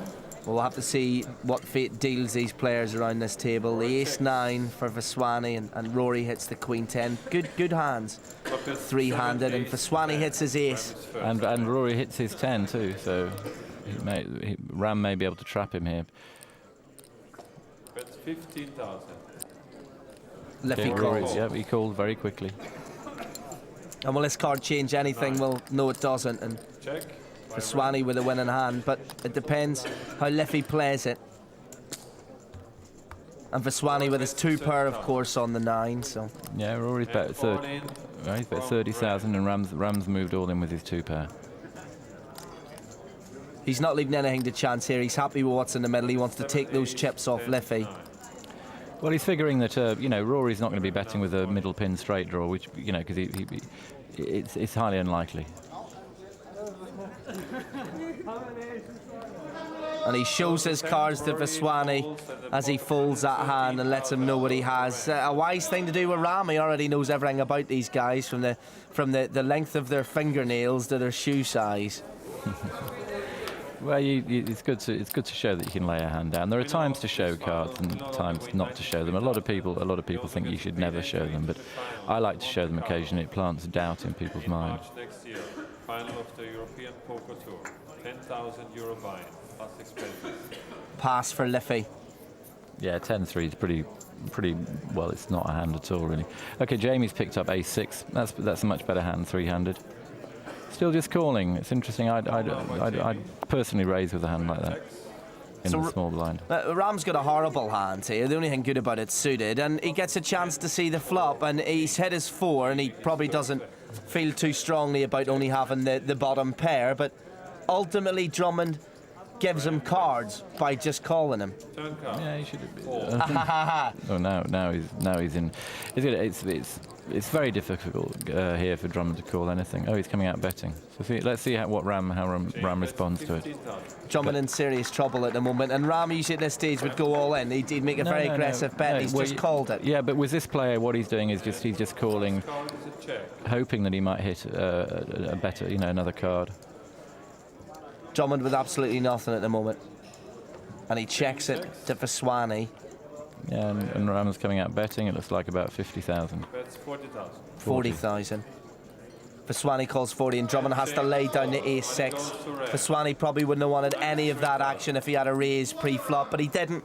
That's all history. Ram takes the hand. Yeah, and I think he got the maximum out of it.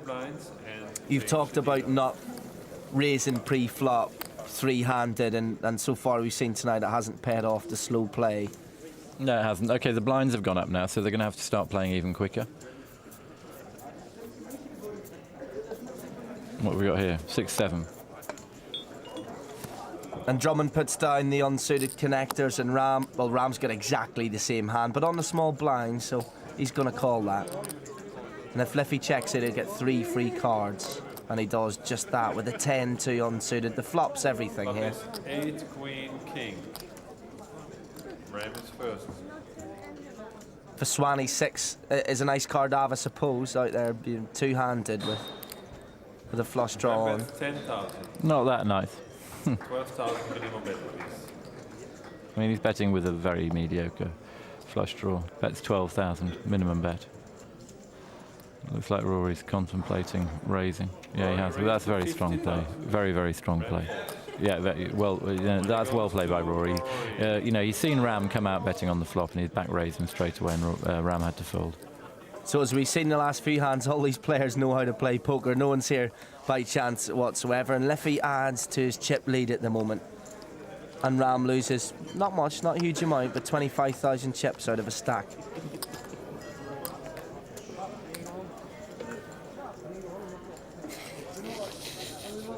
How much does money play in the mind? Obviously not of Rory at the moment. He's just heard the funniest joke ever. How much does money play in the mind of these players at this stage, and what's up for grabs? You don't really feel, in my experience, you don't really think about the money at this stage. You're just thinking about winning the tournament. And Rory's come out betting. No wonder. Second best hand pre-flop. Yeah, but he's cleverly over-betting it. He's over-betting the hand. He's trying to trap people into thinking he's got a much weaker hand and just trying to steal. And he's done just that. Drummond with his pair of 10s goes all in. Ram says, I'm having nothing to do with this. And Liffey will call him, so we could be down to 2 players here.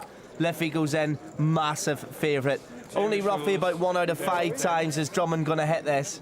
Yeah, he's got the two tens to hit. And that's why he's standing up. He's seen Liffey's kings. He's already shaken the hand. And a 7, a 3, and 9 will do no good whatsoever. You can read this. He needs a 10. It's a 1 and a 0. Set whatever way you want. He still just needs a 10. And last card. And we're down to 2 players. 9's on board. 9's and the kings take it. Goodbye, Jamie Drummond. Okay, yeah, and he played a good, tight, solid game, and he's taken 3rd place and a nice prize. And he's also learned a lot at this final table. It's Ram and Liffey going head-to-head then for the top spot.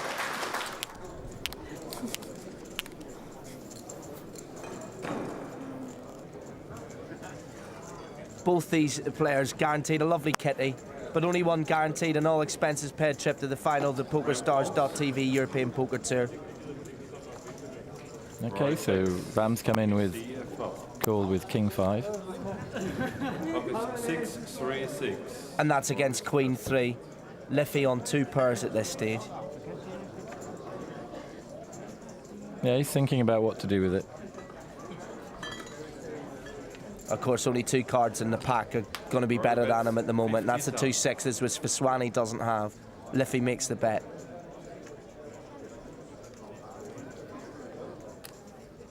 Vaswani's got a great poker mind, John. He's got a reading everyone around this table to a certain extent all day.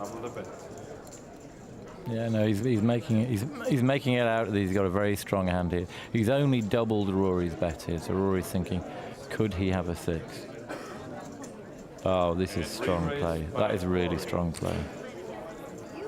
Very strong play. Vaswani outwitted in that hand. Doubled Rory's bet. Rory raises again. Vaswani folds. Yeah, I mean, you know, the Ram doubled the bet, trying to pretend that he had a 6, and Rory just didn't believe him and came back over the top. Ram can't call. This goes to show the two players that we have here at the table, playing at the top of the game at the moment. A joy to watch. Let's see what Ram's got in his hand. Okay, he's reaching for chips. It's like 30,000. Ram raises to 36,000. On the 36. On the King 9 suited of hearts. Yeah. Okay. So Rory's already got 12,000 in this pot, so he's got, you know, a vested interest to call. Yeah, he has. He's got another 24 to call. Seat 2, Rory Liffey. Seat 8, Ram Vaswani. They can see the whites of each other's eyes at all times. Okay, so he's cool. And no wonder he has with the ace queen. 72,000. Yeah, it's a huge hand. I mean, he's been outdrawn on the flop, but, you know, that was a big hand on the flop. Well, let's see what happens. Of course, the 9s of Vaswani, strong at the moment. Yeah, but there's 3 spades on there, so they're both going to be nervous about the spades. Exactly. Scare cards aplenty on the flop, and the turn's the 3 of clubs, and if they check that flop, it'll be interesting to see what happens now. Rory's looking at him. He's trying to give, you know, he's eyeing him up, trying to see whether his hand's still winning. And he might fancy his ace queen at this stage. Well, he doesn't bet. He's bet 50,000. Ram's thinking. Okay, he didn't bet on the flop. He's thinking, so maybe he hasn't got a jack. Maybe my 9's still good. I'm going to call. Okay, that's what he does. So the river, all important here. Liffey needs it to be a lifeline. River card. King of diamonds. Okay, that's made Ram 2 pair. Let's see what Rory does here. He's first to act. All in. He's called all in. Uh-oh. Yeah, but no, Ram's called. Ram's called. In a millisecond, he's called this, and everything is changed. Vaswani, massive chip leader. He takes a pot of over 500,000 chips, and Liffey's made a blunder. He's walked into that 2 pair of Vaswani, which he hit on the river. A massive hand, John. Oh, massive. I mean, Rory's been really... Look, I mean, you can see it in his face. He realises it's just bad timing. I mean, it's just unfortunate timing. He's made a really, really aggressive move. Ram couldn't have possibly called with a 1 pair or anything else. Unfortunately, he made 2 pairs, so he takes the chip lead. Okay, the blinds are at 6,000, 12,000. Texas Hold'em poker is a 7-card game, so it's very important to remember that. The river's as valid as any other card, and Ram was loving it that time. Yeah, Rory's down to, you know, he's down to sort of 260,000 now, so. And he's got suited Jack 10, and he's gone up against the Jack 10 of clubs. Yeah, they've both got exactly the same hand. Well, you know, obviously not exactly the same. They've both got suited jacks, 10 jack. It's going to be interesting to see how this plays out. This is fantastic, this hand, because if the clubs and spades stay away, it'll be interesting to see the different styles of playing exactly the same hand, and they've done exactly that. Okay. Yeah, but they've both flopped the open-ended straight draw. Now, if Ram bets it like he did before, he'll go all in, because he bet the... Yeah, there we go. He bet exactly the same way before, and now Rory's got a very difficult decision. He's got to, you know, he's got to call or fold, and Ram's put the real pressure on here. This is a second place call he's got to make here. If he loses, he's out. It's great poker. Rory's certainly thinking about it, but you imagine he might lay these down. The way he looked at his cards there, it looked like he was going to lay them down. And he does just that. Yep. And he throws them aggressively in the direction of Ram. Yep. He should, I think he intended them to flip over. I think he wanted to actually show them.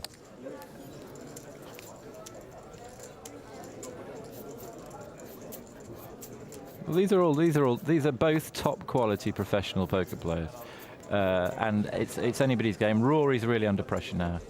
To quote a terrible film, They're the best of the best. Certainly they are in Dublin here at the European Poker Tour.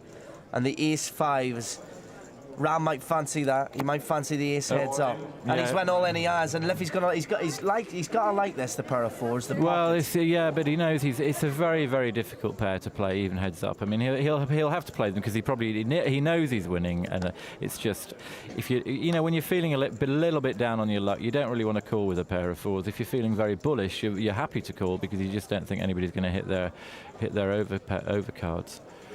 So you've heard it. It is a state of mind at the moment for Liffey, and he's had it. Look, he's called. He just said, "Oh, I can't be bothered. I'm probably winning. I'm going to take the risk." And look, he's an even. You know, he's even money. It's pretty much an even money shot. I mean, Rory's a slight favourite, very slight favourite to these two overcards. But let's see what happens. We could be saying goodbye from Dublin, and we will be now by the looks of it. The ace comes out, and all that's going to see if Liffey is a 4. Turn card. The turn card is a 7. 2 pair for Liffey. Vaswani's got the ace. Rory's put his coat on, and that is because he's going home. And we've had something of a masterclass of poker here in Dublin. Guess what? We're paying for Ram Vaswani to go to Monte Carlo to the final of the European Poker Tour as if he needs it.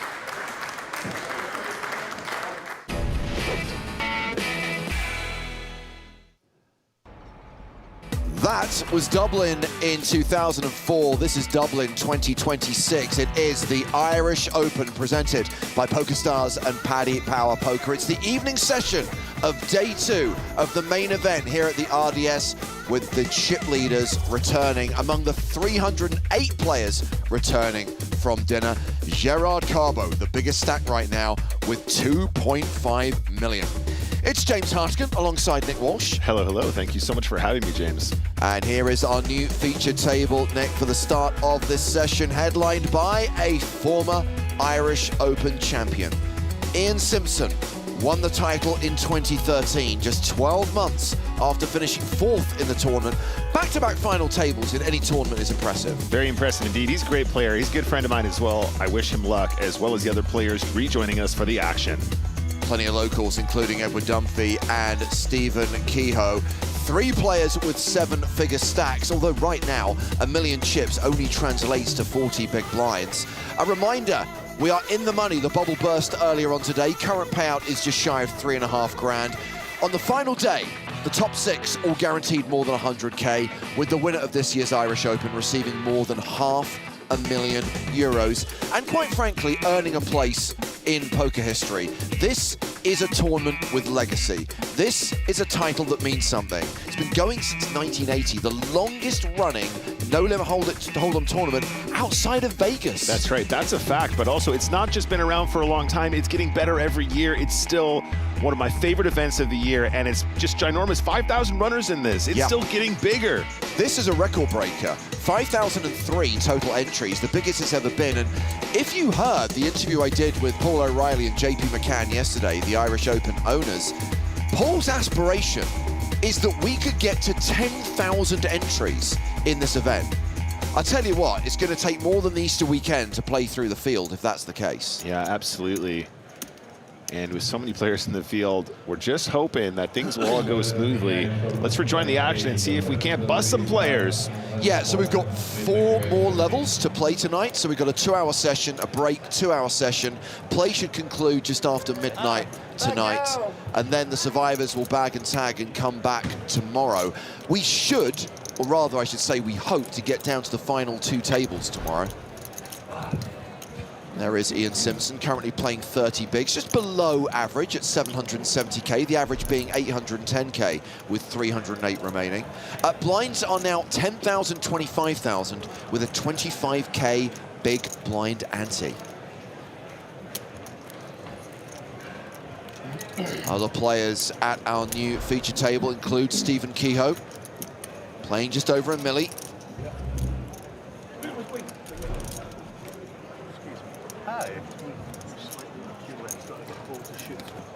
Got a hold of it. Got to make sure the players are in the right space, aren't blocking each other's shots. Ian Simpson causing trouble already.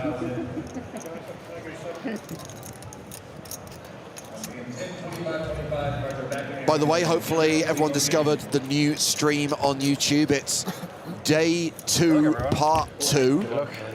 Hello to everyone watching on YouTube. Hello to everyone watching on Twitch. A reminder, you can use the live chat on both platforms to talk to us, ask questions, and of course, analyze the play. It is Saturday. It's Chat Pro Saturday.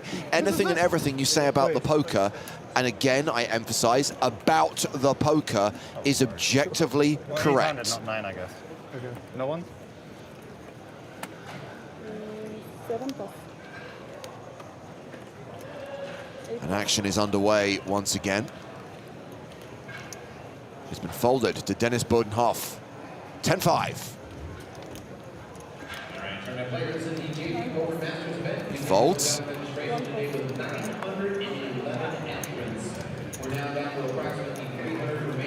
Round to the button. Roderick Watson.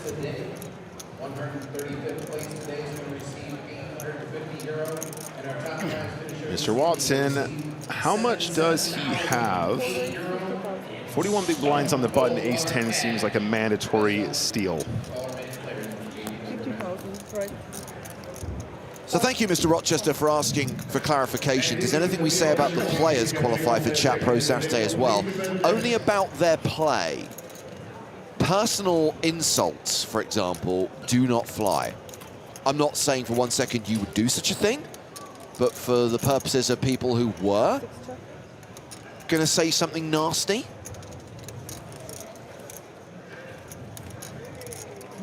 don't. As we see this hand go to the turn, Gareth Cash defended his big blind with King 9, has second pair, but does have the club draw. Sorry, it's Watson with the club draw. Watson with all of it. Top pair and the club draw. Cash just with a pair of kings. Yeah, great start for Ace 10 with the 10 of clubs. Personal compliments are allowed. I'm glad that we can clarify the rules of Chat Pro Saturday. And players are starting the field in just about 30 seconds. You're welcome to start taking your seats. Leaders, once again, if you're three more players, please prepare the decks. Our lines are 100, 200, 200. And leaders, please begin to lead.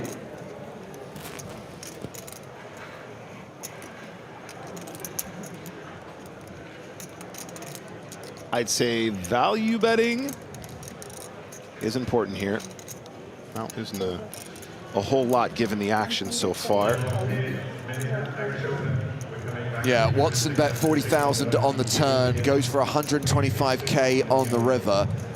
Cash called with second pair on the turn, calls with second pair on the river.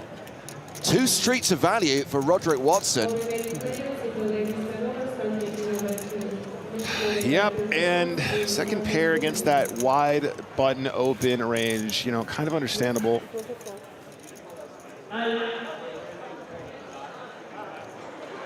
And again, to clarify, anything you say about the poker is objectively correct. From Zero to Somebody says, America is back. That is objectively incorrect.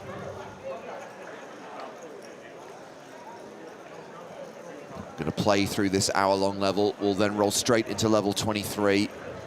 Final break of the day, then levels 24, 25. Reset for day 3.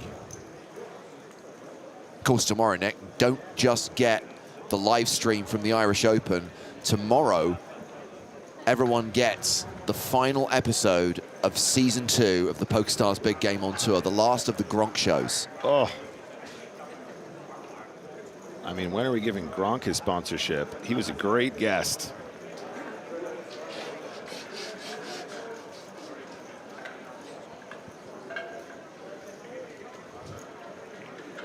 Yeah, looking forward to catching up with those. I am going to sit and probably binge all of them, but what a great lineup. People have been absolutely raving about the big game. And there's so many new seasons to enjoy. Yeah, we did shoot Season 3 at last year's NAPT, so there are going to be more shows released towards the tail end of 2026, possibly into early 2027. As we see a button raise from Edward Dunphy, win him the blinds and ante. Reason to take it, easy game.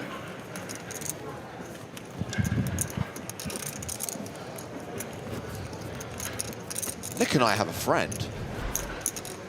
David Lappin joins us on commentary duties. David, congratulations on another Irish Open cash, question mark? Thank you very much. Yeah, my punchable face is now sitting within punching range of you, James. I had to put the question mark there because I wasn't around for the bubble, and I'll be honest with you, when I saw you playing in the JP Masters, I was like, oh, did he make the money or did he not? But you did. Yes, I finished about 400. Okay, so that's 5 years in a row now. 5 years in a row, one bullet every year, so very smug about that. That is very impressive. So, David, 2 questions. Go. Number 1, what's it like to flop middle set? and actually figure out a way not to get the maximum because he had the one hand. I could have targeted for the maximum, but I was trying to keep all the pairs involved as well. And question number 2. Yeah. Do you think sighing twice gave you additional equity in the pot? Well, you know, sometimes sighing once is not enough. Okay, I don't know if you watched the whole clip back because I was actually giving you credit for what I thought was a fairly convincing sigh. Yeah. 2 sighs was a bit much for me, but I don't think your opponent was really thinking about it all that much. He said he was. He said he was after. Sorry, as in the sigh made him more convinced or less convinced? More convinced. Okay. But then, unfortunately, the blocker just made him go, oh, I suppose I just call this. Sure. Whereas I was hoping he was just going to lamp over the quite obvious blocker. Look at this lineup. Sorry, Stephen Keogh's here and Ian Simpson. Oh, God. Going to have to commentate on this former Irish Open winner. He's already taken enough money out of the Irish poker community. Yeah, I enjoyed your highly misunderstood comments about you just fly with those kings. It's very rude. We don't do that here in Ireland. We like to represent our hands like gentlemen. So just to be clear, David, obviously, yeah, I did say you had a punchable face. I own that. I kind of... And I did a poll, and 92% of people agree with you. So Fine. However, I did defend you because there's a lot of people out there whose sarcasm filters are set to 0, who legitimately thought you were criticizing the guy. Raising with kings. That's actually very rude. That's very rude behavior over there, flying those kings. So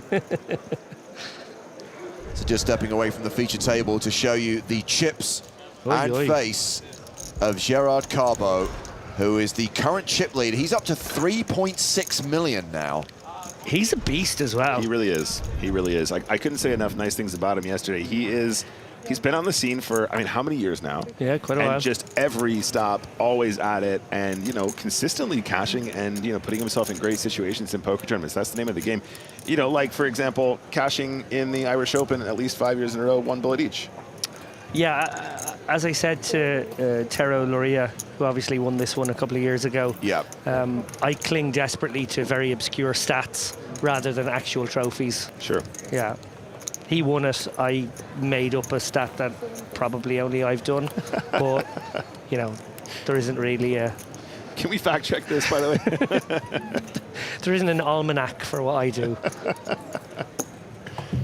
Gareth Cash is here too. This is a great lineup. Loving this.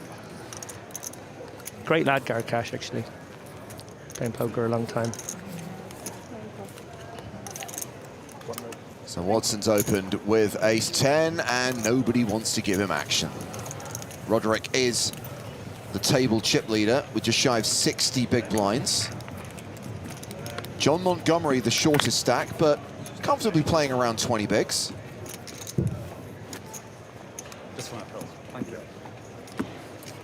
I swear to God, if Simpson takes out a banana, I'm out of here. Marcus, watching on YouTube, says, can you shout out Rob Farrell for losing the home game league? We don't do shout outs, so we're not going to mention Rob Farrell, nor are we going to reference the fact that he lost the home game league. We're not going to say something along the lines of shout out to Rob Farrell. It's not something that we do here on the stream. No, definitely not mentioning that home game league that he lost either. We won't mention it. We won't say it once on stream, okay? It's a policy. It's not personal. No, I think that's damn right. What was his name again? Rob Farrell. Here we go. Ian Simpson with the Snowmans opens. I haven't seen Ian Simpson's banana protector. Oh, just... Look, don't diss on the banana protector. It is an absolutely practical kitchen appliance because if you, there we go. Our producer Chris has one as well. Look. If this is your way of carting stuff around, right? I'm holding up a rucksack. I know that this isn't very good radio. Stuff gets kind of jumbled around. Headphones, water bottles. A banana is going to get mushed. You know, James, between you and I think actually a name tag would be more useful for our backpacks because we like to swap them around every single. Once stole James Hardigan's backpack. Wow. Because we have the same backpack from, what was that event, James? NAPT Las Vegas. NAPT Las Vegas. Went up to the pool, went to pull out my glasses. These aren't my glasses. No. They were James Hardigan's glasses. These are way more expensive glasses. They're prescription lenses, so you probably put them on and were like, whoa! I went, wait a second, what? There's 50 grand in cash in here. This isn't my 50 grand in cash. I hate to interrupt this story, but we have to pay attention to the fact that Simpson is about to dust off loads of chips. Said with such delight, David. Such delight. 45,000. Called. Ace on the turn. Oh, he's going to find a way to win now. Oh, no. Imagine turning ace into a bluff. Kilgannon's like, this is the worst turn. Watch the crazy eyes on Simpson here when it gets back to him. Ohio man asking, how do they know the cards on the live stream? So if you look in the bottom left-hand corner, we've got these graphics which show that Kilgannon has Jack-9 of hearts and Simpson has the 8 of diamonds, 8 of clubs. So we're just looking at what's on the screen and saying it out loud. Thank you for your question.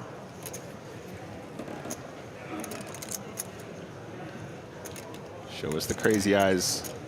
It's just inevitable that this is going to be like 160.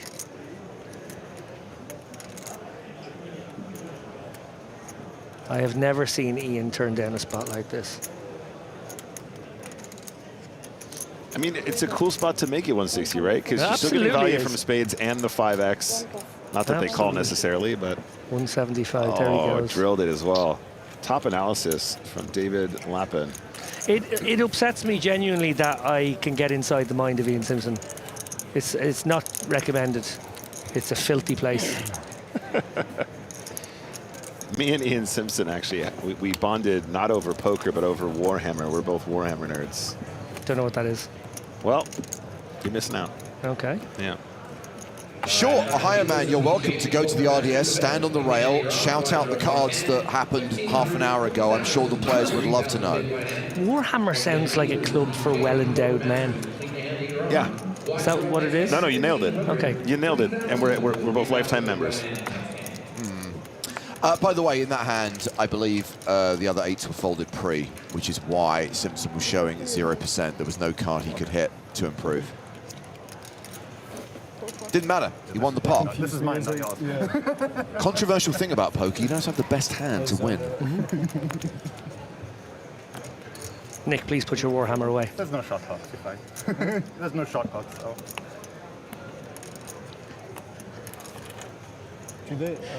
Buy a penny for every time I heard that. Cut off 6, 7 of diamonds.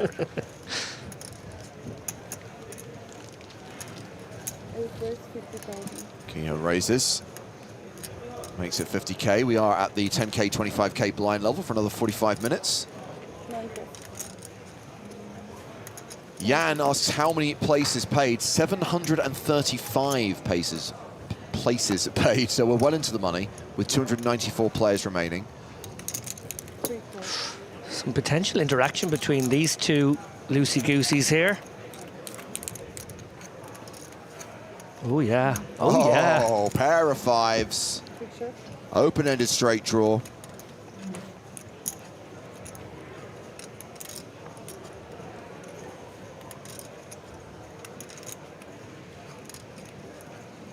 Stephen made 2 deep runs in the WPT World Championship over the last 3 years. And I mean, like, last 2 table finishes of what is a huge 10K event over there in Vegas. He is a proper poker player, this lad.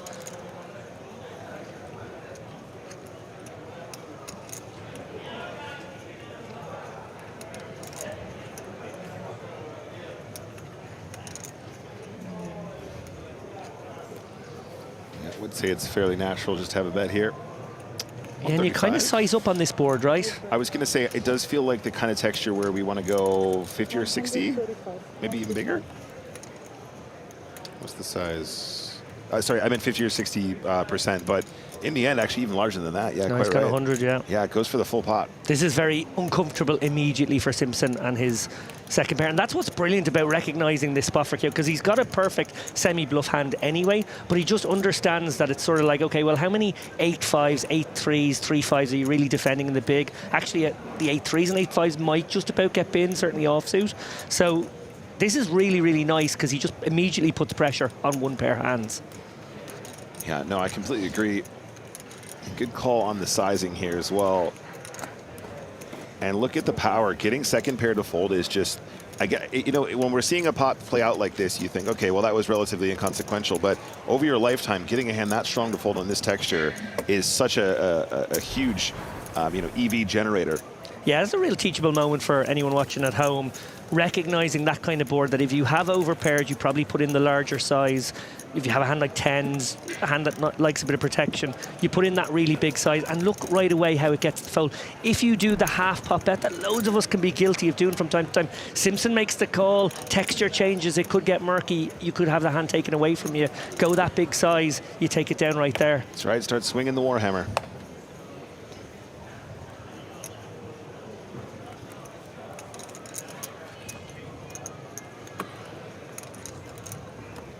Dunphy with ace-6 suited.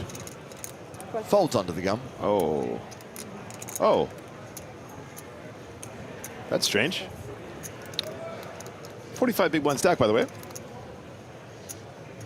Yeah, and a pretty deep table too. No one that you have to be too worried about having the natural rejam spots. Genius fold. Genius fold, sorry. Genius we fold. take it back. It's also Chat Pro Saturday. We ask you to exit the term area. Please don't hover around players as they're playing for our one of the game. You are not playing in the main event. Please don't hover around the tables and be courteous of player time. Thank you. Round to the blinds. Simpson folds the small. Watson in the big. 8-5.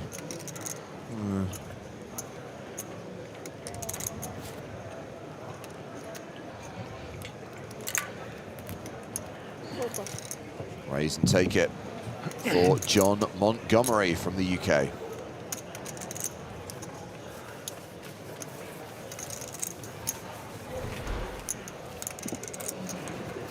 $24 bigs for John. Declan says, can I just say, whoever reverted the YouTube channel back to normal is amazing. Whoever chose that weird, funky setup for part 1 needs sacking. I know not to what you refer. Have you any idea what that's about, Nick? Nick's shaking his head.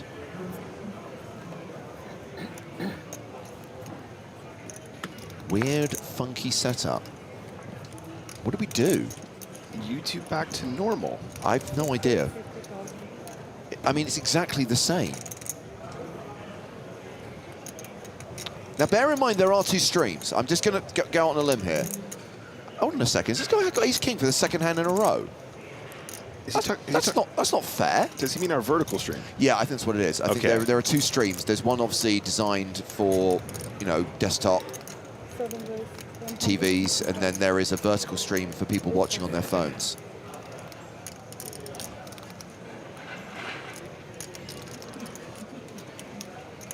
So, yep, cash opened with the Grafton, 10-9 suited. Montgomery, 3 bets with ace-king.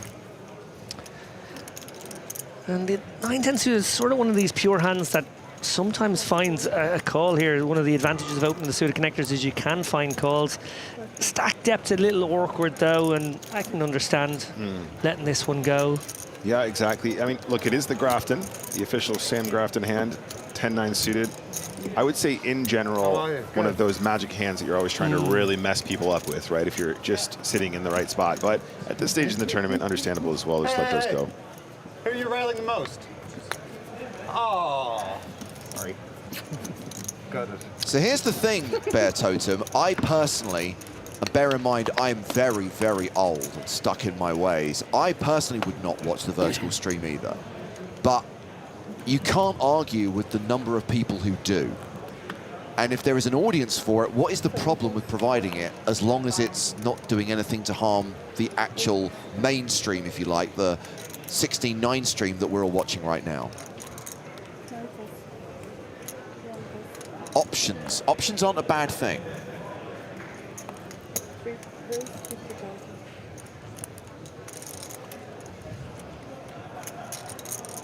As we see the action folded to Ian Simpson, who raises with King 7 suited.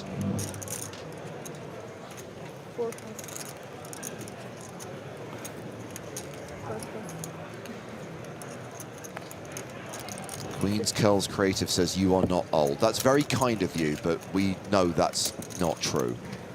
James, you see Ian Simpson's hat here? Yes. Embrace the variance. Can we get some Embrace the Squeak hats, please, for Prague? Is there a Prague this year, Nick? I'm not sure. That's a good question. It's a great question. Tell you what, if the EPT returns to Prague this year, we will still not have those hats made. Oh, good. Thank you. Thank you for the clarification. Thank you.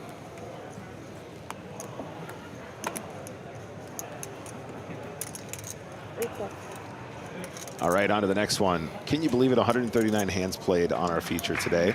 What I can't believe is that we've lost nearly 1,000 players since we started 9 hours ago. Actually, more like 8 hours. I guess that's normal, David, that we would cut through the field like this, but it still seems quite ridiculous. Oh, I just couldn't get over it this morning as we kicked off. Just the noise, the volume, the amount of players, and knowing that we were going to get to the bubble in like 3 hours, and yet it was still such a packed room. Oh, this is collision inevitable. Kilgannon, 27 big blinds. Dunphy, previously a little bit unwilling to enter the pot with that suited ace, but I'm assuming we're going to see some elevation here. Yeah, button 3 bet. I think Kilgannon, I don't know. I suppose it depends on your read on Dunphy. This feels like a very natural 4-bet jam against a button 3 better, but maybe he brings a little bit of spidey senses into play here. Yeah, a little bit more scope in the live field to get a read.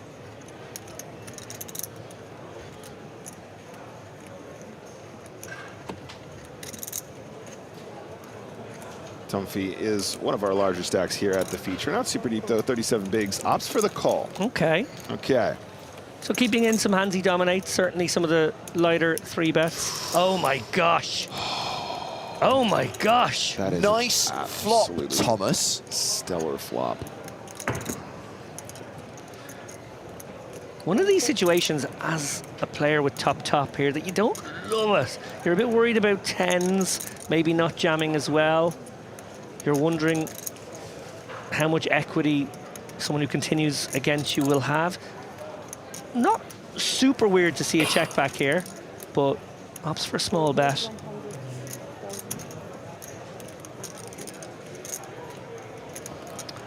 Oh, licking his chops, Kilgannon.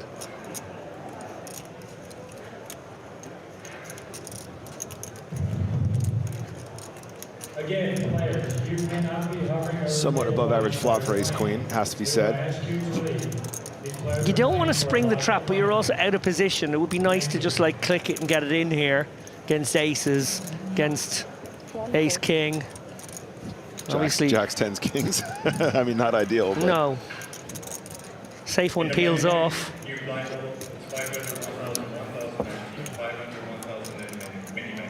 Dunphy. He might find a check back here. It's only a stack to pot ratio of 1. King Queen definitely in his opponent's potential range. A couple of clubs could be in there maybe. Oh, Kilgannon's only got less than pot behind as well. Great check back here, but that will mean Kilgannon does his own dirty work here on the river.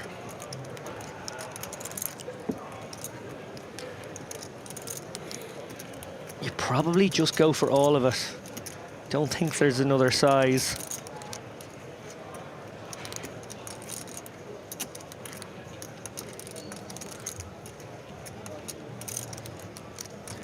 And will the materialisation of that third club save Dunphy?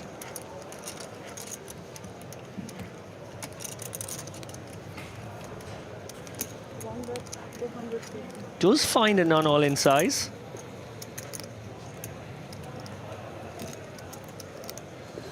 Call. 5-4, please show them. 250,000 called by Dunphy. A sizable pot for Thomas Kilgannon. He adds 555,000 to his stack. Now sits in second place on the leaderboard if you look at the players at our feature table. 1.3 million, 52 big blinds. And we are going to one of the outer tables because our friend Xflix is all in. Felix at risk with 3s against Ashkan Ahmedov's 10s. It is a domination situation. Streamer screaming, Kein Dry and der Flop. Instead, it's a straight draw. Jack 9-8 for Ahmedov. 9 on the turn.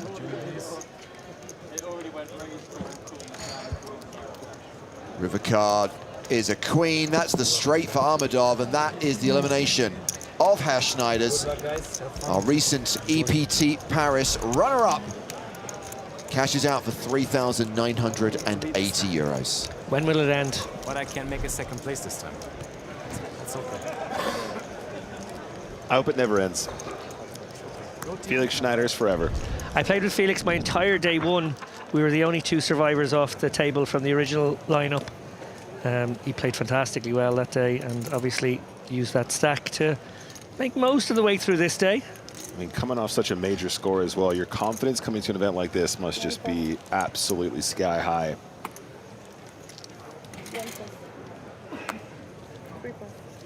Now the trick is get him on a cash table, see if we can get some of that 700K off him. King Jack suited for Roderick Watson.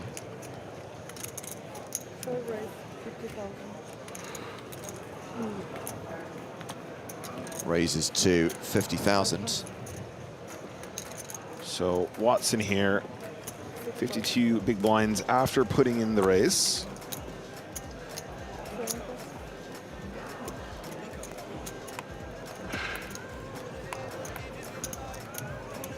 We're jazzing up this hand with some vibes. What is this music from? What is happening right now? I don't know what's going on, but James doesn't seem to be panicking. Just giving a little bit of soundtrack because we've got King Jack against 7, so we decided to go funky. Have we got a cross line? I think we're channeling. I believe we have gone to the flop.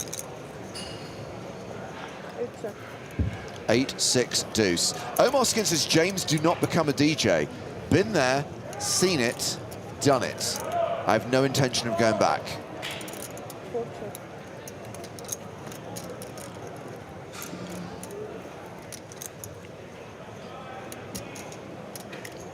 Did you know James was a radio DJ in a previous life? I used to bring the people of Surrey and North East Hampshire hours of cool classics and hot hits on 96.4 The Eagle. And if you want to talk about a full circle moment, I used to work in the TGI Fridays directly beneath their offices. Wow. We were destined to be together, James and I. This feels like an unintentional Partridge moment. Oh, I was full Partridge, don't worry. BBC local radio, commercial local radio, I've done it all.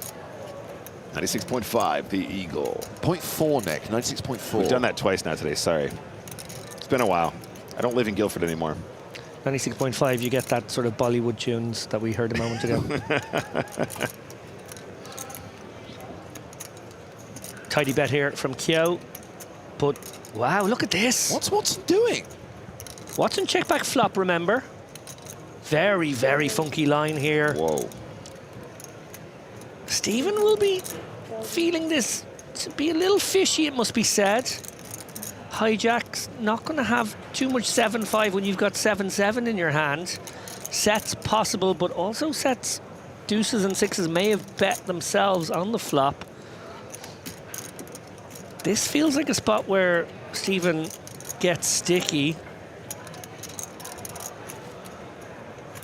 This is a very peculiar line from Watson. Does that kind of make it genius in a sense?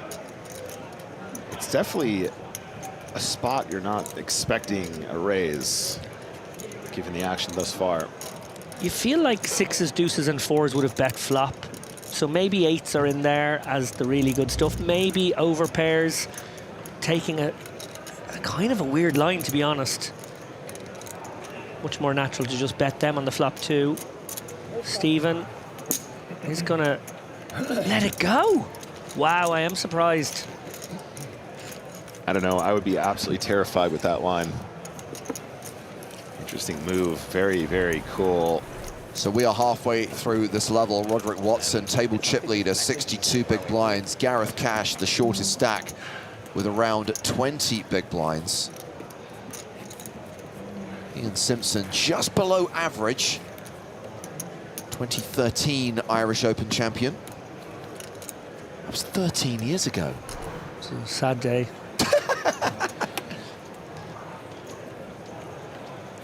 So you celebrated in 2012 when he didn't win. And then he comes back, makes the final table the following year and actually closes it out this time around. And he parlayed it into entrapping that lovely Emma into a marriage as well. It was awful. Look at me, I've loads of money, will you marry me? What could she say? She has to say yes. Now her life is ruined too.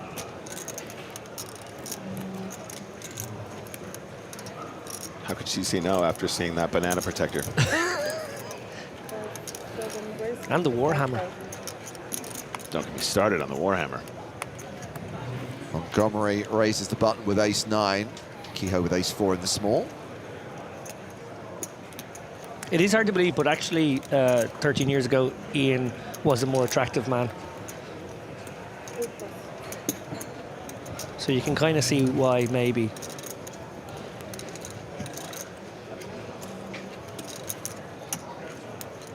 Dennis Bodenhoff announces all in. Power jam.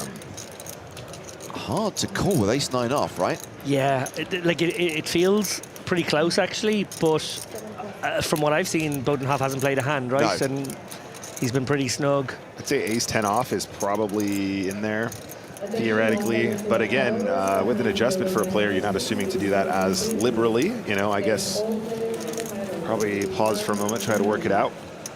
What was it, 22 big, something like that? A damn close spot, to be honest. Yeah, I think probably for chips, ace-10 has got to be a call, but it's it doesn't feel great. I'd say ace-jack for sure. Ace-10 of hearts, ace-jack, something like that.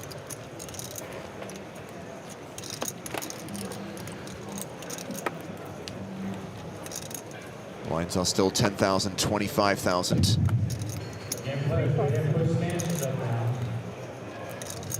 If you are not playing into main event, you need to exit the tournament area. As is outside the stands. 19 big blinds and pocket sixes. Gareth Cash activating. Yep.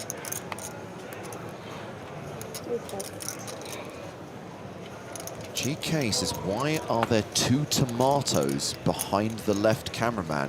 Next time we see the wide shot, I need to know.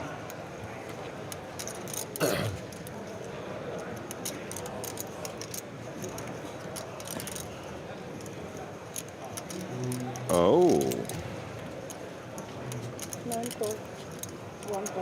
Speculative. I think this is out of range. What do you think? Yeah, I think this is a little loose, but it's, you know what? It's a pretty hand. I don't blame him. Awkward now. He does have a gutter as a backdoor, and Garrett will c-bet range on ace-7-3. He can go super small. Nice size. This is actually a nice check raise candidate now. Oh, imagine check raise now, turn the flush draw, smash in a little bit more, get jacks to fold, get tens to fold, get sixes to fold. Decides just to float instead. Very sexy to come out leading now.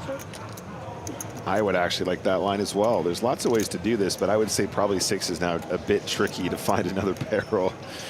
6 is no spade, gross. And now.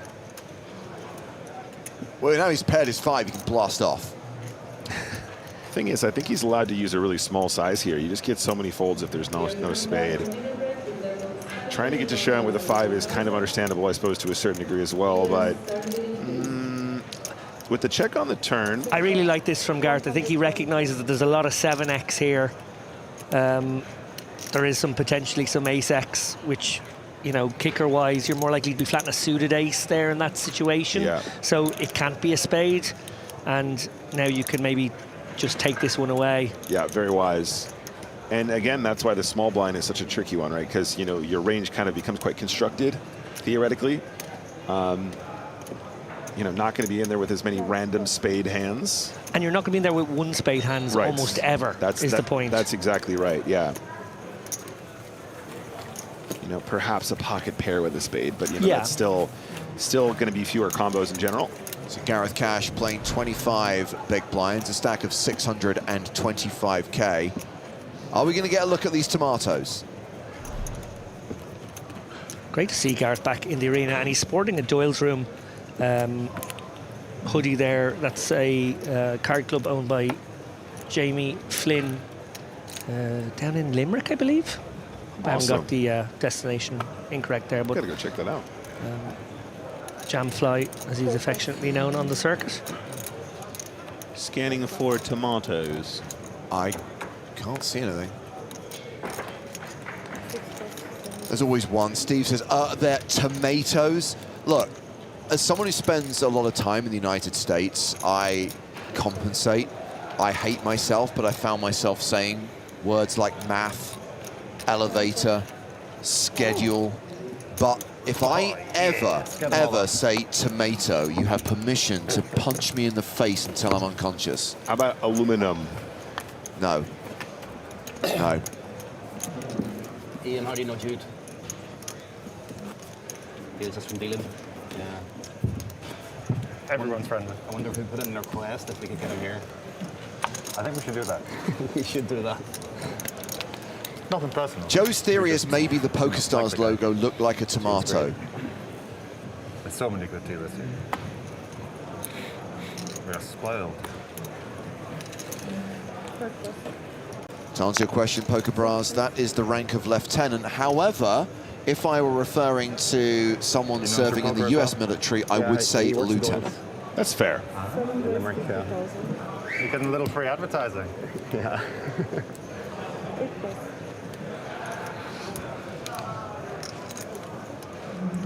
Russell Guy says, I wonder how that'll hold up in court when arrested for punching someone unconscious. That's their problem, not me.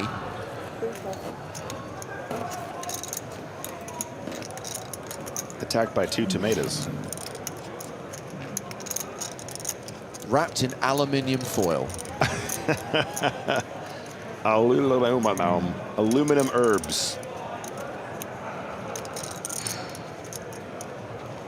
All right, what we doing here? All you can eat. Watson. Bang.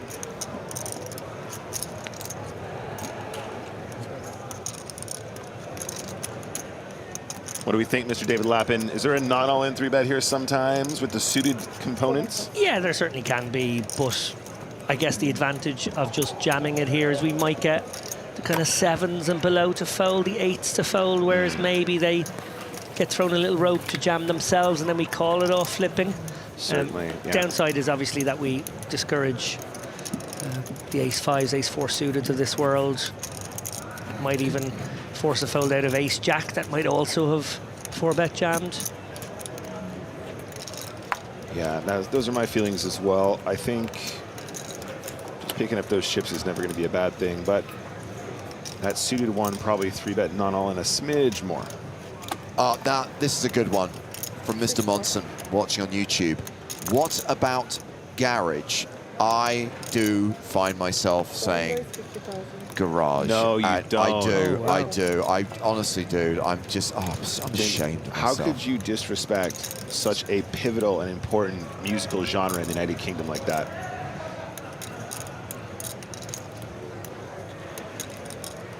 He doesn't even have an answer.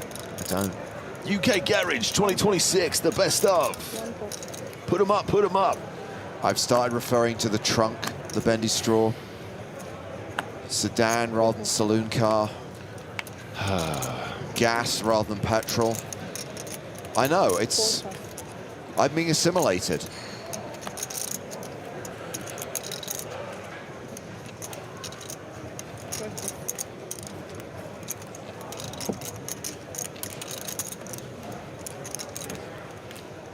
Please forgive me. I expected more, James. I mean, controversially, and I've only started doing this recently, and I know it's going to upset a lot of people, I've started referring to a certain sport as soccer. What, unironically?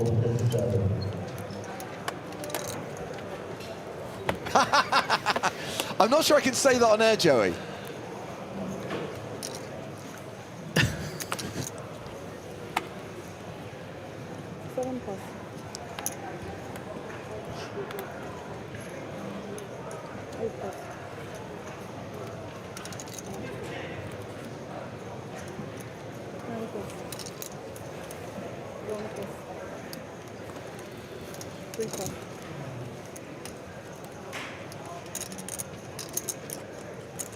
Oh, a real one for Watson.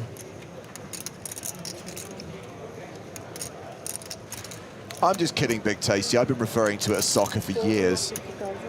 Jacks for Watson. Raises to 50,000.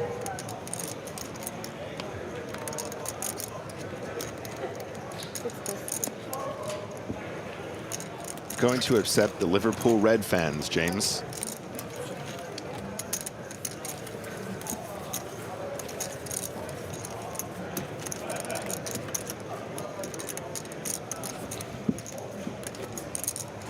Still can't see any tomatoes.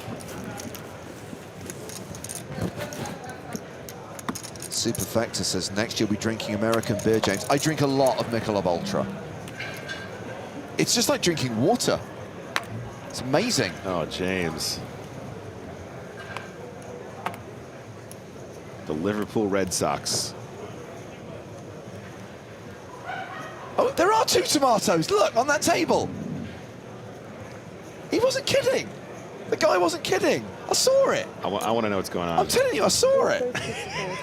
Verified. This stream's got it all. Friendly reminder to eat your veg.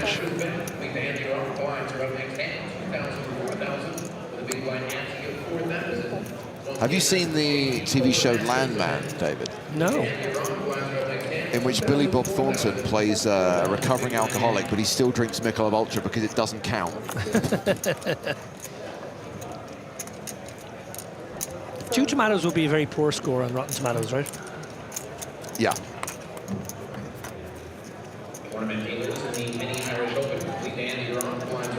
10-6-4, 2 clubs. Hello, Montgomery. How you loving this? Possibly then a review of Ian Simpson's play.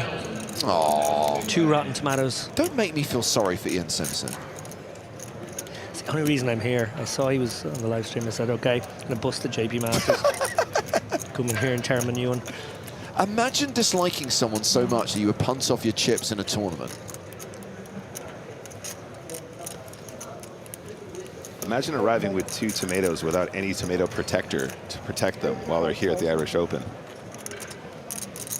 Have we learned nothing? You put 2 tomato protectors next to a banana protector and we have serious trouble.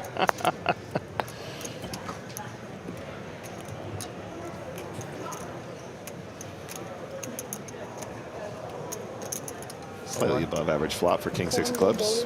Yeah, and understandably, Montgomery is going to play it aggressively. Gets the fold from Kehoe.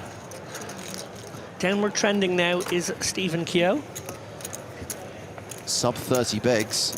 The blinds going up in 15 minutes.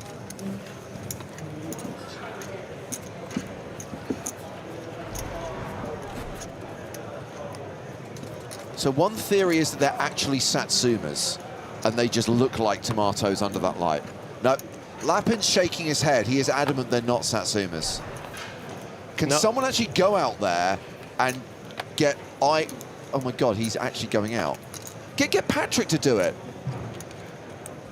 No, Chris, I know that's a Satsuma, but that's not out there. I'm going. This feels like a Father Ted sketch. Guys, I'm not joking. He's actually leaving the building. He needs to know the truth. James Hardinge is nothing if not a stickler for the truth.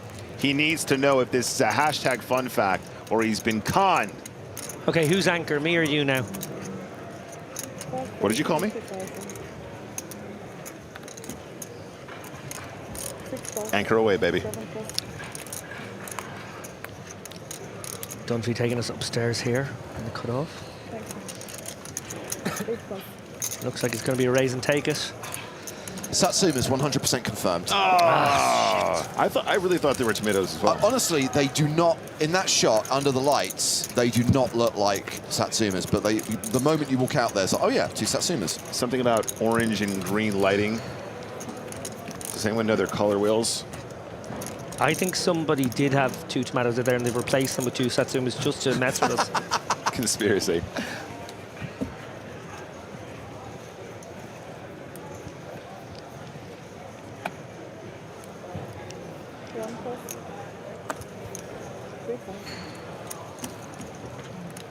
Greatest mystery ever seen on the internet has been solved.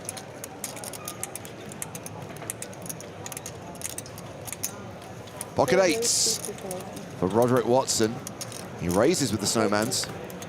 Num-num. Tom is asking if James has a favorite football team. I'll handle this, James. The Liverpool Red Sox. Oh, Kings.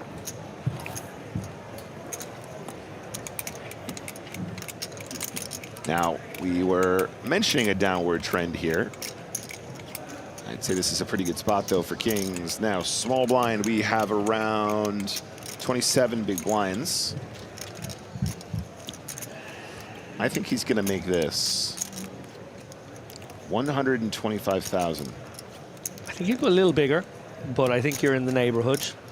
Maybe 150 out of position here. You're feels quite right. a bit more natural. No, I think you're right. I didn't spot he was in the SB.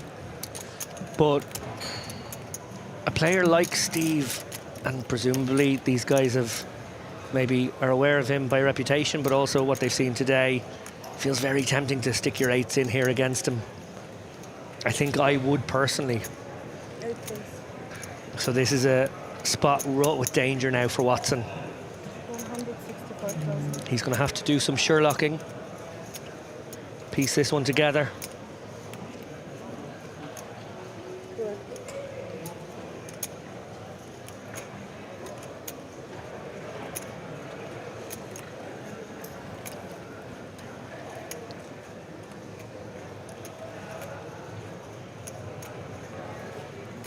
Might seem like a trivial raise fold to some, but I promise you out there, this is not. This is a really, really tough spot for Watson right now. These are the moments big tournaments like this can hinge on.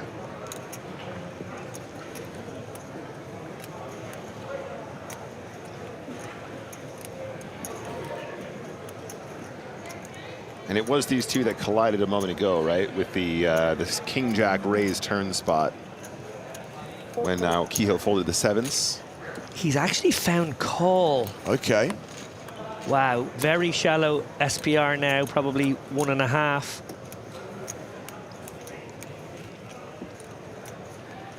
The flop has been dealt.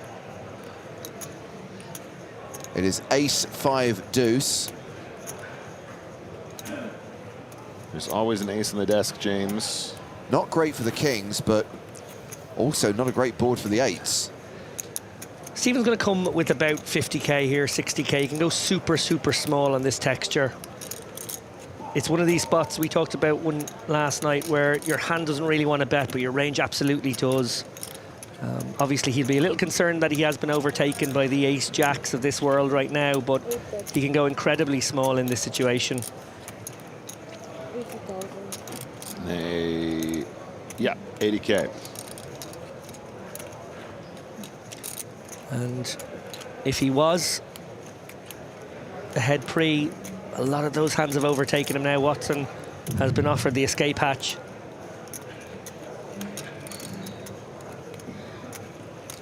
And just looking at Watson's chips behind, yeah, this is problematic, isn't it? Still managed to get away from the worst of it.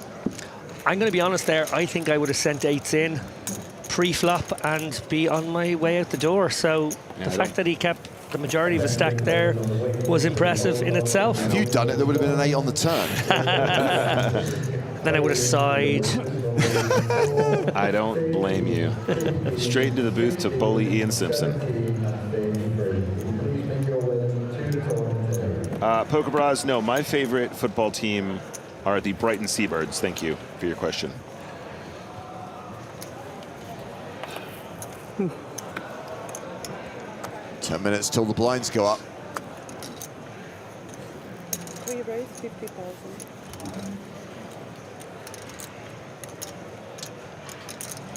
Are there only 8s in this deck? To be fair, these are different coloured 8s. The black snowmans. That's right, Poker Bras. The Albion Squawkers, FC. God, I love soccer.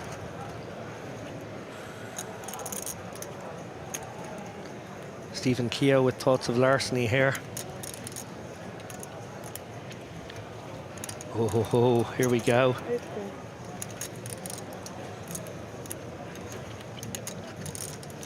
Just a call.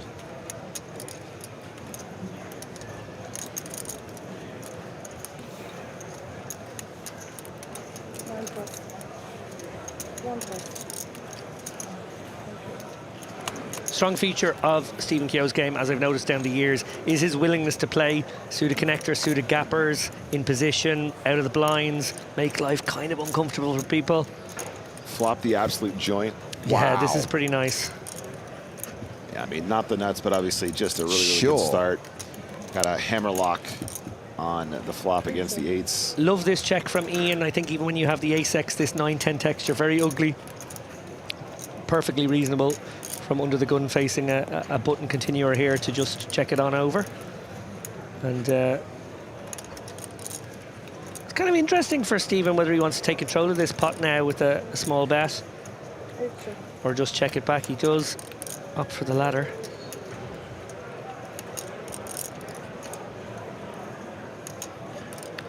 I think we have a face card on the turn. There it is.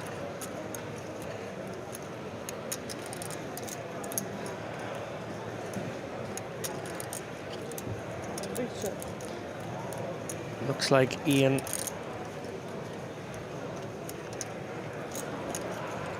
just going to try to get a showdown with this one. Again, Stephen just probably has enough showdown and the ability to improve to check back again, perhaps. Maybe a small bet, maybe a check back. Similar kind of option.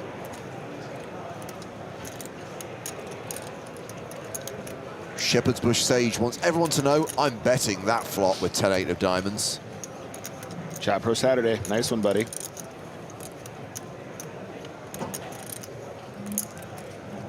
Is he still thinking here, or is he checked? Looks like Stephen has thrown out just a tiddler. Yeah, 110,000, which gets a fold from Ian Simpson. A tiddler? Yeah, well, it wasn't in the end. It was 110 into 160, so a bit more than that. But I thought he might fire in a little 35%er there just to...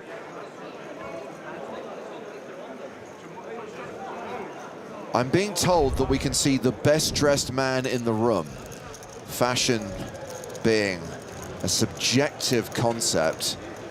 That is Lemon. Oh my God. One of the Irish Open photographers. He is an absolutely awesome dude. Love his content, love his enthusiasm. Incredibly bright man, by the way. Gives off the goofy clown sort of outward appearance and attitude, but I think he might be like in Mensa or something. I think he's like one of these like secret geniuses. Absolute lemon.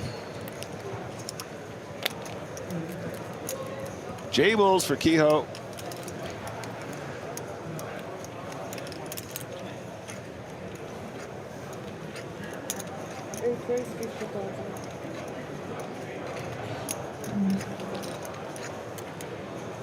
Stephen back over the million mark here. Bang on average with 256 players left. My gosh, I'm down to 5% of the field already. Crazy. A message from our friend and colleague, Mr. Stapleton. Are we sure it's a lemon and not a Satsuma? Oh, Ian Simpson with 30 bigs here and 6s. Is this one of these super dangerous spots where Ian might actually go for the big jam? For his sake, I hope not. That was very underrated, by the way, Joey. Well done. That was absolutely brilliant. We breezed over that way too quickly. David was too excited about the prospect of Ian Simpson losing chips. I was. I got carried away. Ian just looks to set mine instead. I feel like with 26, 27, we might have seen the big jam there, but 31 bigs, enough to protect and proceed cautiously. Well, as a spin and go player, any opportunity to be all in, I'm happy with.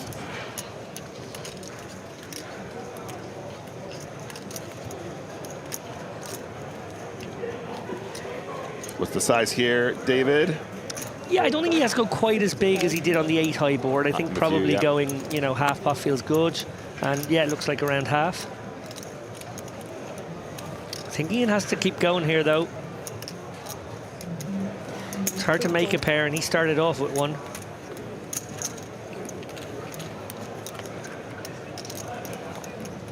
Five of hearts on the turn. Simpson, huge underdog now. Yeah, and might call another bet of a kind of 2/3 variety again.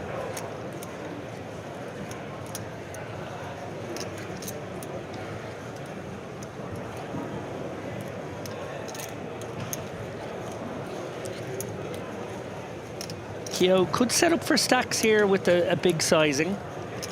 Look to go maybe like 200k here, get him all in on river. Just depends on what he's targeting now. Is he going to target the 10 or is he going to try and keep the 7 interested? 6 is obviously much the same hand. Oh, he is going quite large here. He is going to try and set up for stacks.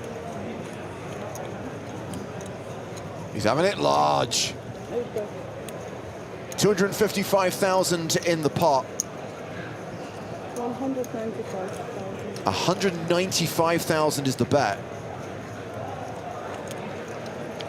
Oof. Yeah, super, super uncomfortable.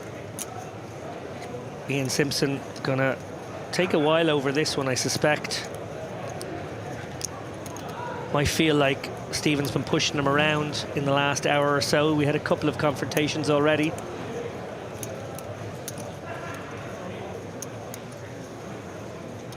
You know he's so capable of bluffing here. This is the problem. When Stephen Kehoe has a hand, he's a very dangerous opponent. Advice for Ian Simpson from Guava Rat 1. Go hard or go home. And it's a threat bet too. Ian calls this 200k. He suspects there's 500k coming at him on the river in most worlds. And what river does he like to see? Kind of nothing, really. Yeah, I mean, a 6 is pretty much the only obvious one. And even then, 6 of clubs suddenly is like not even a promise, you know, that we're good. But yeah, well done for the jacks there. Yeah, and bravo, Ian, to get away. Also, we should highlight that Stephen Kehoe has steadied the ship. He was on the descent. He's now back up to nearly 1.2 million, hovering around the 50 big blind mark, an above average stack right now. Ian Simpson has dropped below the 30 big blind mark, and those blinds are going up shortly. This is likely to be the last hand of the 10k, 25k blind level.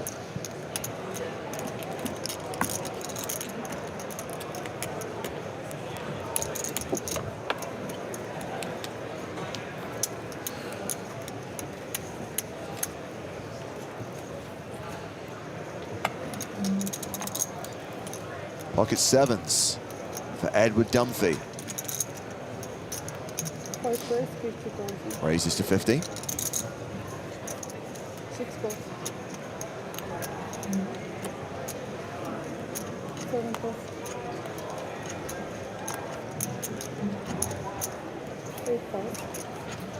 Round to Dennis. I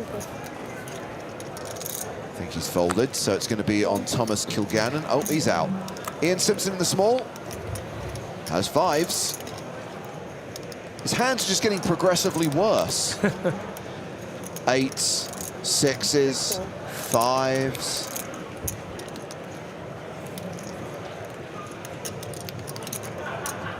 Tempter for Watson here in the big blind. He is suited. He has both players covered. All in. No, he's folded. Next hand in the main event. Once again, Yeah, I do anticipate a fair number of suited hands defending there, but the absolute bottom coming out is understandable.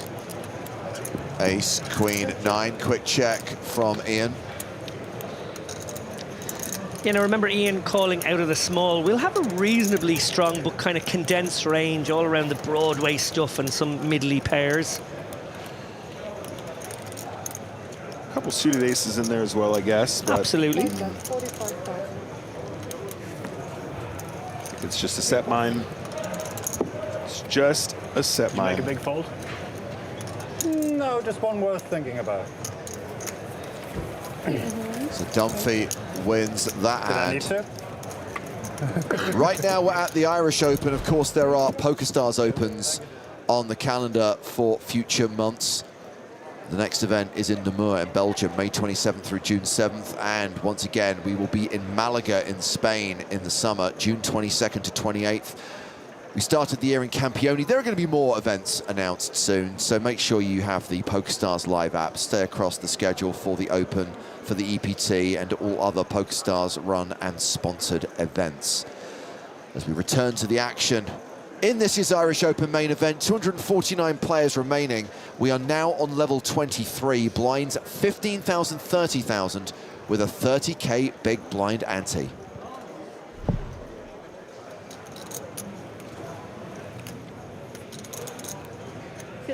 Raise 60. Ace queen for cash, pumping it up, UTG.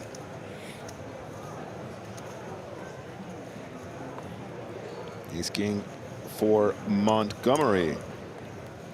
Has 24 big blinds. Raise 180. He is about to pump it up. Sit 10 pass. Don't you know, pump it up. Sit 3 pass. He's got to pump it up. Sit 4 pass. Sit 5 pass.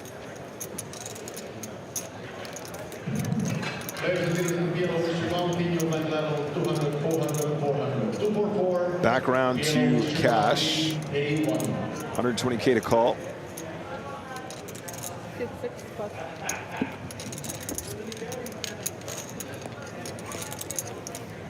And just a fold from the ace queen gets away from it. And we can welcome back Mr. Joe Stapleton to the mix. How you doing, Joey? Hello, my babies.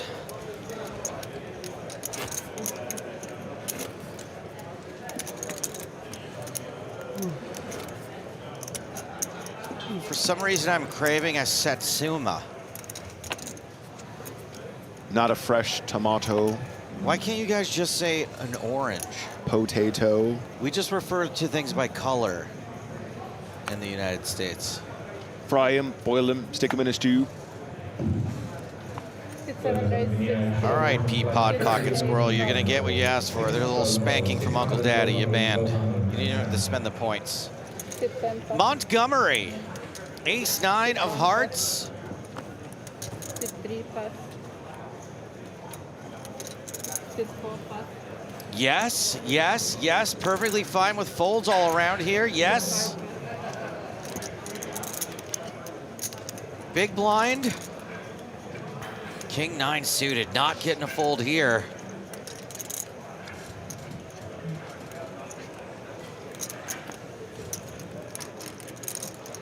Mr. Cash. Sit 6 fold. Sticking around. The man in black, Gareth Cash.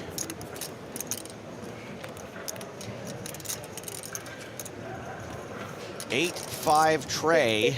Check. 1 heart, no diamonds. Big bet board. Sit 7, bet 65. Sit 6, pass. Yeah, quite like a big bet in that situation. He's gone for 40% and that got the job done. But Sure. yeah, it's a very similar situation. You've got barreling cards there, 2 overs, backdoor hearts, backdoor straight cards as well. So yeah, do kind of like sizing up in those spots myself. Can do whatever you want. In this game, there are no limits.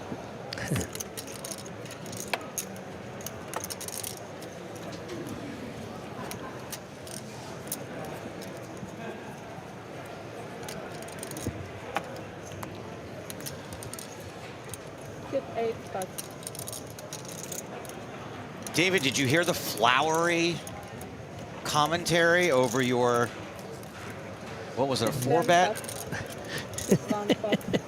I don't think I've ever 4-bet. It couldn't have been me. 3-bet, maybe? No, I think you 4-bet today. You didn't go all in. Oh, I did. Against a 3-bet. Do you know what? You're dead right. I did click it with the ace-king suited and got the 9s to fold and the 10s to fold. And we just all really got down on our knees for you. Oh, you liked it? The thing is, what I'm worried about is the fact that I recognize it as a good move might mean that it's bad. But I was like, this is genius. And I don't say that very often. Yeah, I kind of spooked him. Small blind versus big blind, Cash Montgomery. Ooh, that's a fun flop for the 7 of hearts. Street flash potential. Sit 7, bet 60. Sit 6, pass. Poor old Garrett just getting tossed around by Montgomery like a rag doll these last 3 hands. How many levels do we play today? There's 3 more after this. Thank you. No, sorry. 2 more. Two more, yeah. 2 more after. This is around the time Ian Simpson starts getting pretty tired. He usually gets a nap in 9 o'clock. That sounds great, honestly. Yeah, we can get some. See a waitress just Although with the delay, I think it's 10 o'clock for that. So obviously I can't pay those to the phones office.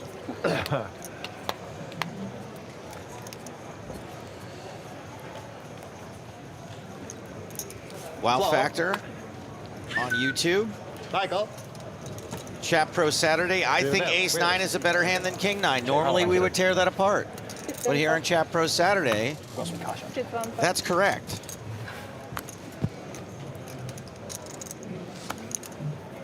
Was Simpson just whistling at staff? Well, they do to each other. Okay. I don't know if we're allowed. I don't know if that's appropriation. Canceled.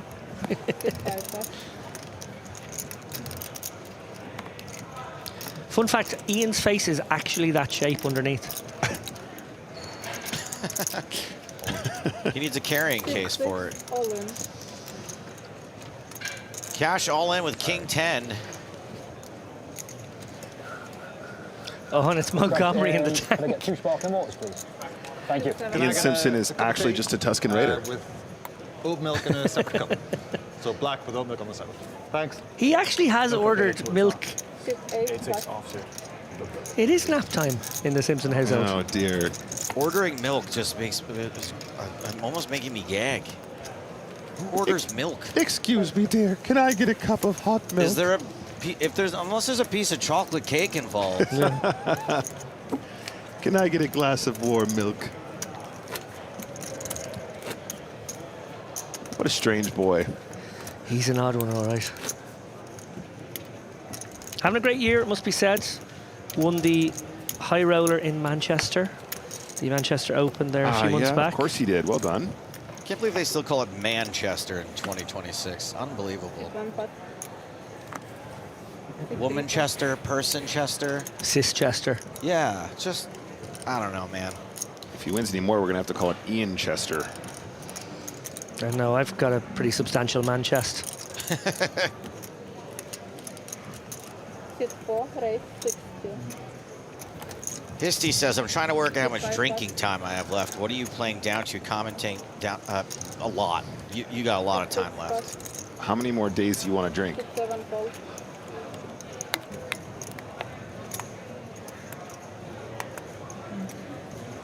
All right, so got the raise from Watson, 9-8. Montgomery's in on the button with king, queen. Good Ben, but Bodenhoff evacuates with king 8, probably for the best. Queen high flop, pretty good for king, queen. That's why we love king, queen. Makes a great top pair. Yeah, this is the kind of board I think Watson might take a stab at here. He's got basically no equity. His best chance of winning this one is c-bet. Unlikely to just wave the white flag. So Montgomery likely to make hay here.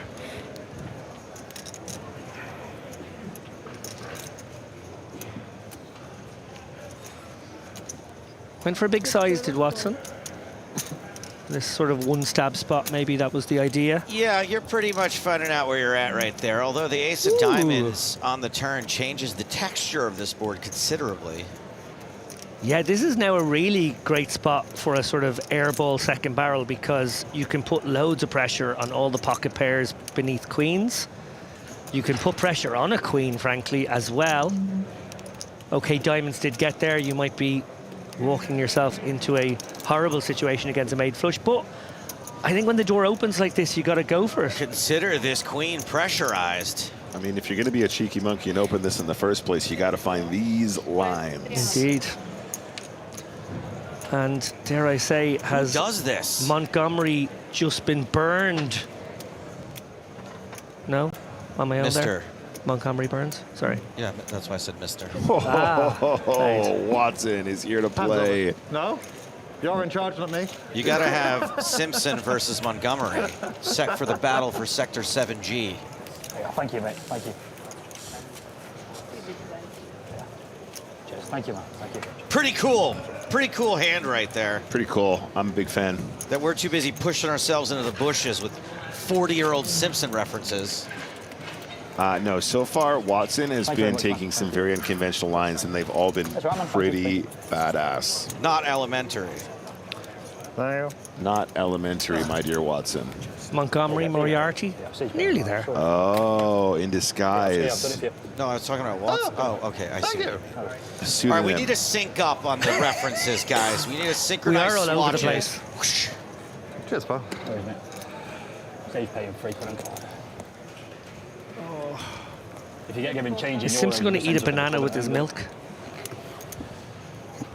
All right, coming in even to the JP Poker Masters event. Players want a 20-minute break. During this break, players, we do ask to exit the tournament area. Once again, 20-minute break at the completion of the hand.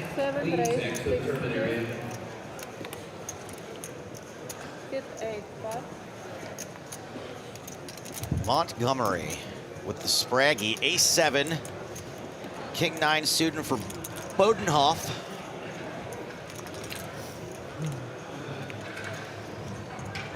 Jammable. Jammable indeed. Good.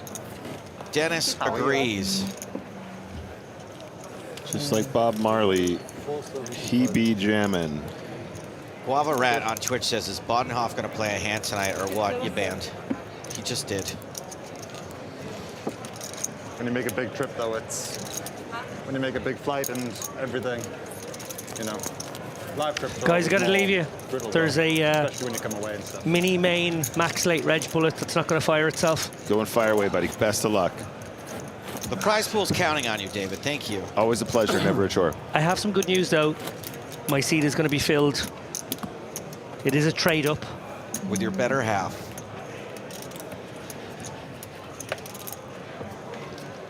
Oh, my eyes. Dara's shirt it's hurt. My rods and cones are all getting scrambled.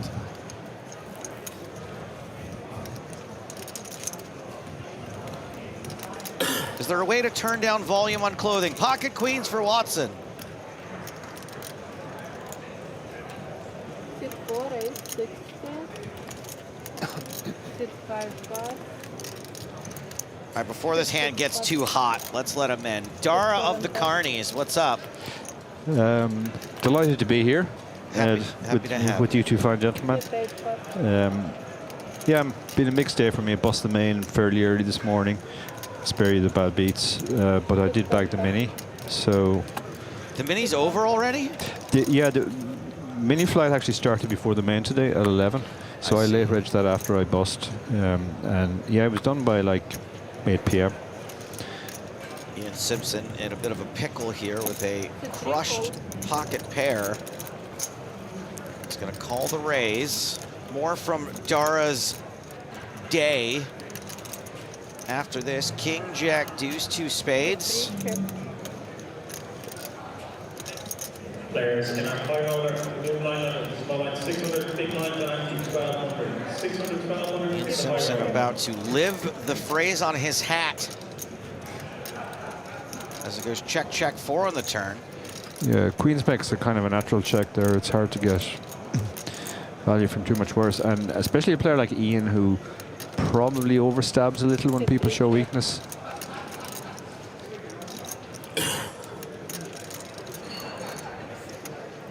Now, Watson could be reasonably confident he has the best hand because Ian wouldn't check a king twice.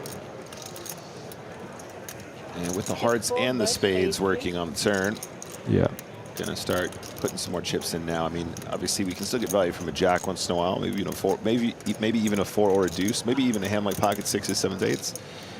However, that check on the flop, obviously a bit of a concern because also a board that probably will be bluffed a fair amount. Yeah, I think when Watson checks, it's actually stronger than when you see bets. Correct. Yeah. You know he has something which he's trying to take to showdown probably. But Ian is going to test him for 1 street. We're 1 step closer to showdown with this 9 of spades on the river. Haha, now 6 of spades in hand. Do we ever turn 6s into a bluff? Nah. Just decides to check. Not yet, at least. Not yet, exactly. Not yet. Not yet.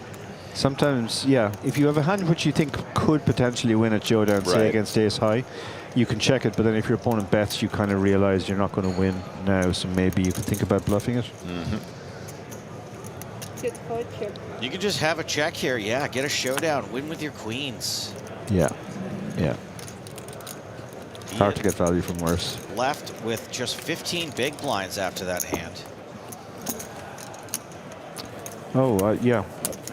Last I heard, Ian had loads and loads of chips. He came into the day one of the chip leaders with actually more chips than he has now. And then I heard he got busy on the bubble and was doing very well. So I'm not sure what happened since. Well, he does have loads and loads and chips for day 1. Yeah.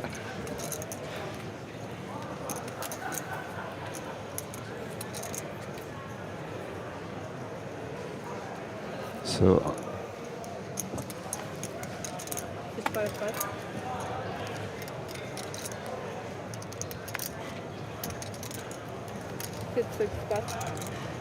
I know Gareth, who just folded very well. He folded very well, or you know him very well? I know him very well. Okay, got it. He does fold very well as well. Fold, yeah. It was a great fold, yeah. I also know Stephen. Stephen is an ex-student of mine. Oh, well, pressure's on. Yeah, he's long since outgrown my coaching. He knows this isn't a satellite, right? Yeah, yeah. No, he announced himself on the stage a few years ago when he won the European Deep Stack, and he came to me for coaching subsequently, and then he final tailed the W Main Event. Wow. So, Pen Guy, for anybody who plays online, will know that name. Dara, as much as we do like to have a bit of fun in here, your books, your coaching, all comes very highly regarded. Thank you very much, Joe. Did I see that you won 28 seats? 29. 29 seats to this event? Yeah. Yeah, easily the most... They should just have a section for you and give you all 29 seats. Yeah, unfortunately, then I proceeded to prove exactly why I need 29 seats by firing off 6 bullets in the Mystery Bounty without a bag and 7 bullets in the Irish Open before I found a bag. So, what if we just get him his own table and he can play all hands? Yeah. You know, like how chess masters play against like themselves. When Bugs Bunny was the entire lineup of the baseball team. Yeah. You're going to need a different shirt and First personality base, for Bugs each Bunny. position. Second base, Bugs Bunny.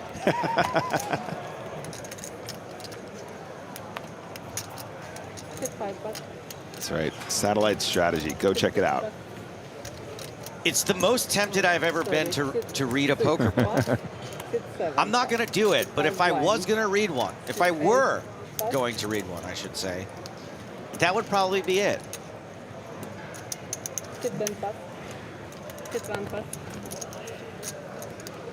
Spraggy and Fenton watched me absolutely butcher a satellite in Reno once. I want them to tell you the story because I won't even remember it right. Maybe you can put it in your next book as a what not to do. The two of them had to walk away from the table. They were laughing so hard. Yeah. I was like, I did good, right? I like knocked two people out. It's easy to do in a satellite because the strategy is so different. Like on the cover of the book, we have somebody folding aces just to make the point that the strategy can be so warped that it can be correct to fold aces pre-flop. We are onto the blinds here. Watson's going to raise king 4. Dunphy dominated with queen 4. That's right, the bendy straw. If I were able to read a book, I would read Dara's book. Interesting. Does decide to defend the queen 4 here. It was a relatively small steal blind v blind. Yeah, it's the kind of hand which will get you into trouble a lot. Could be trouble here. Big Took, I can read, I just can't read books. Does that make sense? Yeah, I think a lot of people are like that these days. We're used to sort of short form content.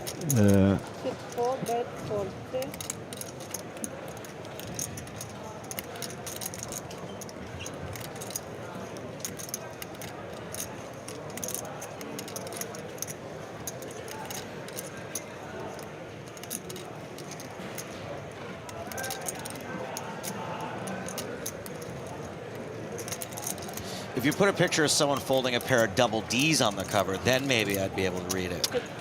The American edition. Yeah. That might keep my attention long enough. We have got a bet and a raise on this flop. Donald Ducks? That's right, Dick. My sweet summer child.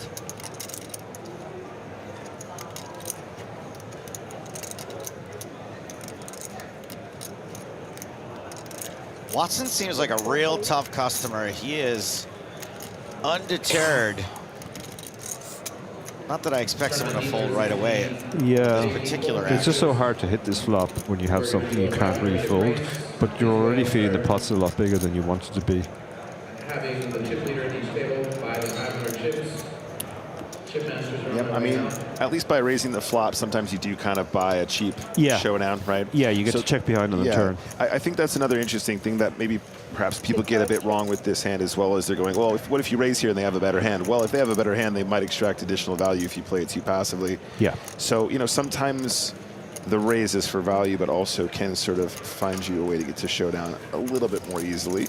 Yeah, I think that's a trick actually borrowed from Limit Hold'em, where often you're supposed to raise the flop because that's the cheap street, and then you get to you don't have to face a bet on the turn. In the mini main, you blind level 800, 1600, 1600, 860. Now, interesting setup. Both players are chopping. The ace means that their kickers are no longer good. Yeah, they take their showdown. And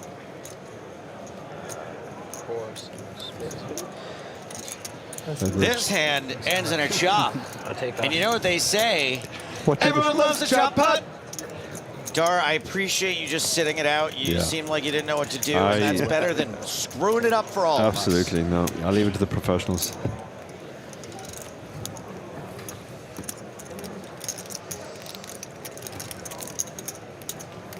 Yeah, so Gareth, who hasn't played a hand yet since I joined, but I do have a few interesting Gareth stories. He used to be a full-time pro, and he lived in a grindhouse. Why are we looking at the cameraman? You missed it, Joe. It was two Satsumas and a water bottle. We're missing the tomatoes. But it's coming back. Oh, yeah. It's coming back. Nice. Yeah, real nice. What does that make you think of, huh? What do those make you think of? Yeah, real nice. Sorry, Dara, we're being immature. Sorry, Dara. Yeah, sorry. So Gareth lived in a grindhouse in Belfast with a few other online poker players, including a very good friend of mine, John O'Cruth. And I was grinding late one night, and they were out on their Christmas party apparently, and they rang me at 4 o'clock, wanting to know what was the name of that thing you need to get into America. So I figured out it was an ESTA. Okay. Told them how to apply for an ESTA, because they had decided completely on a whim that they were going to America. The only place they could get a flight to was Chicago. Chicago, pound for pound, the best city in America. Yeah. Sorry, no, it wasn't Chicago. It was Detroit. Detroit's slightly different, okay. Yeah, it was Detroit. So they all woke up on You a can plane. play on Poker Stars in Detroit. Go on, sorry. They all woke up on a plane to Detroit with no memory of how they had got there, or why they were going to Detroit. They got to Detroit. They didn't really like Detroit very much. They wanted to leave Detroit. They tried to rent a car. They were all too young. A cop told them they could actually buy a car even though they couldn't rent a car. Correct. Yes, America makes a lot of sense. So they bought a second-hand car, and they drove around the Detroit area for a few weeks before they How came much home. of the car was left after that? Almost none, I imagine. Yeah.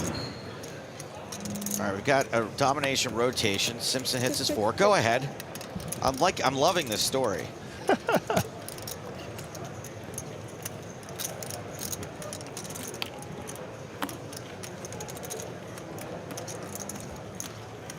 Both these players dangerously close to all-in territory. So Ian betting his second pair here. It's going to get it done. All right, Yeah, back to nothing for Detroit. cash. Yeah, so, and there was actually quite an epic 2+2 thread on it. They kind of documented their adventures in places like Kalamazoo and Climax, which they went to just because they liked the name of the place. And then they came back and they found out that they had to move from their place in Belfast. So they decided to move to London. Now, John O'Rother... They didn't try to drive from Belfast to London. No, they didn't. Oh, okay, great. John O'Rother unwisely pushed the Norwegian guy in the group, who was the only non-native speaker in charge of finding them a place in London. So he found them a place in London, signed a lease, everything was good, but they found out it was actually London, Ontario, not London, UK. So they all moved to London, Ontario. That is brilliant. They were like, "Oh fuck it, we'll go to Canada." Now Canada is a great choice. We love Canada. It's one of the good ones. I've actually got a follow-up that's in a similar vein. Was playing in Stratford, London, as I'm sure you have before. Yeah. And it's getting kind of late. We were enjoying some drinks, and we thought, you know what, we haven't actually booked anywhere yet. We should go ahead and book a hotel. And at this point, we're somewhat intoxicated, probably not thinking too straight. We arrive at the hotel, and they just cannot find our booking. They can't find it, and we're confused, and they're confused. Ian Simpson. See how this plays out really quick. Shipping king-queen suited into the under-the-gun raise of Kehoe, This unless isn't something good. funny happens in between. Yeah, no, Keogh's calling here for sure. Kehoe maybe going for the kill shot. Well, struggle to imagine we're folding here. How much does Simpson have? 15, I think, is it? Oh no, it's actually almost 20. 500,000 to call. Yeah, I mean, you don't love it, obviously, because you're worried about stuff like Ace-King, but sure. Also, it's Ian. Ian is just a little bit wider than most players in these spots. But he doesn't love it, yeah. I think it's half a stack as well, so... Certainly doesn't love it. Half his remaining stack. This is a miracle if it gets through.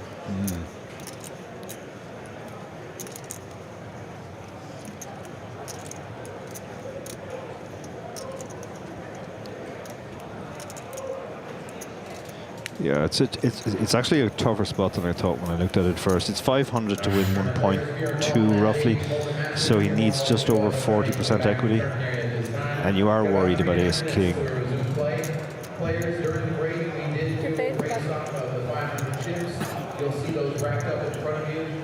Please leave those chips in the rack. And he does get a chip. Does take it down. Very nice. Doesn't know how close he came there, or maybe he does, based on the tank time. Brutal. Just look at the chip counts.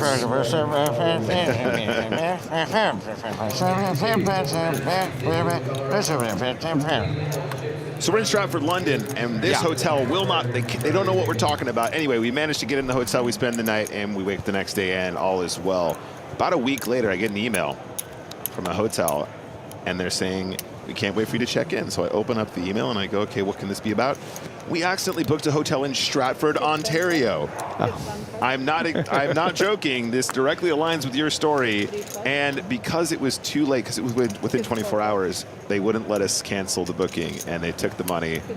And some random hotel in Stratford, Ontario managed to get a free night off us. Brutal. Is everywhere in Ontario named after someone in England then? That's what I'm saying. Yeah. It must be, or this is just an ongoing con. Cash all in this time with Queen Jack. Sorry, what am I doing? It was. Ooh la la. Donal on YouTube says I'm pronouncing Kehoe improperly. Yeah, it's Kyo. I stopped doing Kyo. that. You stopped doing it? Big fold? Nah. I folded king. It's the same name as Keoghh, if you've ever seen that name. Yeah, Kehoe. Incorrect. I'm not doing it again. I got it.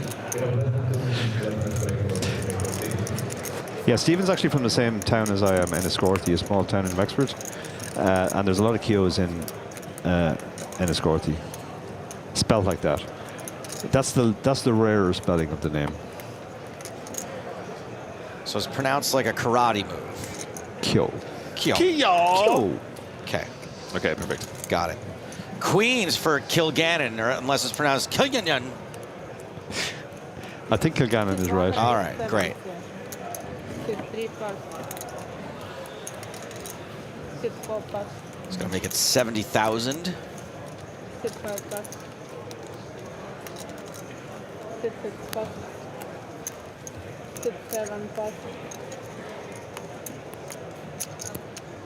Ace 5 for Kyo. Excellent. Folds. You got it down now. I'm a fast learner, I'm told. That gets through.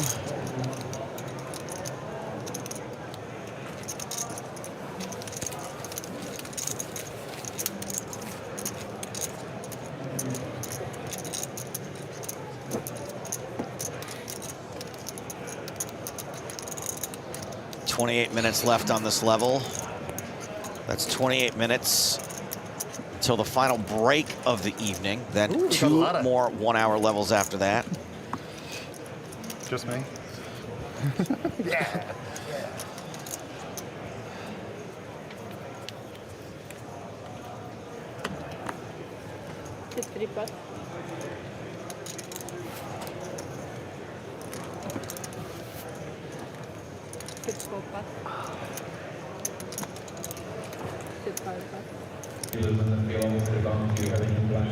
That's right, Fife. They are playing until the final hand tonight.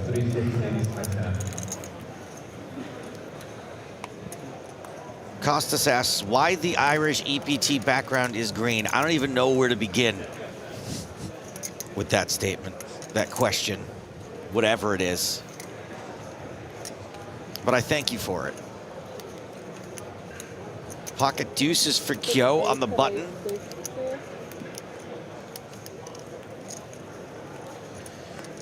Joe, there is a cool person watching poker for the first time. Her name is Jessie. Shout out for good karma, Stapes. Look, man, there's absolutely, you know this from watching, there's absolutely no way I would say the name Jessie. I won't say Jessie no matter how many times you ask. I don't say names. I wouldn't say Jessie. I wouldn't say Dara. I wouldn't say Nick. And I especially wouldn't say Jessie. Thank you for your request.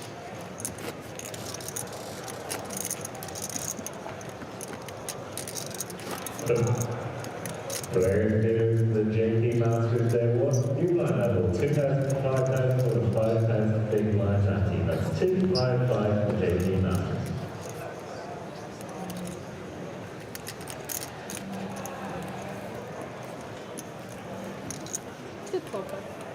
Play continues, 15K, 30K. Dunphy does not want to mess around with the deuces there. actually somewhat understandable at this stage in the event. Not a super high value spot for a 19 big blind stack anyway. He's king for Montgomery in the hijack. Any action behind?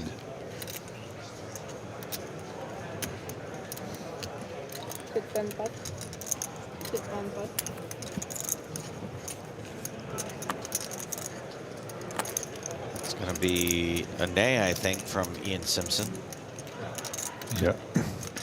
Yeah, you do want to defend fairly wide, but Jack 5 off is probably a pip too far.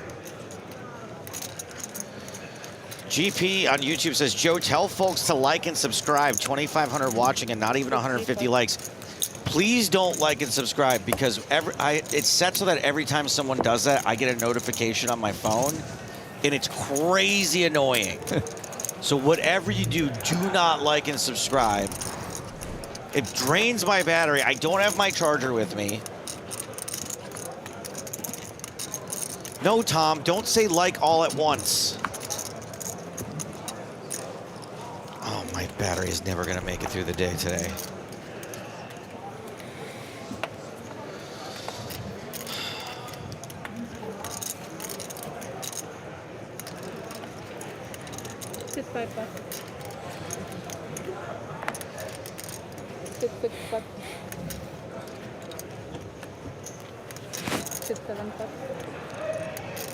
No, Costas, green is not the national color of Ireland, believe it or not.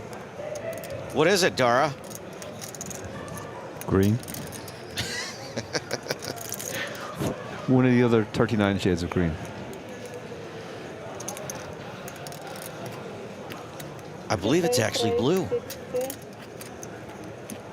I think it's weird to have a national color. Like, how many colors are there? Yeah. There's going to be a lot of overlap. Yeah. Kyo with ace-5 makes it 60,000.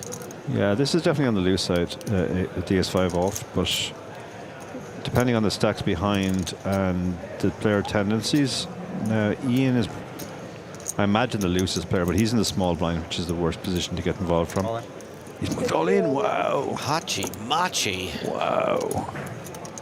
Pocket pair is a pocket pair.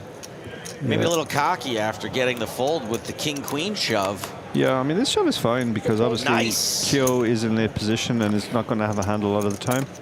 And, you know, if he has ace-king, so be it. We have to run it. But, yeah, good pickup from Ian there. I think he's probably picked up that Stephen is opening a bit too wide. So please pass access to the chip leader on the table. Thank you.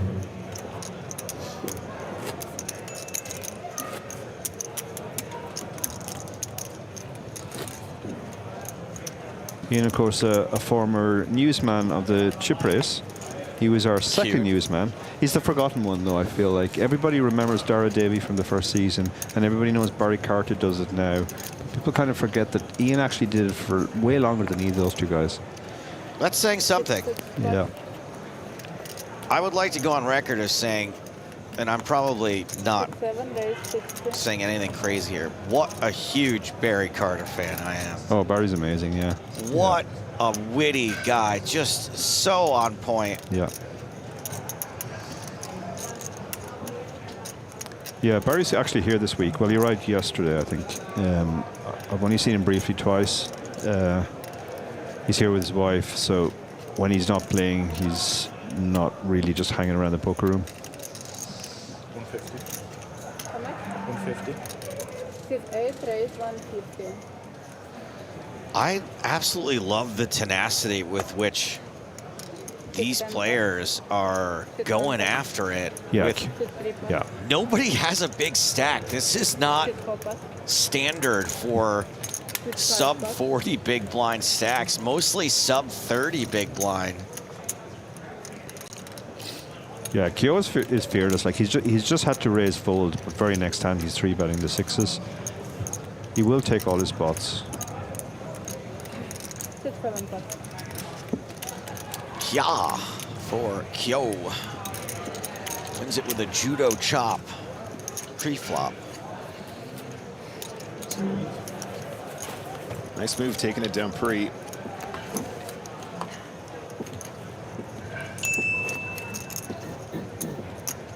Not me.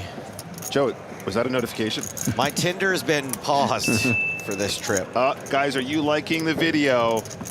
Oh, it's my. Wait. Okay. Guys, what did we say? What did we say? If you like the video, Joe's notifications go off. Don't. Stop liking the video on YouTube, please. Can someone loan me a lightning cable? Oh, there it goes. Guys, seriously, stop liking the video.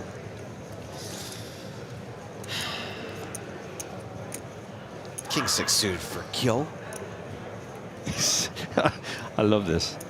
This is his third hand in a row. You gotta play the rush. That's in Super System. Yeah. The second best ever poker book after yours. Thank you.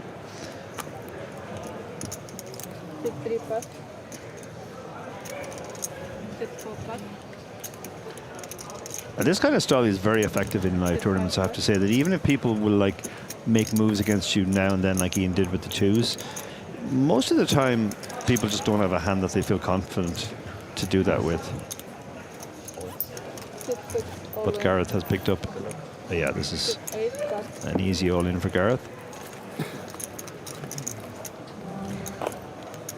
And a nice pickup there when you're that short. They are really battling at this stage, guys. Go big or go home. They took your advice, Joey. I don't remember saying that. Actually, it was a member of our chat you called out. But you have said that before.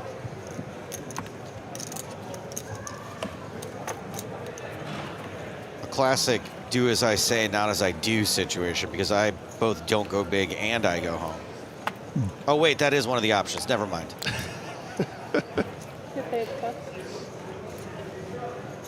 On to the next one, hand 171. Sit 10 pot, sit 1 pot. Sit 3 pot. Sit 4 pot.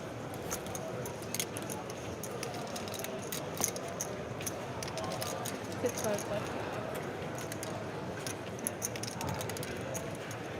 4 deuce of clubs. The 40 deuce club, Ivan Kane. So Montgomery behind with 22 big blinds. Cash decides just a flat. He's actually the effective stack, so he's sitting around the 16 big blind mark after he makes that call. 15 after he makes the call, excuse me. Jabel's in the big blind.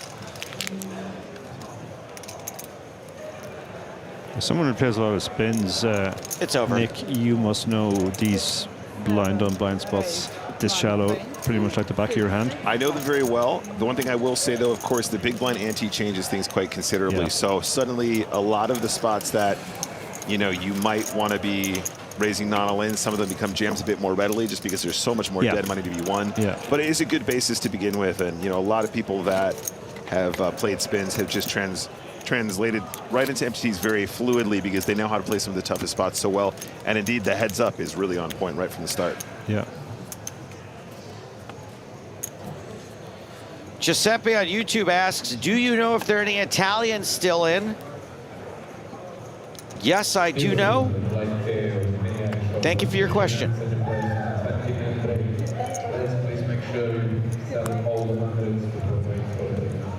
I would be willing to bet considerable sums of money that we still have one Italian in. At least. I used to have a really great follow-up joke to that, but, you know, can't because of woke. Can't because of doke. Ian Simpson, Queen 10. Roderick Watson, King 10. And again, we're just going to play these pots like we've got a million big blinds. Although Watson is the chip leader with almost 60. We're just going to 3-bet King 10 off. Yeah, I think Ian's a good target for this side for play again. Ian is wider than most in these spots. And that King 10, you're not really going to call with it, but it's just below the strength of hand you would want to have as a call. So therefore it makes a good bluff 3-bet. But Kyo has an interesting spot now. I mean, the way Watson has been blasting ace-jack suddenly looking like a pretty cute 4-bet It situation. does, yeah. And a cold 4-bet looking particularly strong, so, you know, getting a lot of respect. Kyo, 33 big blinds. But he lets it go. A hand like ace-jack, like when you run into the value portion of the range, you're often just kind of toast. You're dominated by so much, you dominate absolutely nothing. Might have been a cute one for ace-5 suited, eh? One of those moves. You'd rather ace-5 suited when you get called, yeah. Put the blocker in your hand, make the move, hope for the best. When you get called, slightly better. Yeah. But yeah, no, definitely a consideration there. The way that these guys have been battling pre-flop, those opportunities do arise. Yeah. Pre-flop, post-flop. I think there's been some post-showdown battling going on, honestly. It's a feisty table. These guys are showing no fear at this stage. And this is a good time to be doing this because, you know, there's still 200 people left. There's no significant pay jumps around. You want to set yourself up to make a decent run deep into this tournament. I think there's something to be said there as well, Dar. You make a good point. You know, a lot of players who make it to this stage, perhaps this is their first deep run. They're sitting at a table and they're going, it really feels like I'm getting close now, when really this is the time when you got to start making the momentum. Yeah. And as you say, like, you know, if you bust now or you bust in the next, you know, 40 players or so, it might not make that big of a difference to your overall experience or profitability here at the Irish Open. So, you know, being an experienced player, realizing you still got to go for it, even though, you know, now we're down to the final 213 players. I think that's a big advantage, and that means you can probably pick up a lot of pots at non-showdown doing so. Yeah, you mentioned there, you know, players can feel that they're actually very deep, much deeper and much nearer to a big score than they actually are. On the very first season of the chip race, we talked to a friend of ours, Dan Wilson, who went on to win the Irish Open a few years later, and he had this great concept which he called the tournament half-life. And the idea was that to go from 1,000 to 100, you have to survive 90% of the field. And then to go from 100 down to 10, you have to do the same thing again. And then to go from 10 to 1. Love that. So you can feel, you know, when there's only 100 left, you're 90% of the way, but you're actually only 1/3 of the way. Right, I love that. That is so obvious, but so not obvious. Yeah. Well, Dan is an astrophysicist, so that's where he's coming from. I want to know which radioactive element has the exact same half-life as a poker tournament. Stapletonium. That is a radioactive element that makes the top 24% pretty regularly and then dies after that. Yeah.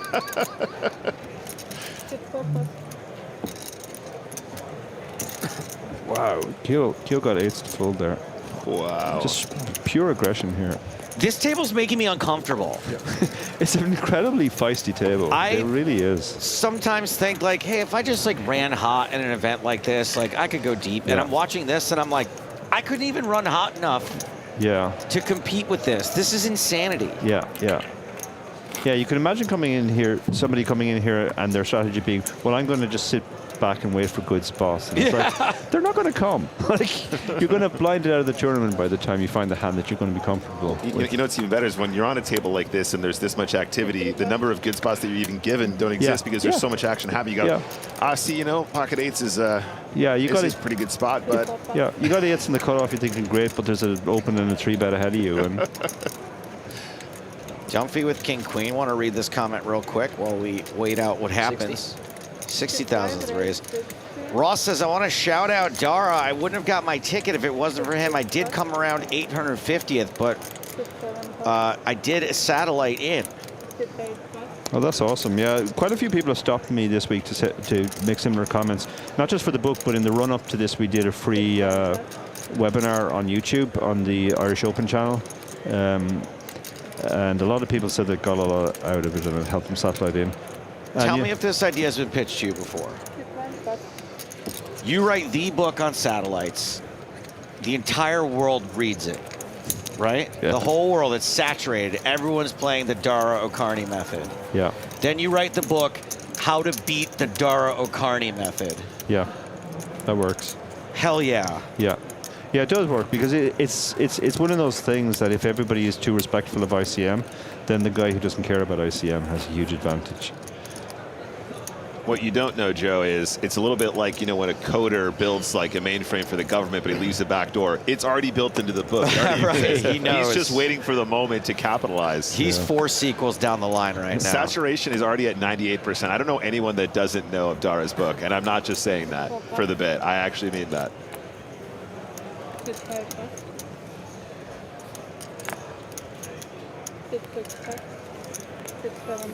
Yeah, and speaking of Barry Carter, that book was actually Barry Carter's idea. I had no intention of ever writing a satellite book, but it was Barry who came to me with the idea. Q. What's he up to here? Never know. Not giving much away in the tell department. Pretty sure he just said Kehoe the same way I was right then. I don't. You guys, this is like a bit, right? Like, this is like a let's just troll Stapes. He's got kings. Okay, he's got king 7 suited. That's legitimate. Simpson is going to 3-bet this, I imagine. No, he's going to just defend. Keep the dominated hands in. Defend. And he'll expect Kyo to blast off a lot on boards when he hits. Problem, of course, is when you don't hit. More TBC says, I read the book, took none of it in, still bad at satellites, wouldn't recommend. He's got you there, Dara. Yeah, yeah. Shout out to Andy. I like that he's honest. Andy's a friend. Andy's a friend. Despite comments like that, Andy. An Irish friend. He's Scottish, actually. Okay, yeah. Yeah. It's almost the same thing, but. Similar needle frequency. Yeah, very much so.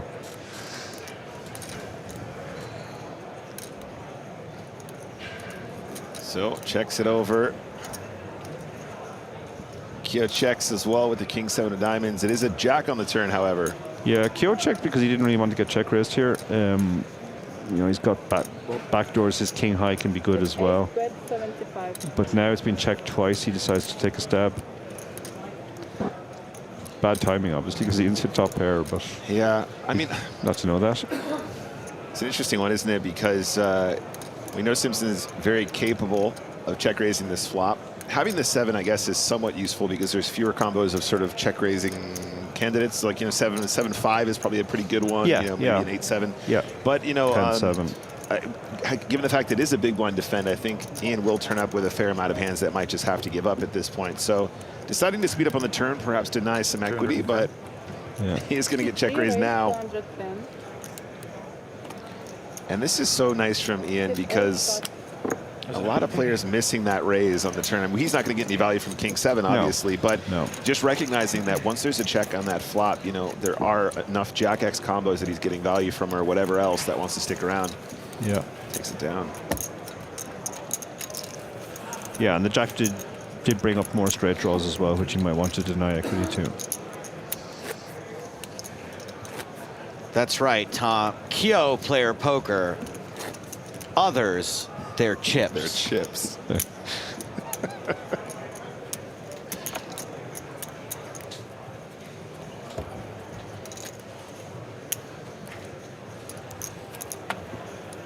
Dara, have you ever tried pretending like the Irish Open main event is a satellite? I think I did unconsciously a few times. Okay. Because basically my first Irish Open was 2008, and I didn't cash any of the first 10, and that kind of weighed heavily on my mind. And I thought I just want to get that monkey off my back. So I think a few times I tried to lock up a min cash like it was a satellite. Okay. It was definitely a mistake to think like that. It's not a satellite. The min cash is not particularly significant. But if you satellite it in. Yes, absolutely. If you've satellited in for, say, €10, and there were €10 satellites on Paddy Power, then even, you know, 1,800 min cash or whatever it was, that's a huge amount of money. Pretty sick. Yeah. Dar, what if you just imagine, like, you enter the tournament and you play it like a satellite to get within the bubble. Yeah. But then you play like the next page jump Yeah, like but then he doesn't have another any bubble. chips in the bubble, right? And then you play the next page But then jump you're like always another going bubble. to be the shortest stack in the tournament. Because he folded aces on the bubble. Yeah, exactly. Just don't bubble any of the bubbles, and then you win. Yeah. There's something there, Joe. There's something there. There's something there. It's something real stupid, but I started it, so.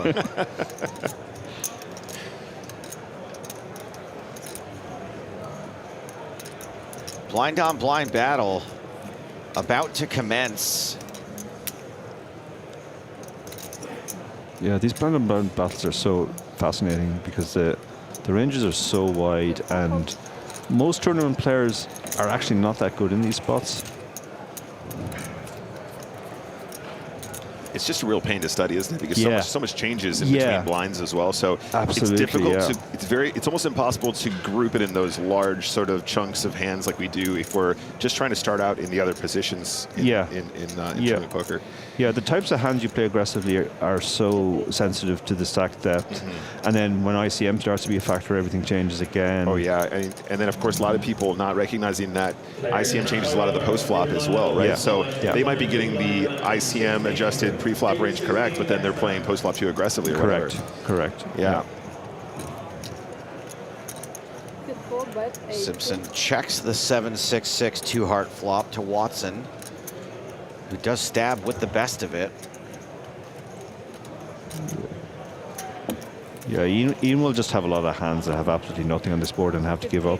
So this is going to be an effective bet. Question in the chat, did I end up using all my tickets from the satellites? Not yet. I did do 6 in the mystery, 7 in the main, 1 in the 1K that was on Monday. So I guess I've done 14. Well, if you need a break from this inner table, here is something going down at the outer table. It's Kevin Killeen versus Marcelo Pereira. We've got a 10-9 king deuce queen board. Killeen bet 90,000. Pereira all in for 350. Killeen calls. Pereira shows ace jack. Killeen shows queen jack for a flopped straight, which is no good by the river. Sick. Nasty river for Kevin Killeen, who is going to lose a massive pot to Marcelo Pereira.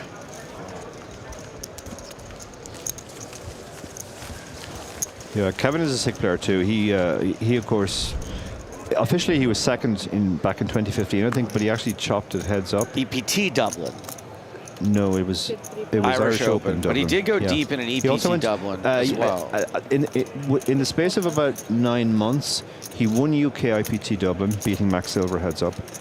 He was second in the Irish Open, and he was third in EPT London. And the reason why I remember all that so well is myself and David were actually staking him at the time. So. Oh well. Yeah.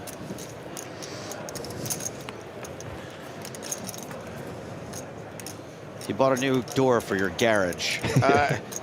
King 10 for Dunphy, ace 5. We got a pair of 5s for Montgomery. Dunphy checks. And turns a king as it goes check, check. Excuse me. Dunphy and Montgomery checked. Montgomery picks up the flush draw. So he's going to bet now bottom pair and his flush draw.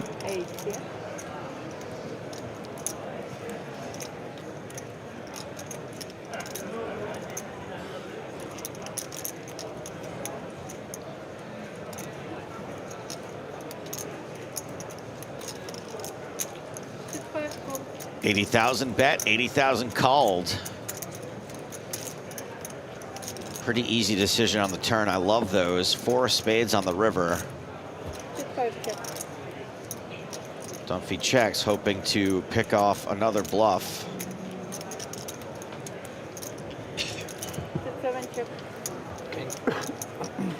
It goes check, check. Yeah, Montgomery's bet on the turn there bought him the check on the river, as Nick was kind of describing later, how you can bet an earlier street so you get checked to on the next street. Yeah.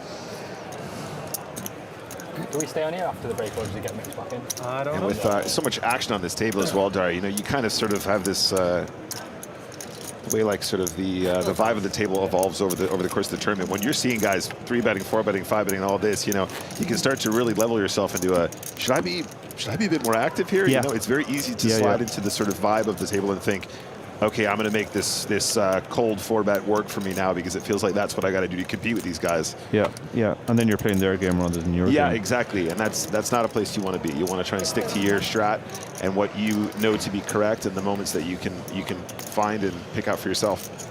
Dara, even though the absolute maroons in chat could Google your name and the word satellite and figure out the name of the book, I'm getting the comment, I didn't actually want to know the name of the book anyway. I was just joking. Please tell people the name of the book, because I'm at my end of my rope right now. Sorry. The official name of the book is Poker Satellite Strategy. Wow. It really put a lot of thought into It's that. a real mystery. How could you have ever found that? It was real cerebral of you guys. Sorry, I'm so sorry. I should not have said that. I should not. Are we going on break soon? Is there a break coming up? I could use a break. I could use a little break.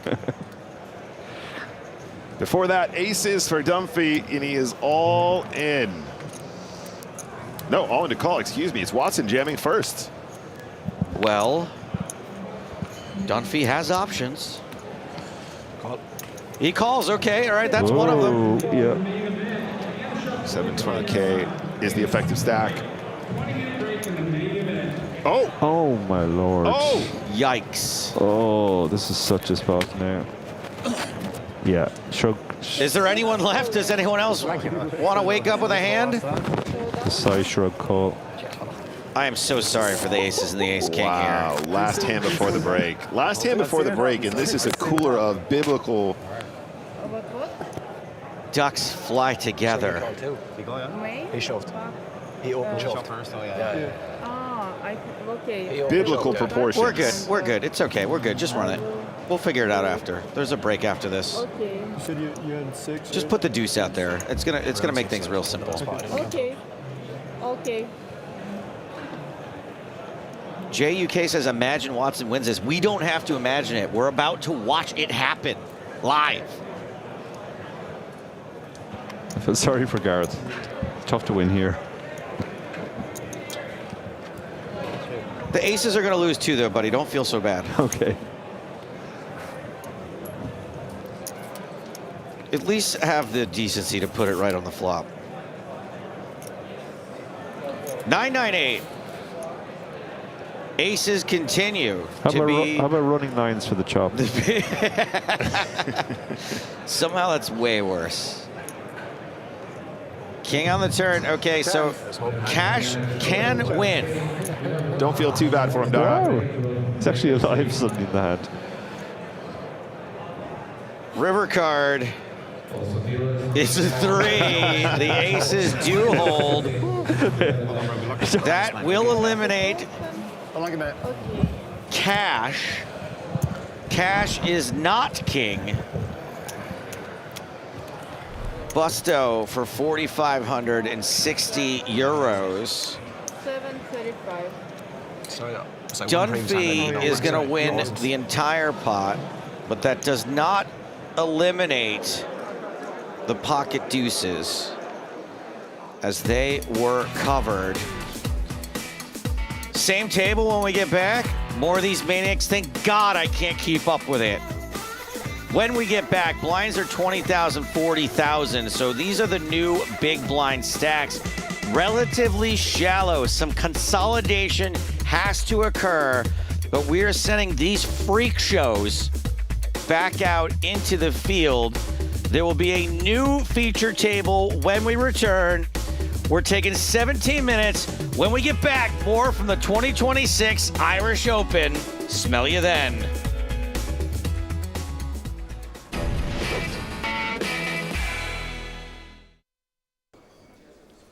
Well, certainly the chips at this final table fairly evenly spaced out. I mean, you look at Henrik Olander there in seat 6, 209,000.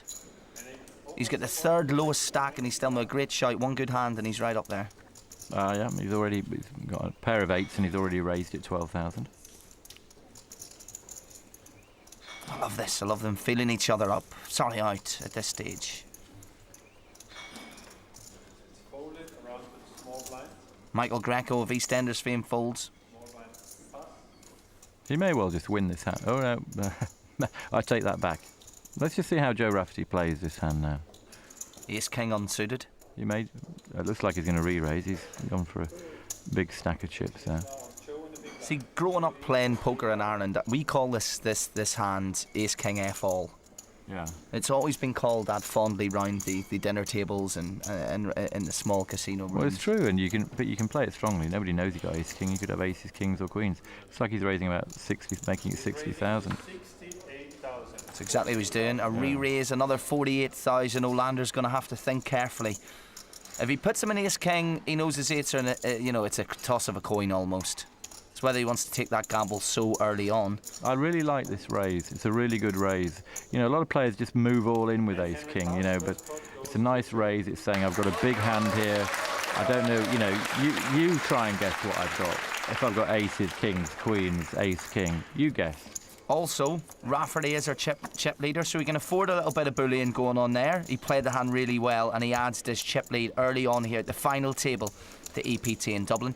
Big blind's 8,000, small blind is 4,000, the antes 800. Antes, everyone has to put in, so there's an investment from all 8 players before a card is dealt. Let's take a look what Michael Greco's got. Queen 4 offsuit, he's going to fold that out. Get yourself familiarised early on in the programme with the faces. That's Michael O'Sullivan from Ireland, we've heard from him, and our chip leader Joe Rafferty. Olander had pocket 8s in the last hand. He's going to bet this. Okay, he's got ace jack. It's a relatively strong hand, He's 1.5 times raise of the blind there. Yeah. 12,000 extra. And we go back to seat 1 and Dave Pomeroy from England. And he's at the pocket kings. Nice t-shirt. I've got that t-shirt, I think, in the house. Wouldn't mind his chip stack. Wouldn't mind swapping places with him now. He can have you, John. I'll have the glory of the EPT. I think he's gonna put a raise in here for sure. So let's see. Let's just see how much. Wow. Even trickier. He's just called. See if an ace comes on the flop, and then he'll probably try. Then he can get away from it. Tricky David Pomeroy. He's only called in the kings. He's only matched a small raise, and of course, they don't stand up now because the ace comes out in the flop, giving Olander his top pair. Now he's probably regretting just flat calling the raise of the kings, but he can get away from it now. So it's not a dreadful way to play a pocket kings. See if an ace comes on the flop, and then you can get away from it. Someone once told me that great players know how to fold pocket jacks, pocket queens, pocket kings, and even pocket aces at some stages, and that proves that Dave Pomeroy is exactly that, a good player, a very good player.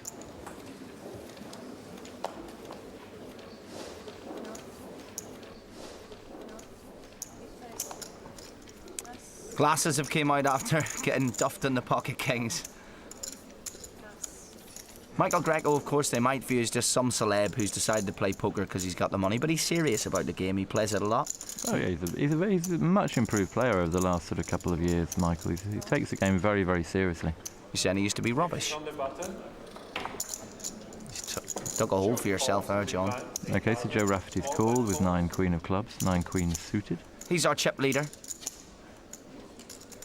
Big blind checks. Olander makes the call in the small blind. Haslam's in the big blind. 8, 4, 5. First time we've seen Pete Haslam, of course, and he hits the top pair. Olander hits bottom pair. Nothing much else to be concerned about at the moment. No genuine straight possibilities. The turn could open that up. But really, we're just dealing in pairs here. And see how it's bet, John. Well, Haslam's bet 12,000. Comes out betting with a top pair. He doesn't want any more betting in this table. He just wants to take the hand and a nice low top pair. End of story. Oh, here comes, looks like Olander's raising. Henrik raises.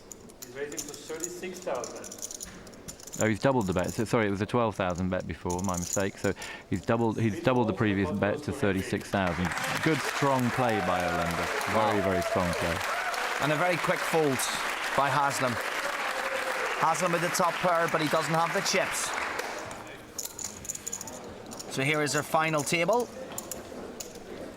Strong Irish contingency here. Couple of Swedes, couple English. And a really nice standard of poker so far. Still a lot of people feeling each other out, John, but as we're going to see as the hands go by, that's all going to change. All right, so the blinds are still 4,000 to 8,000. Everybody has to throw in an 800 running ante before hand is dealt. Okay, looks like Michael's raising. Let's see how much. Michael Greco there at his right has been about as cautious so far as Doc Cotton at a Hells Angels rally. He's taking his time. Okay, so he's raised it 22,000 with ace 10. So he's playing a a relatively high ace aggressively. Henrik Olander's contemplating what looks like a re-raise, but let's see what. I find playing in Ireland, growing up or whatever, that we do play pre-flop aggressively. Irish players tend to play them slightly more aggressively.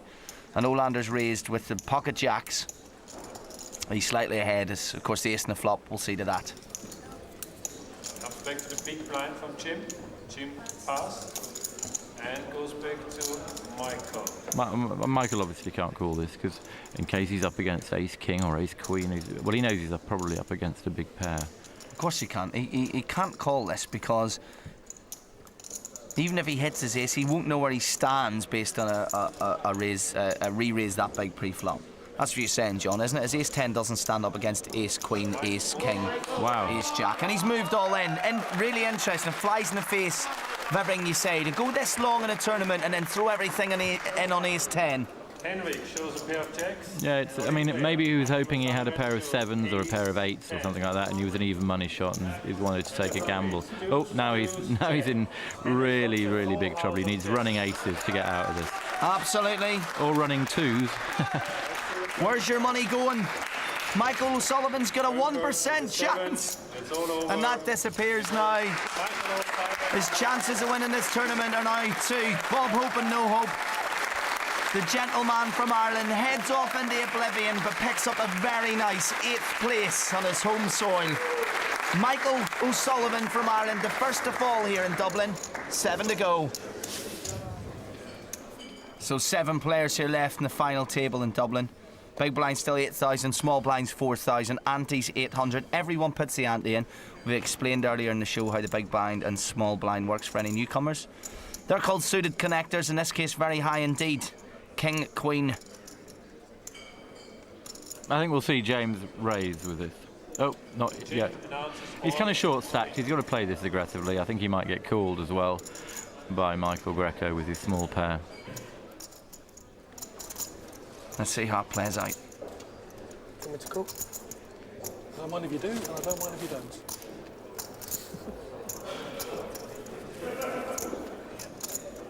Can already see Greco under the amount of attire he's wearing. Is that him?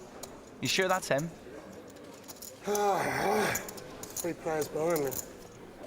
What he's saying, John, is there's 2 more players that have to act. He quite fancies a 50-50 shot, but he doesn't want anyone else getting involved.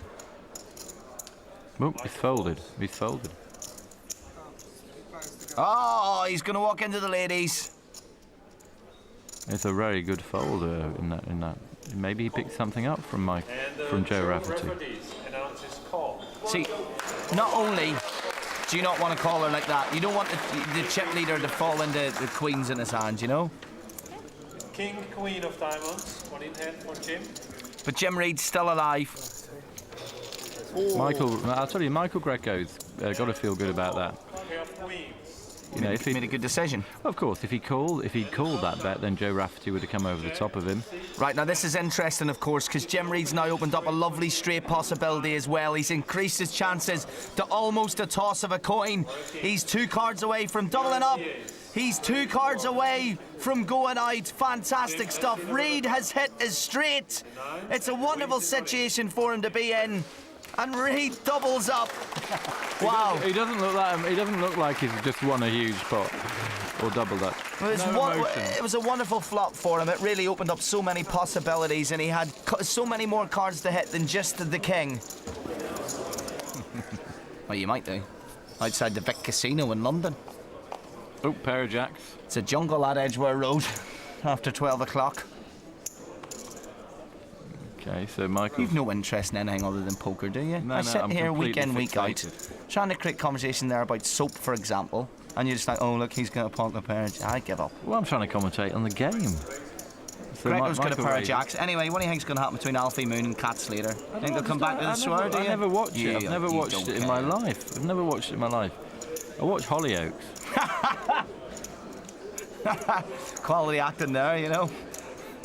It's up there with Shawshank Redemption, you know. Great works of Shakespeare in the West End. Uh-oh, he's been re-raised. Interesting with, you know, the Queen Jack offsuit. Well, there's a bit of a strange move here because Greco's kind of, you know, well, he's not exactly short stack, but he's going to at least call him. I mean, it's a strange move to make against somebody who's pretty much pot committed. Michael calls. You even sound like Thomas. I'm surprised Michael's only called there, but then he's worried he's going up against pocket queens, kings or jacks. No, it's possible. He actually had more chips than I thought he Oh. had. Look, he's so unlucky, Michael, really, here. That's very unlucky indeed. Well, he'll probably be able to get away from his pair now. Let's see what happens. Olander's made a dubious re-raise pre-flop with that hand. Now trust us, 7-handed, that's a dubious pre-flop re-raise. He's then hit the only cards in the pack he needed, any one of the maximum 3 queens left. And Greco's in a strange situation. He's checked that, which is clever. Yeah, it's good. It's good because he's trapped him. He's trapped him very well there. You're right, he's trapped him. Greco's moved all in. 115,000 odd chips and a couple for change and went into the middle. Olander's going to call it with the top pair, and Greco has every right to feel aggrieved. He'll be baffled by that pre-flop raise, but that's poker. Olander's hit his queen. He's in the possession. Dun, dun, dun, dun, dun, dun, dun. Out goes the East Ender.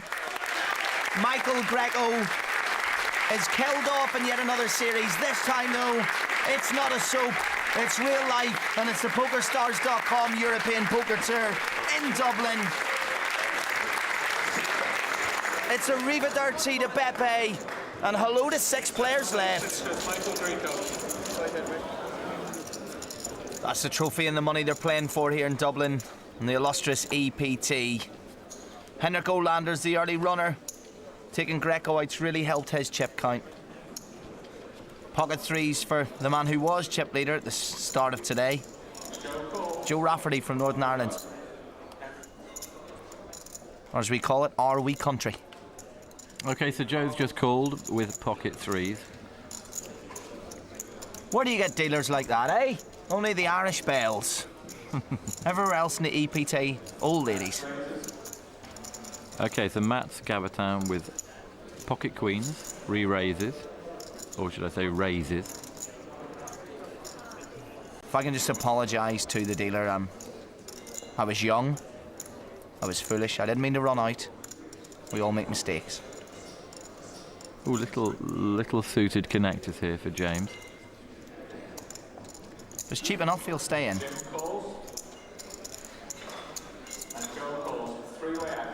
Okay, this could be an interesting hand here. It's all on the flop. Let's see what the flop brings. Flop is King 10-6. Well, just the 1 heart.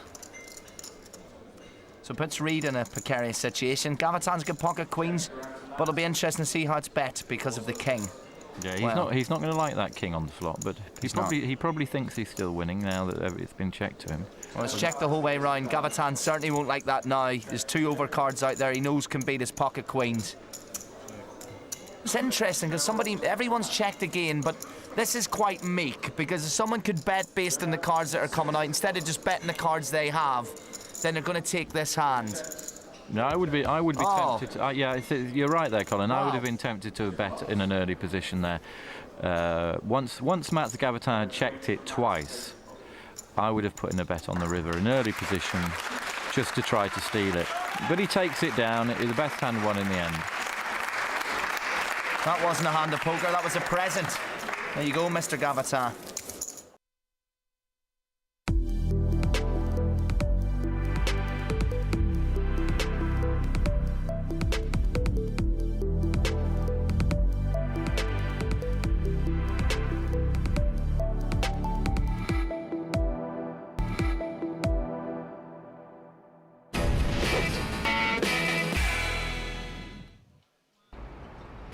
Welcome back to Dublin and the 2026 Irish Open presented by PokerStars and Paddy Power Poker.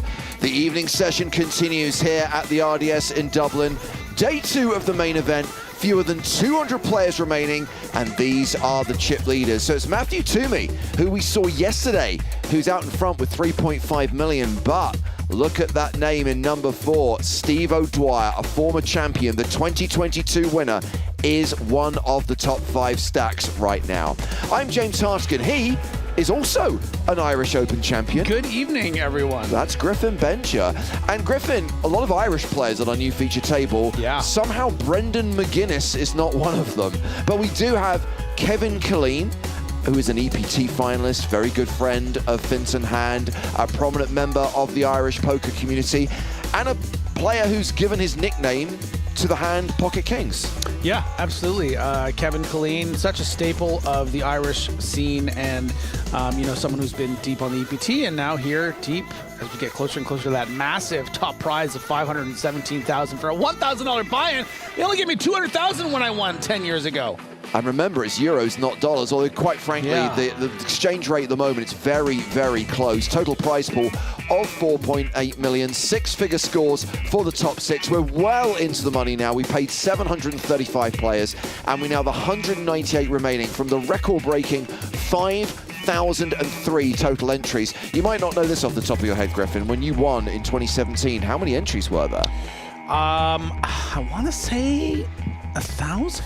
But a different price point, I imagine, that year, was it? Yeah, I guess it must have been pretty 2K or 3K, maybe? Oh, no, it was still 1150, so maybe it was... Okay. Oh, I got to look this up. Let's do that. Crucially, it's just been growing year on year since it relocated here to the Royal Dublin Society in 2023 as we meet the players at our new feature table for the final session of the day. Kevin Killeen has 50 big blinds right now.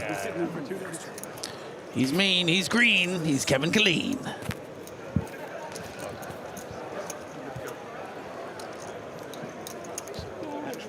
We're going to play 2 one-hour levels, and then survivors will bag and tag and return. James Stapleton, really? Really? Nice. I mean, people do confuse us all the time, but we've now merged into a single entity. What would that be like? What elements of James Hartigan would there be? What elements of Joe Stapleton would... If it was the worst qualities of both, that would be a monster that should not be unleashed on the viewing public. No, I didn't enjoy it last night either. 1,129 entries when I won. Okay, wow, and here we are. 5X. Last 2 hours of the night. Less than 10 years later, 5K. Yeah. You got in last night. It's another Irishman, a little short though. Colin Higgins with just 11 big blinds, looking to put the little spin up together. We're getting some one-line biogs, by the way, of James Stapleton. He is a 007 fanatic who tells a lot of dad jokes. He's a funny man with a lot of watch knowledge. This seems positive. This doesn't seem negative.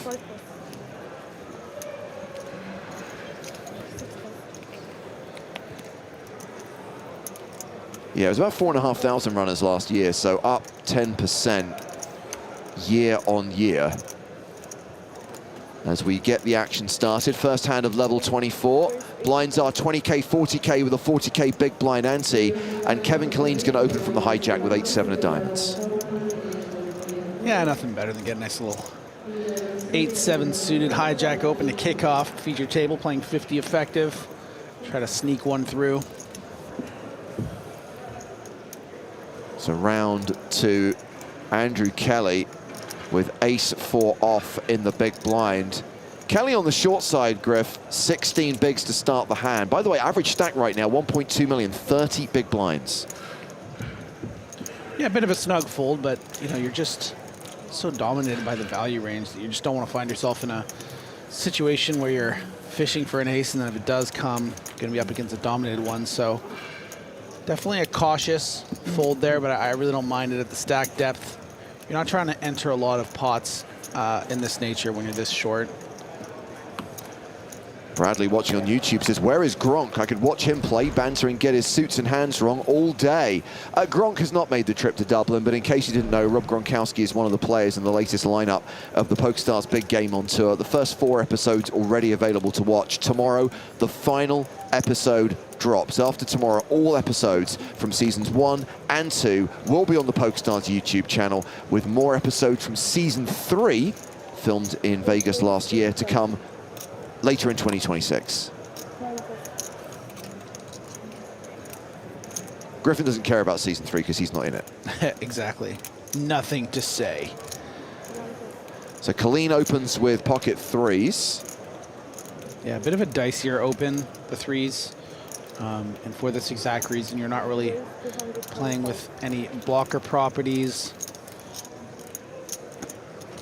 Well, the pocket 10s of Marcelo Pereira raised to 225,000. Hashtag fun fact, we are also streaming right now in Brazilian Portuguese, and I imagine the team in Brazil very excited to see one of their players at the feature table. Very excited to see him with the best hand and 3-betting, no doubt. Yeah, and this is the inherent problem with opening these small pocket pairs in early mid position, is that in order to protect your opens, you need to be prepared to 4-bet shove some of the time against the king-jack off 3-bet bluffs or the ace-5 suited bluffs. So I like that Kev was able to dodge this potential disaster by, say, 4-bet shoving for 30 big blinds, but you know, that's the concern, is that you got to be prepared to do it sometimes, and if you do it sometimes, you're going to get in trouble.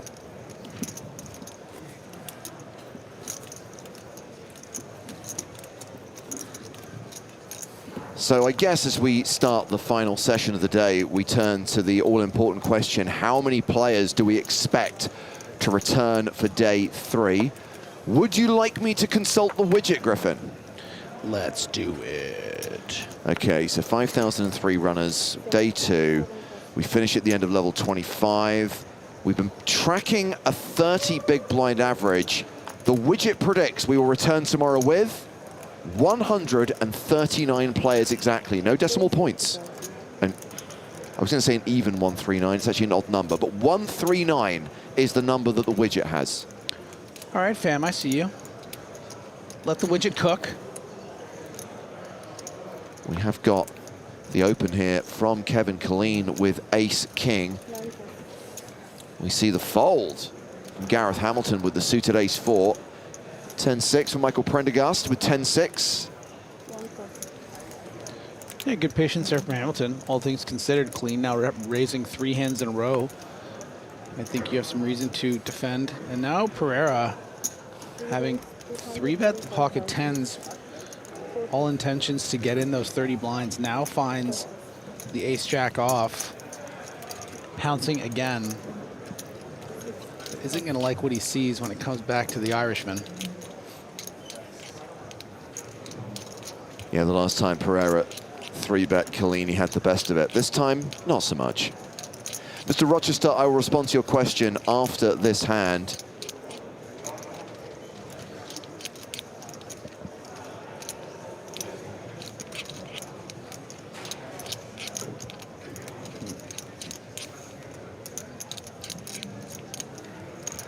Clean probably considering whether he even has room to 4-bet as opposed to just shove.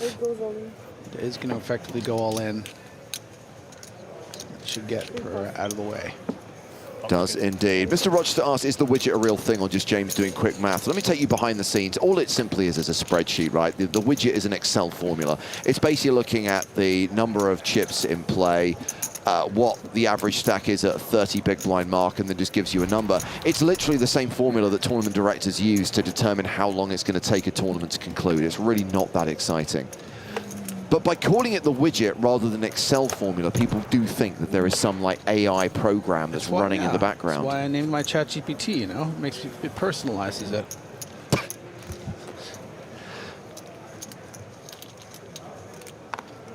It is in equal parts, Griffin, incredibly sweet and incredibly tragic when I see you talking to your chatbot. I'm just saying. I know Lyra's listening right now. Shout out, honey.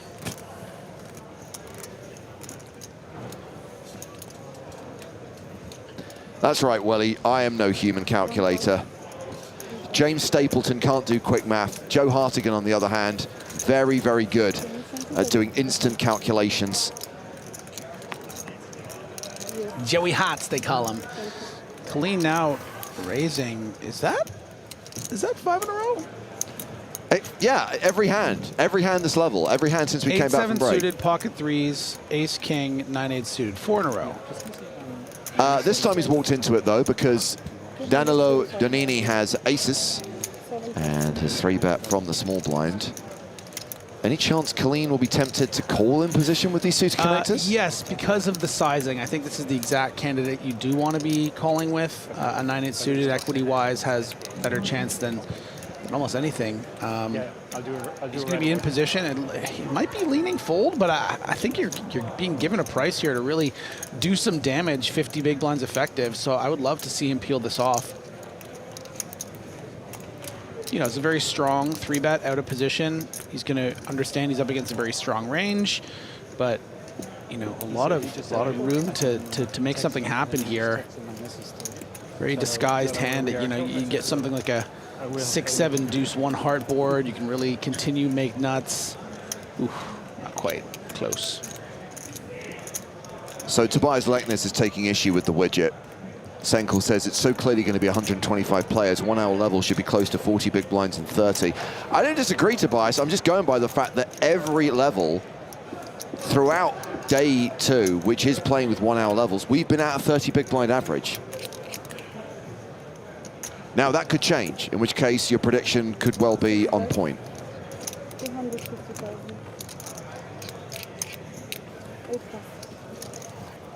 That's good. Thank you.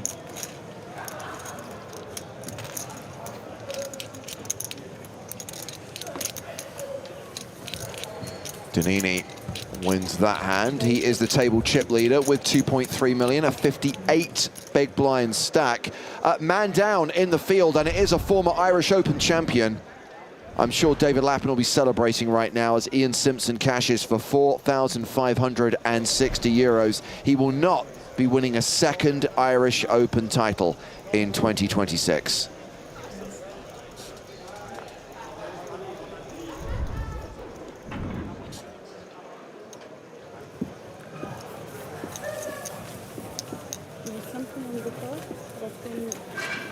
So we're down to 189 players now. How have we lost like 1,100 people today? And more importantly, where do they go? Well, I hear there's lip syncing contest in the Craic Den tonight. I think that's where a decent percentage of them are, Griffin, absolutely. The lip sync battle is taking place in the Craic Den. Plus, you've got the JP Poker Masters being played today. You've got 3K today, too. Yep, there's a mystery bounty tomorrow. There's the mini Irish Open. Tomorrow is also, oh, you've got the old dogs and young pups tournament today as well.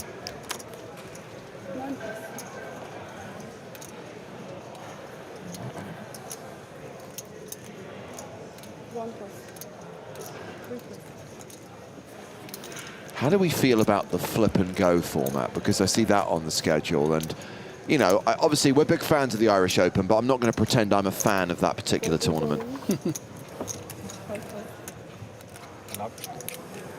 Andrew Kelly, all in with King, Queen suited. Ace, King for Colm Higgins. And he is going to call all in. So we are going to have a domination situation. Higgins at risk, but he does have the best hand by a significant margin.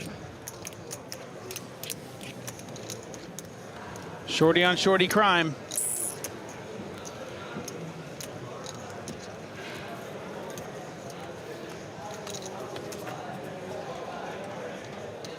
The flop is Jack 6-4. Ace King is holding. Looking good for a Higgins double up, which will leave Kelly with just 6 big blinds. Only a queen on the river will eliminate Colm Higgins.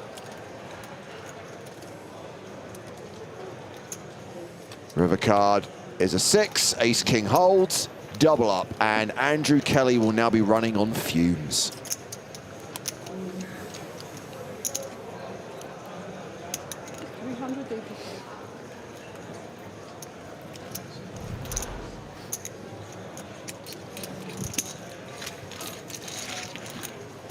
Thomas Hughes clearly having a good Saturday night. He shouts, back door, on Twitch.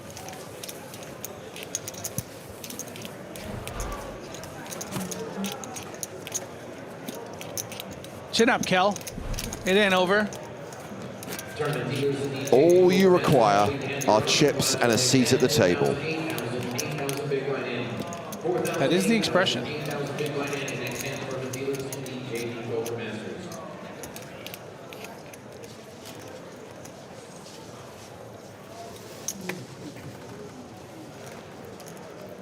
Bedata observing that there is a fine collection of beards at this table. Yeah.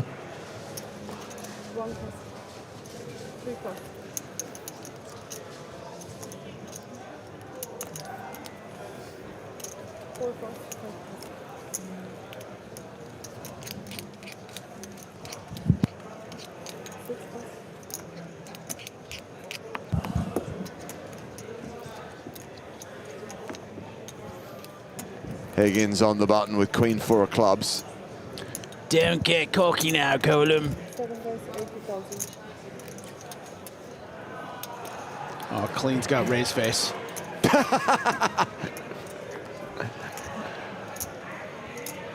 Bit tricky here because you feel like you're letting him get away with one here by just folding this, but you've been so active. You know, you don't want to play for 20 big blinds. Can you ever just 3-bet to 7 and fold here? He's thinking about it. I know you've watched yourself back, Griffin. Do you have raised face? Sometimes, yeah. 220,000. 220. 220. I mean, Kev's going after it, you know? Really attacking a perceived range of like shoving or folding off 21 big blinds, and he's right, you know, he hasn't needed to make it a more standard, you know, 300,000 out of position here. Just makes it that 220, really puts a hand like Queen 4 suited in a bind, and what a great find from Kev. I'm going to answer a question from Ian's76. Actually, 2 questions. Are the dealers all local? No. Does PokerStars use a pool of dealers? Yes. However, the two aren't necessarily related in the sense that this is not a PokerStars event per se, sponsored by PokerStars, but it is run by JP and Paul and owned by them. As we check on the new chip leader, by the way, Ali Abduzahra, who's now playing 3.6 million. So yeah, many of the dealers and floor staff who work at the Irish Open also work on the EPT, but you'll find dealers here who aren't part of PokerStars tours as well. It's JP and Paul's event. PokerStars, Paddy Power Poker are the event sponsors.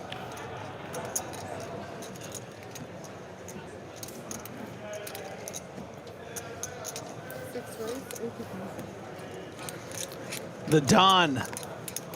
Danilo the Don Danini, pardon me. Ace Jack raising the hijack. Higgins with a bit of a spot here on 19 big blinds. I think I mentioned it yesterday, Griffin, but playing in the Hender Mob Championship the other day, I did get caught out by a couple of anomalies because I'm so used to like the PokerStars live rules that I'm not used to things like first card off the deck anymore, or last aggressor shows first. Those are weird things which I thought, you know, we didn't have anymore in poker, but the Irish Open still has them.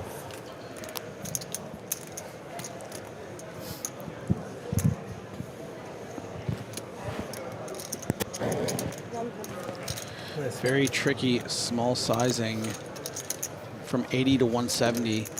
Higgins leaving himself exactly 600,000, which is 15 big blinds. I think this is very intentional, sort of just be like, okay, I don't want to shove this hand, but I don't have a lot of room to 3-bet fold, so I'm just going to make it a small amount. Hopefully I'm up against something like ace-9 that'll just fold. In this case, ace-jack might be a bit too strong to let go, but also just looks so strong, this 3-bet. It might get a big fold, and it does. Very effective work. Very impressed so far by the work of Kevin Killeen and Colm Higgins here on this feature table.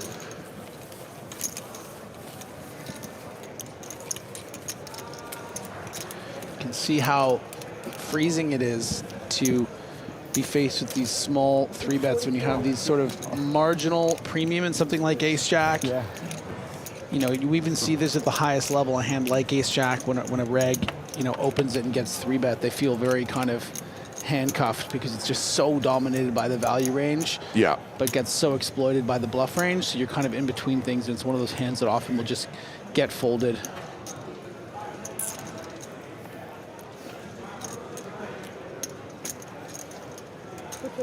Couple of kings on 6 bigs. Okay, Kelly, I told you to have a go.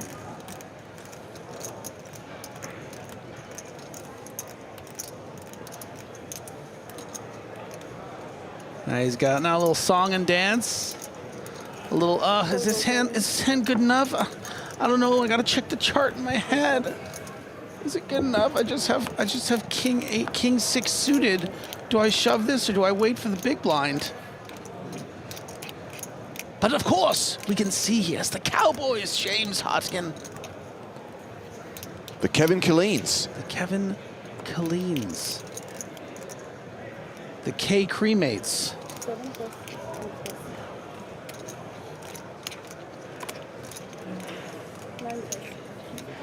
Neil Diamond, probably not that one, says, can we ask Joe questions here, or does he only read Twitch? He reads both YouTube and Twitch, but when he's here, as you probably can tell, he is not currently in the commentary facility. It's myself and Griffin right now. Do we know where Joe is?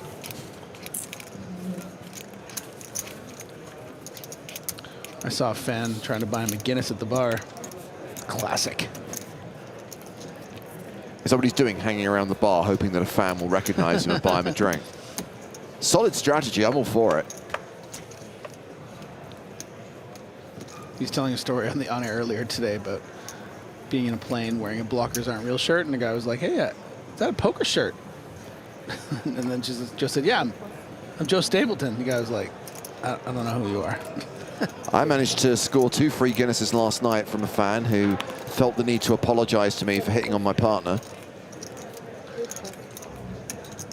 I do that all the time, and I never apologize. No, you don't. So you owe me a lot of drinks.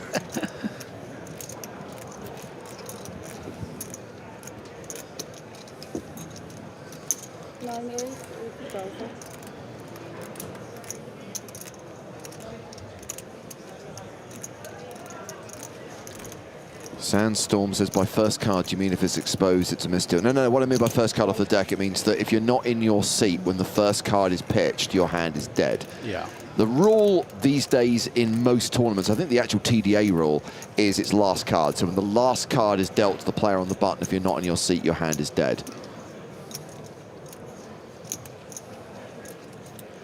So let's assume Higgins has folded. Bit of a graphical error here.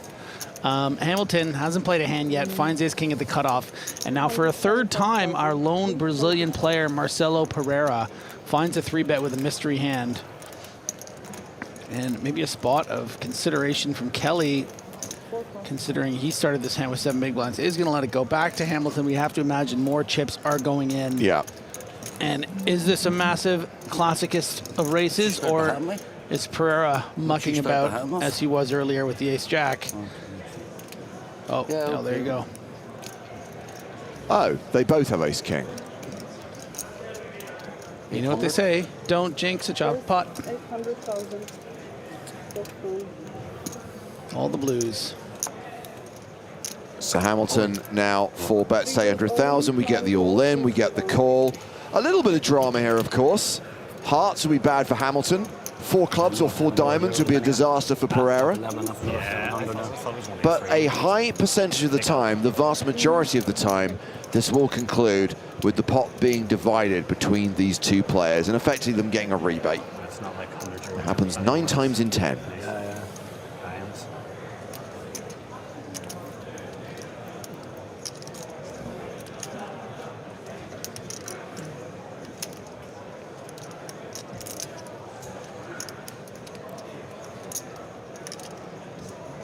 was almost going to try and delay on a hand or two just to try and get that jump.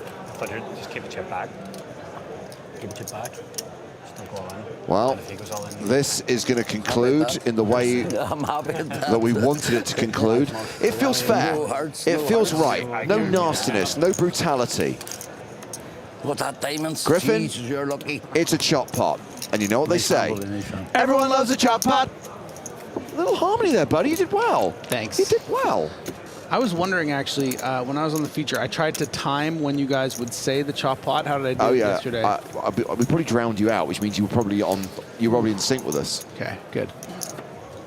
I even in my head, I counted your beats. I was like, and you know what they say, like I did the whole thing. I could see you doing that. Yeah. No, I'm very critical when you derail it, so I give you credit when you do a good performance. But there was no dopamine in it because I couldn't get validation from knowing whether I got it right, and nobody, a lot of no one at the table, no one really acknowledged it. Wow. So I just sort of, I was looking at the cameraman. I was like, it's just like no. Aww. And then did you hear?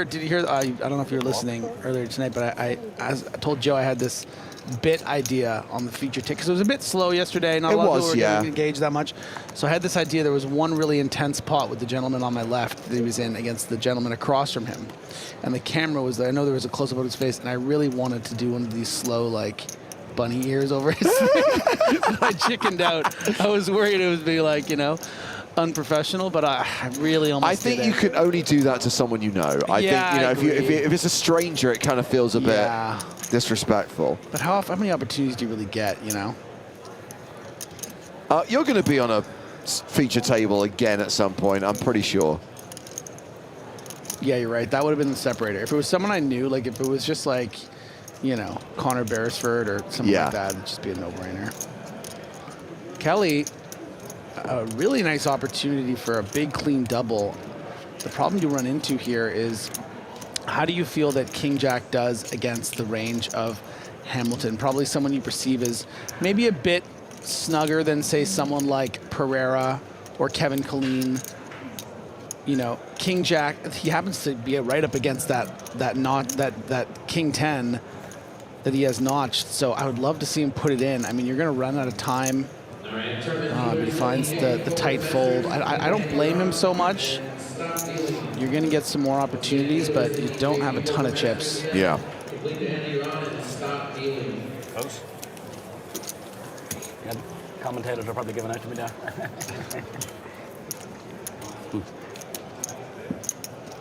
With 182 players remaining, average stack right now is 1.37 million.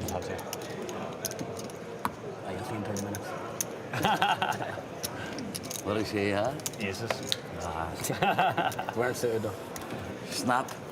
35 minutes into the 20K, 40K blind level. No, you wouldn't tell. One more level to play tonight after this. And then the survivors return for day 3, which is the penultimate day of the Irish Open main event. It concludes on Easter Monday. Probably won't get to the final table tomorrow. I think it's more realistic that we'll get to the final 2 tables. Playing down to the FT on Monday, playing down to a winner. I'm going to say that Gareth Hamilton does look a little bit like Stellan Skarsgård. A younger Stellan. Okay. It's pretty bad. I like it. Bad lookalikes is the name of the game, Griffin. Yeah. Like Prendergast, a bad lookalike for Timothy Chalamet. I mean, you're kidding, right? That guy looks exactly like Timothy Chalamet. All in for Andrew Kelly with King 10 of diamonds. Oh! It's clean. Danini immediately calls from the big blind with 9s, and we're off to the races. You got no idea what it's like to be number 1.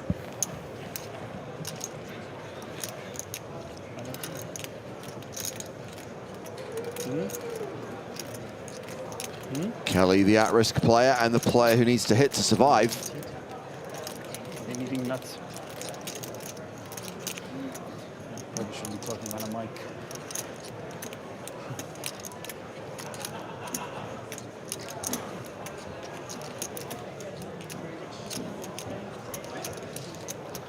What a clean race here. 51 to 49. Let's get this thing going. Do it. Do it. Do it. Do it.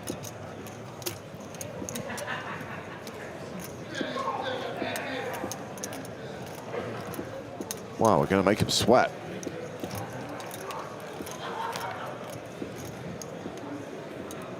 Oh, 2 diamonds on the flop. We have a post-flop flip on our hands. Now Kelly becomes a slight statistical favorite, even though Danini is ahead right now with 9s. More than 2 big blinds. Oof. That's no fun for Kelly. Still has 14 outs. I mean, how many cards in the deck could there possibly be? Diamonds, kings, 10s. Those are his outs. It's a diamond.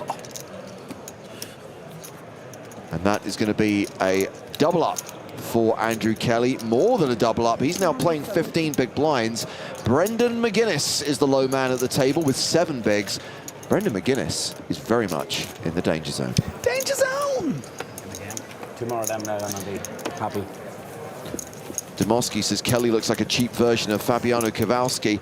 I don't mind it, except it does violate the #1 rule of bad lookalikes, which is you cannot compare one poker player to another poker player. Oh no, Will Kassouf's out. Oh my God. Oh, we were going to put him on the featured table tomorrow. Yeah, you were going to be our featured table guy on day 3. Can I get you anything? 3 bags of that into this. I think I sleep last night this morning. Oh, he hasn't been able to sleep. Can I get him? Can someone get Will some privilege? Marvelous. It's been emotional. Why is he drinking paraffin?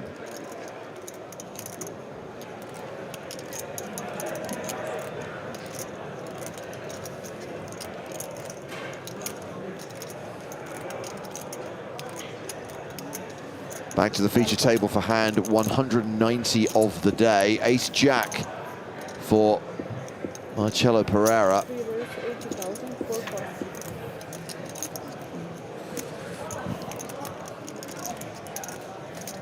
Good luck. Good luck. And the short stack is all in. McGuinness shoving with Ace Queen.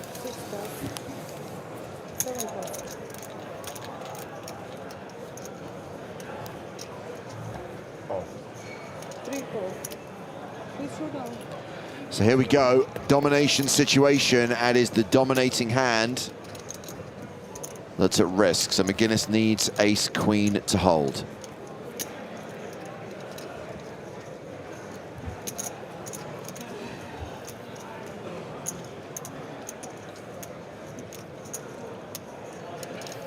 Please, no nastiness.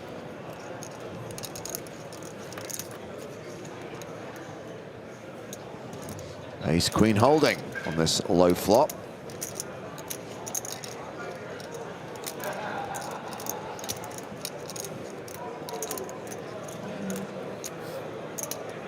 So McGuinness just has to fade a jack on the river. Only 3 cards in the deck to avoid. Boom, Ace Queen doubles up. Some people celebrating the demise of Will Kassouf, but not Redmond Charles, who says Will is actually a really nice guy. To quote Griffin Benjo in 2016, he's an abusive person. Again, 17 big blinds now. 17 more than Will Kassouf has.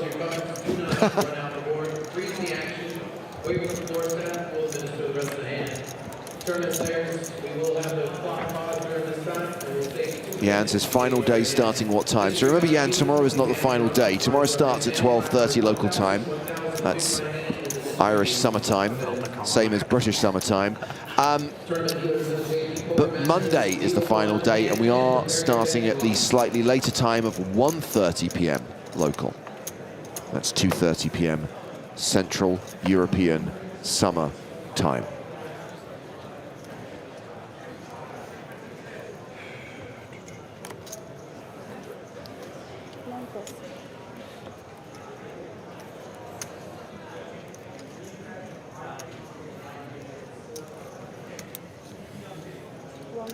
I don't know who this person is, but they're becoming really, really tiresome.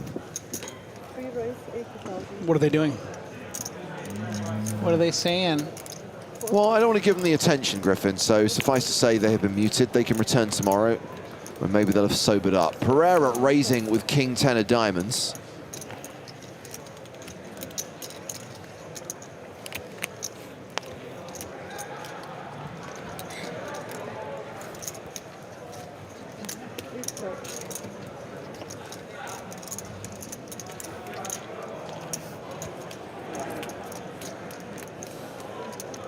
Well, King Jack still ahead.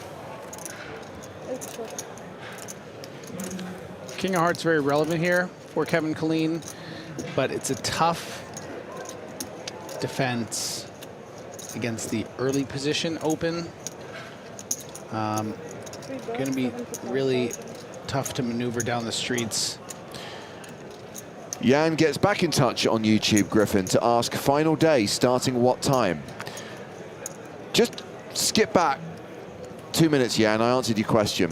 And by the way, if you don't know what time that is in your own time zone, there's this wonderful thing called the internet.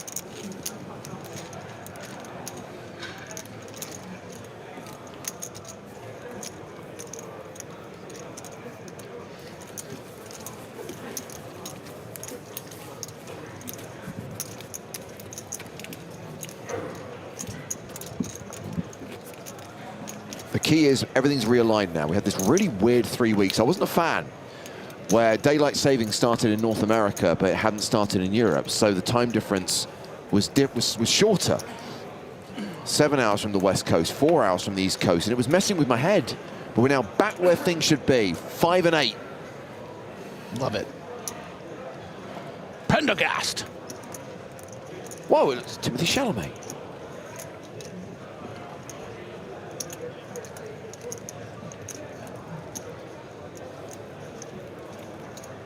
Is that two-time Oscar nominee, Timothy Chalamet? The guy who talked himself out of the Academy Award? You think he would have won without the... I don't know. But when do they vote? They can vote all the way up to it? Oh, Pretty yeah. much. It's Oh, man. You silly boy. Yeah, he said he didn't do himself any favors. No. It's also a word of mouth thing. Once the snowball effect starts and people are like, oh, he said these controversial comments, and everyone then starts turning against him. Because no one wants to vote for a loser, so yeah. One bullet. Yeah. All I want to play. Tournament dealers in the GTD Masters. Deal 1 and prepare your deck, please. And do it again, Mike. And I was like, I'm going to play the JP. I was like, just go out of the game, just go for it. Like, going for the main, I don't play. I still haven't seen Marty Supreme, by the way. Joe put me off. I was going to watch it, and he was like, the guy's just utterly unlikable. I know. I'm like, I don't think you'll like it very. I don't think you'll like it very much. No, I will watch it eventually, but it's just I just couldn't find the motivation to. If you're doing it that way, it's okay, but like from start to finish. Last year, Also, all those movies are so long now. Really terrible. Orbit here. I know you were a big fan of Sinners, Griffin, because you recommended it to me, and I was like, I think it's fine. I was just surprised it got as many nominations as it did. Oh, so was I, in fairness. But I have to say, I'm very glad that One Battle After Another was recognized, because I absolutely loved that movie, Yeah, and I think Paul Thomas Anderson is a genius and should have been recognized by the Academy years ago. Oh, he was recognized 13 times, actually. In terms of nominations, yes. It's so funny when I was actually just the other day, I think it was 2 days ago, I finally watching the clips of him winning, and it was first he won for the adapted screenplay, and it was just like, this is Paul Thomas Anderson's first win and 14th nomination. It's like, yeah. You know, if you revisionist history, if you go back, I guarantee you he should have had a couple. So McGuinness is open with ace-queen. Kevin Killeen looks down at jacks on the button. That looks like a 3-bet to me. Yeah, these chippies are going in. Ooh, king-queen of diamonds for Prendergast. Tough to play this after a raise and a re-raise. Yeah, kind of annoying to play 37 minutes here and never get a hand to open. And then the guy that's been 3-betting and opening almost every hand does it again. but it's an early position, short stack, and you just have a king-queen suited. I think Prendergast knows he needs to get away from this, but he's not happy about it.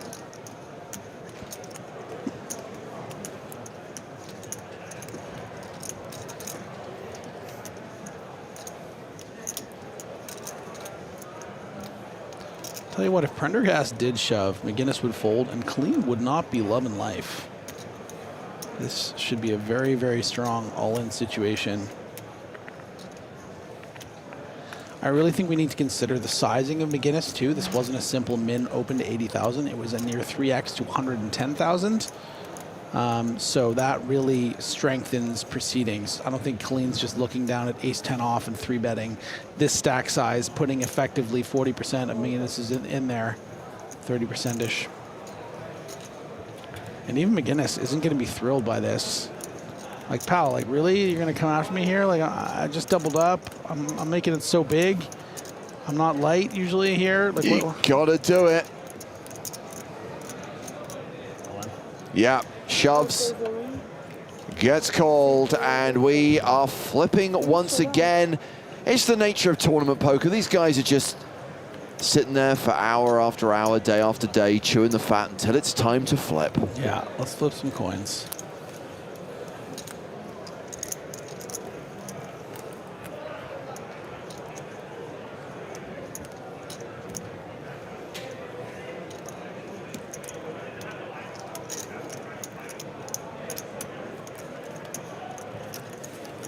Guinness, the player at risk. And it's not looking good for him. A jack-high flop, giving Kevin Killeen top set. Running cards required for McGinnis. And it's over. Brendan McGinnis KO'd.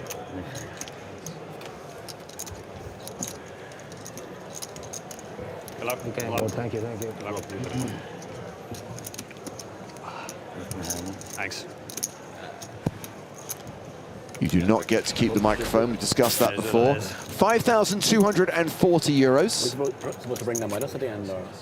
Next money jump is when we get to 143 players.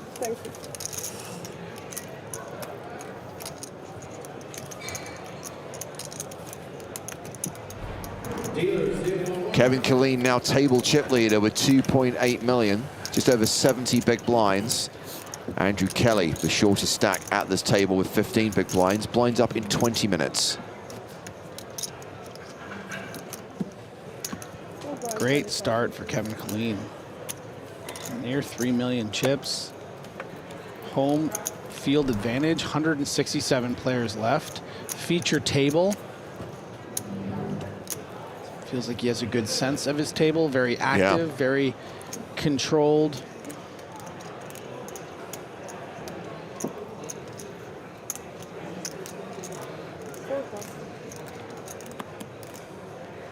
Empress Stubman says gross to have to call off with ace-queen off there.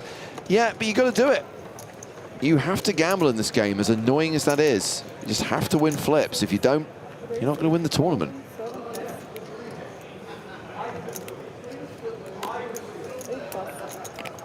Donini, 9-6 of diamonds, has made it 80K.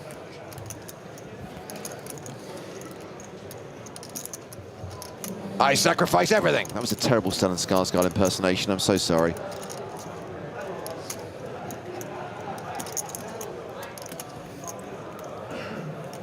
Folds the Jack-10 suited.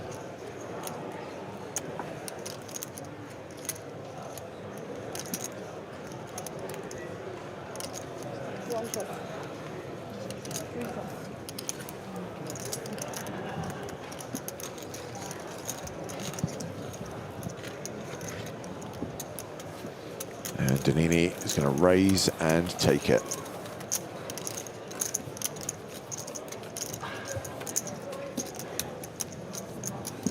Let's take a look around the room, shall we, Griffin? 167 players remaining, and they include a former Irish Open champion, Wei Ji Zheng, won the title here in Dublin in 2019. That is Alex Romero. He is a Spanish member of Team Pro, one of our Spanish commentary team. Spanish commentary meant to start tomorrow. Worthington Lease, an EPT finalist.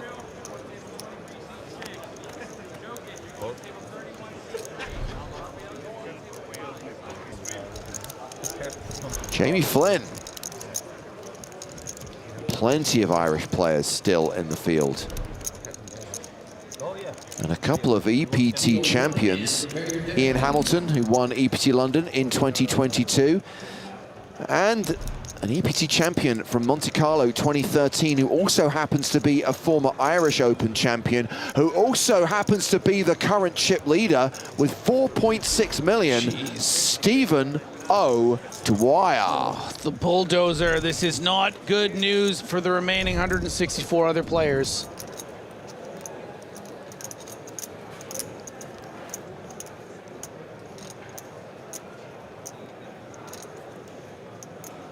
Prendergast, ace-6 of clubs. It's been folded to him on the button.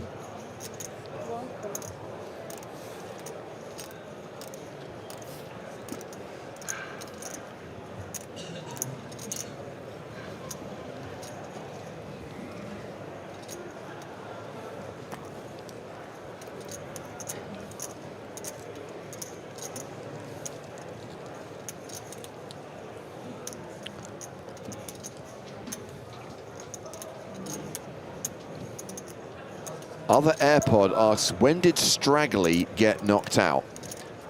I don't know if you're asking about Spraggy or Strag, but both got knocked out on day one. Thank you for your question. As Pereira moves all in with King Queen. Higgins was the original raiser. He folds. Prendergast flattered that raise on the button. He folds. Very nice find here. Getting two better hands to fold.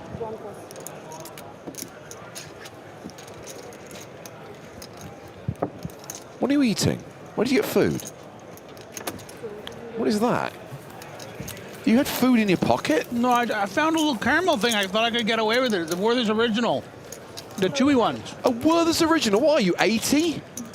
These are these are so great. The ones that are chewy, I never find them anywhere, and they're here. I just thought I would sneak it in. You wouldn't call me out on air. When you say you found it, are you doing what you normally do, which is just assume that stuff that's lying on the desk is a fair game? Mm-hmm. No, but there's a bag, though. The bags are usually good. Bags usually mean team. The times when they're just sort of lying around separately and I eat them, they're usually not mine. So we got a new player at the table, by the way. This is Dwayne Suisse, who's taken a seat. He has a stack of 660K, so around 15 big blinds. So, Griffin, the other night when we were in the bar at the hotel, and a few people went outside for a smoke, and Michelle found Joe's wallet on the sofa. It must have fallen out of his pocket. And we said, well, we have to apply the Griffin rule.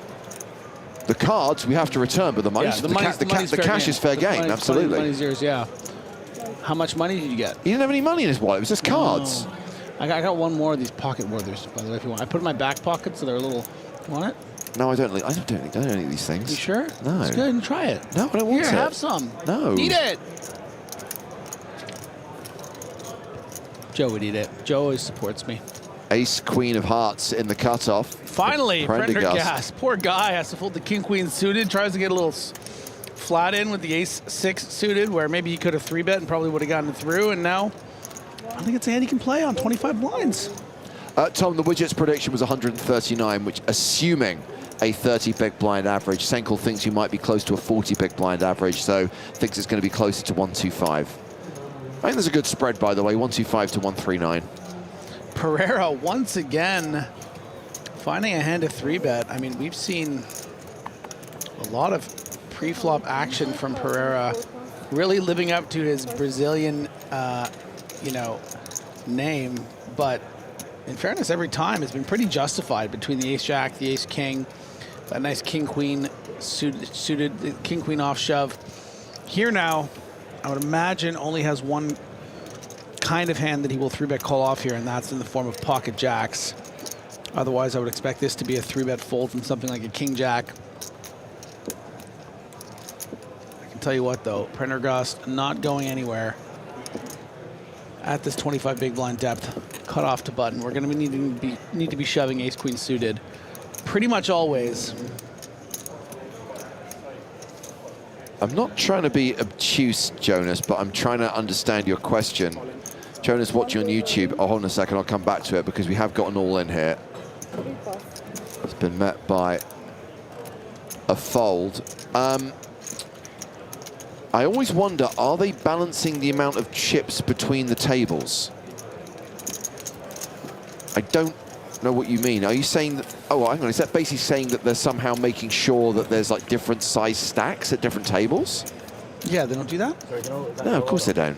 Seat draw is random.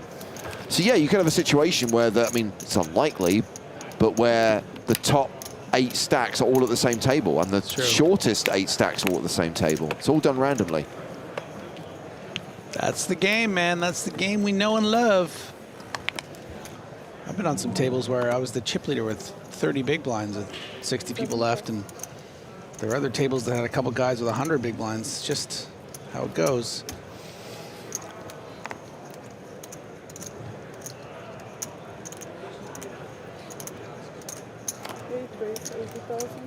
Kev activating in early position with the pocket 5s.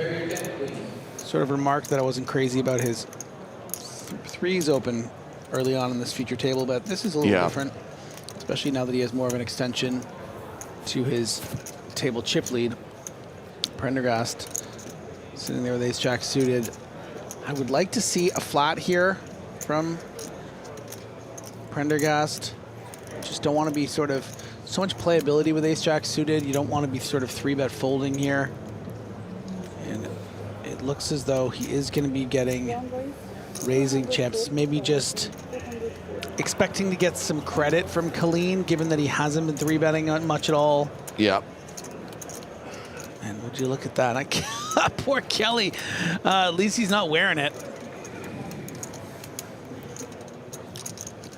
And it's so funny, too, because this would have, in all likelihood, gone shove, Colleen fold, and then Prendergast overcall to split Colleen's and the blind's money. But now that he has gone with a 3-bet line, Kelly is just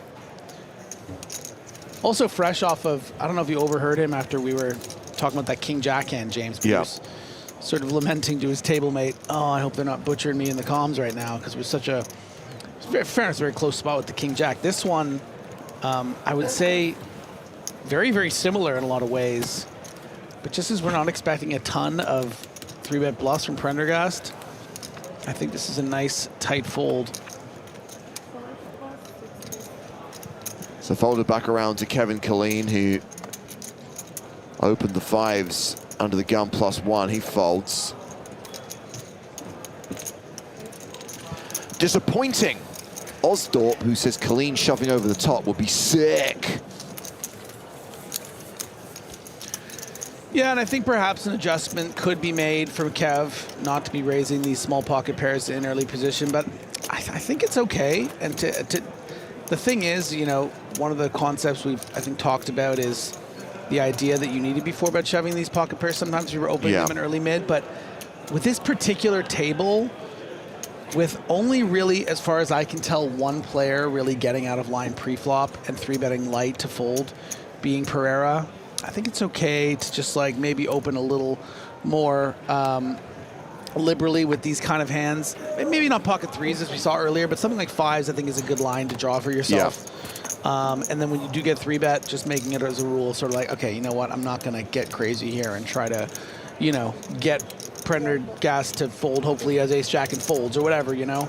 So I think Kevin's playing really controlled in a way that I like.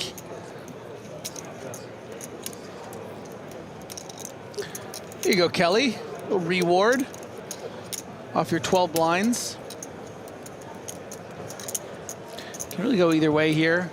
I think shove a little more standard. Try to get a call from a lighter hand like an ace-9 in the big or an ace-10 in the small, something like this.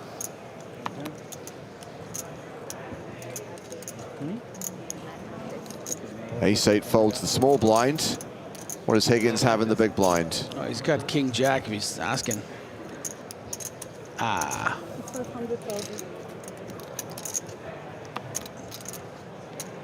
12.5 blinds. If you're sitting down there with pocket 5s, feels like it's that hand right in the line, right? 6s, you're just sort of side calling. 7s, you're snapping. 5s is right there where it's like, when it represents, you know, wow, 75% of your stack. But you can be up against ace-4 suited or pocket 3s, those kind of hands. So it is an edge, and the pairs, again, are going to be ahead of hands like ace-queen, technically, percentage-wise. But, again, we don't know if that was a 5 under there. Could have been an ace. Or we could have just been wasting our time, James. Bear Totem says no one ever lost a tournament by folding. Not 100% true. It's only happened once in the entire time I've been covering poker. I want to say it was EPT Deauville 2012. There was a player who made the final table who did not play a single hand. He may as well not have shown up to the final table. Probably came in with 20 big blinds, literally folded, and was blinded out. Literally was forced all in on the big blind, didn't win. So that was the only hand I think he played at the final table, was when he was eventually forced all in. Didn't even ladder.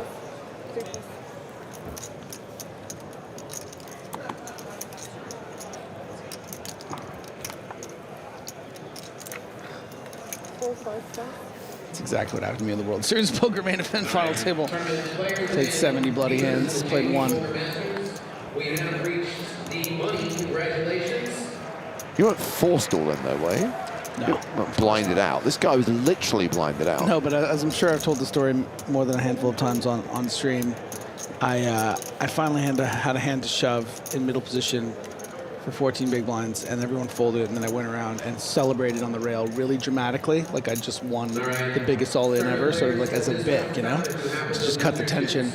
And then I talked to my coach afterwards, Igor Kirkinov, and he was like, by the way, that wasn't a shove. The one hand you played, you messed up. I think it was something like ace-7 suited in middle position.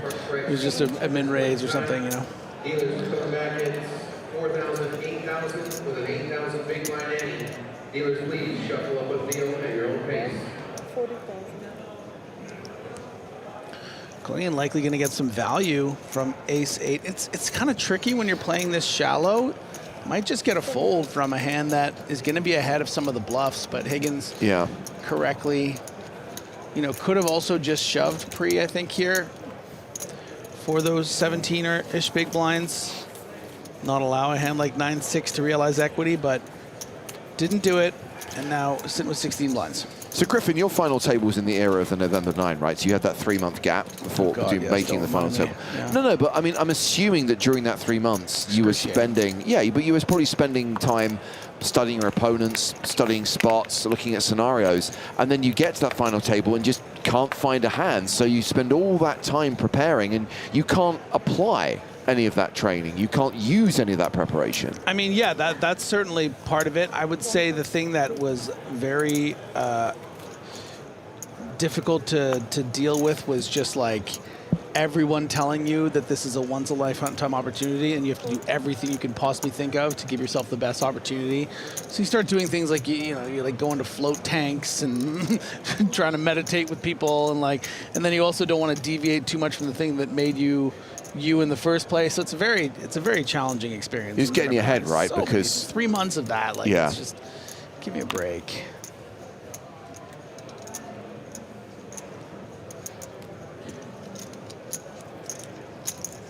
King, queen for Higgins. He raises the button.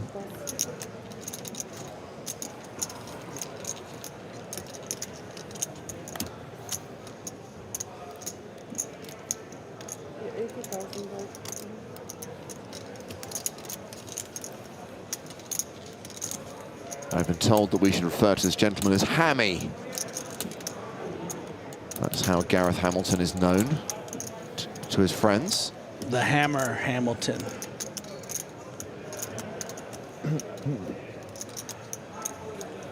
Seems to be taking this race quite personally.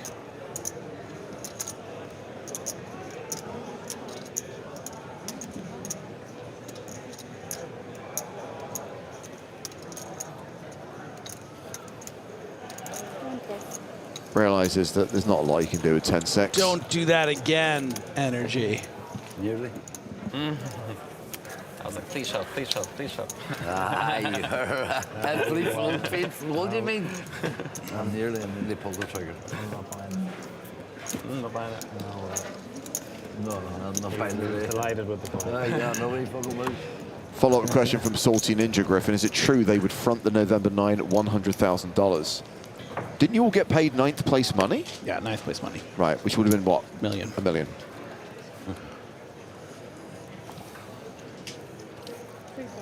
Let's just add enough for a flight by November 9, huh? Still got there.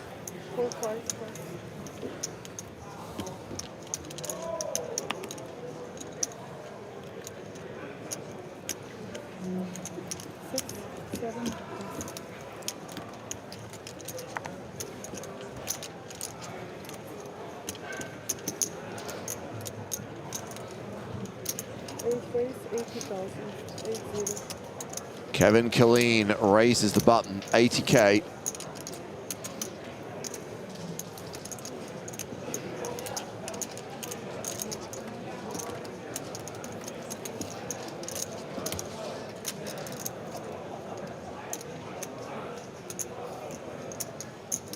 $240.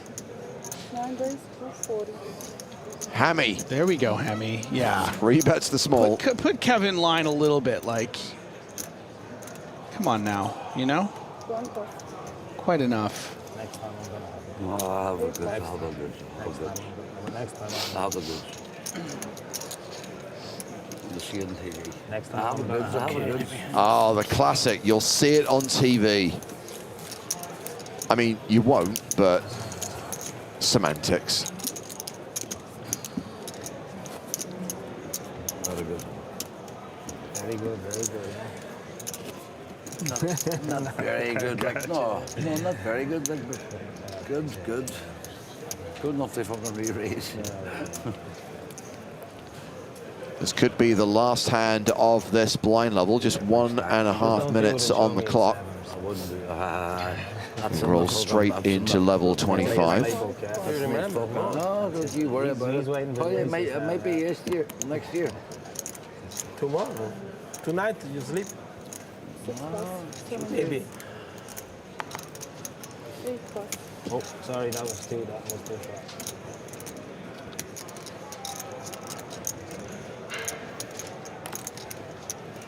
far. Hammy on the button.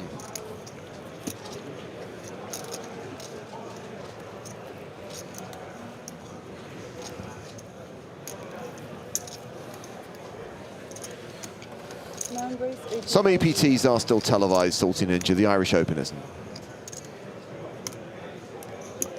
As we see, Hamilton open to 80K. Prendergast 10-4 off in the small.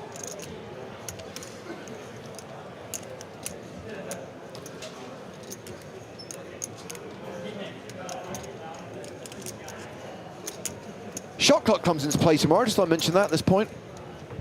Yeah, Roger. We got a 10-4. 10-4, Roger that. Roger that, 10-4.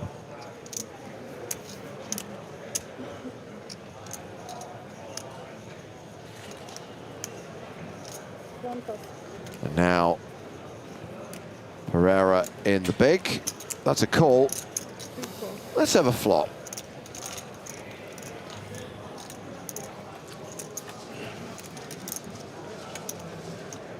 $7-4 tray.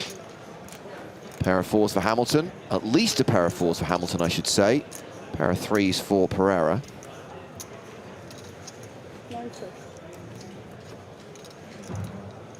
Oh! Pereira improves to trips after it goes check, check on the flop.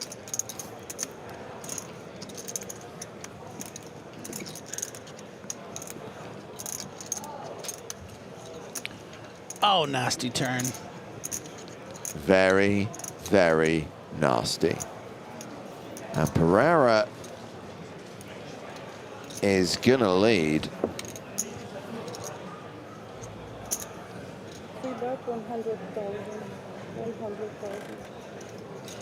220K in the pot. There's a bet of 100K. Hamilton calls. I can't blame Hamilton. This this bet of about 45% is designed to get ace highs to call let alone a 4. Oh, I hope for Hamilton's sake he's got pocket 4s.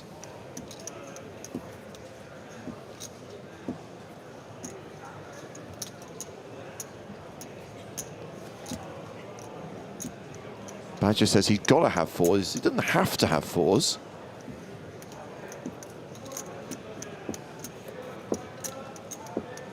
Could be ace 4.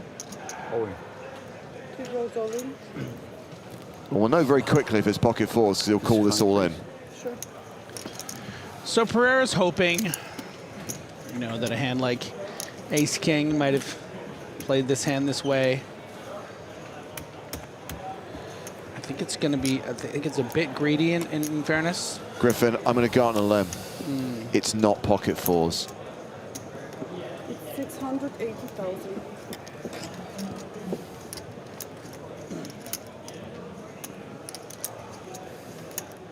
If it's pocket 4s, it's one of those epic slow rolls I've ever seen. So I'm discounting that hand from Hammy's range.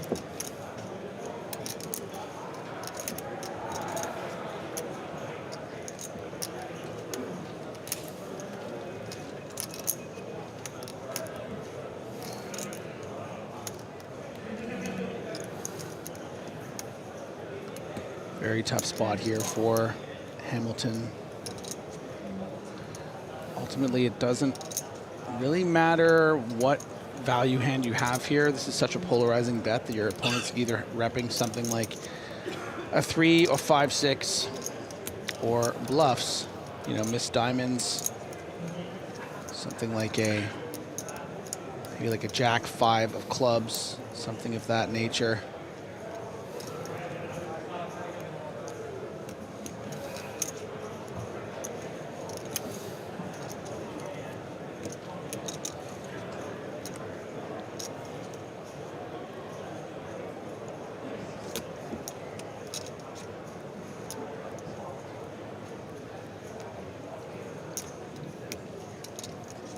King 4 of hearts, 7 4 of hearts.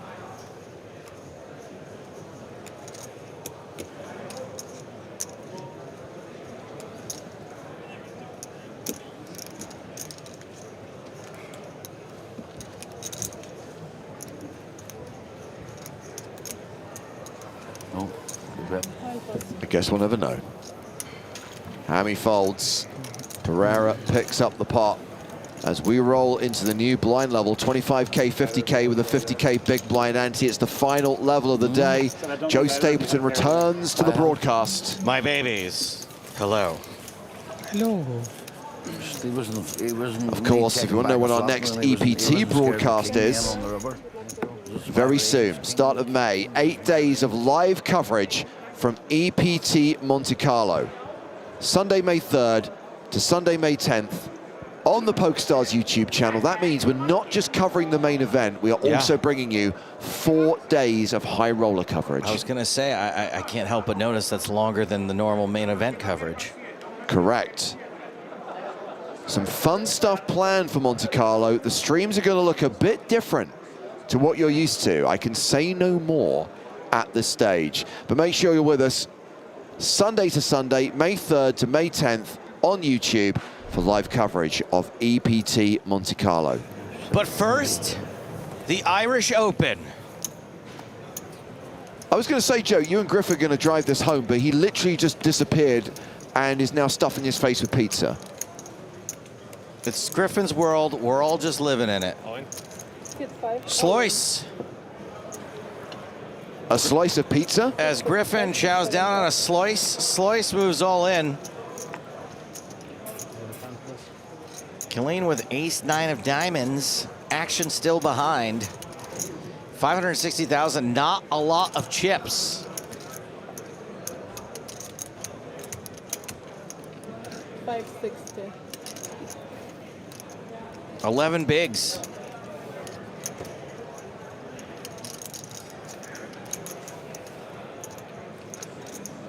See Kevin Killeen still intimidating, even when facing an all-in.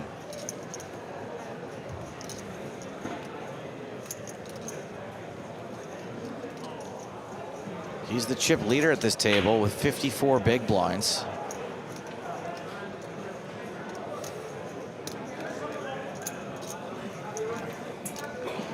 Seems primarily focused on Slois and not necessarily that there are still players to act behind. He's really thinking about this one. I mean, this is kind of a spot. Ace-9 suited, not really going to be quite good enough to make this call, but perhaps recognizing that Sluice is definitely capable of having worse on 11 big blinds. Yeah. There it is. What we were all expecting.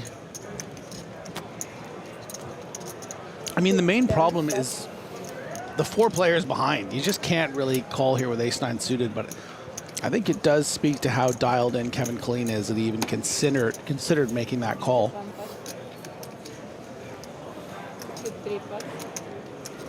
It's still Chat Pro Saturday for another 4 minutes. So whether this statement is correct or not matters not to me. Helmut Molinar says, shove is fine, performs good against calling range as well. I don't care. It's Chat Pro Saturday. I think the shove is good. It got through. It got a better hand to fold. That's how I busted my last bullet. Very embarrassing there, actually. Shoving Queen 10 suited. For 22 big blinds over an open and call. Who called? What was the hand that called? Pocket Kings. Okay, well, you know, good call. Didn't perform well. Good call. I ran it by Spraggy. He said that it was good. You got Spraggy. It's like asking the most misogynistic friend you know if the way you treated a girl was okay. Well, that's why I always ask for your advice.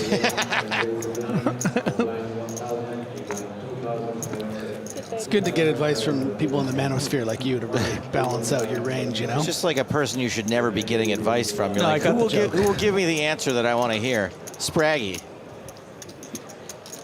I just went to the biggest punter I could find, basically. It's either that or Spraggy just doesn't want to be in a conversation with you. And he's like, yeah, seems fine. He dragged me into the conversation. Oh, did he? yesterday. Yeah, I wanted to come hang out with you guys, cool kids. And then he's like, oh, you're just going to walk by then, eh? Suddenly I'm putting my water down, I'm ordering a drink. You know, didn't get to hang out with you guys. That's what happens if you want to talk about poker. You sit at the table with no girls. Yeah, it's okay. I'm going to make it up to... Not that girls don't like poker, by the way. It's just that typically... Bet, call, raise, some of us would rather Uno. talk about other stuff. I consider myself one of the girls.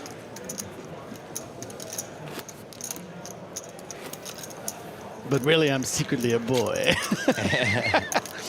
Hammy gets that one through. Just a simple raise to 100,000.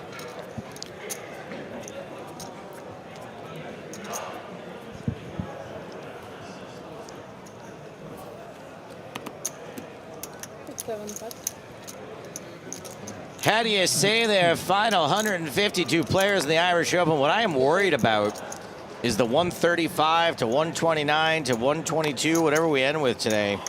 Getting from that down to a final table tomorrow is going to be work. Yeah.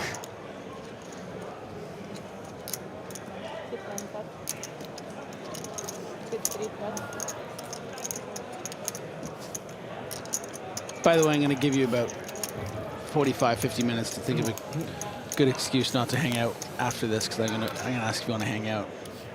I don't need 45 or 50 minutes. I'm beat, brother. Oh, there it is. The classic. I'm beat. It's a good one. And have you seen my fiance? She's waiting in my hotel room for me. I mostly just wanted to hang out with Shelly. She ain't available. Slice is called. Excuse me. Yeah. Kelly's the player all in with King 3. Slice makes the call. He's the favorite. Woof. This is not a great button shove here. Not a great button shove. It's got a high and low blocker. Two double suited. Those are the things you 3-bet fold with, not shove with. Oh. Especially Where's my post-it note? I need to write this down. For someone that made 2 pretty snug folds in the King Jack and the Ace Jack suited earlier, this is where you want to die?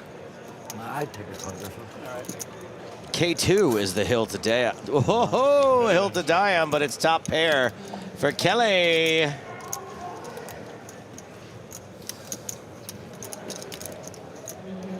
Oh, it's 2 pair on the turn. 5 and only a 5. It feels good. Doesn't really do a lot for you. No 5. Wait, King Jack 10 9. No, it's just top. It's just 2 pair, top and bottom. Poor Slice. Left with 110,000. That is 2 big blinds. Party on, Dwayne. 2 big blinds for Dwayne Sloyce. Dwayne the Pebble Sloyce.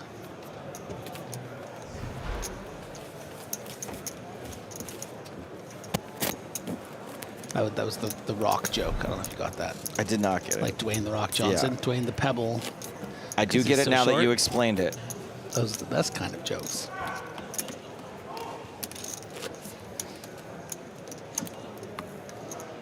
All right, Keepo Stalesia, you banned. Enjoy it. Enjoy a little spank from Uncle Daddy.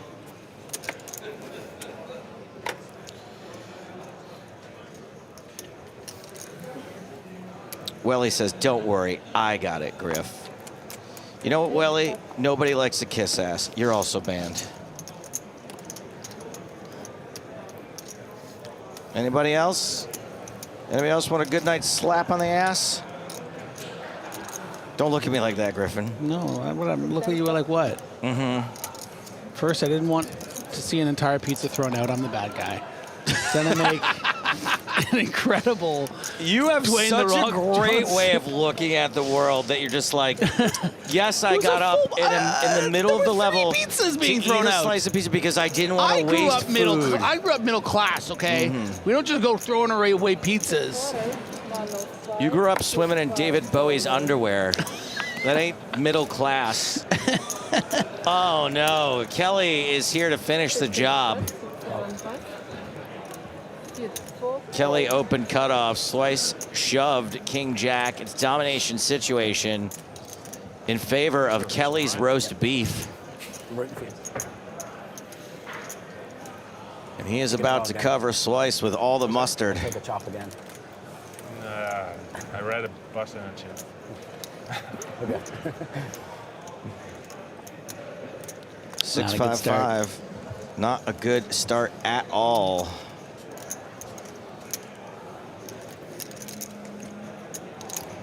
Check. Queen on the turn. One time.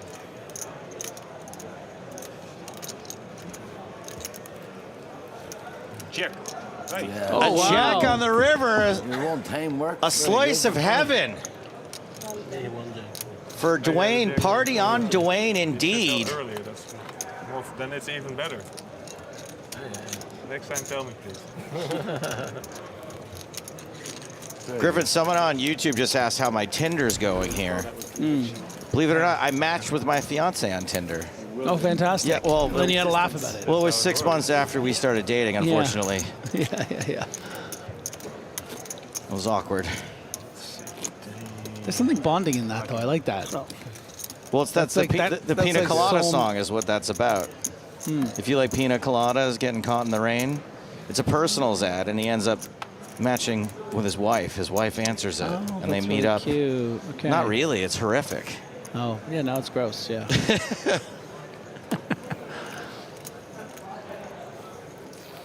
Ayo, why your fiance on there? That's the joke, Darwin. Thanks for joining us. So you're telling me if I haunt the hotel bar after this, I won't see you? You will not see me at the hotel bar.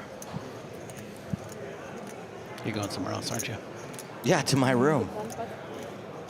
Don't wink at me. I didn't wink. I squinted. You squinted with one eye, otherwise known as a wink. Did I do it with one eye? You're a weird dude. Why am I being weird? I don't know why you're being weird. I just... I think you're born that way. I'm running out of days here, man. I want to...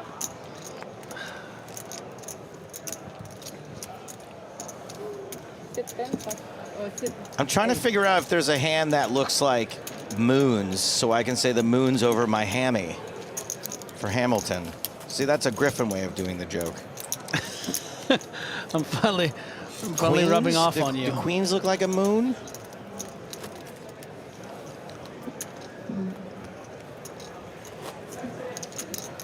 Swedish Nature asked Joe, can you tell us a Norm Macdonald story? Yes, of course. Thank you for your question. Crush Equity asked, does PokerStars do any events in the USA? Yes, of course. Thank you for your question.